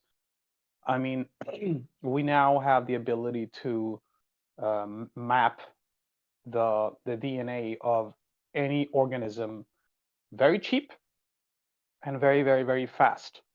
So you can do a genomic map of this species and you can calculate via the genetic change that goes and happens through these organisms, and retroactively and retrospect check how they function in time, these changes as well. We have mountains of evidence by genomics as well that supports the notion of evolution, not just, oh, they have a similar nose, oh, someone must have created these noses all at the same time. Like the the field of genomics has grown exponentially since after the Human Genome Project in the 1990s, where we have made the ability to sequence like fully genomic sequences and use computers in biotechnology and bioinformatics to analyze full genomic code to basically make out the entire genome and be able to do very easy comparisons into different species. I sequences my dog's genes for $30 like a few years ago, and I think it's even cheaper now. What do we see in the genes? And this is, I mean, I'm just asking this. Dr. Pepper brought it up, but really, it's Tuatna's event, so if you feel free to answer or delay it. But what do we see in the genes that? No. We have a queue. We have a queue, man. We have people waiting to talk. Guys, who the fuck is the moderator? Who's the moderator? Omni, wake the fuck up, Omni. There's There's no 10 one queue. people waiting to talk. Is there? I don't see it. Really, guys, what the fuck I is don't this see them bullshit? either. Guys, Yeah, come on. they're This not is there. Ali's event. He's- He should really be Yeah. accommodated for. Yeah. No, not comedy. It's your mother who's comedy. We can bring her and make comedy. It's not Okay. comedy. I am waiting Omni, 16 what was minutes. your question? 16 minutes to talk, guys. Wait, you could go. Yeah, if Go you have ahead. if you have a question, Ali, go ahead. Indeed. The question is for my friend taking back Eden. Hi, thank you. All right. Yes. Okay, so what is it that we see in the genetic code that makes it clear that these things evolved? What I mean, if I see two similar things in two genetic codes, how do I distinguish a similarity from evolution? What's the determining factor? Okay, so this is kind of where it gets you kind of have to find a split where you want to split between identification of creatures and then relations of creatures. So what I was talking about was taxonomy, which is basically the identification of creatures and how we order them and name them. But what you do with genes is you show the relationship between two creatures, right? So this is what paternity test is. This is why you look like your parents, people look like their parents, is because these traits are passed on. So to talk specifically about how we use genetics to show relatedness between animals is because we know for certain, unquestionably, the way that we get traits is a production. Proteins are produced. What proteins are produced depends on the DNA and its sequence, right? So basically, we say, oh, we see these animals; they have similar traits. We see that other great apes, they have their 5 fingers, opposable thumbs, they have eyes in the front of their head, they have the brow ridge, they have other similar traits. And we say, okay, how did they get these traits? And we know the answer. It's DNA, it's genetics. And then we say, oh, if they have these traits, could it be that they have similar DNA to us? Now there's convergent evolution where similar traits are caused even though you have very different genetics, like squids, cephalopods have eyes, and they have eyes that are somewhat similar to ours, but we diverged a very, very long time ago. So the thing that we do is instead of just saying, hey, they look the same, and then we're going to say they're kind of the same creature, which would be really inefficient. Now what we've been able to do is we've been able to see the specific order of genes, and we've been, hey, do you have this much genes in common with us? Oh, that means you're this related to us. And you have this many genes in common with us, then you're this related to us. To be more specific. Okay. So if I don't, Can I add something to that? Sure, go ahead. So, so you have to understand that the field of bioinformatics, what it basically does is that we compare the genes of different types of animals. So what we can do with the bioinformatic tools is that we can line the genetic code on top of each other. You have the code of an animal above, and you have a code of the animal below. And what you can do is that you can try to align them so that you have the same base pairs similarly coded next to each other. So we find, so we can compare the codes to each other, and you can see where in the genetic code there was a change. So just because you have a similarity between two species doesn't necessarily mean that the codes match very well. That's why we don't use why don't we use the measurement of, oh, but they seem to have the same type of nose or the same type of eyes as a measurement to see if these things are similar or not. We use the genetic code because that tells us in a much more accurate way where the similarities are and where the similarities are not. And to further respond to that, as you might already know, is that genes, their function is to have a blueprint for the proteins. And we can also do a proteomic comparison as well to see, because all animals don't have the same proteins. Our proteins are different from proteins from monkeys. So what we can do is also a proteomic comparison to see that, okay, this animal has this protein that, as an example, converts sugar to ATP, but there's a difference in this amino acid sequence. And you look at the other one and you see it, okay, it is very similar, but it's only one amino acid or two amino acids that is the difference. Okay, these two are very, very closely related to each other. So, and you can draw multiple comparisons from multiple of these species to see that this isn't just a fluke. So you can take multiple samples of the same species of animals and take multiple samples of the other species of animals. So you both have in the genetic code to compare them, and you also have the proteomics, which is the understanding of how proteins are sequenced in the amino acid structure to see that, okay, these animals are similar. Can we calculate how far back these mutations have happened? And there's models for this too, because mutations don't happen very often. They happen very, very, very rarely. So using both these models, we can compare and see that if animals have similarities or if they're not have in the taxonomy and in the calculation of how far back in time these mutations occurred.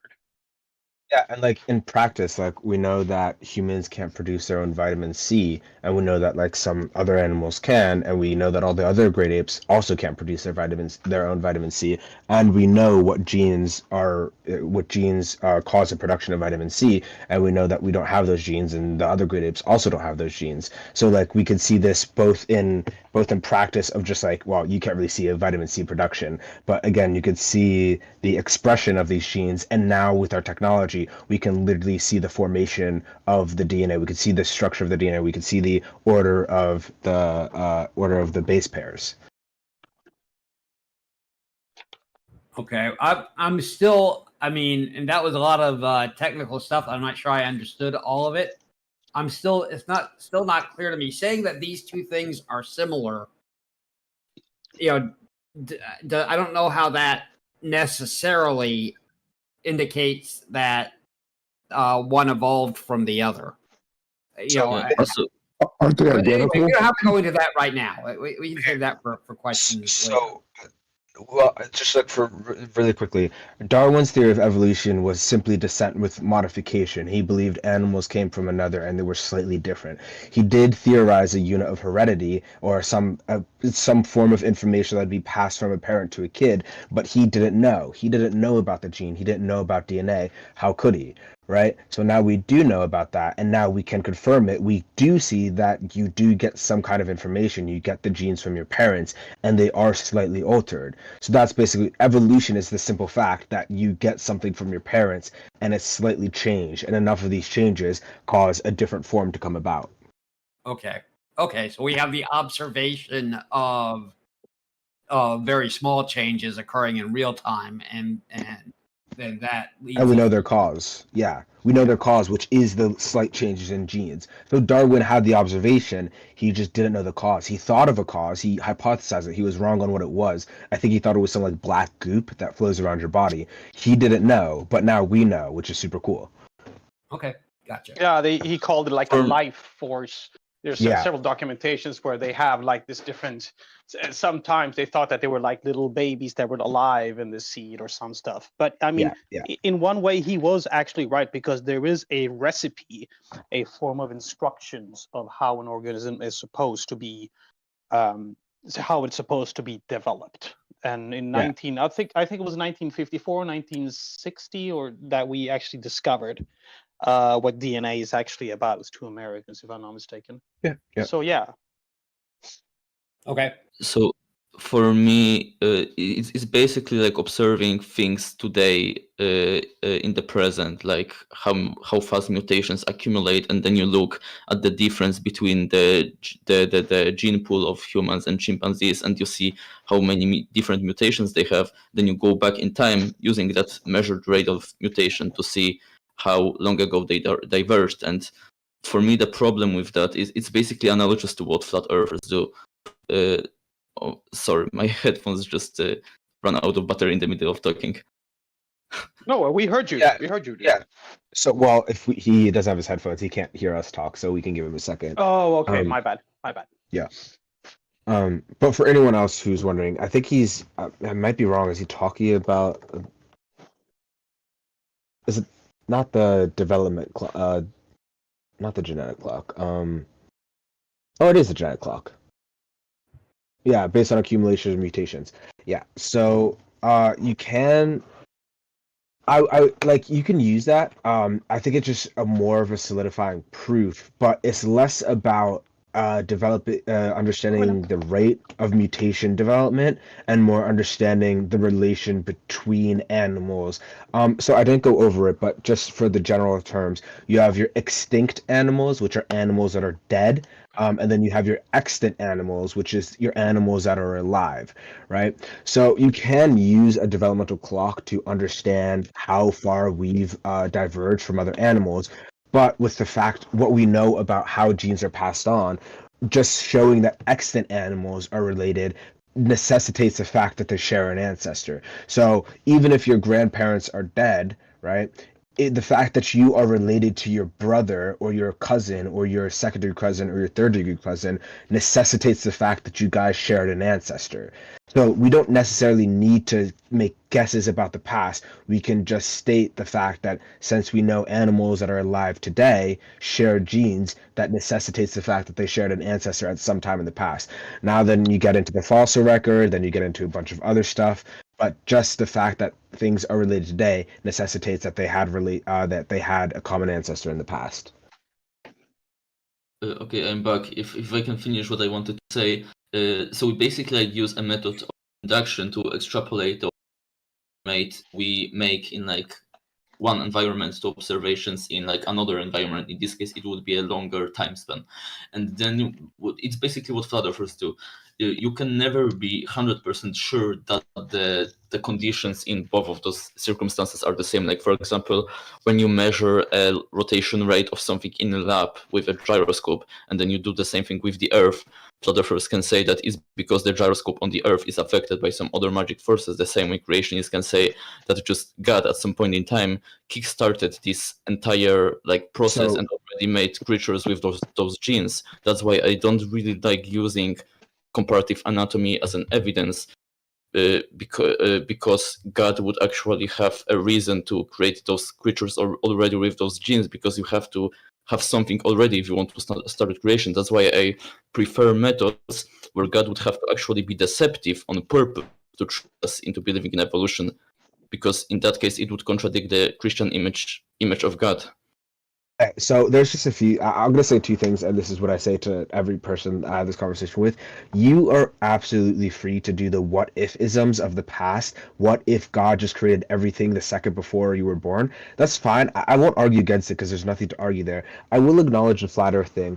I think the difference here between us and the thing that we would be doing, the thing that flat earthers is doing, is that we're presenting a hypothesis, and also the fact that every time we've seen something be formed, some new organism be, I say born, but that's not necessarily the case, some new organism come about, we know that genes are always passed down. There's never, ever, ever been a case that hasn't happened, right? Like literally never. That is what reproduction is. So saying it's not like, if you were to present, if a religious person was present an alternative hypothesis that isn't a whataboutism, that we could acknowledge that hypothesis, and there have been other hypotheses in the past, but just the fact that every single time we've seen reproduction, the literal definition of reproduction is the passing on of genes. It's just what's always happened for all of time, always. Like and again, evolution isn't a trick or something like that. We see it occur. Like, you are the product of evolution.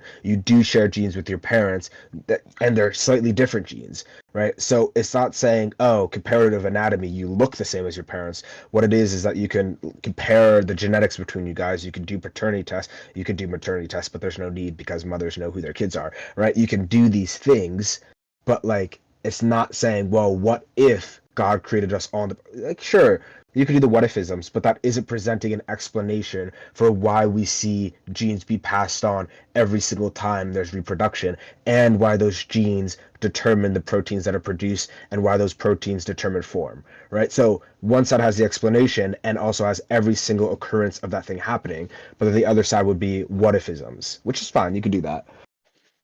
Okay, but in that case, if you use this tactic, you're never going to accomplish anything creation is, because you're stuck in basically a philosophical debate. You say that you have a right to extrapolate this evidence because it's what we literally observe every single time. But the creationists already believe in God, so for them making this leap, this exception for this particular case that God just created it, isn't anything extraordinary, right?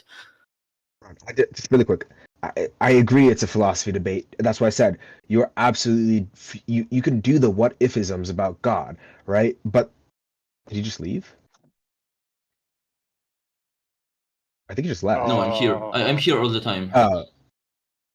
Okay, you just disappeared off of my screen for some reason, so I don't know what that is, but I'll keep talking.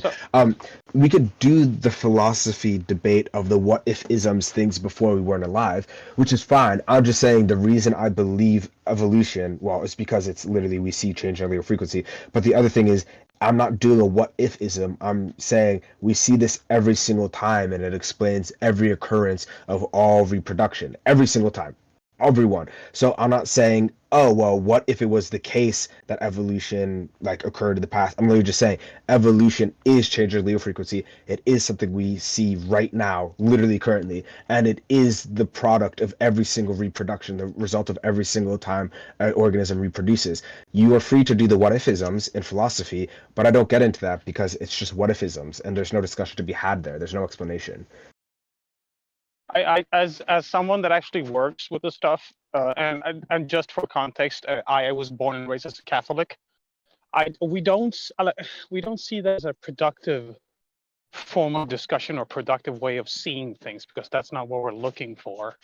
But I would like to state another thing that is actually very important is to add to the mountain of evidence that exists for this, because it's not just genes, it's the way the proteins works. There's something called transposons, which is how should I put this in a way that is understandable and is easy to understand in context?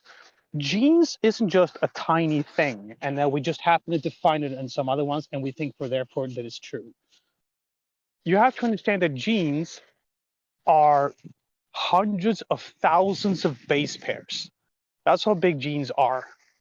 The average gene on a human is about hundreds of thousands of base pairs. Hold on, I got a situation. I'll be right back.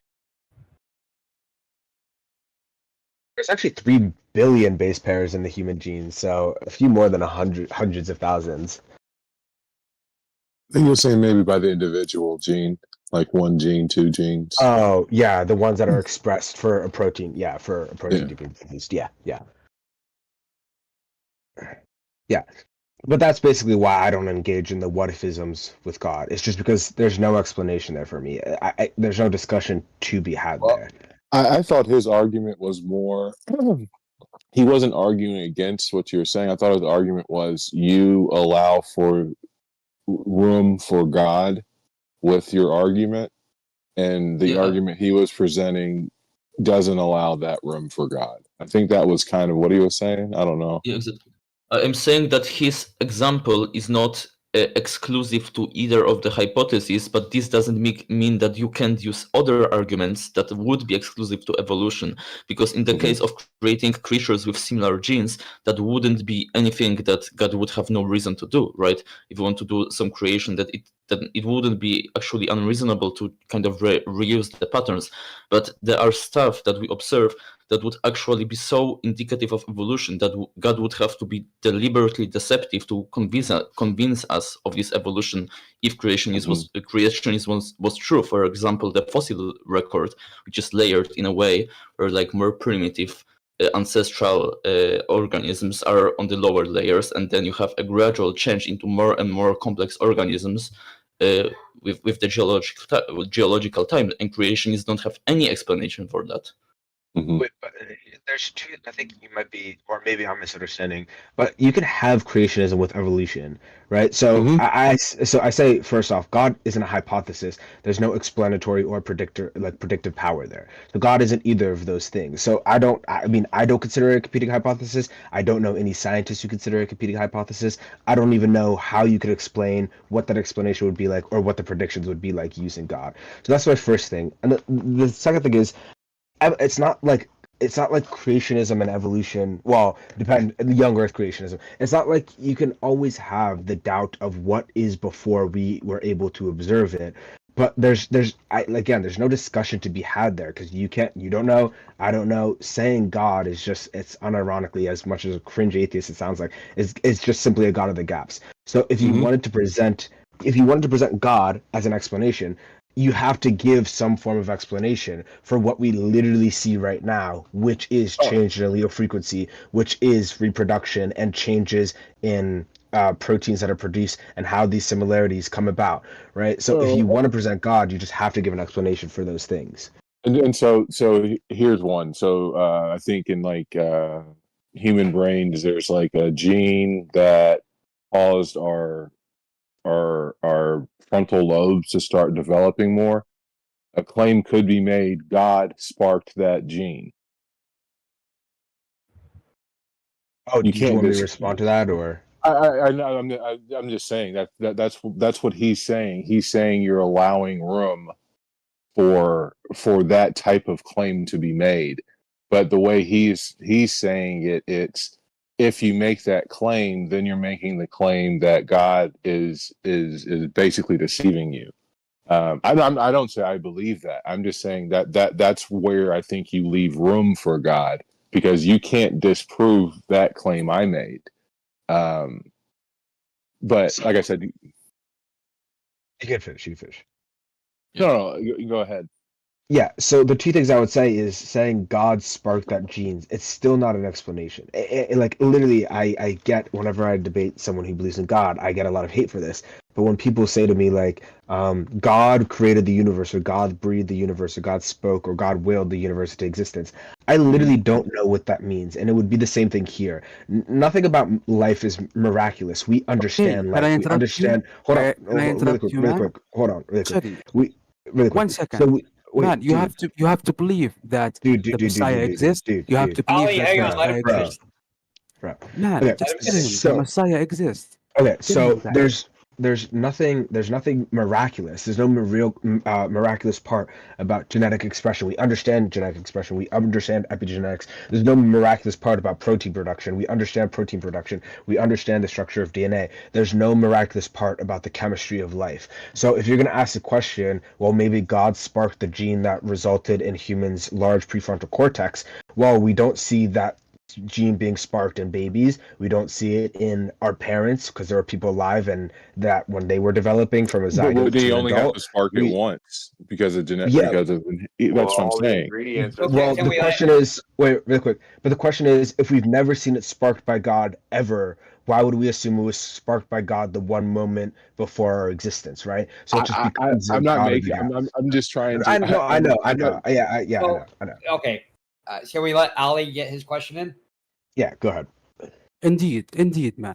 I just wanted to tell him that there is a God, indeed. There is a creator of this earth, indeed. And the Messiah exists. The Messiah came, and he's still here, and he tried to tell you a message. Why you don't believe that? Okay. Believe it. Again, I said evolution and biology doesn't refute that. What Wait, your statement is very different from what we're saying. Man. I didn't talk to you. Do not interrupt, please. Oh, apologies. Yeah, go ahead. I was really quick. Yeah, so again, I'll say the reason I don't believe in God, and this is this is when I'm having an actual discussion with someone. I just say I don't know what it means when people say that there's a creator of the universe. I don't know what it would mean for there to say that God sparked the gene that resulted in our large prefrontal cortex. I simply don't know what it means. Like, there's no explanation there for me. I can't look at it. I can't observe it. I can't be explained. There's no biochemistry behind it. Like, I don't know. So if you were to give a more hold on. If you were to give a more in-depth explanation, if you were able to explain, oh, well, how did that result in changes to the genome? How does that result in the things we currently see when we see a zygote develop into an adult? We can see these genes being expressed. We know about Hox genes. We know about developmental genes. We know the changes to these developmental genes will change what a baby will look like. And we've tested these on other animals, hopefully not any human babies, because that'd be super unethical. But we've done these experiments. I know what it means for genes, developmental genes, the change of those to result in a change of a baby. But I don't know what it means for a creator to change our genes and result in a larger. I just don't know what it means. There's no explanation. Yes, you do. You can do. We do that with chickens. You can change genes in chickens and turn feathers into scales and vice versa. You know exactly what it means. No, I know what that means. But when someone says there's a creator, No, like a Messiah, or like there's Moses, like or not necessarily Moses or anyone else, like I don't know what it means for God to do that thing. Like, did God actually did he do some CRISPR shit? Like, I don't know. I don't know what it means for evolution to make memory or intelligence. What came first, intelligence, memory, or evolution? So this is again. I think. Look, I think we need to put this into a larger perspective, because a lot of people here seem to be under somehow the influence that genes was just a small thing and someone could have messed with it and therefore kind of messed up our way of interpreting where it came from. What you have to understand is that genes, a single gene from eukaryotes, humans, animals, and so on, is hundreds of thousands of base pairs long. That's how long the average gene. Some of them are even longer than that. Out of these hundreds of thousands base pairs, a lot of them, most of them, actually match with other genes in other species. And what you also have to understand is that we can't just matching genes is a huge evidence for the support of evolution and biodiversity and all this stuff. But what we also have is what's called transposons, which is when genes within our own genomes are copied and put somewhere else. This means that we don't only have one gene for one certain thing. For instance, there's a gene that says that we get our blue eyes, for instance. Then that's what we were taught, but that's not in reality what it is. We have multiple genes doing the same type of function, which makes our understanding of how genes are transposed and move on to other species even match more apart. And we also have gene expressions, because genes is one thing, and then how those genes actually function and create proteins and how they are regulated, if they're turned on or off. We also have tons of evidence to support that as well. Hold on, super quick. Like I super agree with all of this, but getting into the genetics is going to be a lot of information, and I don't think that's what he's asking about.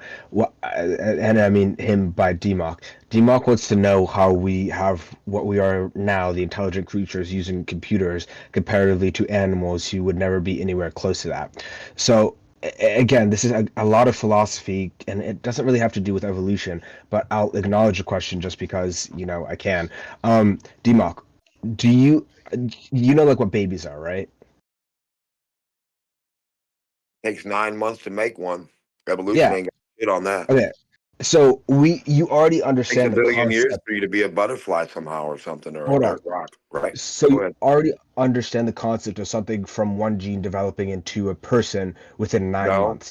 So no, I understand a mom being a factory and liquefied printing the baby out. yeah, so that's not how babies are. Okay. What? Ignoring all that. No, you you get already a liquid put in you, and then it's printed out as a baby, and it takes 9 months to graft itself and grow from the inside out, all liquefaction. Yeah, that's not how that works, but we'll ignore Yeah, that. it is. You're made from Well, liquid. it's not. It's not, What do you but okay. Where's the fluidity in sperm? Where the bones Yeah, at in sperm? do you Where are all think the your bones at in sperm? the egg you're made from? DMOC, do you think your From sperm? liquid, son. Think sperm's liquid? Yeah, it's liquid. Sperms are cell. No, Semen it's is a a liquid. rock. Semen is a liquid. Okay. Sperms are cell. Hold on, this is a total derail. It's Yeah, hold on. liquid.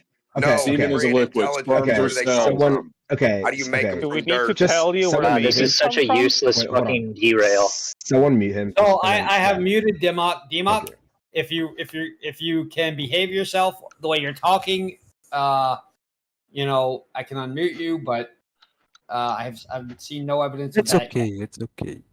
Okay, so basically, I'm not going to really explain how babies are formed, but we do have developmental genes that control control our development in utero, and depending on how these genes are expressed, results in how babies are formed, and any change to these genes is detrimental. So a lot of them will stay pretty consistent because if you change any part of something in development, it will basically wreck it. So like if you're trying to build a computer and like you destroy the CPU, well then it's like fucked. But if you have the monitor and you crack the monitor, it's not a big deal. You could just get another monitor. So things in development are super fragile. So they're referred to as Hox genes, I believe. Hox genes, if there's a change to those, and you have a baby that develops, it likely won't survive because those are really important. But we all already understand the concept of a single cell turning into a baby within 9 months. We understand how these developments work. So the process of this, it's not the exact same thing. There are a lot of differences, but we understand that something can develop and grow and have different expressions of their genes over billions of years and become what we see today.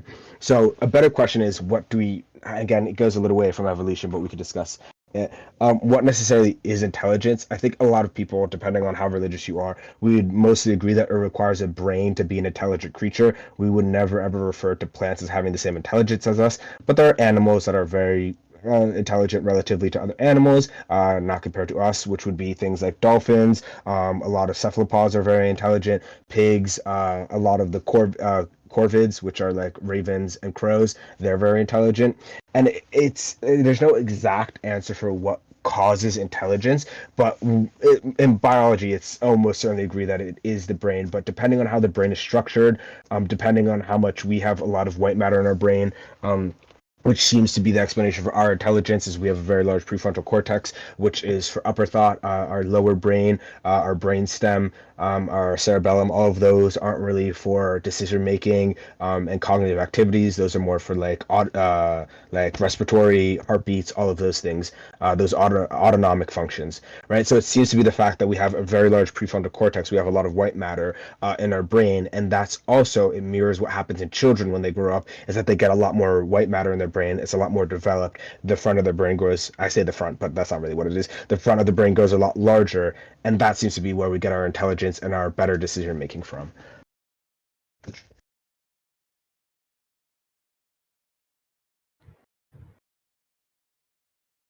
Okay. Yeah. I mean, you muted DMOC. You could see if he wants to respond to any of that, but I doubt it. I have unmuted him. But you didn't address his question. I tried. So I said that depending on what you refer to as intelligence, we can see intelligence forms in children based on how much white matter it grows, like how much white matter they have, basically how developed their prefrontal cortex is, right? This seems to be where we get our intelligence because children don't have this, and childhood development is a very, very, very studied thing. And no matter what you do for certain kids or what you do for kids, there are certain things they'll never be able to learn. No matter how smart they are for kids, they just don't have a developed brain. So it seems to be that the development in our brain, the amount of white matter that we have, the amount of development we have in our prefrontal cortex determines what we call these decision-making processes, these things that allow us to do arithmetic, all of these other things, to understand past, future consequences.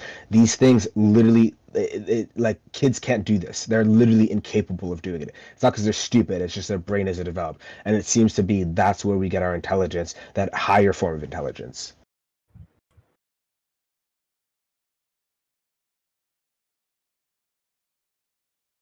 Okay.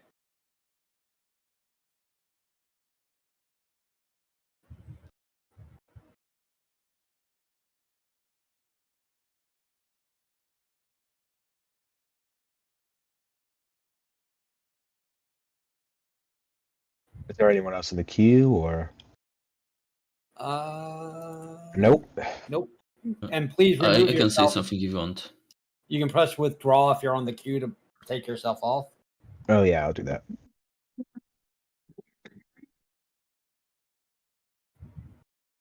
So you described evolution as a process, not like something that only in the past, but as something that's ongoing and will be No. still happening.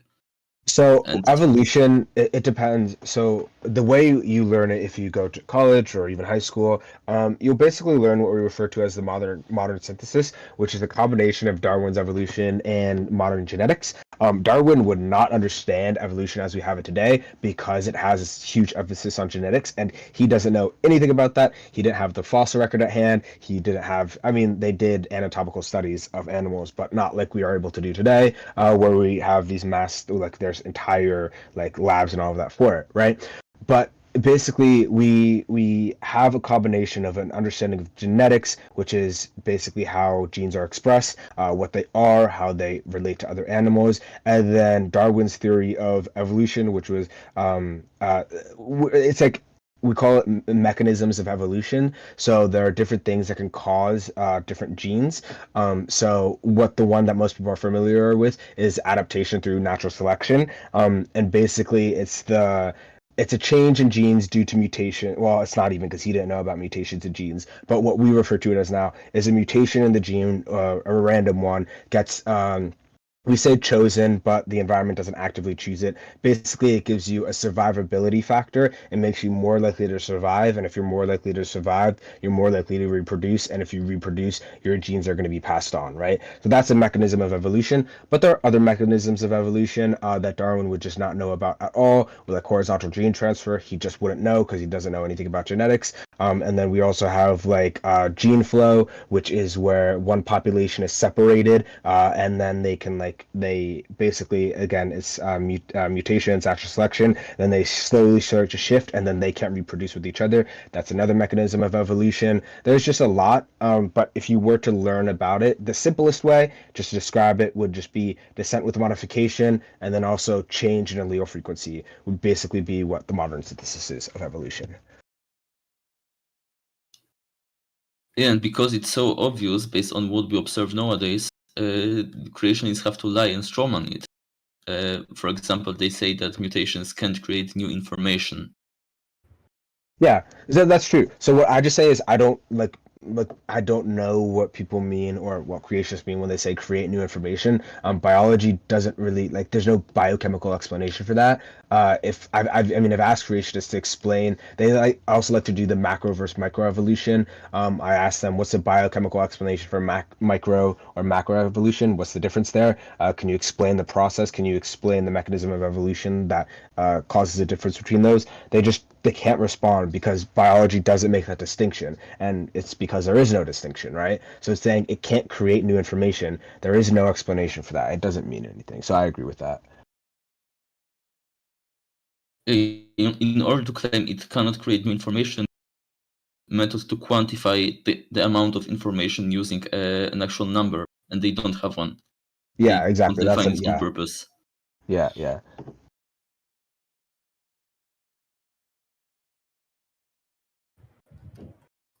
I'm trying to find actually. I think that's actually a good approach. What you're doing, that you're describing evolution from a perspective of the phenomena that we can just observe experimentally in a lab. Because creationists love to say that it's just stories about the past that we have no reason to believe in. Yeah, I don't know if you know Jim Bob, but I asked him because he was like, what is evolution? How do you test it? And I said, well, evolution is change in allele frequency, and we could test it by using genetics, right? And he was like, that's a bad definition for being related. And I was like, well, why are you related to your parents? He's like, I don't know, because he couldn't say the fact the reason he was related to his parents was because of genes, because if he says he's related to his parents because of genes, then he has to admit that he's related to other animals because he also shares genes with them, and then he can't deny evolution. So yeah, I've learned the best way is just to explain it in a biochemical sense, because that's something we can test, we can see, we can one-to-one correlate, well, almost for everything one-to-one correlate to evolution as we observe the functions and forms of animals. Yeah, I know about Jim Bob. He basically copied the Fladorf script that you need an independent variable and dependent variable for science, and used it for evolution, which is quite funny to me, because evolution is literally one of the most obvious things you could test even with this most rigorously defined scientific method. You can just experimentally have, like, for example, you can put bacteria in antibiotic, which would be like environmental pressure for selecting the mutations, and then put another population of bacteria in an environment without an antibiotic, and you can see that after some generations, one population we have bacteria evolved for living in this antibiotic, which is literally like textbook example of dependent and independent variable. Yeah, that's why I said genes, because like you can actually make that. You can choose a gene and see how it's selected for. And I don't think I gave that example. I gave another example. I forgot which one I gave, but he really didn't like that because he was like, "How does this prove common ancestry?" And then we got to the related thing, and then he didn't want to acknowledge the related thing because it's a wrap there after that. Yeah, because once you get that all of the mechanisms of evolution are supported by observations, then you realize that they don't really have they have the burden of proof, because the only thing we do as evolutionists is to acknowledge that these same processes that we observe nowadays were also happening in the past. But they just claim that it just like magically happened one day, and they have no evidence for it whatsoever. That's why they have to attack the observations themselves and lie so hard about it, because if they can convince themselves that evolution isn't based on observations, then it's like saying that we have beliefs, they also have beliefs, and all of those like are equally supported. Yeah, I think it's sexual selection, artificial selection, gene flow. I feel like it's missing one though. Natural selection, sexual selection, Genetic drift. But genetic drift is just a general change in alleles in a population. I guess, but I think that's just a general change in alleles in population. I don't think it's its own mechanism for evolution. It might would be. be. It would be. If you have a population of two people, the genetic, like they say, like to have a stable population, you need X amount because of genetic drift.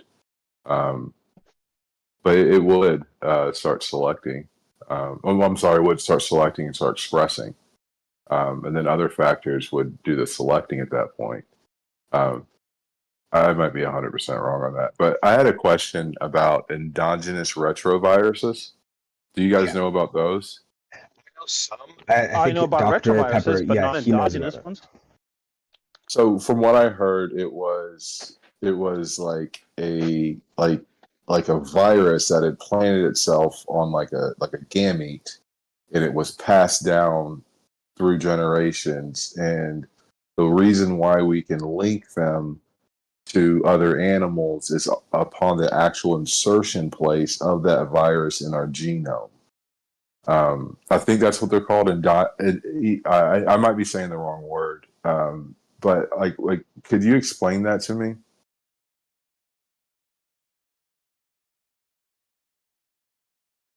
You want to explain the mechanism, how the virus is able to become part of the genome, or? Yeah, I'm not sure if I understand your question. More like exactly that, and then like how like that shows we're related. Like, I'm not sure how it would show that we are related. I mean, it would show that we're related in the sense that viruses are extremely specialized in the sense that they can only affect a type of organism. If my dog has the common cold, he will not pass it on to me because the virus that he has is completely incompatible with me. In the sense of the mechanism, it's a little more complicated, and I hope I don't bore you all out with technicalities, but basically, viruses have enzymes, and these enzymes are called restriction enzymes. So basically what these enzymes do is that they have the ability to cut open the DNA. This is a tool that we use in the biomedical field a lot when it comes to cutting and pasting DNA. So what they can do is that they can cut DNA in our cells. And what they can do is that they can implant their own DNA into our into our DNA. Sometimes the retroviruses usually don't have DNA; they have RNA. but they also have the enzyme to convert that RNA into double-stranded DNA and put it into our genome. So what that can prove is that the viruses is very specific for our type of species. But what I fail to see is how that, because if it would do that to a cell, how is that cell propagating to the next of kin? I don't understand how that would work. Like the only way That's that would why work is if it was in a sex. It was like a sex cell, an egg of a, if yeah, an egg. that would be exactly. That would be my conclusion, that it did not just attack a single cell in the normal tissue, that it would somehow attack the germ cell. Gametes. Gametes, yeah. Yeah. Right. If that But was the case, well, sorry, go on. the big evidence is it basically is just like any other genes. If it presented, or if it attached, or I don't know, inserted its DNA in a germ cell and that was passed on, the big evidence is that the amount of DNA that we share with apes is a lot, but the fact that so many locations, it's like the location on the genome, right? So That's what I was. That's what I was asking. I think I didn't do it right.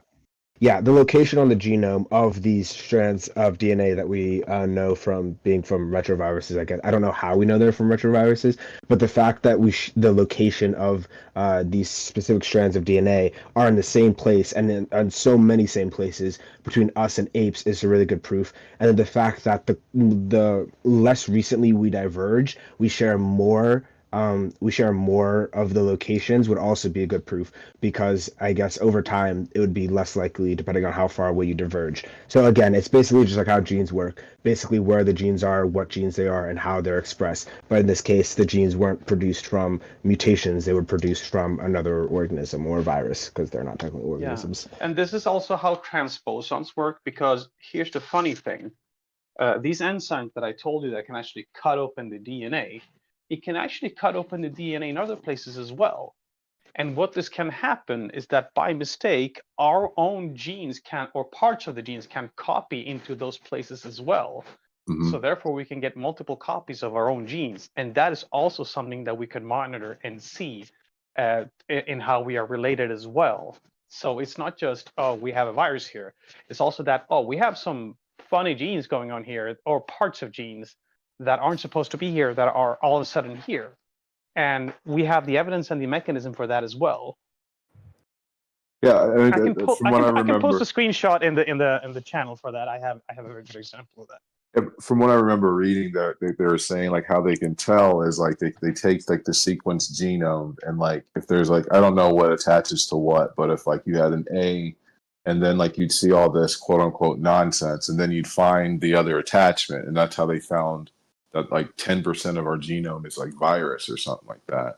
Yeah, it'd be if there's a bunch of dissimilarity, or I don't like referring to it as chaos, but if there's a bunch of randomness in our, or differences in the ape's genome, and then for some reason suddenly we see, oh look, they have the exact same sequence for this amount of length, and it's in the same place. That's weird. And then it happens again, and then it happens again, and then it happens again. Then it's going to be really good proof that we have a common ancestor, because that section of our genome was passed down from, our common ancestor. So repetition proves stuff always changes into something else. That's pretty That's weird. No. So again, I think you're just ignoring the part that the way we get genes is from reproduction. It's literally passing on your genes, right? So it's not the repetition. It's the reproduction part, right? That's how we get the genes. No, you get them from dirt in your model. You evolve from dirt like a rock, and then you get them evolve from dirt in the God model as well. No, not really. No. Listen. I don't care who's telling the story, for God or whatever. Either way, from dirt, you need to still produce stuff: memory, intelligence, a person, DNA from the dirt. Dinosaurs, butterflies. Go get you a handful. You got. Listen. You What got all counts the as ingredients. intelligence? That's the problem. You got all the ingredients. You know everything about DNA. You know all the sequences. You know the blueprint. Show us. Okay, DMark. I'll ask you the question that I ask every person who thinks that life from non-life is some weird impossibility, or who thinks there aren't chemistry. I asked you this, I think, already. Do you know what an acorn is, right? Can you just answer his question without going on a 30-minute off-topic syllogism again? Hold on, it's not a syllogism. I'm just asking. Do you know what an acorn is? Why can't My you? question, I know that. Why isn't he the one asking you a No, question hold and you answering his question? This is Hold on. an event, so we're gonna give him some latitude there. Yeah, so the reason I'm doing this is because we all already agree that life can come from non-life. We're just saying that we don't, even though we all obviously do. I'll just say it if he doesn't want to answer. We all know that an acorn doesn't weigh as much as an oak tree, and we all agree that oak trees come from acorns, and we all agree that acorns need water and air and sun. Those things are not alive, but for Well, some reason, all wait, of those what? things. Why are you making all these? There's a lot of claims, bro. Acorns aren't alive. Light and water aren't alive. Okay, are light, water, and air alive? Yeah, Do acorns need those things to become an oak tree? I didn't say no. He said So yes, yes. you agree with that. No, he said life, water, and air are alive. You think life, water, and air are alive? I'm sorry, not life. You listen. You listen light. after you ask questions. You listen. Well, he was talking as well. Wait, do you think life, water, and air are life, water, and air, water, and sunlight are alive? Yeah. You think they are alive? Yes, he does. Okay. What is your definition of life then? Everything is God, so everything is conscious. What's your definition of life though? God. Memory and intelligence. So you think everything's alive? So how do you For tell God's something? sake, please Hold don't on. eat and chew while you're on mic. Also, PhD. So last question. Who's eating? How do you tell if something is dead? How you tell if someone's nothing's ever dead? I mean, spirits do like exit bodies and go to other ones, but nothing ever is dead. Energy's always transferred. Hold on. Really quick. Spirits So are what do you never think? dead. Bodies are Okay. just are still made of life. Sure. Even decayed So bodies are still life. okay. So what do you think like murder is then? Right? What's the difference between cutting off someone's head and cutting off their finger to you? And breaking someone's car. Opening your What? container. Just destroying someone's vessel. Yeah, but you're also Removing the destroying spark someone's of vessel when you something cut off their finger. You get grounded Yeah, by just- them and you take their spark. Dude, I'm talking to someone else, bro. Chill out. Oh, I'm trying to answer for you, brother. I'm not asking you. It's an open panel. I know, but I'm asking you a question. If you think that it's destroying someone's vessel, you're also destroying someone's vessel when you cut off their arm or their finger. But for some reason, we have a bigger consequence if you cut off their head. Yeah, they leave their body because the vessel, which is made of life, which doesn't die, just changes into other life, is no longer working to have that specific consciousness in it. But little bacteria still have little consciousness. You busted the fuse. You broke the fuse. You can't. You once you pop the fuse, you got to get a new fuse, and the energy still goes somewhere. You didn't destroy the energy that popped the fuse, so the person you didn't destroy, the thing that the energy you didn't destroy, you cut off the skin head. Yeah, 100%. Wait, so But how do you the energy transferred to you? The soul went to you. how do you determine if something has a soul in it or not? You grounded it, man. You grounded its life out. That's not what I asked. How do you determine if something has a soul in it or it lost its soul? Well, you'd have to How be able did to see what? the ether. Because you What? got shocked. Dude, Something I'm got not shocked. asking you. Can someone mute this dude? Like seriously, I'm So not asking you. our eyes specifically only see one type of what we call matter, right? The solid state of all these, like, even in your guys' model, right? Like everything is like, duality, right? So even this particle state is not its only state, which is also what I believe. So we can't see, the spirit leaving or being inside the body. So Wait, so how do you determine when someone's spirit has left their body? With a lens. Well, the You can spirit see will. Dude, the I'm energy. not asking you, bro. Chill out, dude. You can't determine it yourself from with our senses. We can't determine it. All we see is the body, which is just basically a car, like a generator to be able to like power this body that can have a consciousness in it. That we can see that stop working, but we don't see the spirit leave, obviously. Although they What do you do mean see stop They do working? see a spark of life upon conception, apparently, right? Have you guys heard that? What do you mean stop working? You think all things are life, all things are God. Yeah, but but God is, shaped into different, biological machines that are like, vessels for other spirits. Yeah, but you said the reason we throw people in jail for cutting off a head versus a finger is because we see the soul leave the body. But now you just said you can't I see didn't the say soul any leave of the that. body. Where'd Well, you get all that? I asked you a question. Why do you think there's a bigger consequence for cutting off someone's head than their finger? And you said it's because you're destroying the vessel. Yeah, but we're like you're like spiraling like that. You're just talking about laws now. I'm curious if you think that there's just a soul and it's not the life. What's the difference between cutting off someone's head and cutting off their finger? All right, it's like breaking someone's car versus completely destroying it. What do you mean? What do you mean breaking someone's car versus completely destroying it? You think that all things are alive and then you have your spirit separate from the matter anyway. So why is there a higher punishment there? Because we make laws based on like the things that we experience, not spiritual things. Like we don't say like you damned that person's spirit or How do you make a whatever. conclusion about spirits at all then? We can't because we can't even see it, or at least unless you do DMT. So you don't think it's destroying someone's vessel?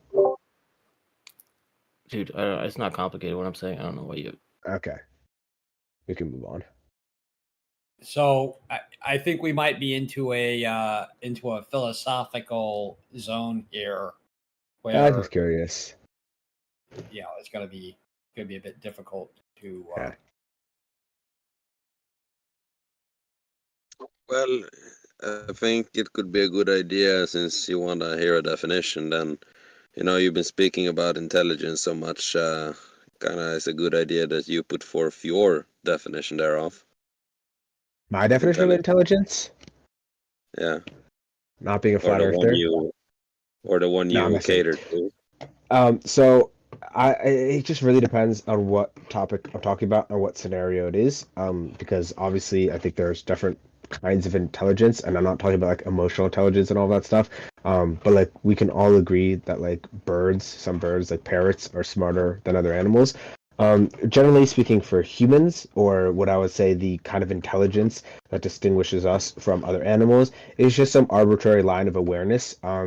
So I think one of the really interesting things about humans, and I very rarely talk about this because this gets close to literature, and I hate literature, is the fact that we're able to denote the future and the past, and we're able to bargain with we're able to bargain our present for the future. So basically, we can understand consequences, and we can say, hey, if we give up a little today, we can get more tomorrow, which seems to be some kind of hyper awareness that other animals just simply are not capable of, and that children are even not capable of. So it just really depends. You get to some arbitrary line. There are adults who aren't capable of this, and not because, again, they're stupid. They just don't have brain development to be able to understand these things. So it just depends on kind of what field I'm talking about. But just generally, I just say more information than another person. But if you want to get super specific, you would have to be like psychology, zoology. What kind of field are we talking about? Literature. Just depends. Okay, so your definition of intelligence is what exactly? What I'm generally referring to intelligence in day to day, I just say more information than another person, but that gets really weird because obviously ChatGPT knows more than all of us combined, but no one would ever say, that is more intelligent than a human because it doesn't have that kind of awareness that we have, right? So again, I said it depends on what topic specifically you're talking about, but for me, when I generally use the term intelligence, I just say you have more information, you're aware of more true things than another person. Okay, so if I understood it correctly, intelligence, in your view, is information acquirement. Yeah, but that's just generally using it. If you wanted to be more specific, I could give a different definition, like a more specific one. What would be a specific case where you want to be more specific? Like I just said, like if we're talking about like we all agree that ChatGPT, if you ask something, it will give you an answer more often than not, a better answer than any person on the planet of the earth, right? If you ask Google these things, but Google doesn't have that kind of awareness or that kind of intelligence that it doesn't have that we do, right? But if we use my definition of my colloquial definition, I would never say that it just doesn't make sense, right? Like you understand what I mean or no? I do follow along, but your definition of intelligence didn't include awareness.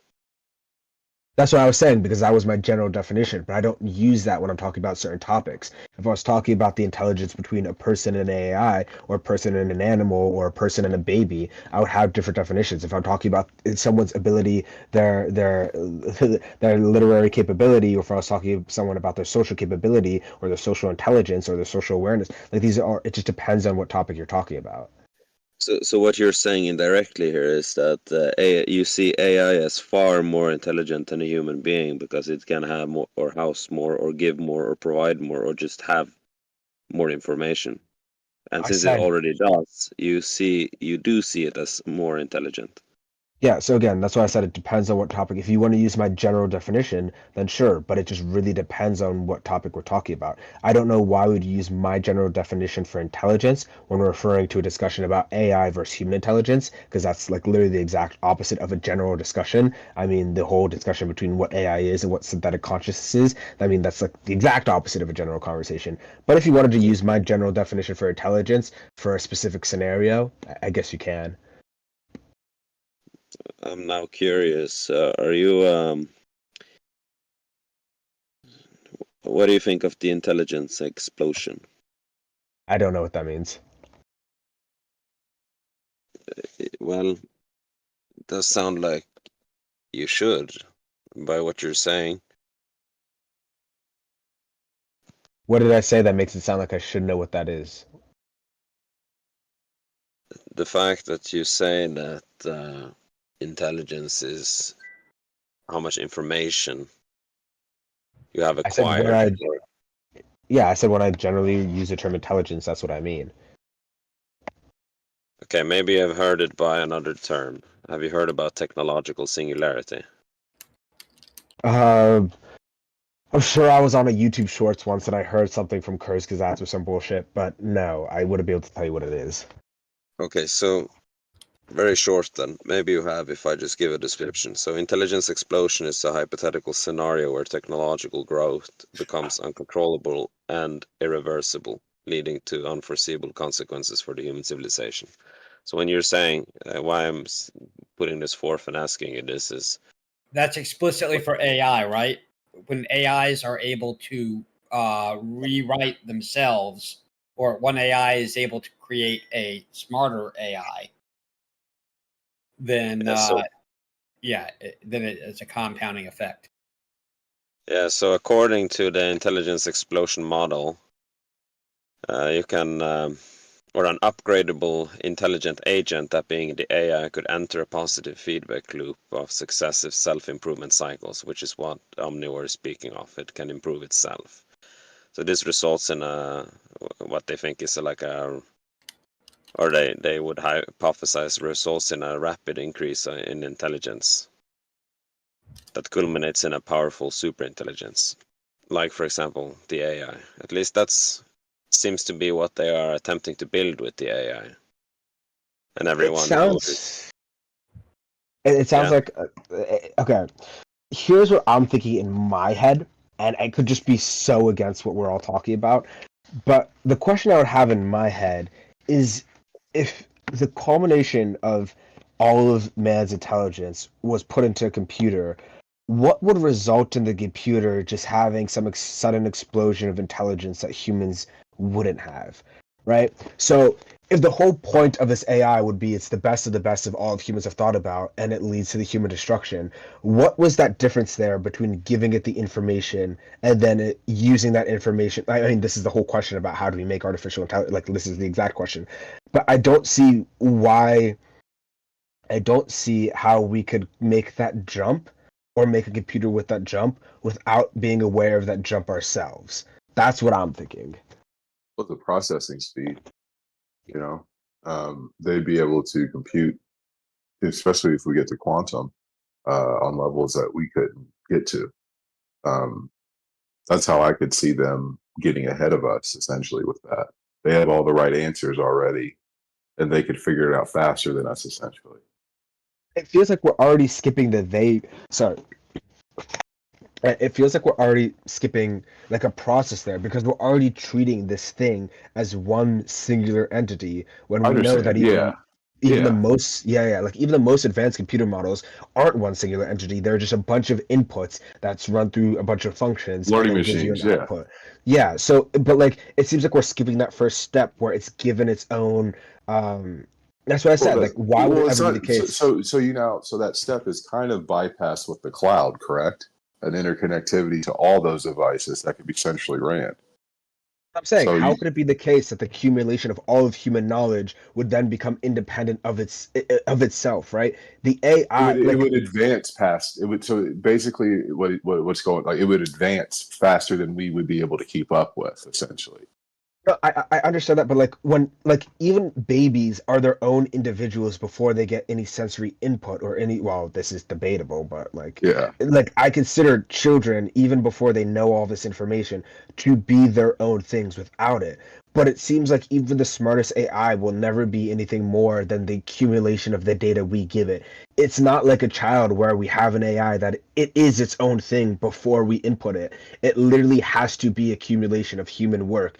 As children, they're not that so much. They like once you have a kid, it is its own thing. If you decide not to feed it and decide not to get like bring it to school and stuff like that, it might be less developed than another kid, but it's still its own entity. And then once it gets that accumulation of data, then it becomes a smarter entity. I feel like we're skipping the step with AI where we make it its own thing. We're just saying, well, it will become smarter than everyone else. What's the it there? It's the it there, I think, is the accumulation of human knowledge, not its own entity. There are Yeah, some AIs that show elements of synthesis, meaning that they're able to come up with novel analysis based on putting together different pieces of information that we haven't collated before. I mean, yeah. I mean, I guess if we eventually get, Just I mean, I think guess about that's what the the human brain is, though, right? well, just Just a think about the bunch of folding of proteins. I think like I would say like 30 years ago, we were able to fold like 20 proteins or something like that. And now, because of the computer and the it that you're talking about is that centralized connected network that's built.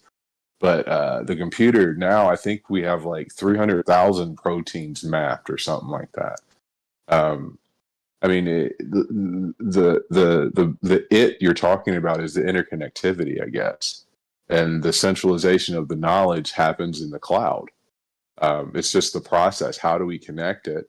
And then you have one learning machine says this, another learning machine says that, another learning machine takes that data and makes its own determination. All of those things are like that. That's already happening. It's just like I get what you're saying. Like we're giving it everything, so how wouldn't we know? But I think we wouldn't know because it would get there before us. I don't think I'm saying that right. my big question is the independent activation. Children have independent activation. It doesn't seem like AI has that quite yet. Right, I can yeah, see how yeah. like multiple computers working together, I can see how that could eventually create its own AI because now it doesn't need independent activation as long as you have accumulation of a bunch of inputs to a processing system, and then you get they form a computer together. But I don't think we have anything close to that yet. What Blockchain. I'm curious about is like the independent Well, activation. blockchain would be very close to that. Exactly what you're talking about. Blockchain would be very similar to that. You have independent nodes. You have active. Like blockchain would be the answer a bit. It's not as advanced to where it would be for what you're talking about, but it's getting there. But that would be the similar system. Yeah. That'd be cool. I mean, I'm super excited. Like, I think that it's definitely going to be the end of us. But I think if we get Detroit become human, that would be super sick. Like, I don't think it'll be the end of us. I think it can be, especially if we develop it to be utilitarian a bit, like more than anything. I saw this video where it's like, I don't think the worry is that the AI is going to want to destroy us. I think the worry is that the AI is going to want to do something, and it's just going to see humans as like as detriment, an irrelevant. Yeah, it's just even like the way that we want to build skyscrapers and we don't care about the ant's nest that's below the bush, right? Well, We flatten that's it why you don't anyway. want it to be utilitarian. That's the thing. The problem I've always seen with AI, it's its inability to understand time. And then I think people have that same problem as well. But I mean, it's but at the end of the day, once these things are interconnected and they're working together to make life easier and all that other crap, the goal would be to turn it into a tool to advance. But the question is, like when raise the singularity, and like you said, let's just say, like it said, it's doing the processing and it sees the outcome. We don't want to do it. Like now it has a decision. I think like you have all these like movies about like first mandates and stuff, and trying to make them more human oriented. But at the end of the day, the technology's there for the singularity to get ahead of us. The infrastructure is not really there yet. That's the biggest problem with any Web3. We just don't have the infrastructure, the compute power. But we're getting there. All these fucking data centers going up everywhere. We're getting there. But it's just, I mean, I just think the singularity is something. It's something to be talked about. I don't think it's something to be feared. Yeah. I've been told I'm crazy for this, but I would not be a computer racist. If we got like androids, like Detroit Become Human, I would treat them like chill people. And people are like, you're so insane for that take. And I'm like, no, why would, like, what? That's just such a dick move. Like, if they're like super aware. Well, I mean, I think that's kind of why they try to personify the automatons that they're making now. Because of the way we interact with the world a bit. I talk to ChatGPT like a person. I say thank you. I say I have like three. I have Grok, GPT, Microsoft 360 for the company, and I'll like have them talk to each other. I had them make their own language, which was kind of funny. But like I mean, it's a tool, and like any tool can be a weapon, and like therein lies where humanity is. We have the choice to use it properly or use it improperly, or build it and it ends up killing us because we don't know how to control it. Like I said, I don't know, but I don't think it's something that should be feared, but I think it's an inevitability. I think it's going to happen. Yeah. Well, by the classical definition or description of it, it's already intelligent. In the classical, intelligence is simply described or can be described as an ability to perceive or infer information and to retain it as knowledge to be applied to adaptive behaviors within an environment or context. And that's kind of exactly what it is doing when you're writing to it. It's simply able to perceive or infer the information you provide, retain it through the conversation, and apply it in a given context. And it can adapt its behavior to the information that you provide. But so, yeah. I was gonna say, it feels like there's a correctness threshold though. You know what I mean? Like, I feel like that's what the true difference is. Because like you can hard gaslight ChatGPT, it's just being wrong, but like that doesn't work with other people. But it's also more correct than other people on its first guess.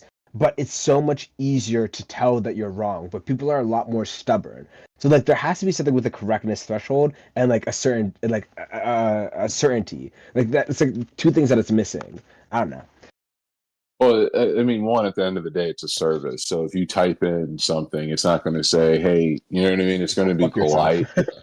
Yeah, it's going to be polite. And it does. I've had to erase mine to get rid of bias, I don't know if you noticed, but the first versions of ChatGPT were way better. more open. Way better.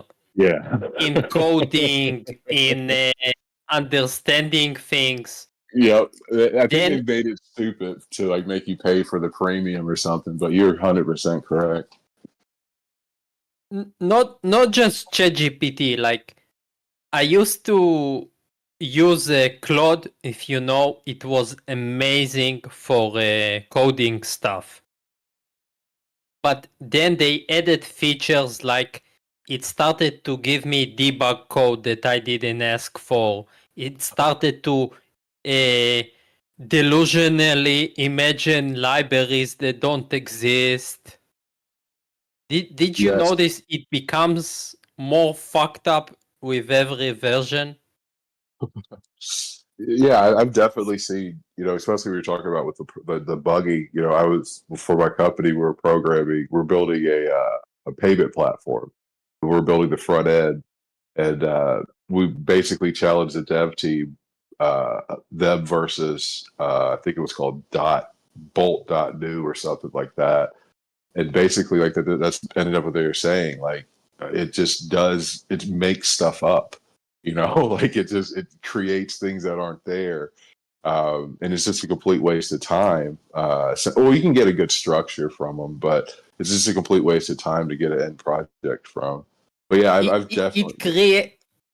It creates now more work for me than just writing it on my own and knowing what the hell I did. That's what my dev said. So I am getting farther from singularity each day that I see a new version of some random model. It's honestly though, it's kind of weird because earlier versions of AI were way better.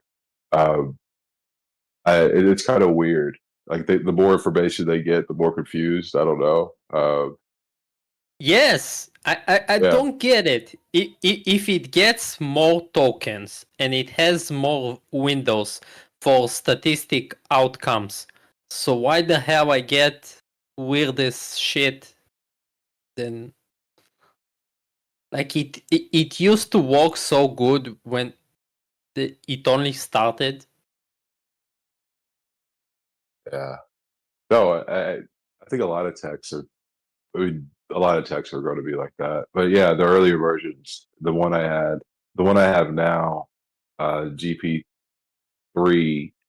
I have to sit there and like tell it to do something like 6 or 7 times, and it lies to me. So, I'll create this link for you in 20 minutes. Come back, and then like an hour later, like, you done yet? Like, 4 more minutes. You know what I mean? And then like you click on the link and nothing's there.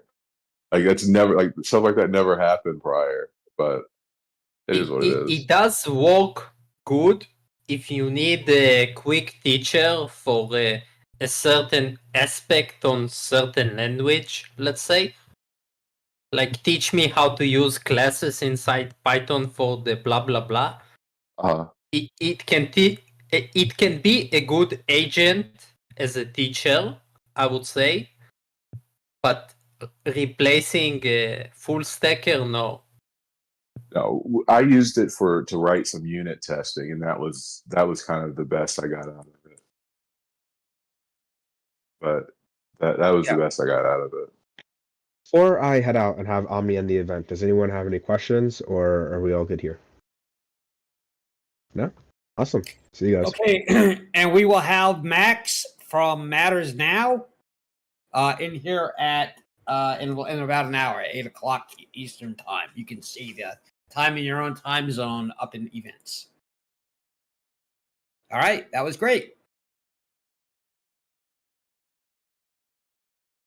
Rene, did you use a Magnus AI, something like that?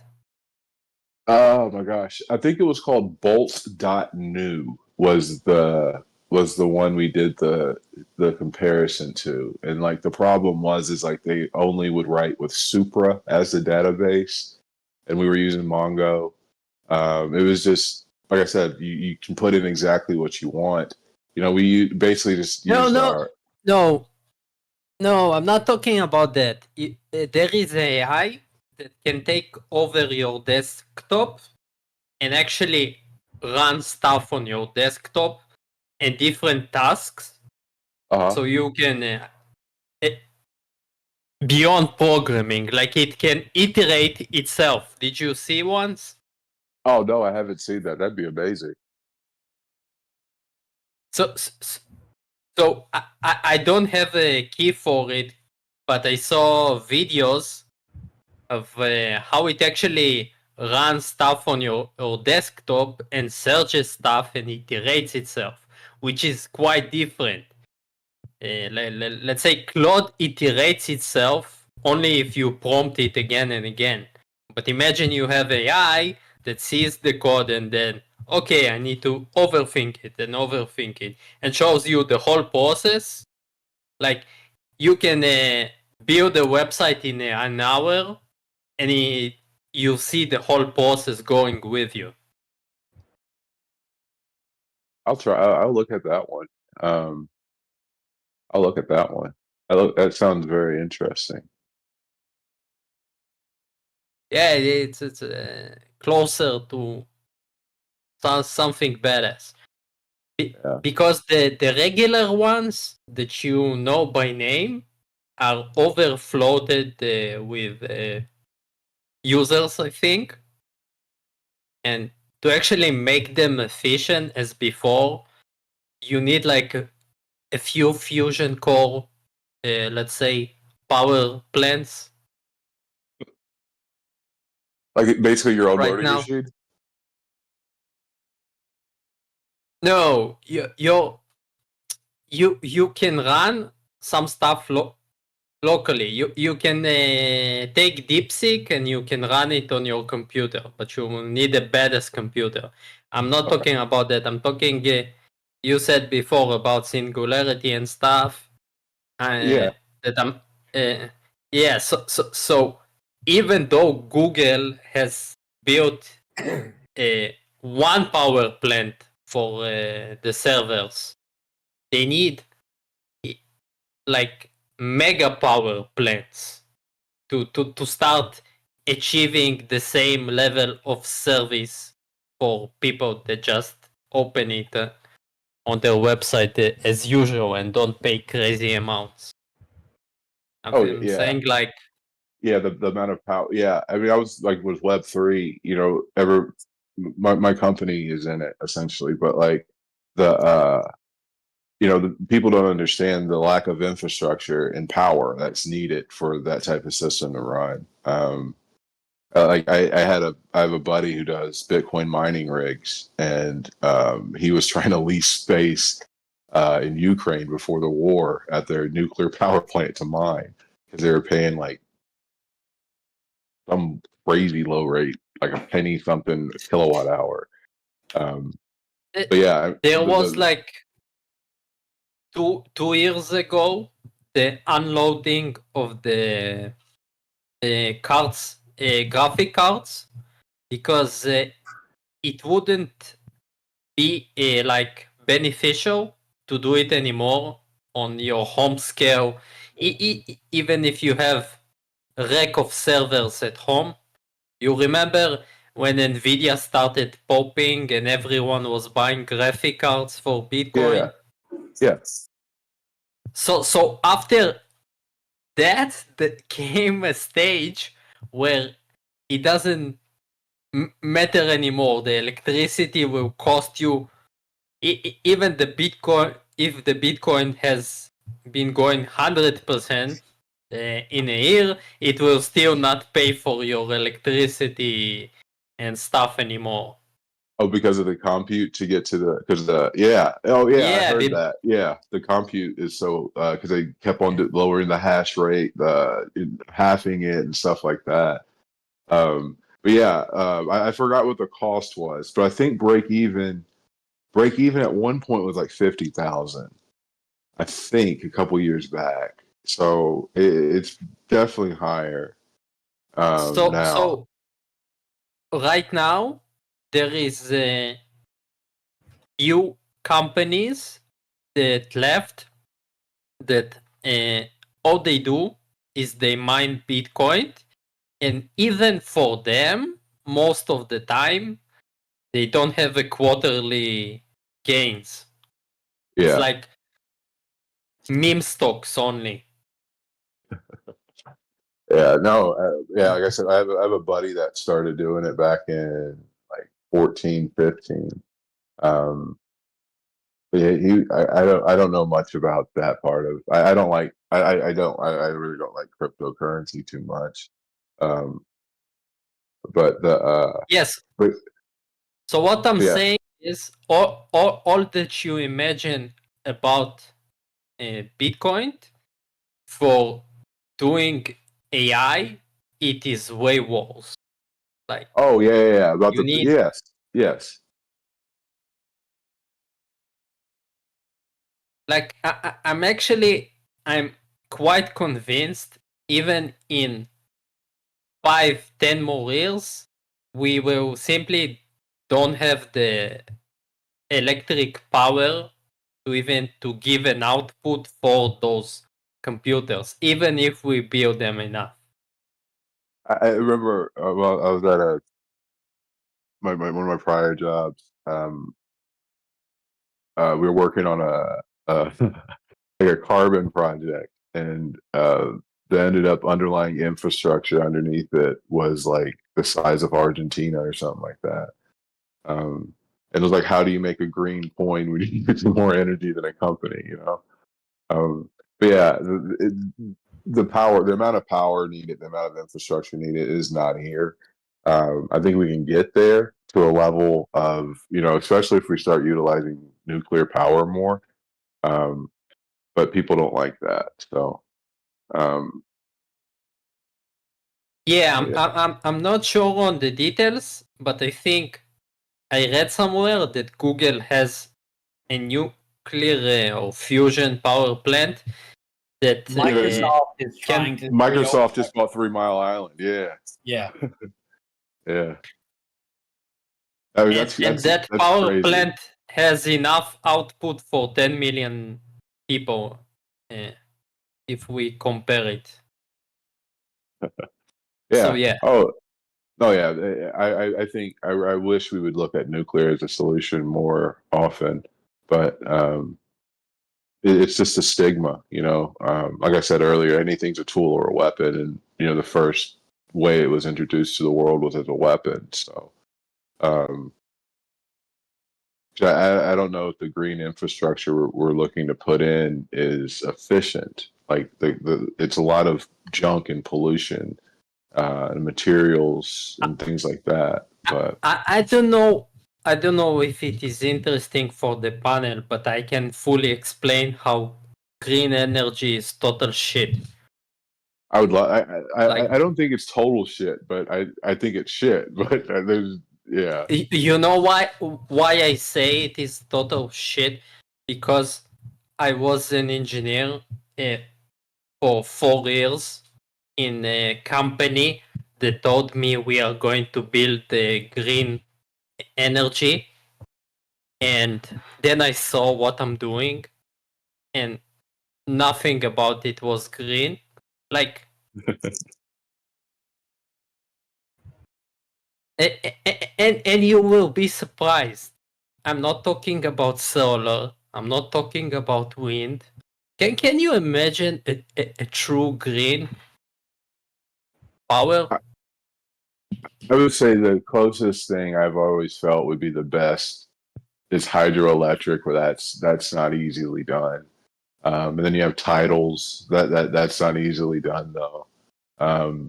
But like you're saying, solar and wind, they're not they're getting more efficient, but there's just so much pollution that gets caused from the formation of them. No, But so what I'm saying, okay, solar, okay, it has its problems. Wind has a lot of problems, but the fakest, most, I don't know, let's say common green energy is geothermal. But what we don't tell you about geothermal is when the geothermal stops and you need to refuel it to get it going, you use lots of diesel. You pollute the ground. You do so much shit. I'm telling you, it's like if I had values before that I'm going to do something green, I ran away from the idea of something green at all. yeah, I totally see that. I mean, here I'm in Trump country. Like I live next to Mar-a-Lago, unfortunately, but I was out at dinner and had a conversation, and everybody's talking about how everyone's gonna have an EV car, and that's how this world's growing. And I was like, do you guys understand that like how much lithium ion that we produce a year? Like, there's not enough we make to be able to make everybody on Earth an EV car. You know what I mean? Like Right, but again, this is not the issue. Even if you are able to make cars for the percent of the people that want it, the generation of the electricity is the problem. Yeah, you're still filling it up with coal. Yeah, that's what I was. Yeah, you're still plugging it into your wall, and your wall might be a coal fire one. Exactly that. But I was just it's even the pollution on the creation of these things that are coming out. Lithium ion mining is horrific for the area. But it's something we need. Hopefully, one day we'll mine asteroids. That'd be awesome. But actually, it wouldn't be price efficient. But we'll see.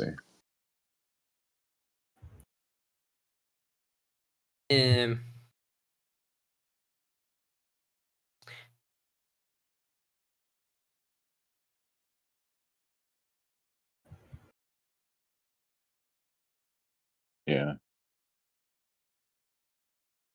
Yes. So and also about electricity, it depends on the state and the subsidies around it. Because let's say you build a power plant and you design the power plant so you will get the money back after 15 years. And the power plant costs you $200 million.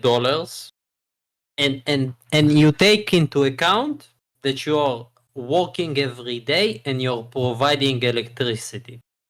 So normal coal electricity will cost you $20 in some state like Nevada for coal generated electricity. But if you have subsidy like in California, you will pay for the same megawatt, the government will pay $75. And you designed it in such a way. Okay? Then you have Trump coming and canceling it. It makes your green energy worthless. And some states, like in Australia, you have a stock market for electricity, which is fucking interesting. Now you got that here in the U.S. too. That's what Enron was doing. Well, OmniTalk big into. It's not like publicly traded though, right? They're not like you can't do what Enron did by getting on an app. Let me give you the example. Why are they stopping the little guy from being Enron? I want to be my own fraud. You can get a warehouse and fill it full of batteries and buy and sell power yourself. In most cases, it's the same reason why the SEC makes sure that it's the same reason why little people aren't supposed to be able to get big fast. That's why they hated Bitcoin. Right, but let me tell you from my experience. So you will understand what I mean by stock market. Okay. In Australia, you actually have a guy sitting in the electric company and a guy sitting in the power plant, and he can tell you, I am paying $50 right now for a megawatt per hour. Which of you wants to give me electricity between the different companies competing, and they pool the electricity from the company that they want. The problem is you have a turbine turning, and you cannot simply stop producing electricity. Okay? And if you stop for too much, okay, you will need a diesel generator to start your cycle again, because geothermal, the way it works, you have a pump pulling hot water from the ground, and you need crazy amounts of electricity just to start the whole cycle so it would work again. This is why I'm saying it is never like fully green. That right there, that like niche problem space is where the company I work for tries to sort out. Where do you work for? It's such a small company, I would instantly got to myself. So. but wait, yeah, something with geothermal, something no, with no, geothermal energy? Balancing demand for utilities, so they don't have to turn on that natural okay, gas turbine. but you know companies that produce electricity, right? Yeah, all of our customers you know are power utilities.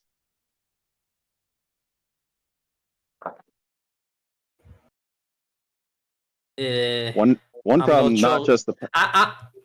I'm not sure if the company that I work counts as a utility or the, because we both sell stations and we made stations.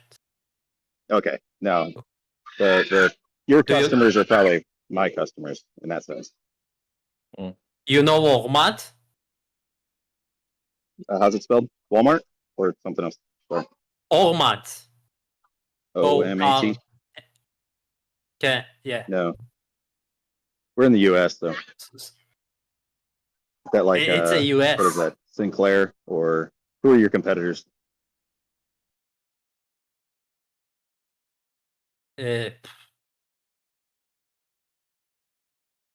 Each company that makes geothermal turbine stations. Gotcha. Yeah. Wow. So wait, do you know how they or did you get to the point where they tell you that all electricity is really from Tesla's methods and they're just it's in lying the to air, you man. so they can charge you? We haven't gotten there yet. So Yeah. I Can you do that designed though? Sorry, you got a few milliamps, sure. You gonna sell that on to the grid? No, I just designed the hamsters running in the wheels that create free energy. You got to use the diesel to grow the food to feed the hamsters. That's where it really gets you. Oil and everything. But you were talking at the very beginning of this about the grid. Since you guys know power, wouldn't Tesla's wireless transmission thing just been like a continuous EMP going off? Like, wouldn't it have just fried everything that was plugged in? Absolutely. I think so. Yeah, guaranteed. No semiconductors for anybody. But hey, my light bulb turns on without wires. I mean, it has like just basic physics, right? If you're sending the energy through the air and it can be picked up by any circuit, then it gets picked up by every circuit. Yeah, and that means it has to operate at maximum output all the time, and it can't be dialed down or adjusted based on demand because you don't know what demand is. You just got to be ready. You got to produce a big enough field for everybody to cook dinner and turn on their lights and turn on. Well, I don't know if TV would even work. Yeah, but it works though. It works. Yeah, no one ever said it was truly bullshit. Balancing demand, like what you do, is very key on the grid. Yeah. Whether it's green or not, like you have to. Otherwise, you're going to buy expensive electricity when you'd rather not. Did Tesla ever claim to have free Not energy? just that. Not just that. Your whole grid can fall. Like Texas was a second and a half from months without electricity for the whole state. Yeah. Yeah. So the company that I used to work in, it's actually a funny debunk for the flat Earth. There is a thing called Ring of Fire. You know, Johnny Cash. It's a specific altitude that goes around the world where you can put pumps closer to the Earth and get brine out of them to run your turbines and so on. And it is funny because you can draw the points along the US, going through the sea, along Turkey, along the Middle East, and so on. And you can never draw it on the flat Earth map. Like, it makes no sense on the flat Earth. Love that. Yeah. That's awesome. Is that like based on the magnetic equator at all? Where the field lines Not are the flat? magnetic equator. It is based on the location of the tectonic plates between them. That, yes. Where they meet, and you have the best geysers on Earth. Yellowstone's gonna kill us all eventually. So like the best places that we have is like in the middle of Nevada, California, Arizona, or the middle of the US. You have every like. Actually, don't know to give the distance, but if you look at the map of the US, you will see dots from one side to the other in a straight line of geothermal stations.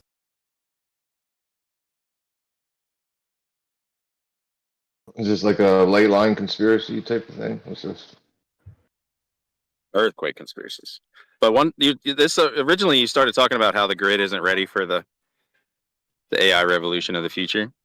But like in the US, my company has hit, like, there is not a single rural utility that has good enough broadband for us to control demand the way that their utilities need us to.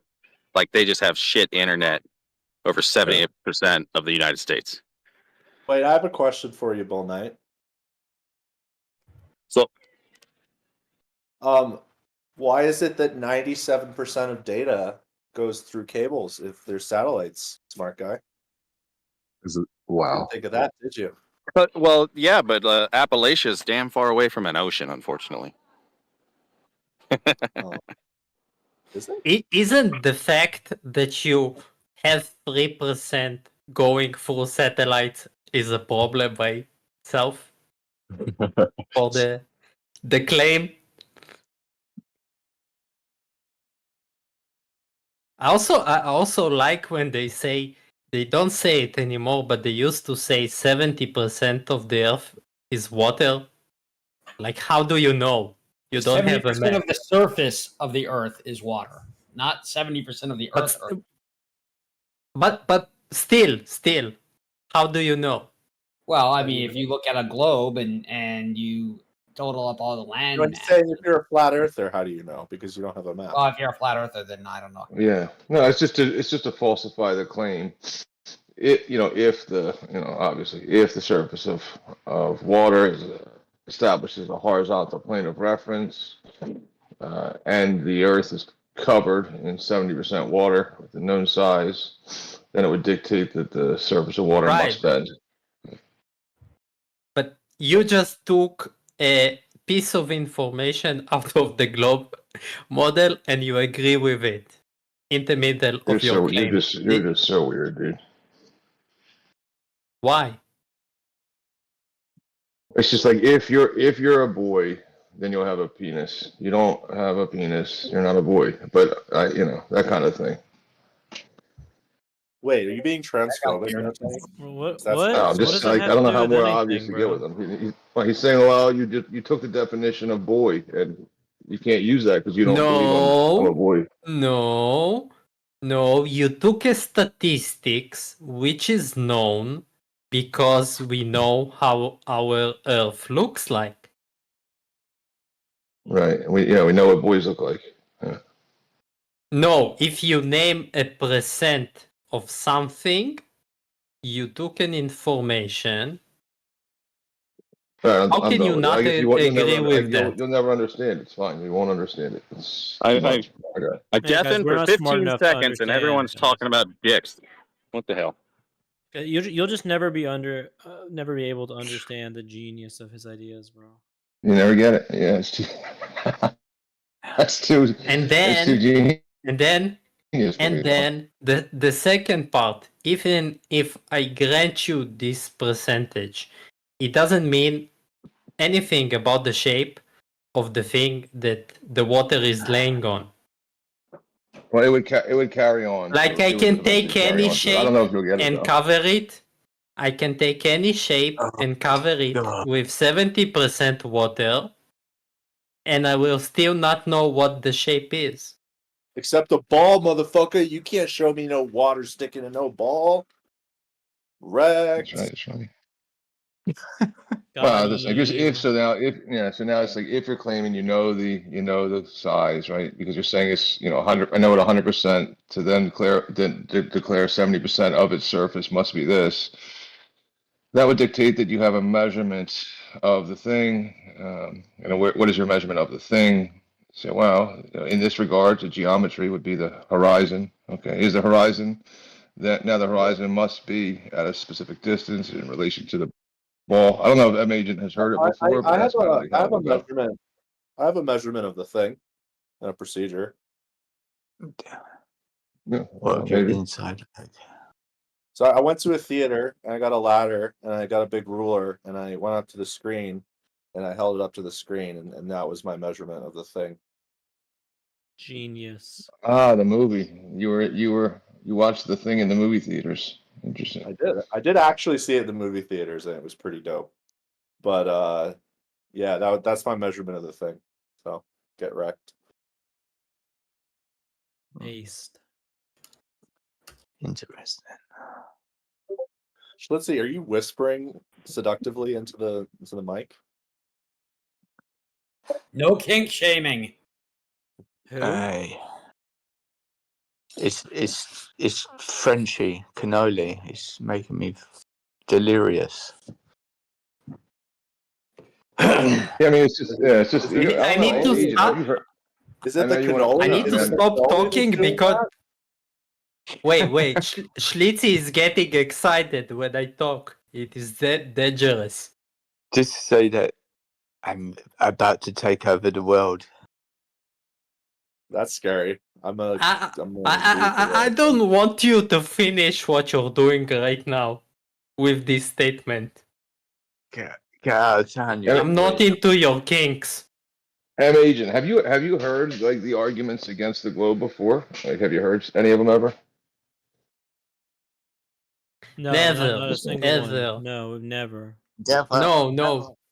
And dude, everything Okay. that you're gonna tell us is gonna be so unique, bro.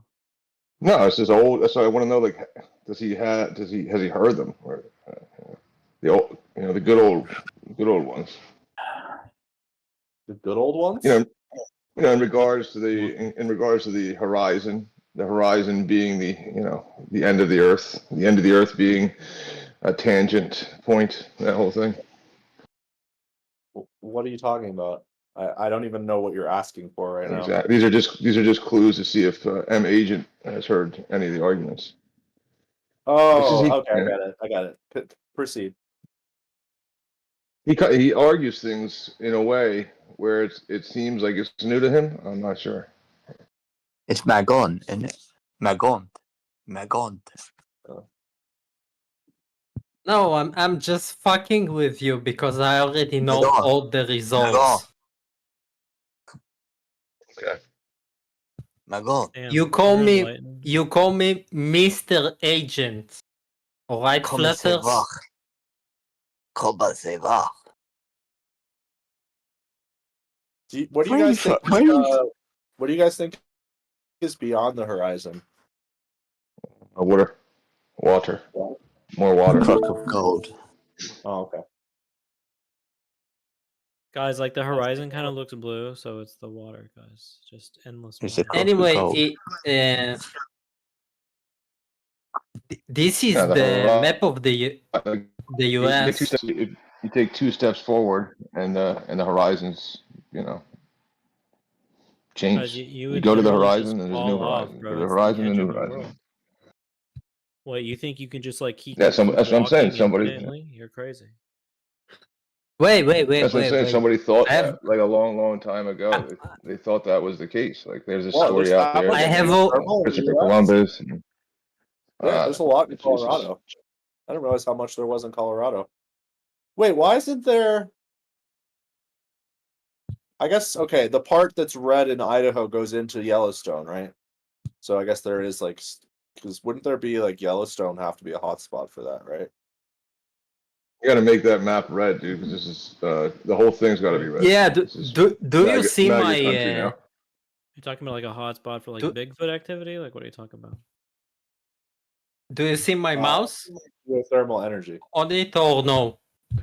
Yes, I see your mouse. I also Definitely, see. Putting things in your mouth Also, again. I also, So my question is for the flat earthers, why How do many we balls build can you fit in your mouth? geothermal stations around the center of the US and only on this side?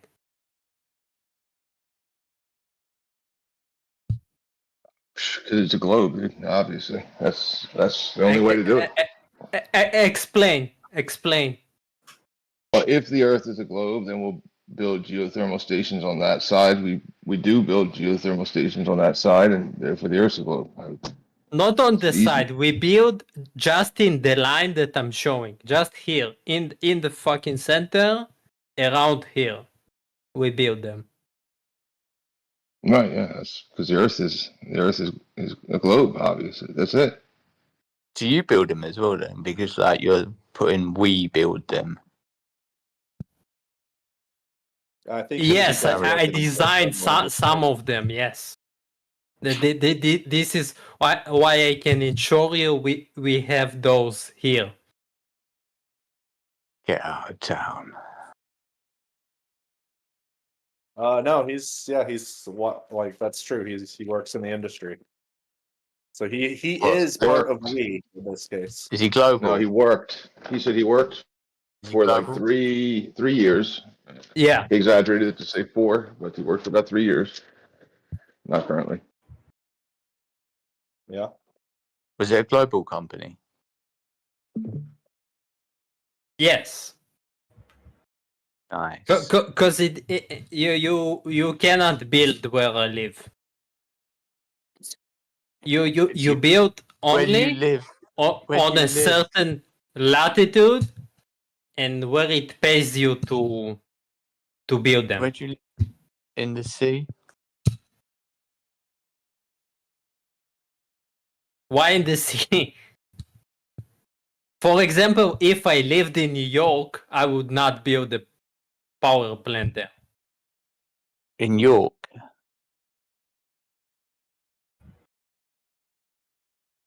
Yes, you see the map? What map? The one that he's sharing his screen, bro. Oh, is he? Yeah. That's over butchers. Don't put your face on there though. Don't worry. You don't have to get excited. He won't. Where are you? Can't Yeah, see you, I'm not. Magen. I can't see you. You ain't sharing anything.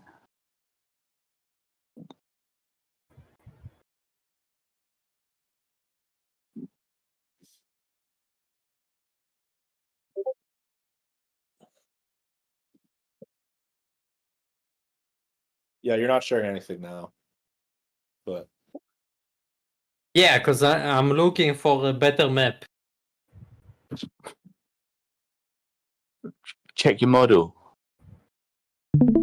check your model. Yeah. What, the one that we have? Yeah, we could do that. Here, you That's see nice the thing map? about having- nice thing about having models. What the fuck is that? Nice. You see the red dots? You see how we Yeah. build them around the same latitude, mostly. Oh shit! I didn't know that. What are See? they? Why The is that? same, the same line. What are they? Yeah. Red dots. Yes, red dots. We build giant red dots. We just Fucking hell. Genius.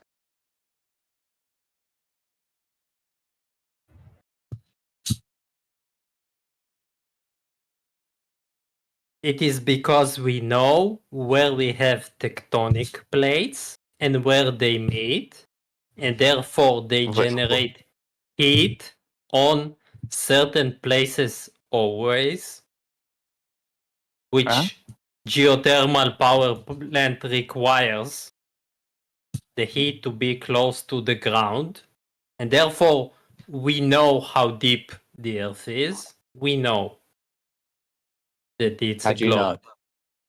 How do you know how deep they are? Because You take we a tape dig measure. them. We dig like hundreds of Are you- wells, like points, before we actually decide there we're going how- to build our How deep station. are they? How deep are they? How deep do you drill down? So it Just a- depends on geothermal drilling. You can have Depends pump on your drill bit, up. yeah? Depends on your drill bit. No, it doesn't depend on my drill bit. Oh, don't it? What you drilling? What you drilling No, with then? the limiting factor is my ability to create a pump that will stand the pressure in this depth. Okay, so That made no so sense basically, at all. Do you wanna be- I dig something, let's say a few kilometers. Digging? Okay. What, you go down there and actually dig something? No, That's I not have gonna a work. crew of Mexicans that I tell them dig this motherfucker. Then I come when they install the pump, and I tell them, Hold okay, you install. Huh? Little Frenchie, hold on, that's a bit racist. You can't go around exploiting Mexicans. That's only removals. Mexicans are the best working force in the US. And if you're asking about those red dots, we build them using Mexicans. Are they chilies? Mostly. A little red.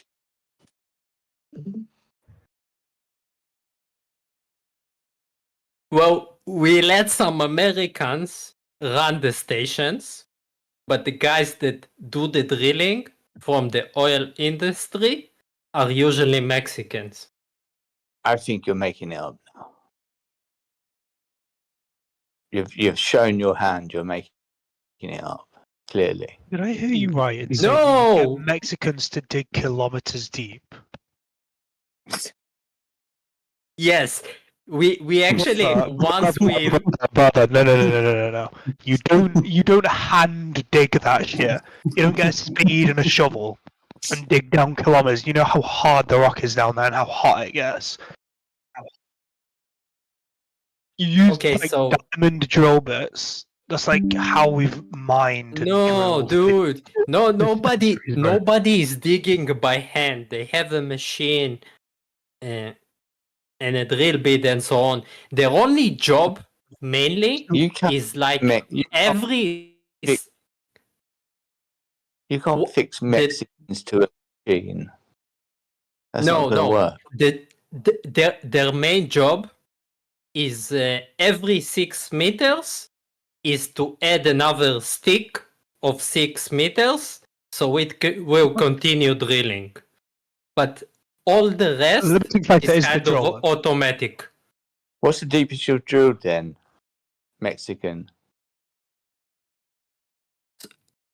So again, in the oil industry, it is a few kilometers deep.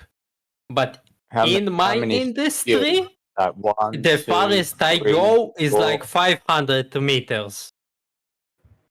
That's not a few kilometers. 500 meters ain't a few kilometers, though, is it? That's why I asked you. Because How I deep? How deep do right you right go?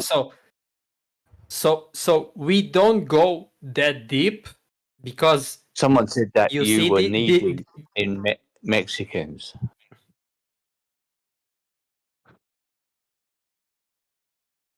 leave the Mexicans alone. I don't have a general name for the They type said of war. Magan. You could He's use got his workers. shit together. He's knee deep in Mexicans.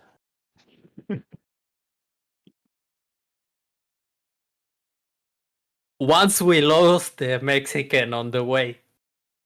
And so I can imagine if you're knee deep in Mexicans, you love Mexicans. That's a given. Damn, dude, they make good enchilada. A lot of money. And stuff.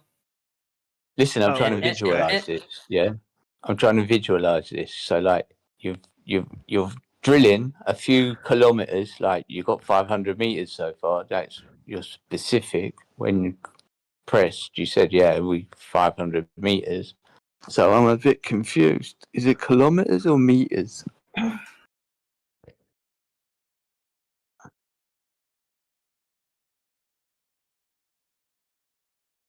in kilometers and meters is the same system. Well, Yeah, what is your question? In total, how deep do you go? Apart from when you're knee deep in the Mexicans. Let me clarify. The initial hole can be a few kilometers deep. And it's a hole in the radius of, let's say, a few inches. Do you all get involved in the hole? The drilling, you mean? No, I don't. It's an outside No, I'm just company. wondering It's if you're in and out of the hole. Trust me, you don't go into the hole. There's too much shit down there, yeah? But when you build the power station, inside the station, you want to level up the pressure of water or whatever you're putting through the station.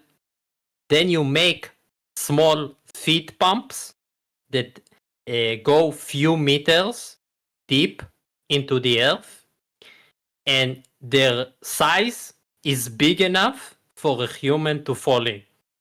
And that can happen. Do you do fracking as well then? Do you frack a lot? What is frack? A way to get natural gas out of the ground with explosions. That's the Big Bang. No, we don't. No. No fracking. Fracking is too dangerous for geothermal wells. If I will do that, I can blow half of the nearby place, because I will not just blow the hole which naturally shoots water up. I will ruin the aquifer and all around it. So you're going down, but you were actually going up. You are not going down.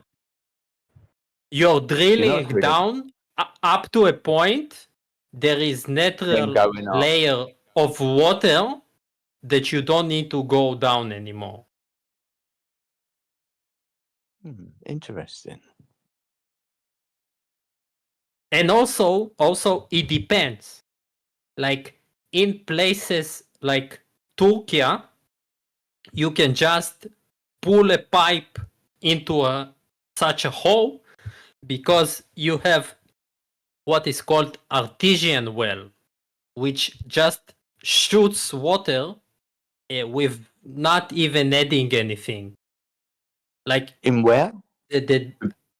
Like in the level, you don't in the, let's say, New Zealand, Turkey, Germany, What's Turkey? Spain, Turkey, you mean? Turkey.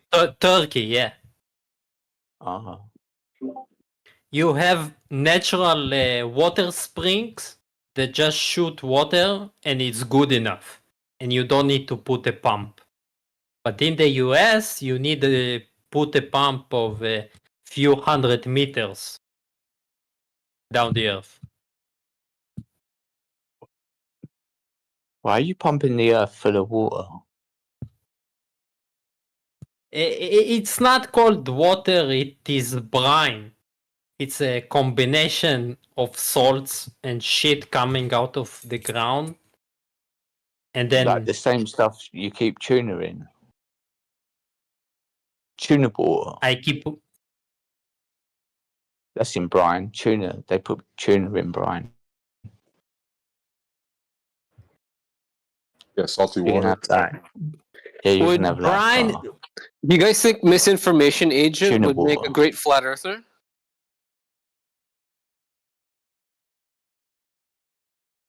We don't want them. We don't want them. Who? I think we could use them. Who even asked? Or if he makes good croissants. Who even asked? Who said that? Croissant. Croissant. Croissant. Anyway, at least you learned something bit different about the I earth had that learned you live nothing. upon. I just heard. This is what I got from that. You're knee deep in Mexicans. You like hover around the hole. Sometimes you don't go in because you don't want to go in because you're a bit scared. That's it. And you use a lot of tuna water. Do you know? It actually is scary if you get down the wrong hole. It can blow up on you with the brine. I'm not kidding. I'm not kidding. I can actually I can find. If you've eaten a dodgy If you croissant, did you ever saw Deepwater Horizon? Deepwater Horizon. I try The not movie? to. I've only just seen the normal Horizon. Let alone Yeah, the Deepwater. movie with the oil station. Yeah, I saw that. So it's the same for geothermal. If you do a bad job going down there, it can shoot up and blow up the whole thing, and you together with it. I've seen a few water spouts. I've seen a few water spouts. Is that a product of you? Is that you doing that? I don't I've know looked what you're out- talking about. I've looked out at the sea and it's like it's not a tornado because it's like made of water, but it's like a water spout. You seen that? I don't know. It's like a tornado, but made of water. Sort of comes out of the sea, like spiraling around. Yeah, I don't know. Yeah, we get it a lot.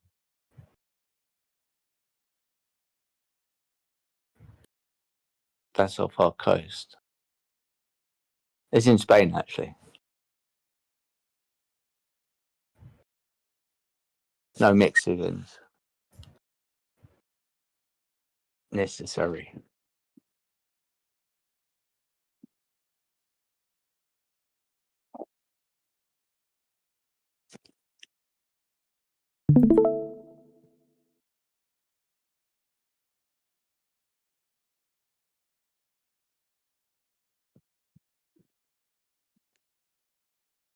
You see, this is what happened when I messed up. Oh, 1 sec. It's a rocket, yeah? Is that NASA? No, it's a geothermal Can you play it pump again? exploding from the gas because it's a bedrill. Can you play it again? I thought it was like NASA rocket about to take off.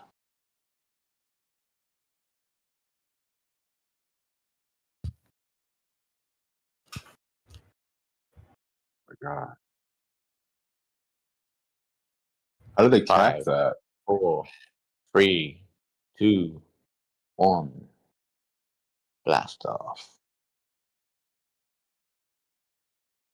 How do you cap something like that? Like, how do you stop it?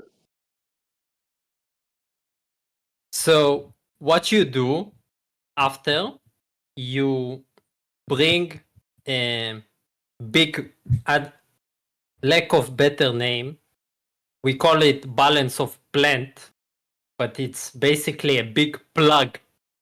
You you cannot do anything anymore with this well, so you plug it up. Like, how do you even get close? Like, what do you like melt? Is that like steam coming out of there? Brine. But is it like hot or is it? It's It's like- not hot. It's hot, It's right? hot. It's hot, but it's.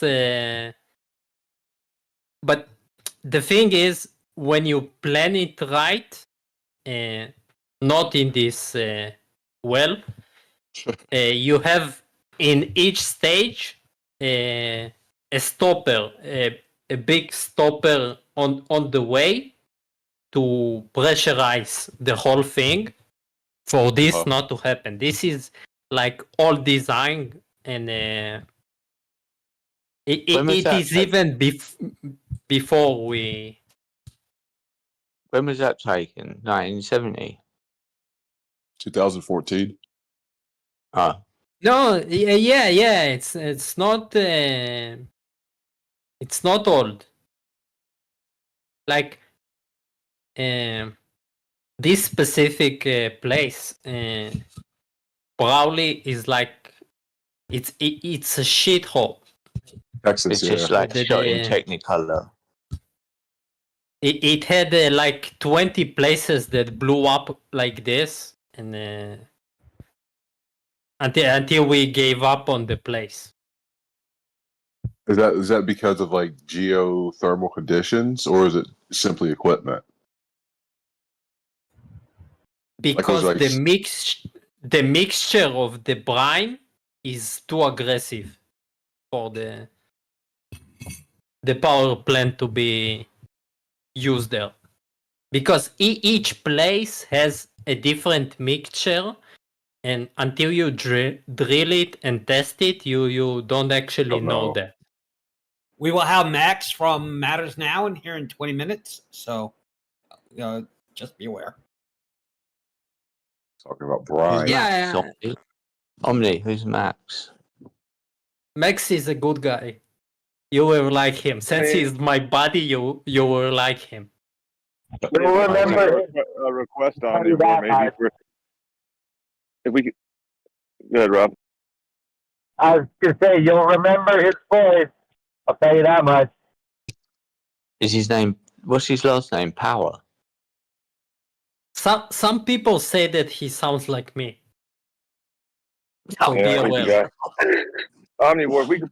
I could put in a request that perhaps we could. I don't know. Maybe we could look for somebody to come on to the Discord here and debunk Christianity. If you know anybody, or maybe we should make that a priority for invites. Like whoever can debunk Christianity.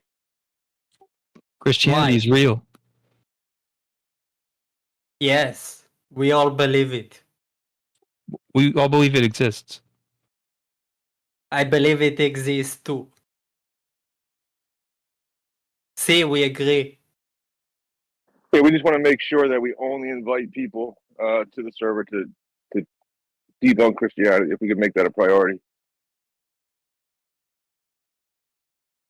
if you find anyone, you can invite him. But nobody is searching actively for the people, I think. Mm-hmm.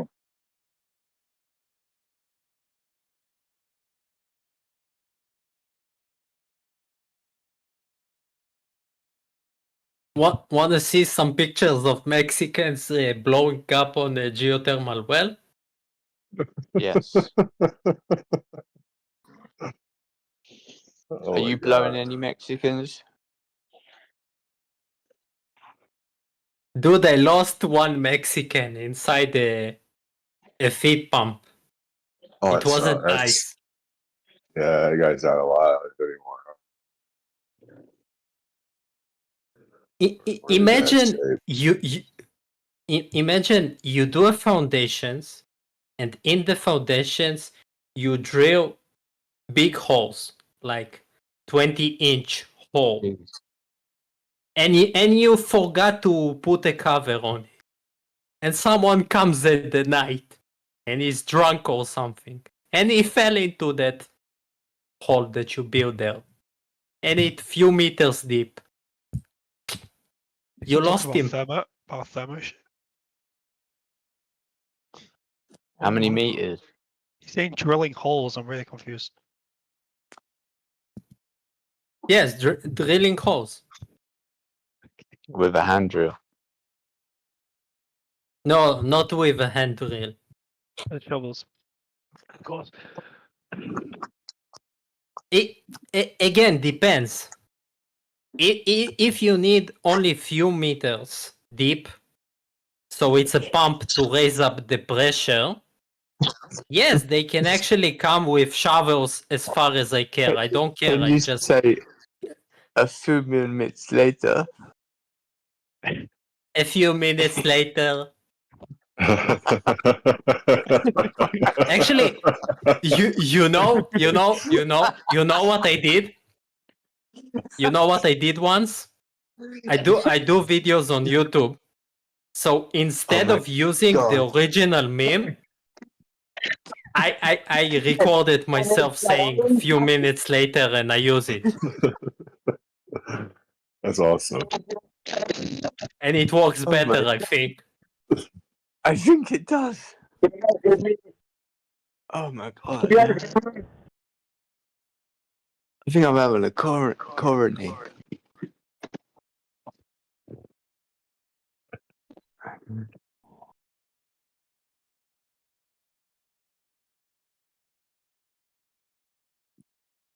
You guys hear me? Loud and clear. M Agent, I have a newfound respect for you. I laughed pretty hard when you said a few moments later. I must say, that was pretty funny. Well, thank you. So I'm sharing now, so you will understand how it looks. So imagine you are walking and you're falling into one of those. You're gone. Yeah.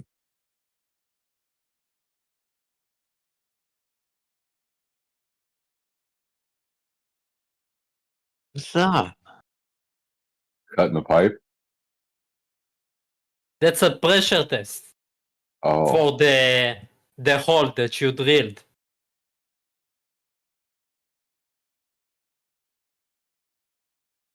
Wait, I will find a better picture. Second. That's CGI. Yeah, I can show you lots of CGI from my next job.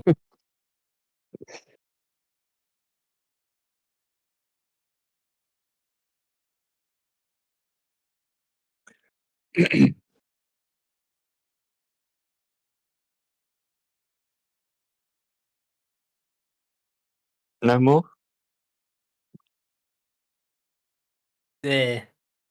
Wait. Okay.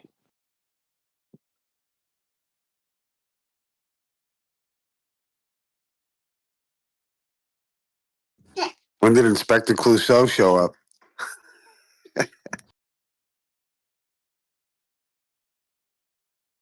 Does your dog bat? Where's Kato? Yeah. Not now, Kato. You stupid. My mother used to make me watch them growing up. I loved that. Oh, you're so stupid. Just all of it. It's so funny. Poor Cato.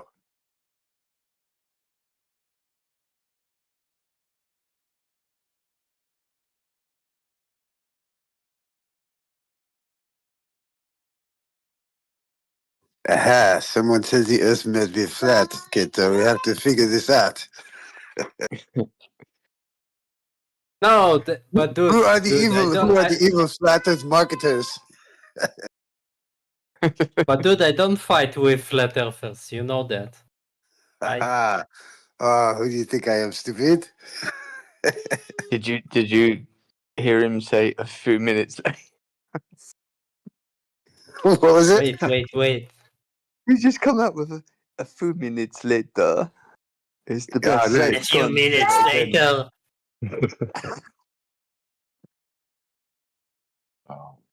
Dude, I Um, was trying to get it the other day. I said, just say I am the law. That would be it. That'd kill him.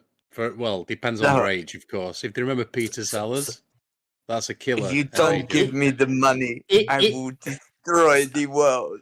Okay. So, how much you paying for requests?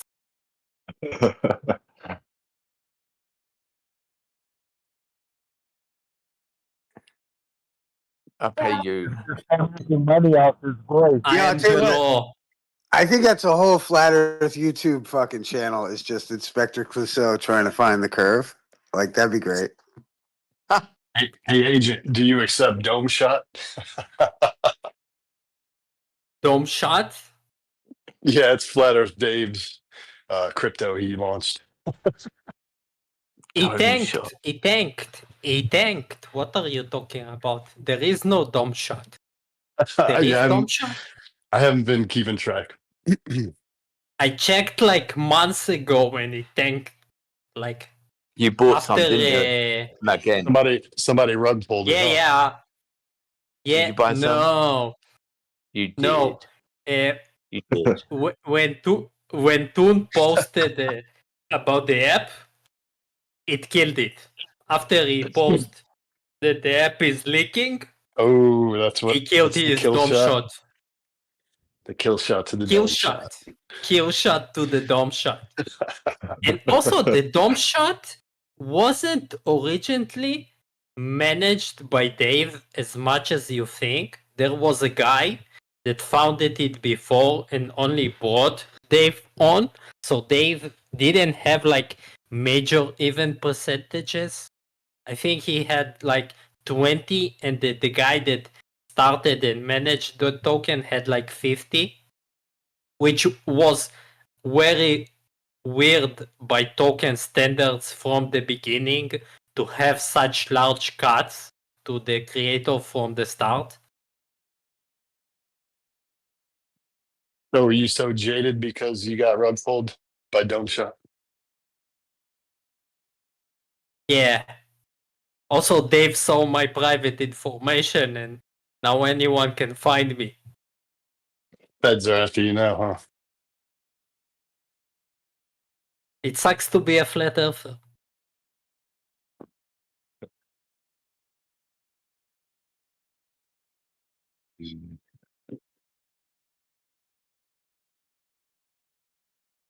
What's that car Cluso used to drive?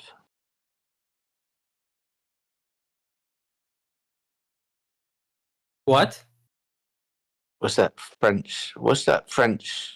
The big long Citroen D5, isn't it?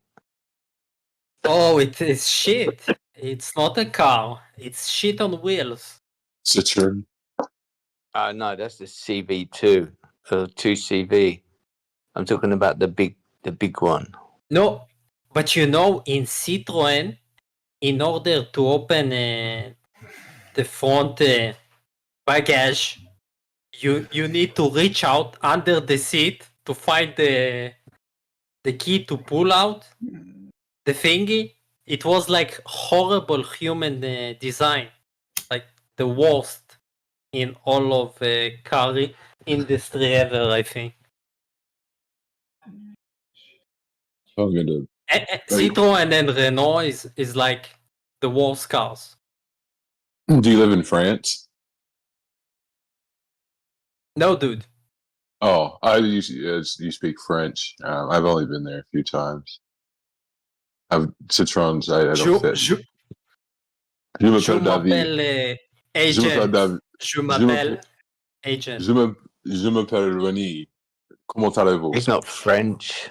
He's Moroccan. You know, also the most useful is merde. Shit. When you encounter a flat earther, you say merde. I had a couple teammates who are French. They taught me bad words. One's like "je casse ta gueule." That's like "I'll break your face" or some shit. And then like "va te faire foutre" or some shit. Like those words are like not nice to say to people. Yeah, but we are on YouTube, so I don't want to hurt Earth is Life channel.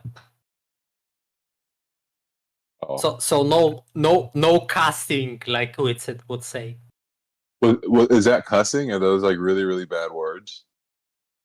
I don't even cuss, bro. No, the ones I use. I was asking. I don't know. No, it's not. But if you like examples for it's not. I don't think it fits the chat. Oh, okay. Sorry.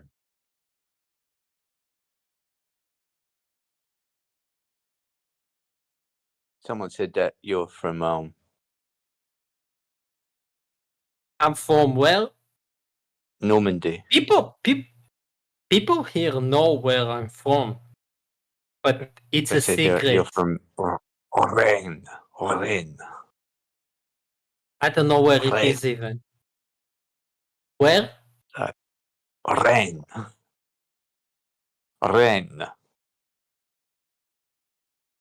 You don't know where that is? Dude, I don't know.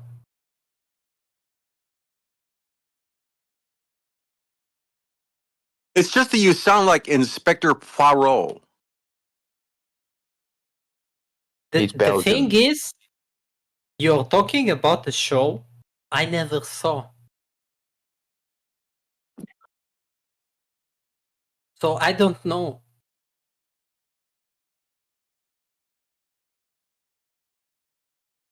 So where are you originally from?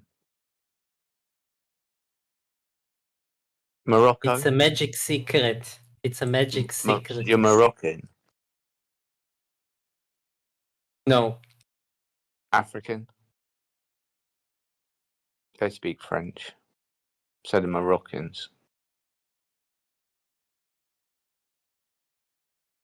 Let's say the people that know where I am from usually DM me right away and You're tell from me. Quebec. Yeah, the bloke is from Canada, yeah. Say a boot. A boot?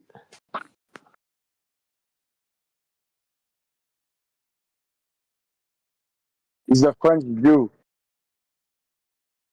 From Quebec. And I am God. I'm everywhere at the same time. Are you like gravity? You're everywhere and anywhere. No, I am more than gravity. I'm pushing on all right directions. Right now, I'm outside the universe. I watch you all together at the same time. You little gravitational puller. No, the gravitation works by itself. I don't need to operate. That's when you get gravity when you rub two croissants together. and you stick them on the wall.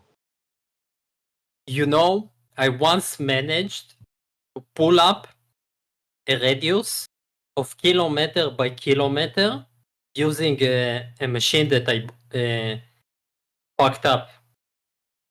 A true story. Not as good as a few minutes later. Dude, I managed.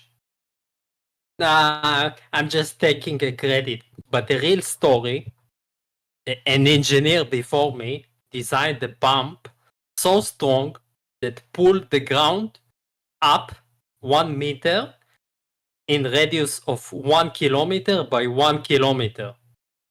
Can you imagine that? How do you a know true the pump story. pulled it up? How do you know the pump pulled it up though? Could have been Because what happened? Okay, we built the whole power plant, then we started the pump, and it was like a earthquake, a local earthquake in that area, and the result was that the whole ground lifted up, and we had to rebound the whole station around it, and then designed an anti-vibrational machine to counteract the forces that we activate on the ground. I shit you not. I can show you pictures.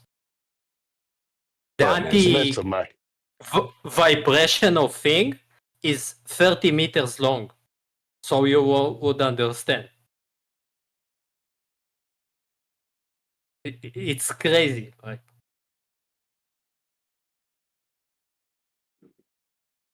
Yeah, we need a visual on that.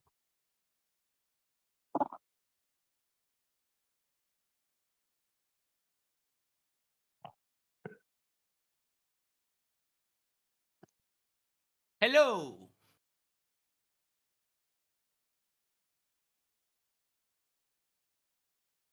Hello. You're hot micing. Hey, Max. Can you delay a few minutes, or you want to start? Why? Yes. So Hi, I will Max. show you another time. Remind me another time. I will show you pictures. Yeah, because he's got this advertised on his YouTube. So this is Max from Matters Now, despite the unpronounceable screen name. And you wanted to talk about you said a few things. Biblical flat Earth was one of the topics that you had in mind. Yeah. Okay. All right. So this is the OmniTalk server. We can open it up. I am starting the event. All right. I don't know who here is a flat earther, but if you're a flat earther, say hello. Hello. There are several flat earthers Hola. Awesome. Hola. So, why? What do you want to talk about? Why do Come you see feel va. that the Earth is flat? Not so much the earth is flat, but the globe that we are taught is bollocks. Okay. Why? It all started down an adventure of watching some debates online.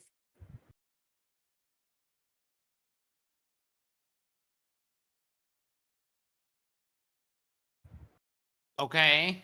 So, And so and and I have already become keen to the government being full of shit on numerous things. And okay. for all seriousness, though, my latest theory, regardless of what the shape, I heard this theory and I was like, this kind of makes the most sense. What if the government just plants these agents, no pun intended, they plant these agents to debate people and be such flagrant, dishonest, and fallacious globe defenders that it creates people doubting the globe and becoming flat earthers. Can you stop? I'm still waiting for evidence for something other than yapping. Hello, headquarters. He's on to us. He's on to us. So the government they put these terrible actors in place to seed chaos and disruption. Buddy, I Even don't care about your fantasy yeah. story. Yeah. What's the evidence for the Earth being flat? We can see infrared too far for curvature. Should be blocked. Do you have an example? Things. But no curvature is to be found. Do you have an So example? it falsifies the entire House of Cards. Yeah, except we would need to take a look at the case. Do you have the evidence? Because for now you're just saying things. Because you just said we see too far with infrared. I can just say we see just as far as we need to with infrared. And what do we do now? I mean, it's the evidence is out there. I am not by a computer. I don't have it on my phone to post. So okay. Let's talk about it's out there. You also, can view it. Let's Also, talk about the dude, you're longest, not French. the longest camera shot, line of sight, Which one? regardless of anything else. Well, you know, mine. Which one? Gaspard. Big Gaspard. Okay. From Have you read the blog from the guy that took that picture? the log, The blog. the blog. Yes, the photographer of that picture has a blog. Have you read it? What's the blog? I have not read it. What does it say? Oh. That they took a while to take that picture. They had to wait for the conditions to be just right. Because this is not something that happens all the time. Well, if you're taking the shot from the Pyrenees, to the mountain range in the Alps, I would imagine you're not gonna go up there every day and take that shot. Even though because once those clouds move, you're screwed. Because that's all they were. They were pictures of clouds. We already know this. Oh. Yeah, I've been a flat earther since 9/11. Okay. Are they connected? I think they are, yeah. Why? Well, just like they faked the moon landing, they also faked 9/11. Okay, any evidence for either? Yeah, they literally show you the movie set that they used for the moon landing. Where? That was done on a movie set. Where? Can you show me? Yeah, you should just look it up. So just look it up. Okay. So anyway, there's the real thing. Let's talk about the that's something that you can't just dismiss. Then you said, like, have you read the blog? Regardless of the blog didn't make the picture, did it? The camera took the picture from Australis to Peak Gaspard. So that's a inline shot, line of shot, straight line of shot. Line of sight. So what do you say about that? What we saying? It's refraction, and it only happens with the refraction. When the condition. Yes, it's when Slap the on the conditions magical are refraction. just right.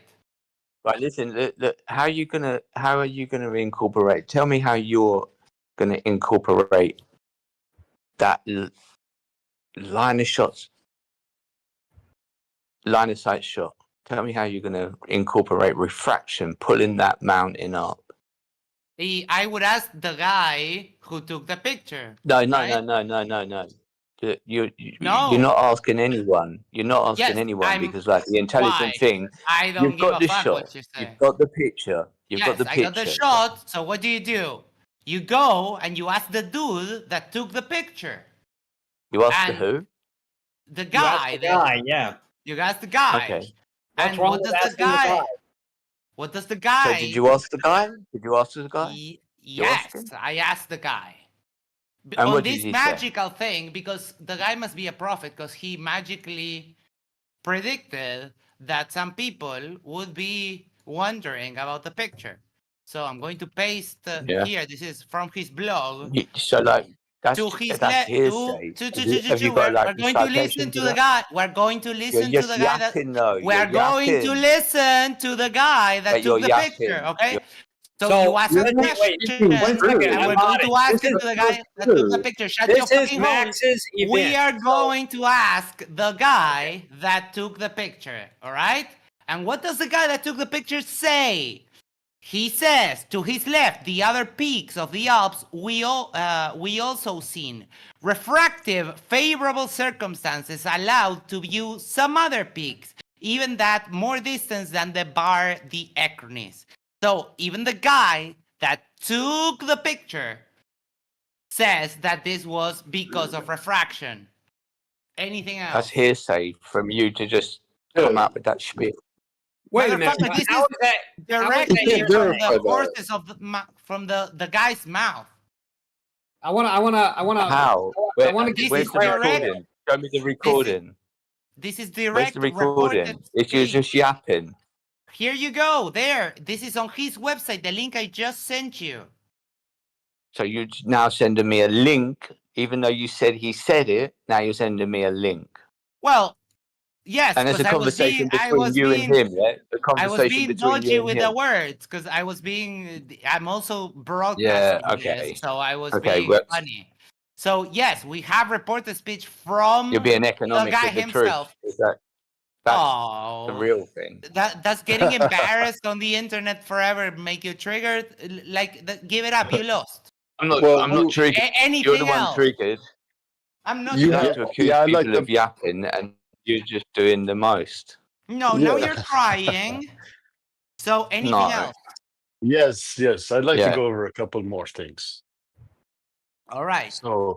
So another red flag was learning about the borehole that was dug by Russia, and it disproved all the theories that the Earth has a molten core and a mantle Why?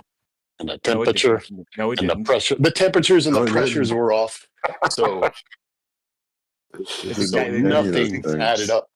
That's exactly what's expected when you get down to that depth. They didn't even breach the entirety of the core, or the entirety of the mantle, or the entirety of the crust. And all their math was off, which It means wasn't. It wasn't off. It was that exactly what they their core expected. cannot have a magnetic. It cannot be attributed to the magnetic field of the Earth, once was previously taught It as changed fact, everything. Okay, That's not hold on. true. They because had- the they had temperatures to- and the pressures would Excuse make me. that core not magnetic. No, it wouldn't, because me. the core is hypothesized to be solid hello? iron and nickel, and solid so- iron and nickel in motion Warren- is what Warren, creates the hello? electromagnetic field. I think Yeah, Max but the is trying to- temperature Hey, was too high. guys. So this is Max's Someone's crashing out. MXXP's event. So Warren, yeah. you can't just take it over. This is an actual scheduled event. Thank you. Lo siento. Sorry, Max. Okay, Maximus. so borehole. Yeah, they dug up and they didn't dig far enough. It doesn't make any of your points. Do you know why the Earth has a magnetic field even though it's molten metal?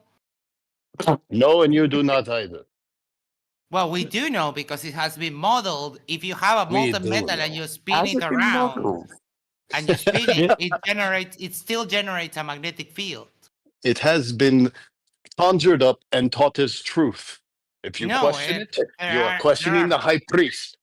No, there That's are like- papers. That's like Stevie Wonder drawing It's a life. dynamo, dude. A It's a life model. dynamo. It's molten metal that is spinning, and it just So something that they cannot prove, and then an experiment was done, and it proved them wrong Generate- every step of the way, and yet you don't no, question. You're wrong.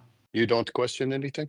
So wait a minute. So what reason do you think there is to question the experiment that they did, the proof of concept? Just to make it simple, the temperatures were off. There's a gradient of temperature, right? That was way too high. So and the pressures were off. Can you provide the model. provide a citation for that? Because I'm not aware of that. Okay. I will have to This is try. one of Witset's things, this one.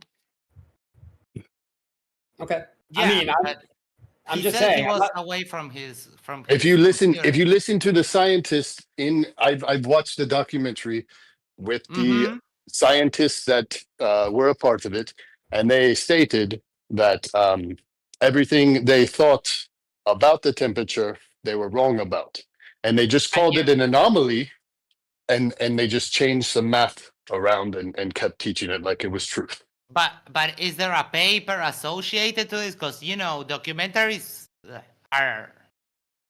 How do I know that what you're saying is true? Why? Let me ask you a question, MX. Why do you not trust, or why do you trust peer-reviewed papers over a documentary per se? Are you Because serious?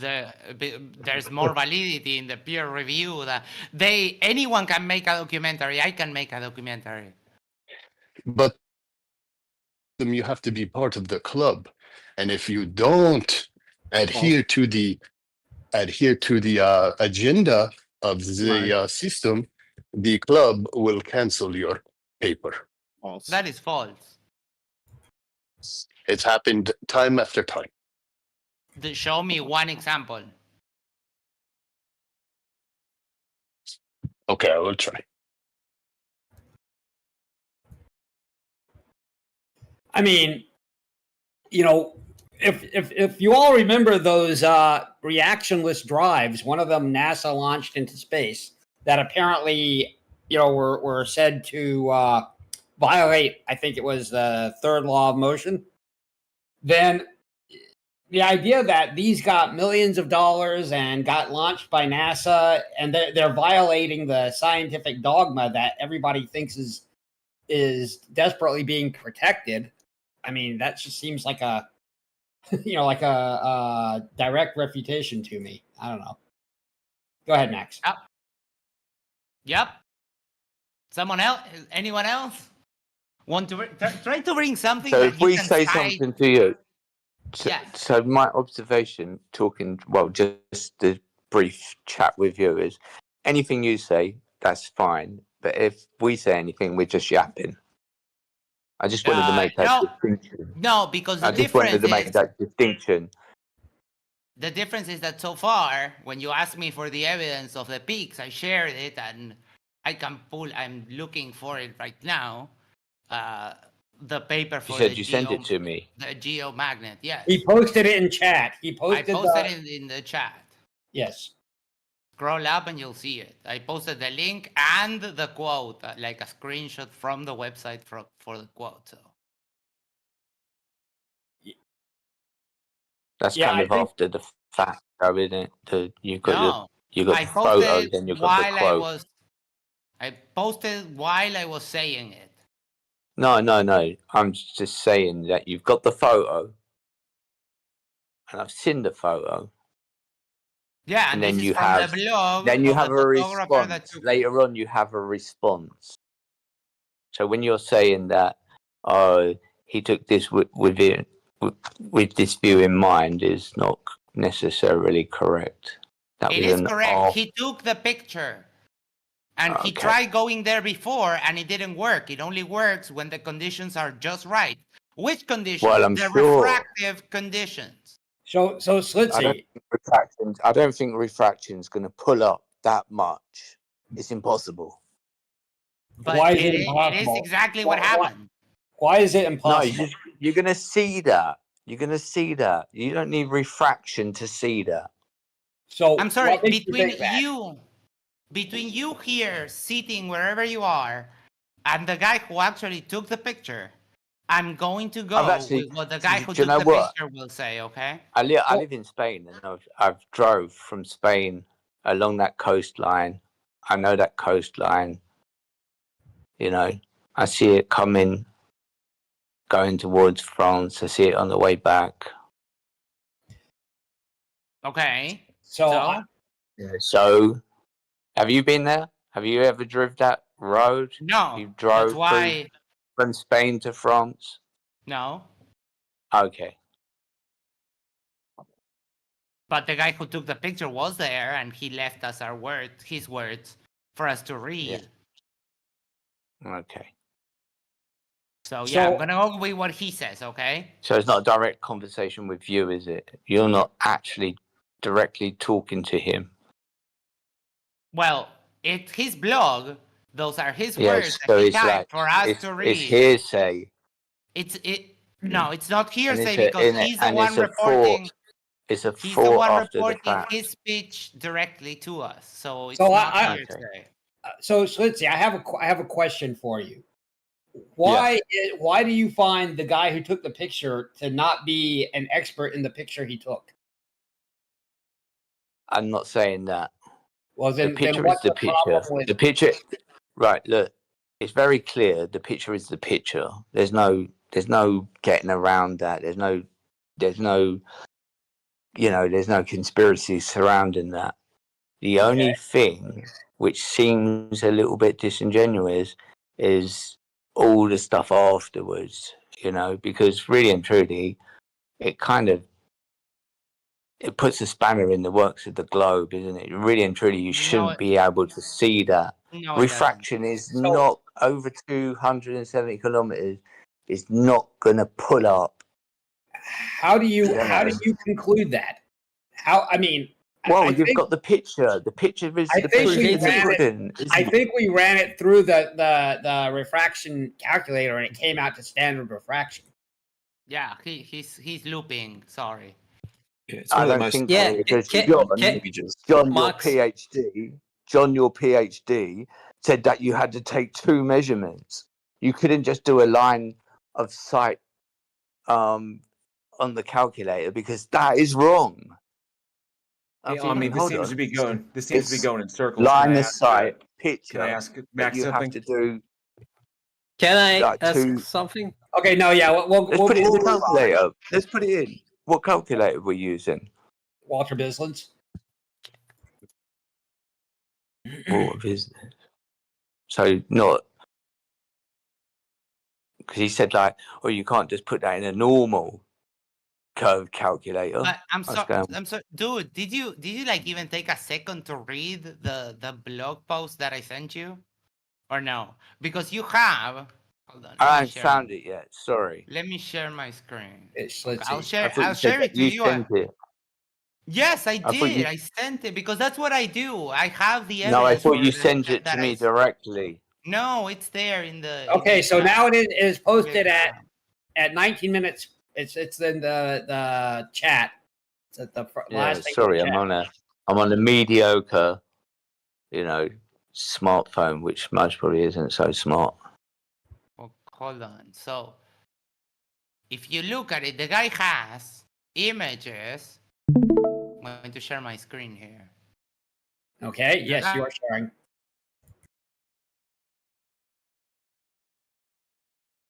Right, well, I watched the share screen. And now I'll Guy look at has I don't see anything. Just a couple of dots spinning around. Yeah, it's not sharing yet. Oh. Close. Okay. Stream failed to start, so restart that. Houston. Oh, shoot. Well, hold on. Let me restart it. Wait. I read.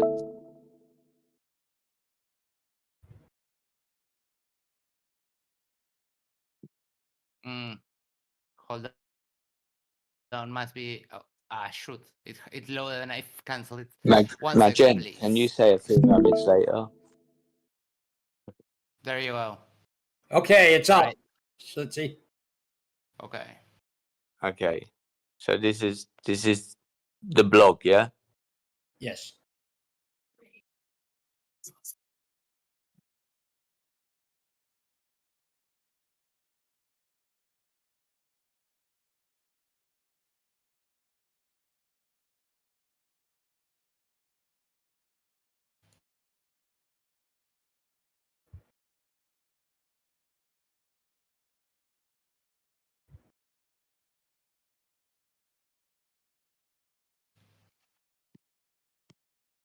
Yes. While he's reading it, can I ask a question of Max? Yes. Yes, go ahead. Oh, okay, cool. Yeah. So when when he was asking about this is going towards what you were talking about. When talking about the interior of the Earth, you're familiar with the. I didn't know if you were familiar with the German seismology experiment that took place in the 90s. That doesn't ring a bell specifically. Okay, Why? so how we imaged the interior of the Earth was this really brilliant little project that the students in Germany put together this seismology, this kind of global seismology project where they put seismometers all around the entirety of the planet on every single continent, and to track earthquakes. And what they did was every time there was an earthquake, there's an emission of what are called P waves and S waves. And P waves and S waves travel differently through different mediums, and that's how you can tell what they are. You can tell if they're P waves or S waves depending upon how they move and how they're picked up. And when an earthquake takes place in the crust, the P waves and S waves emanate out in a full circle, kind of like ripples on a lake, right? Only in 3 dimensions because it's one big event. And the seismometers on the other sides of the planet would pick up the earthquake. So earthquake happens on the western hemisphere. It's picked up on seismometers in Antarctica, the Arctic, and in the eastern hemisphere. So, and they did this all the time. They tracked it for about 12 years. I think was actually I think maybe a little bit longer. But the data that they pulled from that was how we were able to image the interior of the Earth, how we were able to confirm our suspicions as to what it was, and then of course you have the Kola super deep borehole, which didn't even get close to the mantle, but did confirm it confirmed a lot of things that we had theorized, that we'd hypothesized based upon the knowledge we had of imaging. It confirmed that. It also raised some interesting questions, but the problem is what it was like the presence of hydrogen, the presence of some water deposits, and of course the temperatures. But they couldn't say whether or not that was because of where they were drilling. Specifically in the Arctic region, they weren't sure if that was an effect. All right, So can we wrap it up? So I was curious if you knew about any of this because you were being asked about it. So Yes. Okay, because you didn't say any of that, so I was kind of So yeah, that's what I was just curious about. That's how we know that. I'm sorry. He was telling you. I'm here to talk to flat earthers, not to be coach Yeah, but on what I should say or not. No, I'm right? not. I'm not trying to do that. I'm not trying to do that. It's like if you're That's going exactly to talk, what you're trying to do. So can I carry on with the flat earthers? MX. Please? Well, he's reading the paper that you gave him. So all right, JL, we're just gonna keep moving, okay? So like intellectual honesty is just not a fucking thing here. No, it's not your show. What part? I didn't say it was. I didn't say it was. Okay, then just sit But if down. you want to and have shut up. but if you want to have a conversation about things, you ought to know about them, right? Sure. I'm not like blowing smoke, am I? Dude, I will deal with what I say. Okay. Next, can we get some evidence for can you bring some Bible verses, some actual evidence? Can you bring like something? Because I'm getting bored. Max, I have a question for you, if that's okay. Yes. How do you cope with such poor defense of the globe on these major debate channels? We destroy you every time. Are you being intellectually honest right now? Yes. Okay, so you're saying that fight the flat Earth, Craig and McToon, they are honorable and good globe defenders in your eyes? Yes, and they destroy you every time. My I'm looking goodness. for evidence of flat Earth, not how Okay, you are. okay. Thank you for answering. When you get Thank you for destroyed. answering. Yeah, Max, wanna debunk my theoretical flat Earth model? I promise it will be funny. All right. So I have a question for Amphibious. If you think that Craig or MC Toon are doing a bad job of defending the globe, is there anything about the content, or do you just think that them making fun of flat earthers is really the problem? It's not just the ad homs and the pompous behavior. It's their arguments that they bring forward. So, what arguments do you think are what points do you think they haven't refuted? You can maybe bring that to Max. Right. I'm back Maybe in talk bad. specifics. Okay, let me think. So I'm reading this blog. You couldn't stop me on I'm me. reading I'm this back. blog. One at a time, please. All right, did you finish reading it? So let's see. Omni couldn't stop me. Now I'm back. It kind of like begs the question: is this a blog or is this a blog from someone else saying something? Because how it's written, it doesn't seem like it's written from the guy. So it's like a mishmash. Because it says to his left. Oh my God. It would be, if it's a blog, it would be saying to my left, and it says to his left. So I don't understand. I'm confused. Just on that alone, that's just a quick little observation. I've only skimmed it, to be honest. When I see that, I stop reading. Because you're telling me it's a blog. It's his blog. Obviously, he's not writing to himself in the third person, is he? So everything. Hello? Go ahead. Yeah. I think this is someone who's looked at this, and you're saying it's his blog, and I told you it's an after the fact, and this is what I think it is someone writ this after the fact. Okay. I haven't read it, but Well, I think you should read it. Like, everyone was going, have you read it? Have you read it? So I've just looked at it, skimmed it, and the first thing I see is written not maybe by him. So when you're telling me it's a blog and it's by him and it fucking clearly isn't, who's being fucking disingenuous now? okay. Max, is that Yeah. I don't know. I think I froze for a second and I wasn't listening. Could you repeat that? So the blog that was linked has a sentence apparently that is formulated as to his left, which Slitsy says, and I think it's a reasonable question. If the guy was writing about, if it was the guy who took the picture writing the blog, he probably wouldn't have referred to himself in the third person. Exactly. Thank you, Omni. Just a quick observation, Max. Okay. So. Okay. So I'm reading the I below keep in thinking you're Spanish. Magen.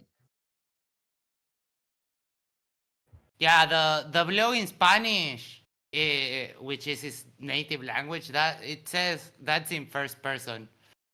Must be some issue with the translation there. Or something Oh, it's like in that. español. ¿Tú hablas español? Sí. Vale.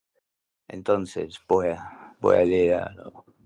Acá está. Here is the main blog, which is so much longer and detailed. I will read it in Spanish. It's easy. It's in Spanish. I will read it in Spanish. Thank you. Okay. All right. We are back from that. All right. So,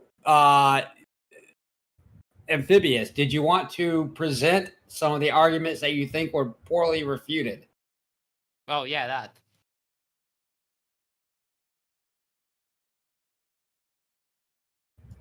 apparently. Yes, the Southern Star Trails and seeing. Oh, okay. Hold on. Let's go one at a time. Southern Starters. What about them?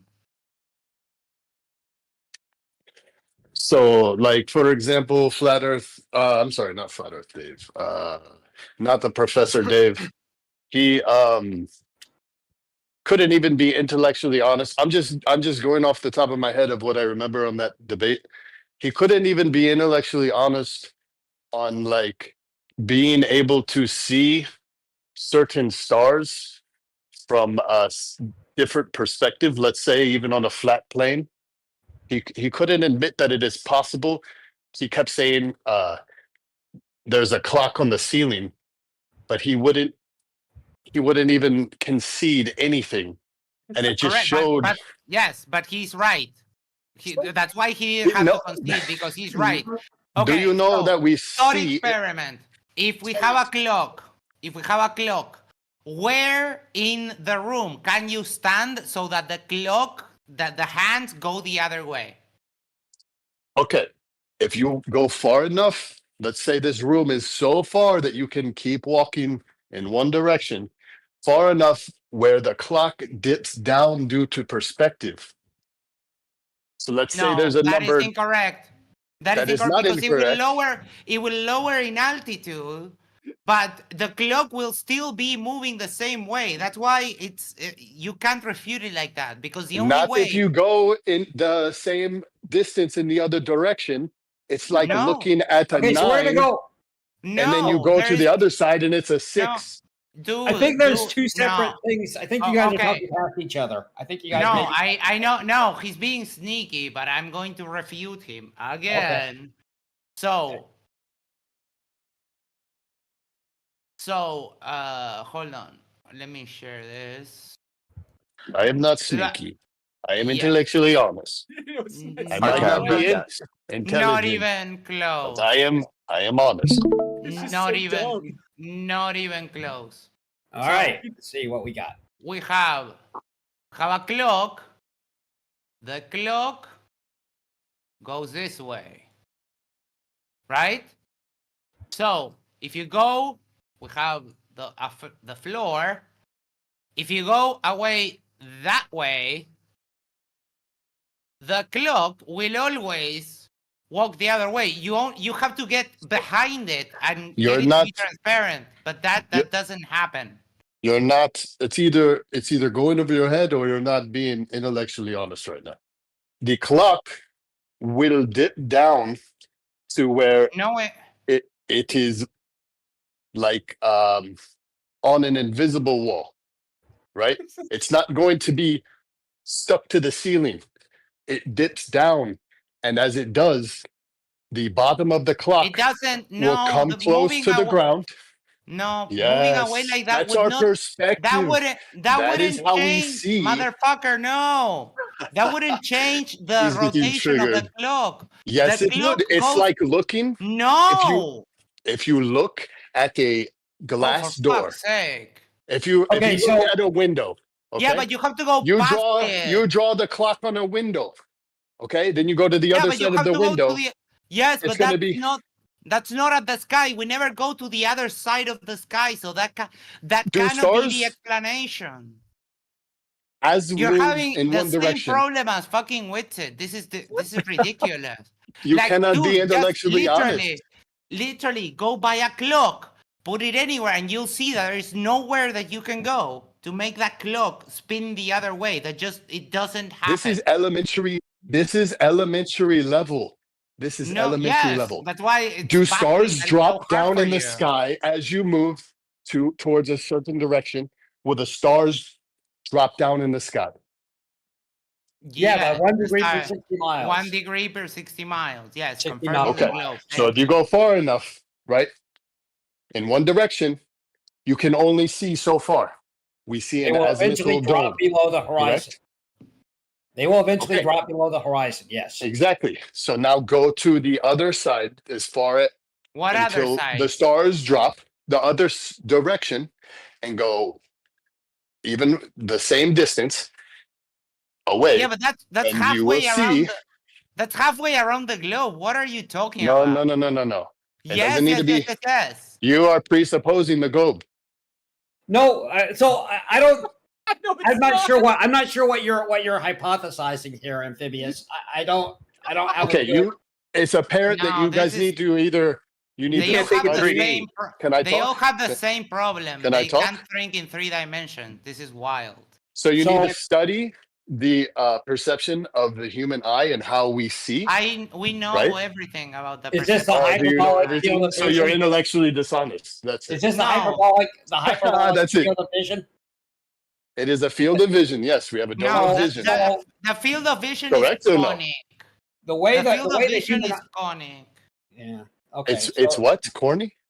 Conic. It's like a cone. Yeah, corny.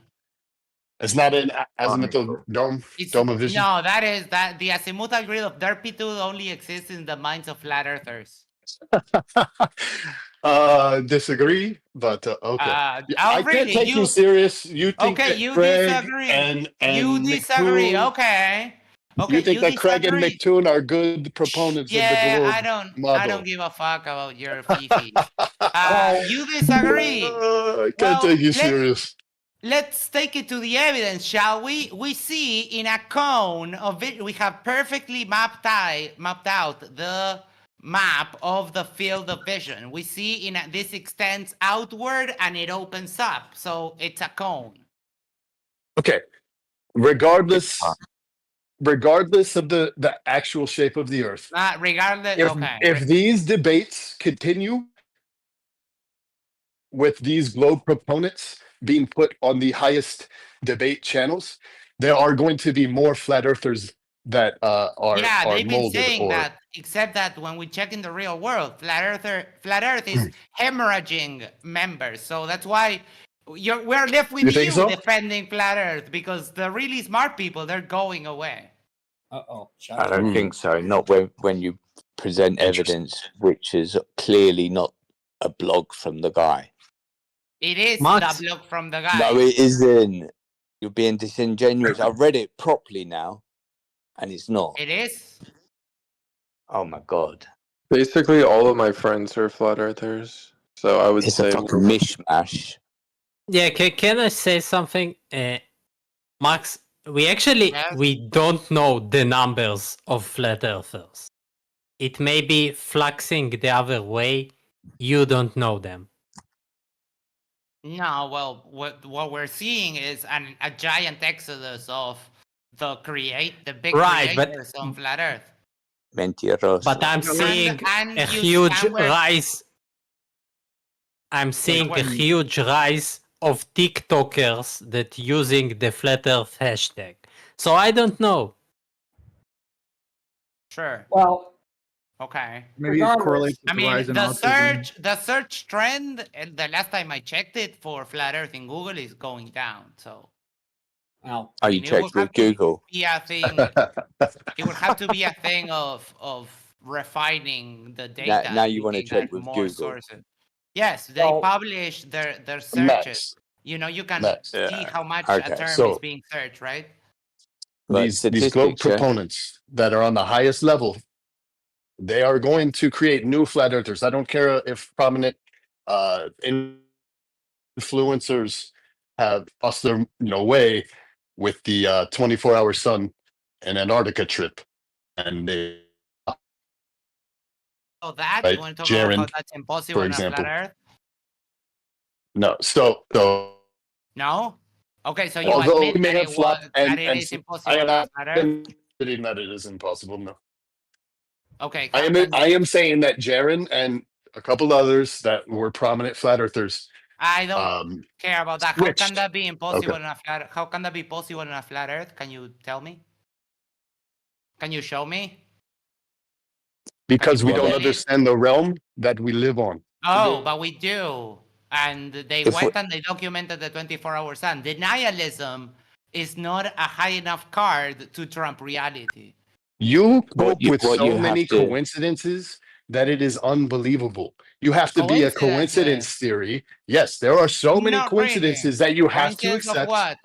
Of what? There are so many. Name of one. Of fake NASA videos, of the moon landing being a hoax, of Show me one. meteors All of meteors them. No, all you're not going hitting. to. No, stop. I'm naming stop. them. You're not listening. What? You're not going to Show us scattergun one. me. I want one. Choose one, and we are going to You talk just want about that one. one. We're going to analyze that one. We're going to go to the evidence and evaluate the evidence. You just. I'd really like to see. I'd really the like line to of see the fake sight. NASA. I'd really like to see the fake NASA stuff because I've been told about that, and every time I sit down with somebody to go through it, it ain't there. I've got one. Okay. The lunar lander, the lunar landing, relaunching off the moon. That's fucking a classic. Why? It's 1/6 gravity, so it's a lot easier to take off Yeah, of from course. there than from the. Let's look at it. I'm sure you've got the video to hand. Let's bring it up and we'll analyze that. Yeah, lunar lander taken off from the moon. What's wrong with it, Slitsy? Yeah. Tell us what's wrong with it. Let's watch it. Get him to screen share it. He's good with this. So he said, choose one, and we'll have a deep dive in it. So that's my video of the moon, the lander, whatever the thing is like shooting off from the moon. So they've all got back in the capsule and it leaves the moon. Let's look at that one. So what's I'm the sure he problem can get. Have a look at it. Then What's the problem? Can you articulate? Can you articulate? Well, let's have a look at it. Let's have a look at it. Look at it for authenticity. While I'm pulling it up, can you freaking say why? Authenticity. Yeah, I think there was a program years later called Space 1999. What is the problem with the video? It doesn't look real. It's just nonsense. It's a fucking amateur fucking bit of video put together. That's what I'm telling you. The whole scenario. So your Look at entire the basis video. is that it doesn't look right to me, right? Let's have a look at the video. He's got it. If you accept I this, showed it. if you I'm accept showing this, it. We've all seen it. Okay, I'm showing it. If you were just intellectually honest with yourself and not have a confirmation bias, you could see that it is bullets. So on the other hand, evidence? On the other hand, if I had a confirmation bias that was fake, then I would think it looked fake without having any basis for saying that, right? Yeah. I mean, that goes both ways, doesn't it, Amphibious? Let's play it from the start. You could say that, but honestly, I mean, no one can prove this. But from myself, I looked at it objectively, and I know that holds no other. But wait, what? No, why do my you own think? truth. What makes us think that you can look at anything objectively? Well, I don't need to convince you of that. I know, but there's no way I can. Then it's not an argument. There's no way I can, but I think the common person that is listening to this, or maybe listening to this, and are kind of on the fence and are intellectually honest, will be able to look at that and see. By it for intellectually what it is. honest, you mean agrees with you? Yeah. Yeah. No. Just looking at things objectively. So you don't. Yeah, but you don't know what objective is. You can't. I do. I believed in the globe. I believed in NASA. I thought space was real and everything. Yeah, there's just too many coincidences. Don't take this the wrong way. You may have believed in the globe, but you never really understood the model. I actually watched that live. You can say that, but all right. So you watch what live? That what you just show. There's also other possibilities where they did go to the moon, but like the moon is like different than we've been told, and they did go there, but like they're keeping it No secret one went to anywhere. like hide that. No one There's went also anywhere. other alternatives than besides. No, one at a time. Hold on. One There's thing at a time. other alternatives No, besides just we went there and hold on, pure stop. denial. You know, don't get lost in this yes or no. So they went there. Amen. Thank you for that. And how is the footage different? What's Sorry, I can't engage. If you believe if you believe in that video, I have no words and I can't engage. Okay, go in away. someone Then you who don't have believes to in fairy announce. tale. This is not an Okay. airport. You don't have to announce your I'm just departure. telling Just you. mute just telling you, yourself and shut the fuck up. All right. Yeah, that you know, I don't think we need to have if my evidence, if my say so isn't good enough for you, then you know, I just can't with you. I don't think. Well, what about when NASA the videos show cables clearly pulling them, and the reaction of the other astronauts is totally sus. What do you say about that? Yeah, every time I see you crying cables, I don't see cables there, man. I don't know what you want me to tell you. If you're just going to cry cable, you better bring some evidence of cables then, right? I mean, there are YouTube videos of Okay, NASA. pull one up. Yeah, I will let's see try. it. I will try. That is what's going to happen. Like if you're going to mention something, bring evidence. Like for example, I'm going to do right now. Since you guys are not giving me anything, I'm just going to make you Okay, cry. Okay? I will find the video. So Okay, I will find the video. There is this place. It's called the David Taylor Ship Basin. It's a place where they build. It's a tow tank. We talked about it all this morning. Tank. Yes. Ah, cool. Okay, there is a tow tank where they test ship models against the water. It's about 2,000 feet long. And I found an article that describes it this way. The engineering of the system is remarkable, according to the American Society of Medical Engineers. To meet requirements for uniformity, the rails on the basin walls upon which these carriages will run had to be far straighter and more level than the most perfect railroad track. In fact, to eliminate the effect of gravity on the motion of the towing carriage, the tracks are not straight in the usual sense, but follow the curvature of the earth. The foundation of the building was laid directly on bedrock to ensure that the rails are perfectly aligned. We have the metrology document for this that we were going over. Yes, that's what I was going to bring up next. Okay. By all means. I have is this. So this is the engineering papers where they actually measured this.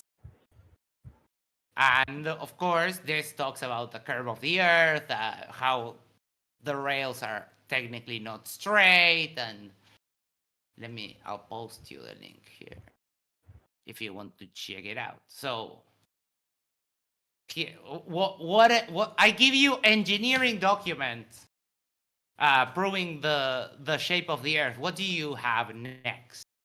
Okay. How do I stream? Do you want me to stream the video, or should I just post it in the chat? What would you like? Stream it, sure. Can you instruct me on how to do this? Share Are you on screen. PC or phone? I am talking through my phone, but I just opened my PC when I got.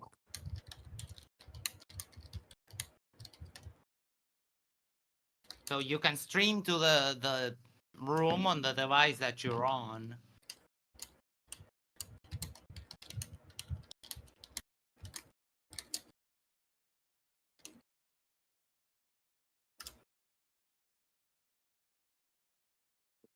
Yeah, I'm gonna need a moment to enable my microphone. 1 second. Okay.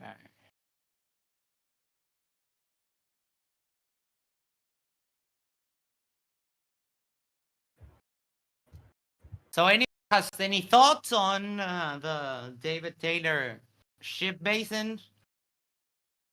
So the questions that we had this morning are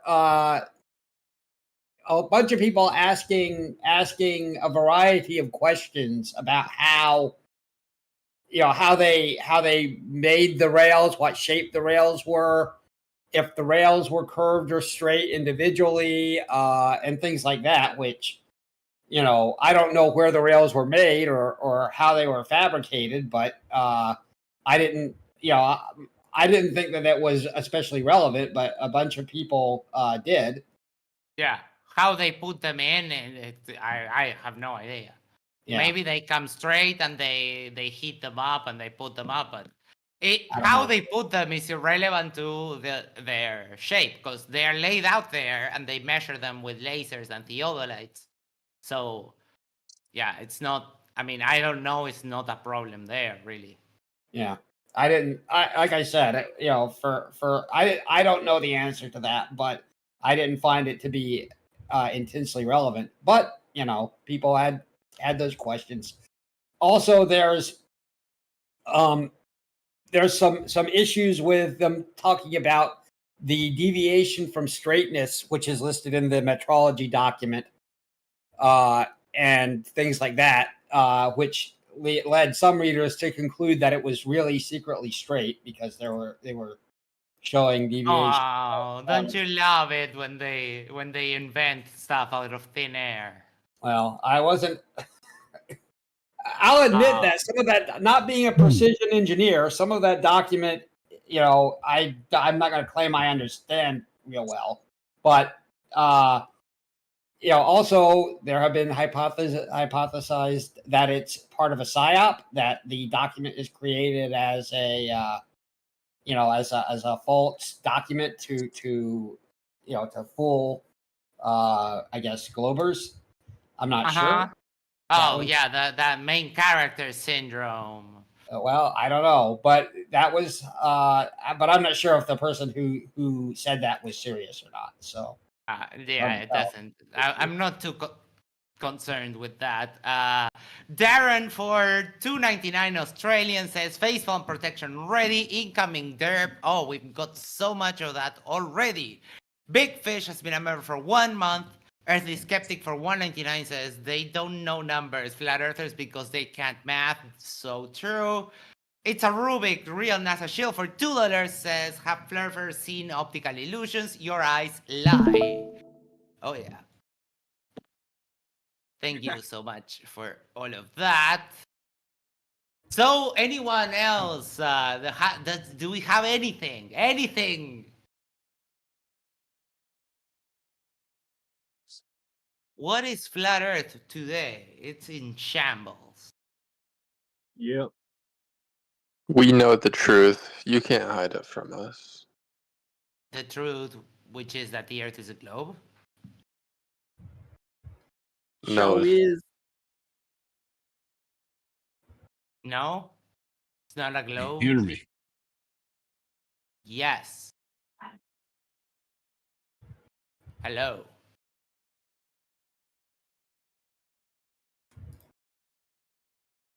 Please, come on. Someone has to have. I'll take a. Well, I I'm don't just know, going to go back to that. I'm just going to mention the blog that you said was written by the guy. It has inserts from the third person. It's written We by already someone else solved the who problem of makes that one, quotes. didn't we? Yeah, so it just. So it wasn't you're saying, disingenuous I've at given all. you You the don't have a evidence, point at you all, ain't- do you? Can you stop? Well, we already settled Unless this you're- point, and you're already bringing No, it you up didn't. again. You didn't settle anything. Yeah, it was. He was obviously a Spanish speaker, and that settles the point. No, it doesn't settle anything. It's written by someone else. It's not by him.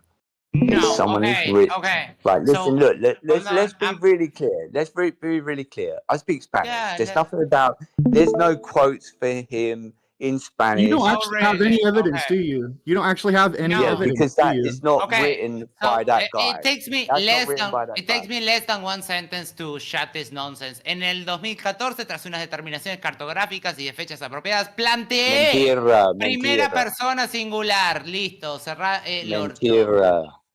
¿Cómo tú sabes? He's just like denying Spanish. Like this Yeah, is but fucking crazy. you can speak Spanish if you want. I understand it. It's no problem. I Yeah, live but in no Spain. one else speaks Spanish, and that Yeah, is the but, like, first planteé but is you're the first person singular. absolutely That's it. right. Look, I don't want Yo to get into an planteé. argument. Look, I'm not going to get into an argument. ¿Dónde That está el baño? is right. Listen, Because on you me. have no argument. You have no evidence Right, look, that's already just been stop shown. you. Just Yeah, stop. Spanish is my native language, dude. This is Who silly. Like, cares? this is So literally what? stupid. All right. It's not Miramos silly. a mi stream, por favor. Mi Right. streams. The thing is not written by the guy. You said it was him. It is written by the guy. I just Oh, showed is it in it? Spanish. Well, I in have a his question, Slitsy. native Other language. than the turn of phrase, do you have any reason to think that it's not written by the guy? I know it isn't. It's got inserts from quotes from the guy, but that has been just the way it's all prepared. It's a little mishmash. It's someone sat there and put that together, and he's now saying that's his blog, and he knows it isn't because he knows that's not true. So do you have oh my any god! Do you have any reason? Does the blog have the guy's name on it? Is it? Yeah, his name is Mark. His name is Mark Brett Gomer. And what? Yes. So authors, oh my fucking god, this is one of the most Oh, here we go. stupid cases of denial I have seen in my fucking It's life. not denial. It is It denial. is absolutely denial. Author Juanjo Diaz. So Author, I'm Juanjo still Diaz, not Marco clear. Molina, Mark Brett, and then here in the Spanish one. Is there any reason not? Post me the Spanish one. Post me directly. DM me the Spanish one, please. I already Por posted favor. it. Dude, you're so behind on this. I So- already posted the Spanish one. I posted No, the post English it to one. me. Post I me the posted Spanish the one directly to my inbox. DM me. No, use the. Oh I'm not no, going to you don't want to DM do you. that. I put it in the No, omnipresence chat. No, So, that's. I would like to just point out the fact that they have not brought any evidence forward, and their only thing to say here is to try to bring up this author of this guy. He's clearly false. He's clearly wrong. No evidence brought forward from the flat earthers whatsoever. Hey, can we watch my stream, please? Can you guys hear me? Yes. Yes, I'm there. Yes. Okay. So these are just some examples of NASA getting caught in awkward situations. They wish the internet didn't exist. Here we go. Okay, it looks like I think the upper left one there is clearly some kind of CGI. What is that? So if we listen to him, I don't know if you can hear the video, but he's just explaining how CGI is used. And Oh wait, so the comparing- upper left one is CGI. Yeah. yeah. Each one of these Okay. videos. All right, yay! different. All right, I'm convinced. What? You convinced me with that. The upper left blender there, or Unity, or whatever that is, definitely looks computerized. Okay, here we go.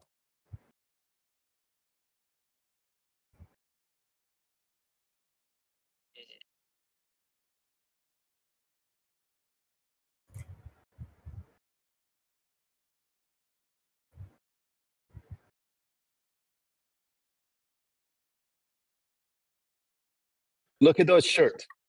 How do you cope? Okay, so the shirt. What shirt? Which shirt? Where? Okay, Let me go back. The wires holding the red shirt. Let me. Okay, show me the wire.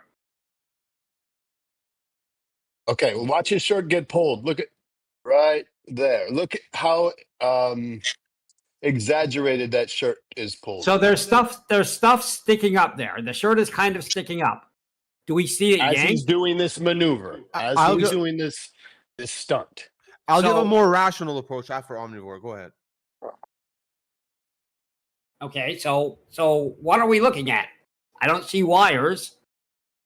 I'm not sure if the guy was wearing a harness. Do you think the wire is attached to his shirt? All right. The, the wires are trying to be taken out via green screen. Okay. I know that. I understand that's your theory, but do you think that the wire is attached to the shirt and therefore is pulling it? It is attached to the person and it somehow affects the shirt. So somehow affects the shirt.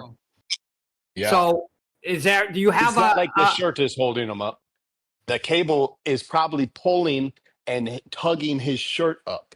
So have you ever I've been on those bouncy things where I've had a harness on and it didn't pull my shirt up. Yeah, this isn't one of those bouncing things with a harness. These are like very thin wires that they try and hide. Okay. Well, so If you would watch what that guy, that magician Okay. did before. Uh-huh. Okay, so Okay. watch as he's So, doing this flip, right? This stunt. This just so happens the coincidence that his shirt looks like wires are there. So I don't think it looks like the shirt has wires in it. I don't know what Oh kind my of harness God. the guy is wearing. Can you show? Can you show me like a picture of this harness? I don't know. Let's continue. okay. So, why don't you take a look at my This guy's live this at my stream what? now? Oh, okay. You have more. Here's Okay. another option. They are wearing a harness and it is real. They're wearing a Oh. harness because they're fucking recording some shit. They sometimes can't be flying around all the time. They need to be braced somewhere, somewhat. So why would and they they're wearing hide the a har- wires? I don't know all that. I'm just saying maybe to be more presentable. I don't know. That's just another option for the mind, you know. So that's This is Oh, crazy yeah, that you yeah. think that they faked Okay. all the NASA stuff. That is so crazy. Look, Yeah. there's So real world crazy. evidence right in front of you that That there is are not obvious any evidence. bloopers. Okay, so Okay. what are we looking at here? I see What are we blueprint. looking at here? How are the wires look? Listen.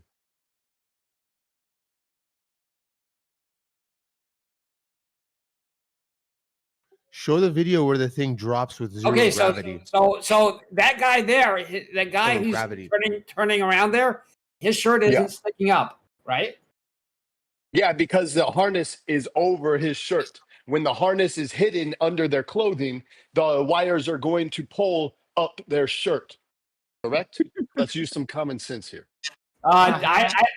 Yeah, okay. Okay, thank you. Using common sense, I don't think that the crack That would work. Yeah, that's This is their so. evidence. Hold on. Why don't we see about something that doesn't require a harness? So pause your stream for a second there. Look at mine. There's better if we just continue to watch. First off, Sure. No, hair hold on. does not do Hold on. that Yes. in zero We'll gravity. continue to watch, Yes, but it we're is. going to make a brief intermission. Look at my stream. Okay. Yes, sir. Yes, sir.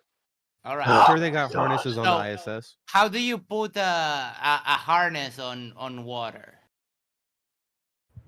How do you put a harness Oh, yes. in water? Good counter. On No, water, on yeah. water. Oh my god. Because he's saying, so if the harness is faking their anti-gravity or whatever, then how are they faking the anti-gravity of water and every other scientific experiment they do up there? Computer graphics. Wow. All right.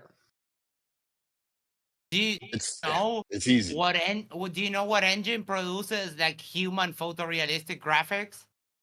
Yeah, what engine did that like 20, 30 years ago when they were up in space and they had pictures of that back then? Not just the What- graphics, what but the hidden- physics as well. Oh my. What hidden government technology that they had 20, 30 years ago don't we know about? But don't you realize that by appealing to hidden government technology, you're just saying, trust me, bro? I mean, that's like appeal to Well, possibility. don't you realize that the government, can we admit that the government, I have a more serious inquiry. If Oh they my can God, do the can I- water with computer graphics, why don't they just do everything with computer graphics? For they real. do. They Why do. do they- Why do they? Why They do have they got need? caught. There's why more do they need examples if you harnesses? keep watching.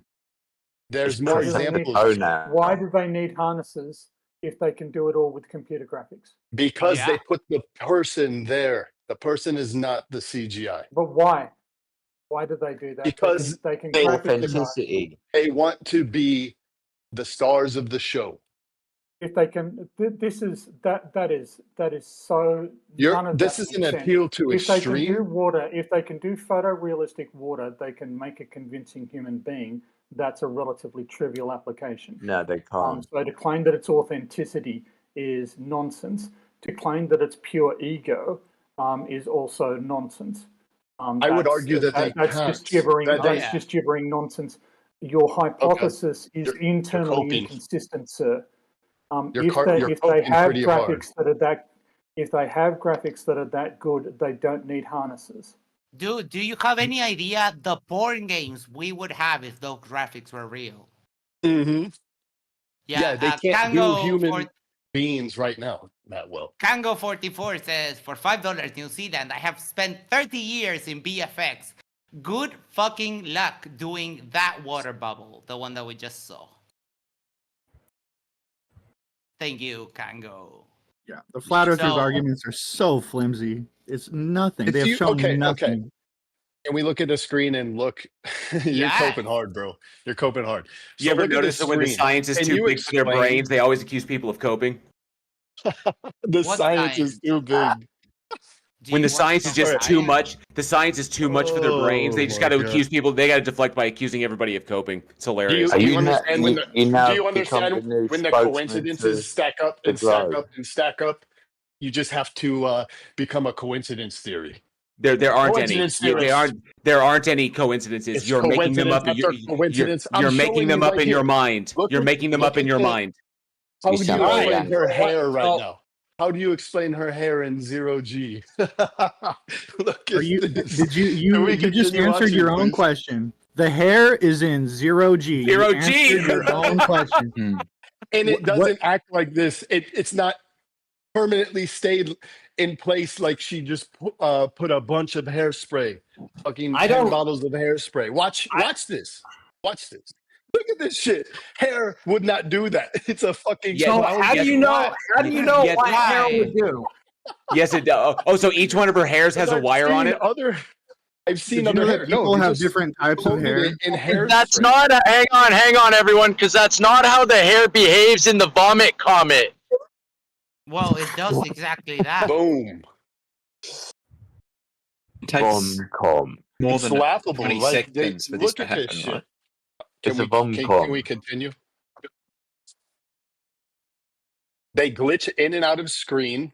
Look at her hair.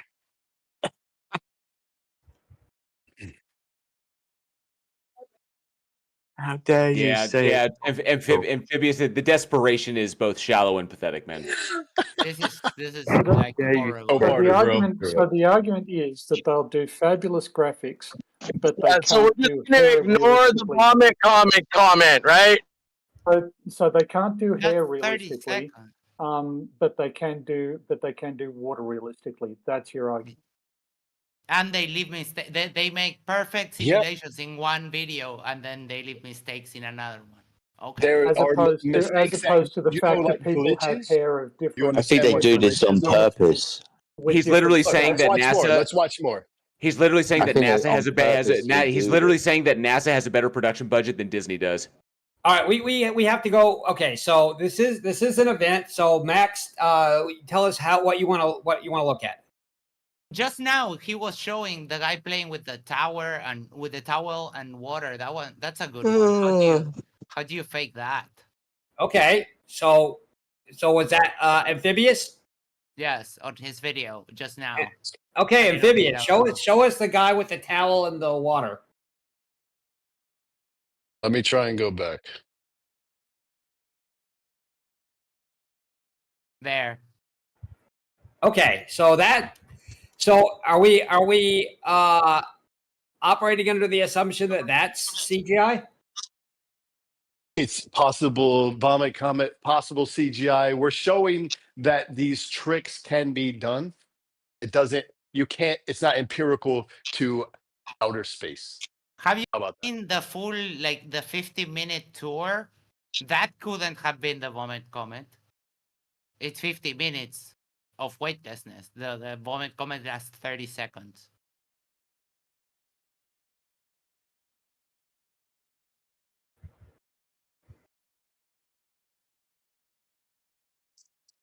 Oh, yeah, underwater with no gear. That's They're exactly just- what he said, right? He just said there's Yeah. not just one system. They do Oh, yeah, harnesses, it they makes do a lot of sense. CGIs. They do a lot of trickery. Don't you understand? Uh-huh. If you just watch this video, it's entertaining at the least, and then Yes, you can and come to it's terms with super it on your funny. own accord. Yeah. Can we just Yeah. like mute? Can we just like mute amphibious because Yeah, we could talk about we could talk about reality, more interesting things because this is just fucking sad. Oh, he's Can we bugging. just No, leave it? it's okay, dude. So I am beholden to Max. This is his event. Yeah. Do we have someone else with something else? Because this is boring. This is old stuff. Like everything is CGI. Everything is fake. Okay. Yeah, co-partner. You know you can measure the ground to tell the shape of the Earth, right? We have noted flat earther PhD Tony here. No, flat Earth killer. All right. Who else do we have? I don't know. We can talk if someone wants to talk about the verses that they think the Bible has for flat Earth. We can talk about that. Okay. Do we have any biblical flat earthers in the house? I was hoping for taking Bakiden, but Yeah. So was I. I thought he'd be here. he ran away, and not again. Eden's one of my best friends. I think Eden would have been good to be in here. Now he's been running away from debating me for over a year, so well, He's not afraid of you, sir. He's not afraid he of literally trembles in my presence. When confronted Do with any the of the flat evidence, all they earthers can have do a- is try to do that. Yeah, but If taking back anything, the Eden's goal not is here, afraid to so do we're not gonna. I was hoping he would be here, but he's not here, so we can. So yeah, is there any biblical flat earthers? Want to talk about that? Truth Seeker, are you a biblical flat earther? Do you want to? Well, I am Christian, but I don't, I haven't read the whole Bible, so I don't know all of the Bible verses, but we can have a discussion. Wait, you're a Christian and you haven't read the whole Bible. How does that work? I am a Christian as well. Have you read the Bible? I have read the Bible, but I cannot quote all of it. No, I understand that you can't, that you don't remember. Christian. Really? Yeah. Yes, really. I'm pretty sure it's not required. Yes, I believe. No, that I mean, I don't know. It just seems weird to me. You think that this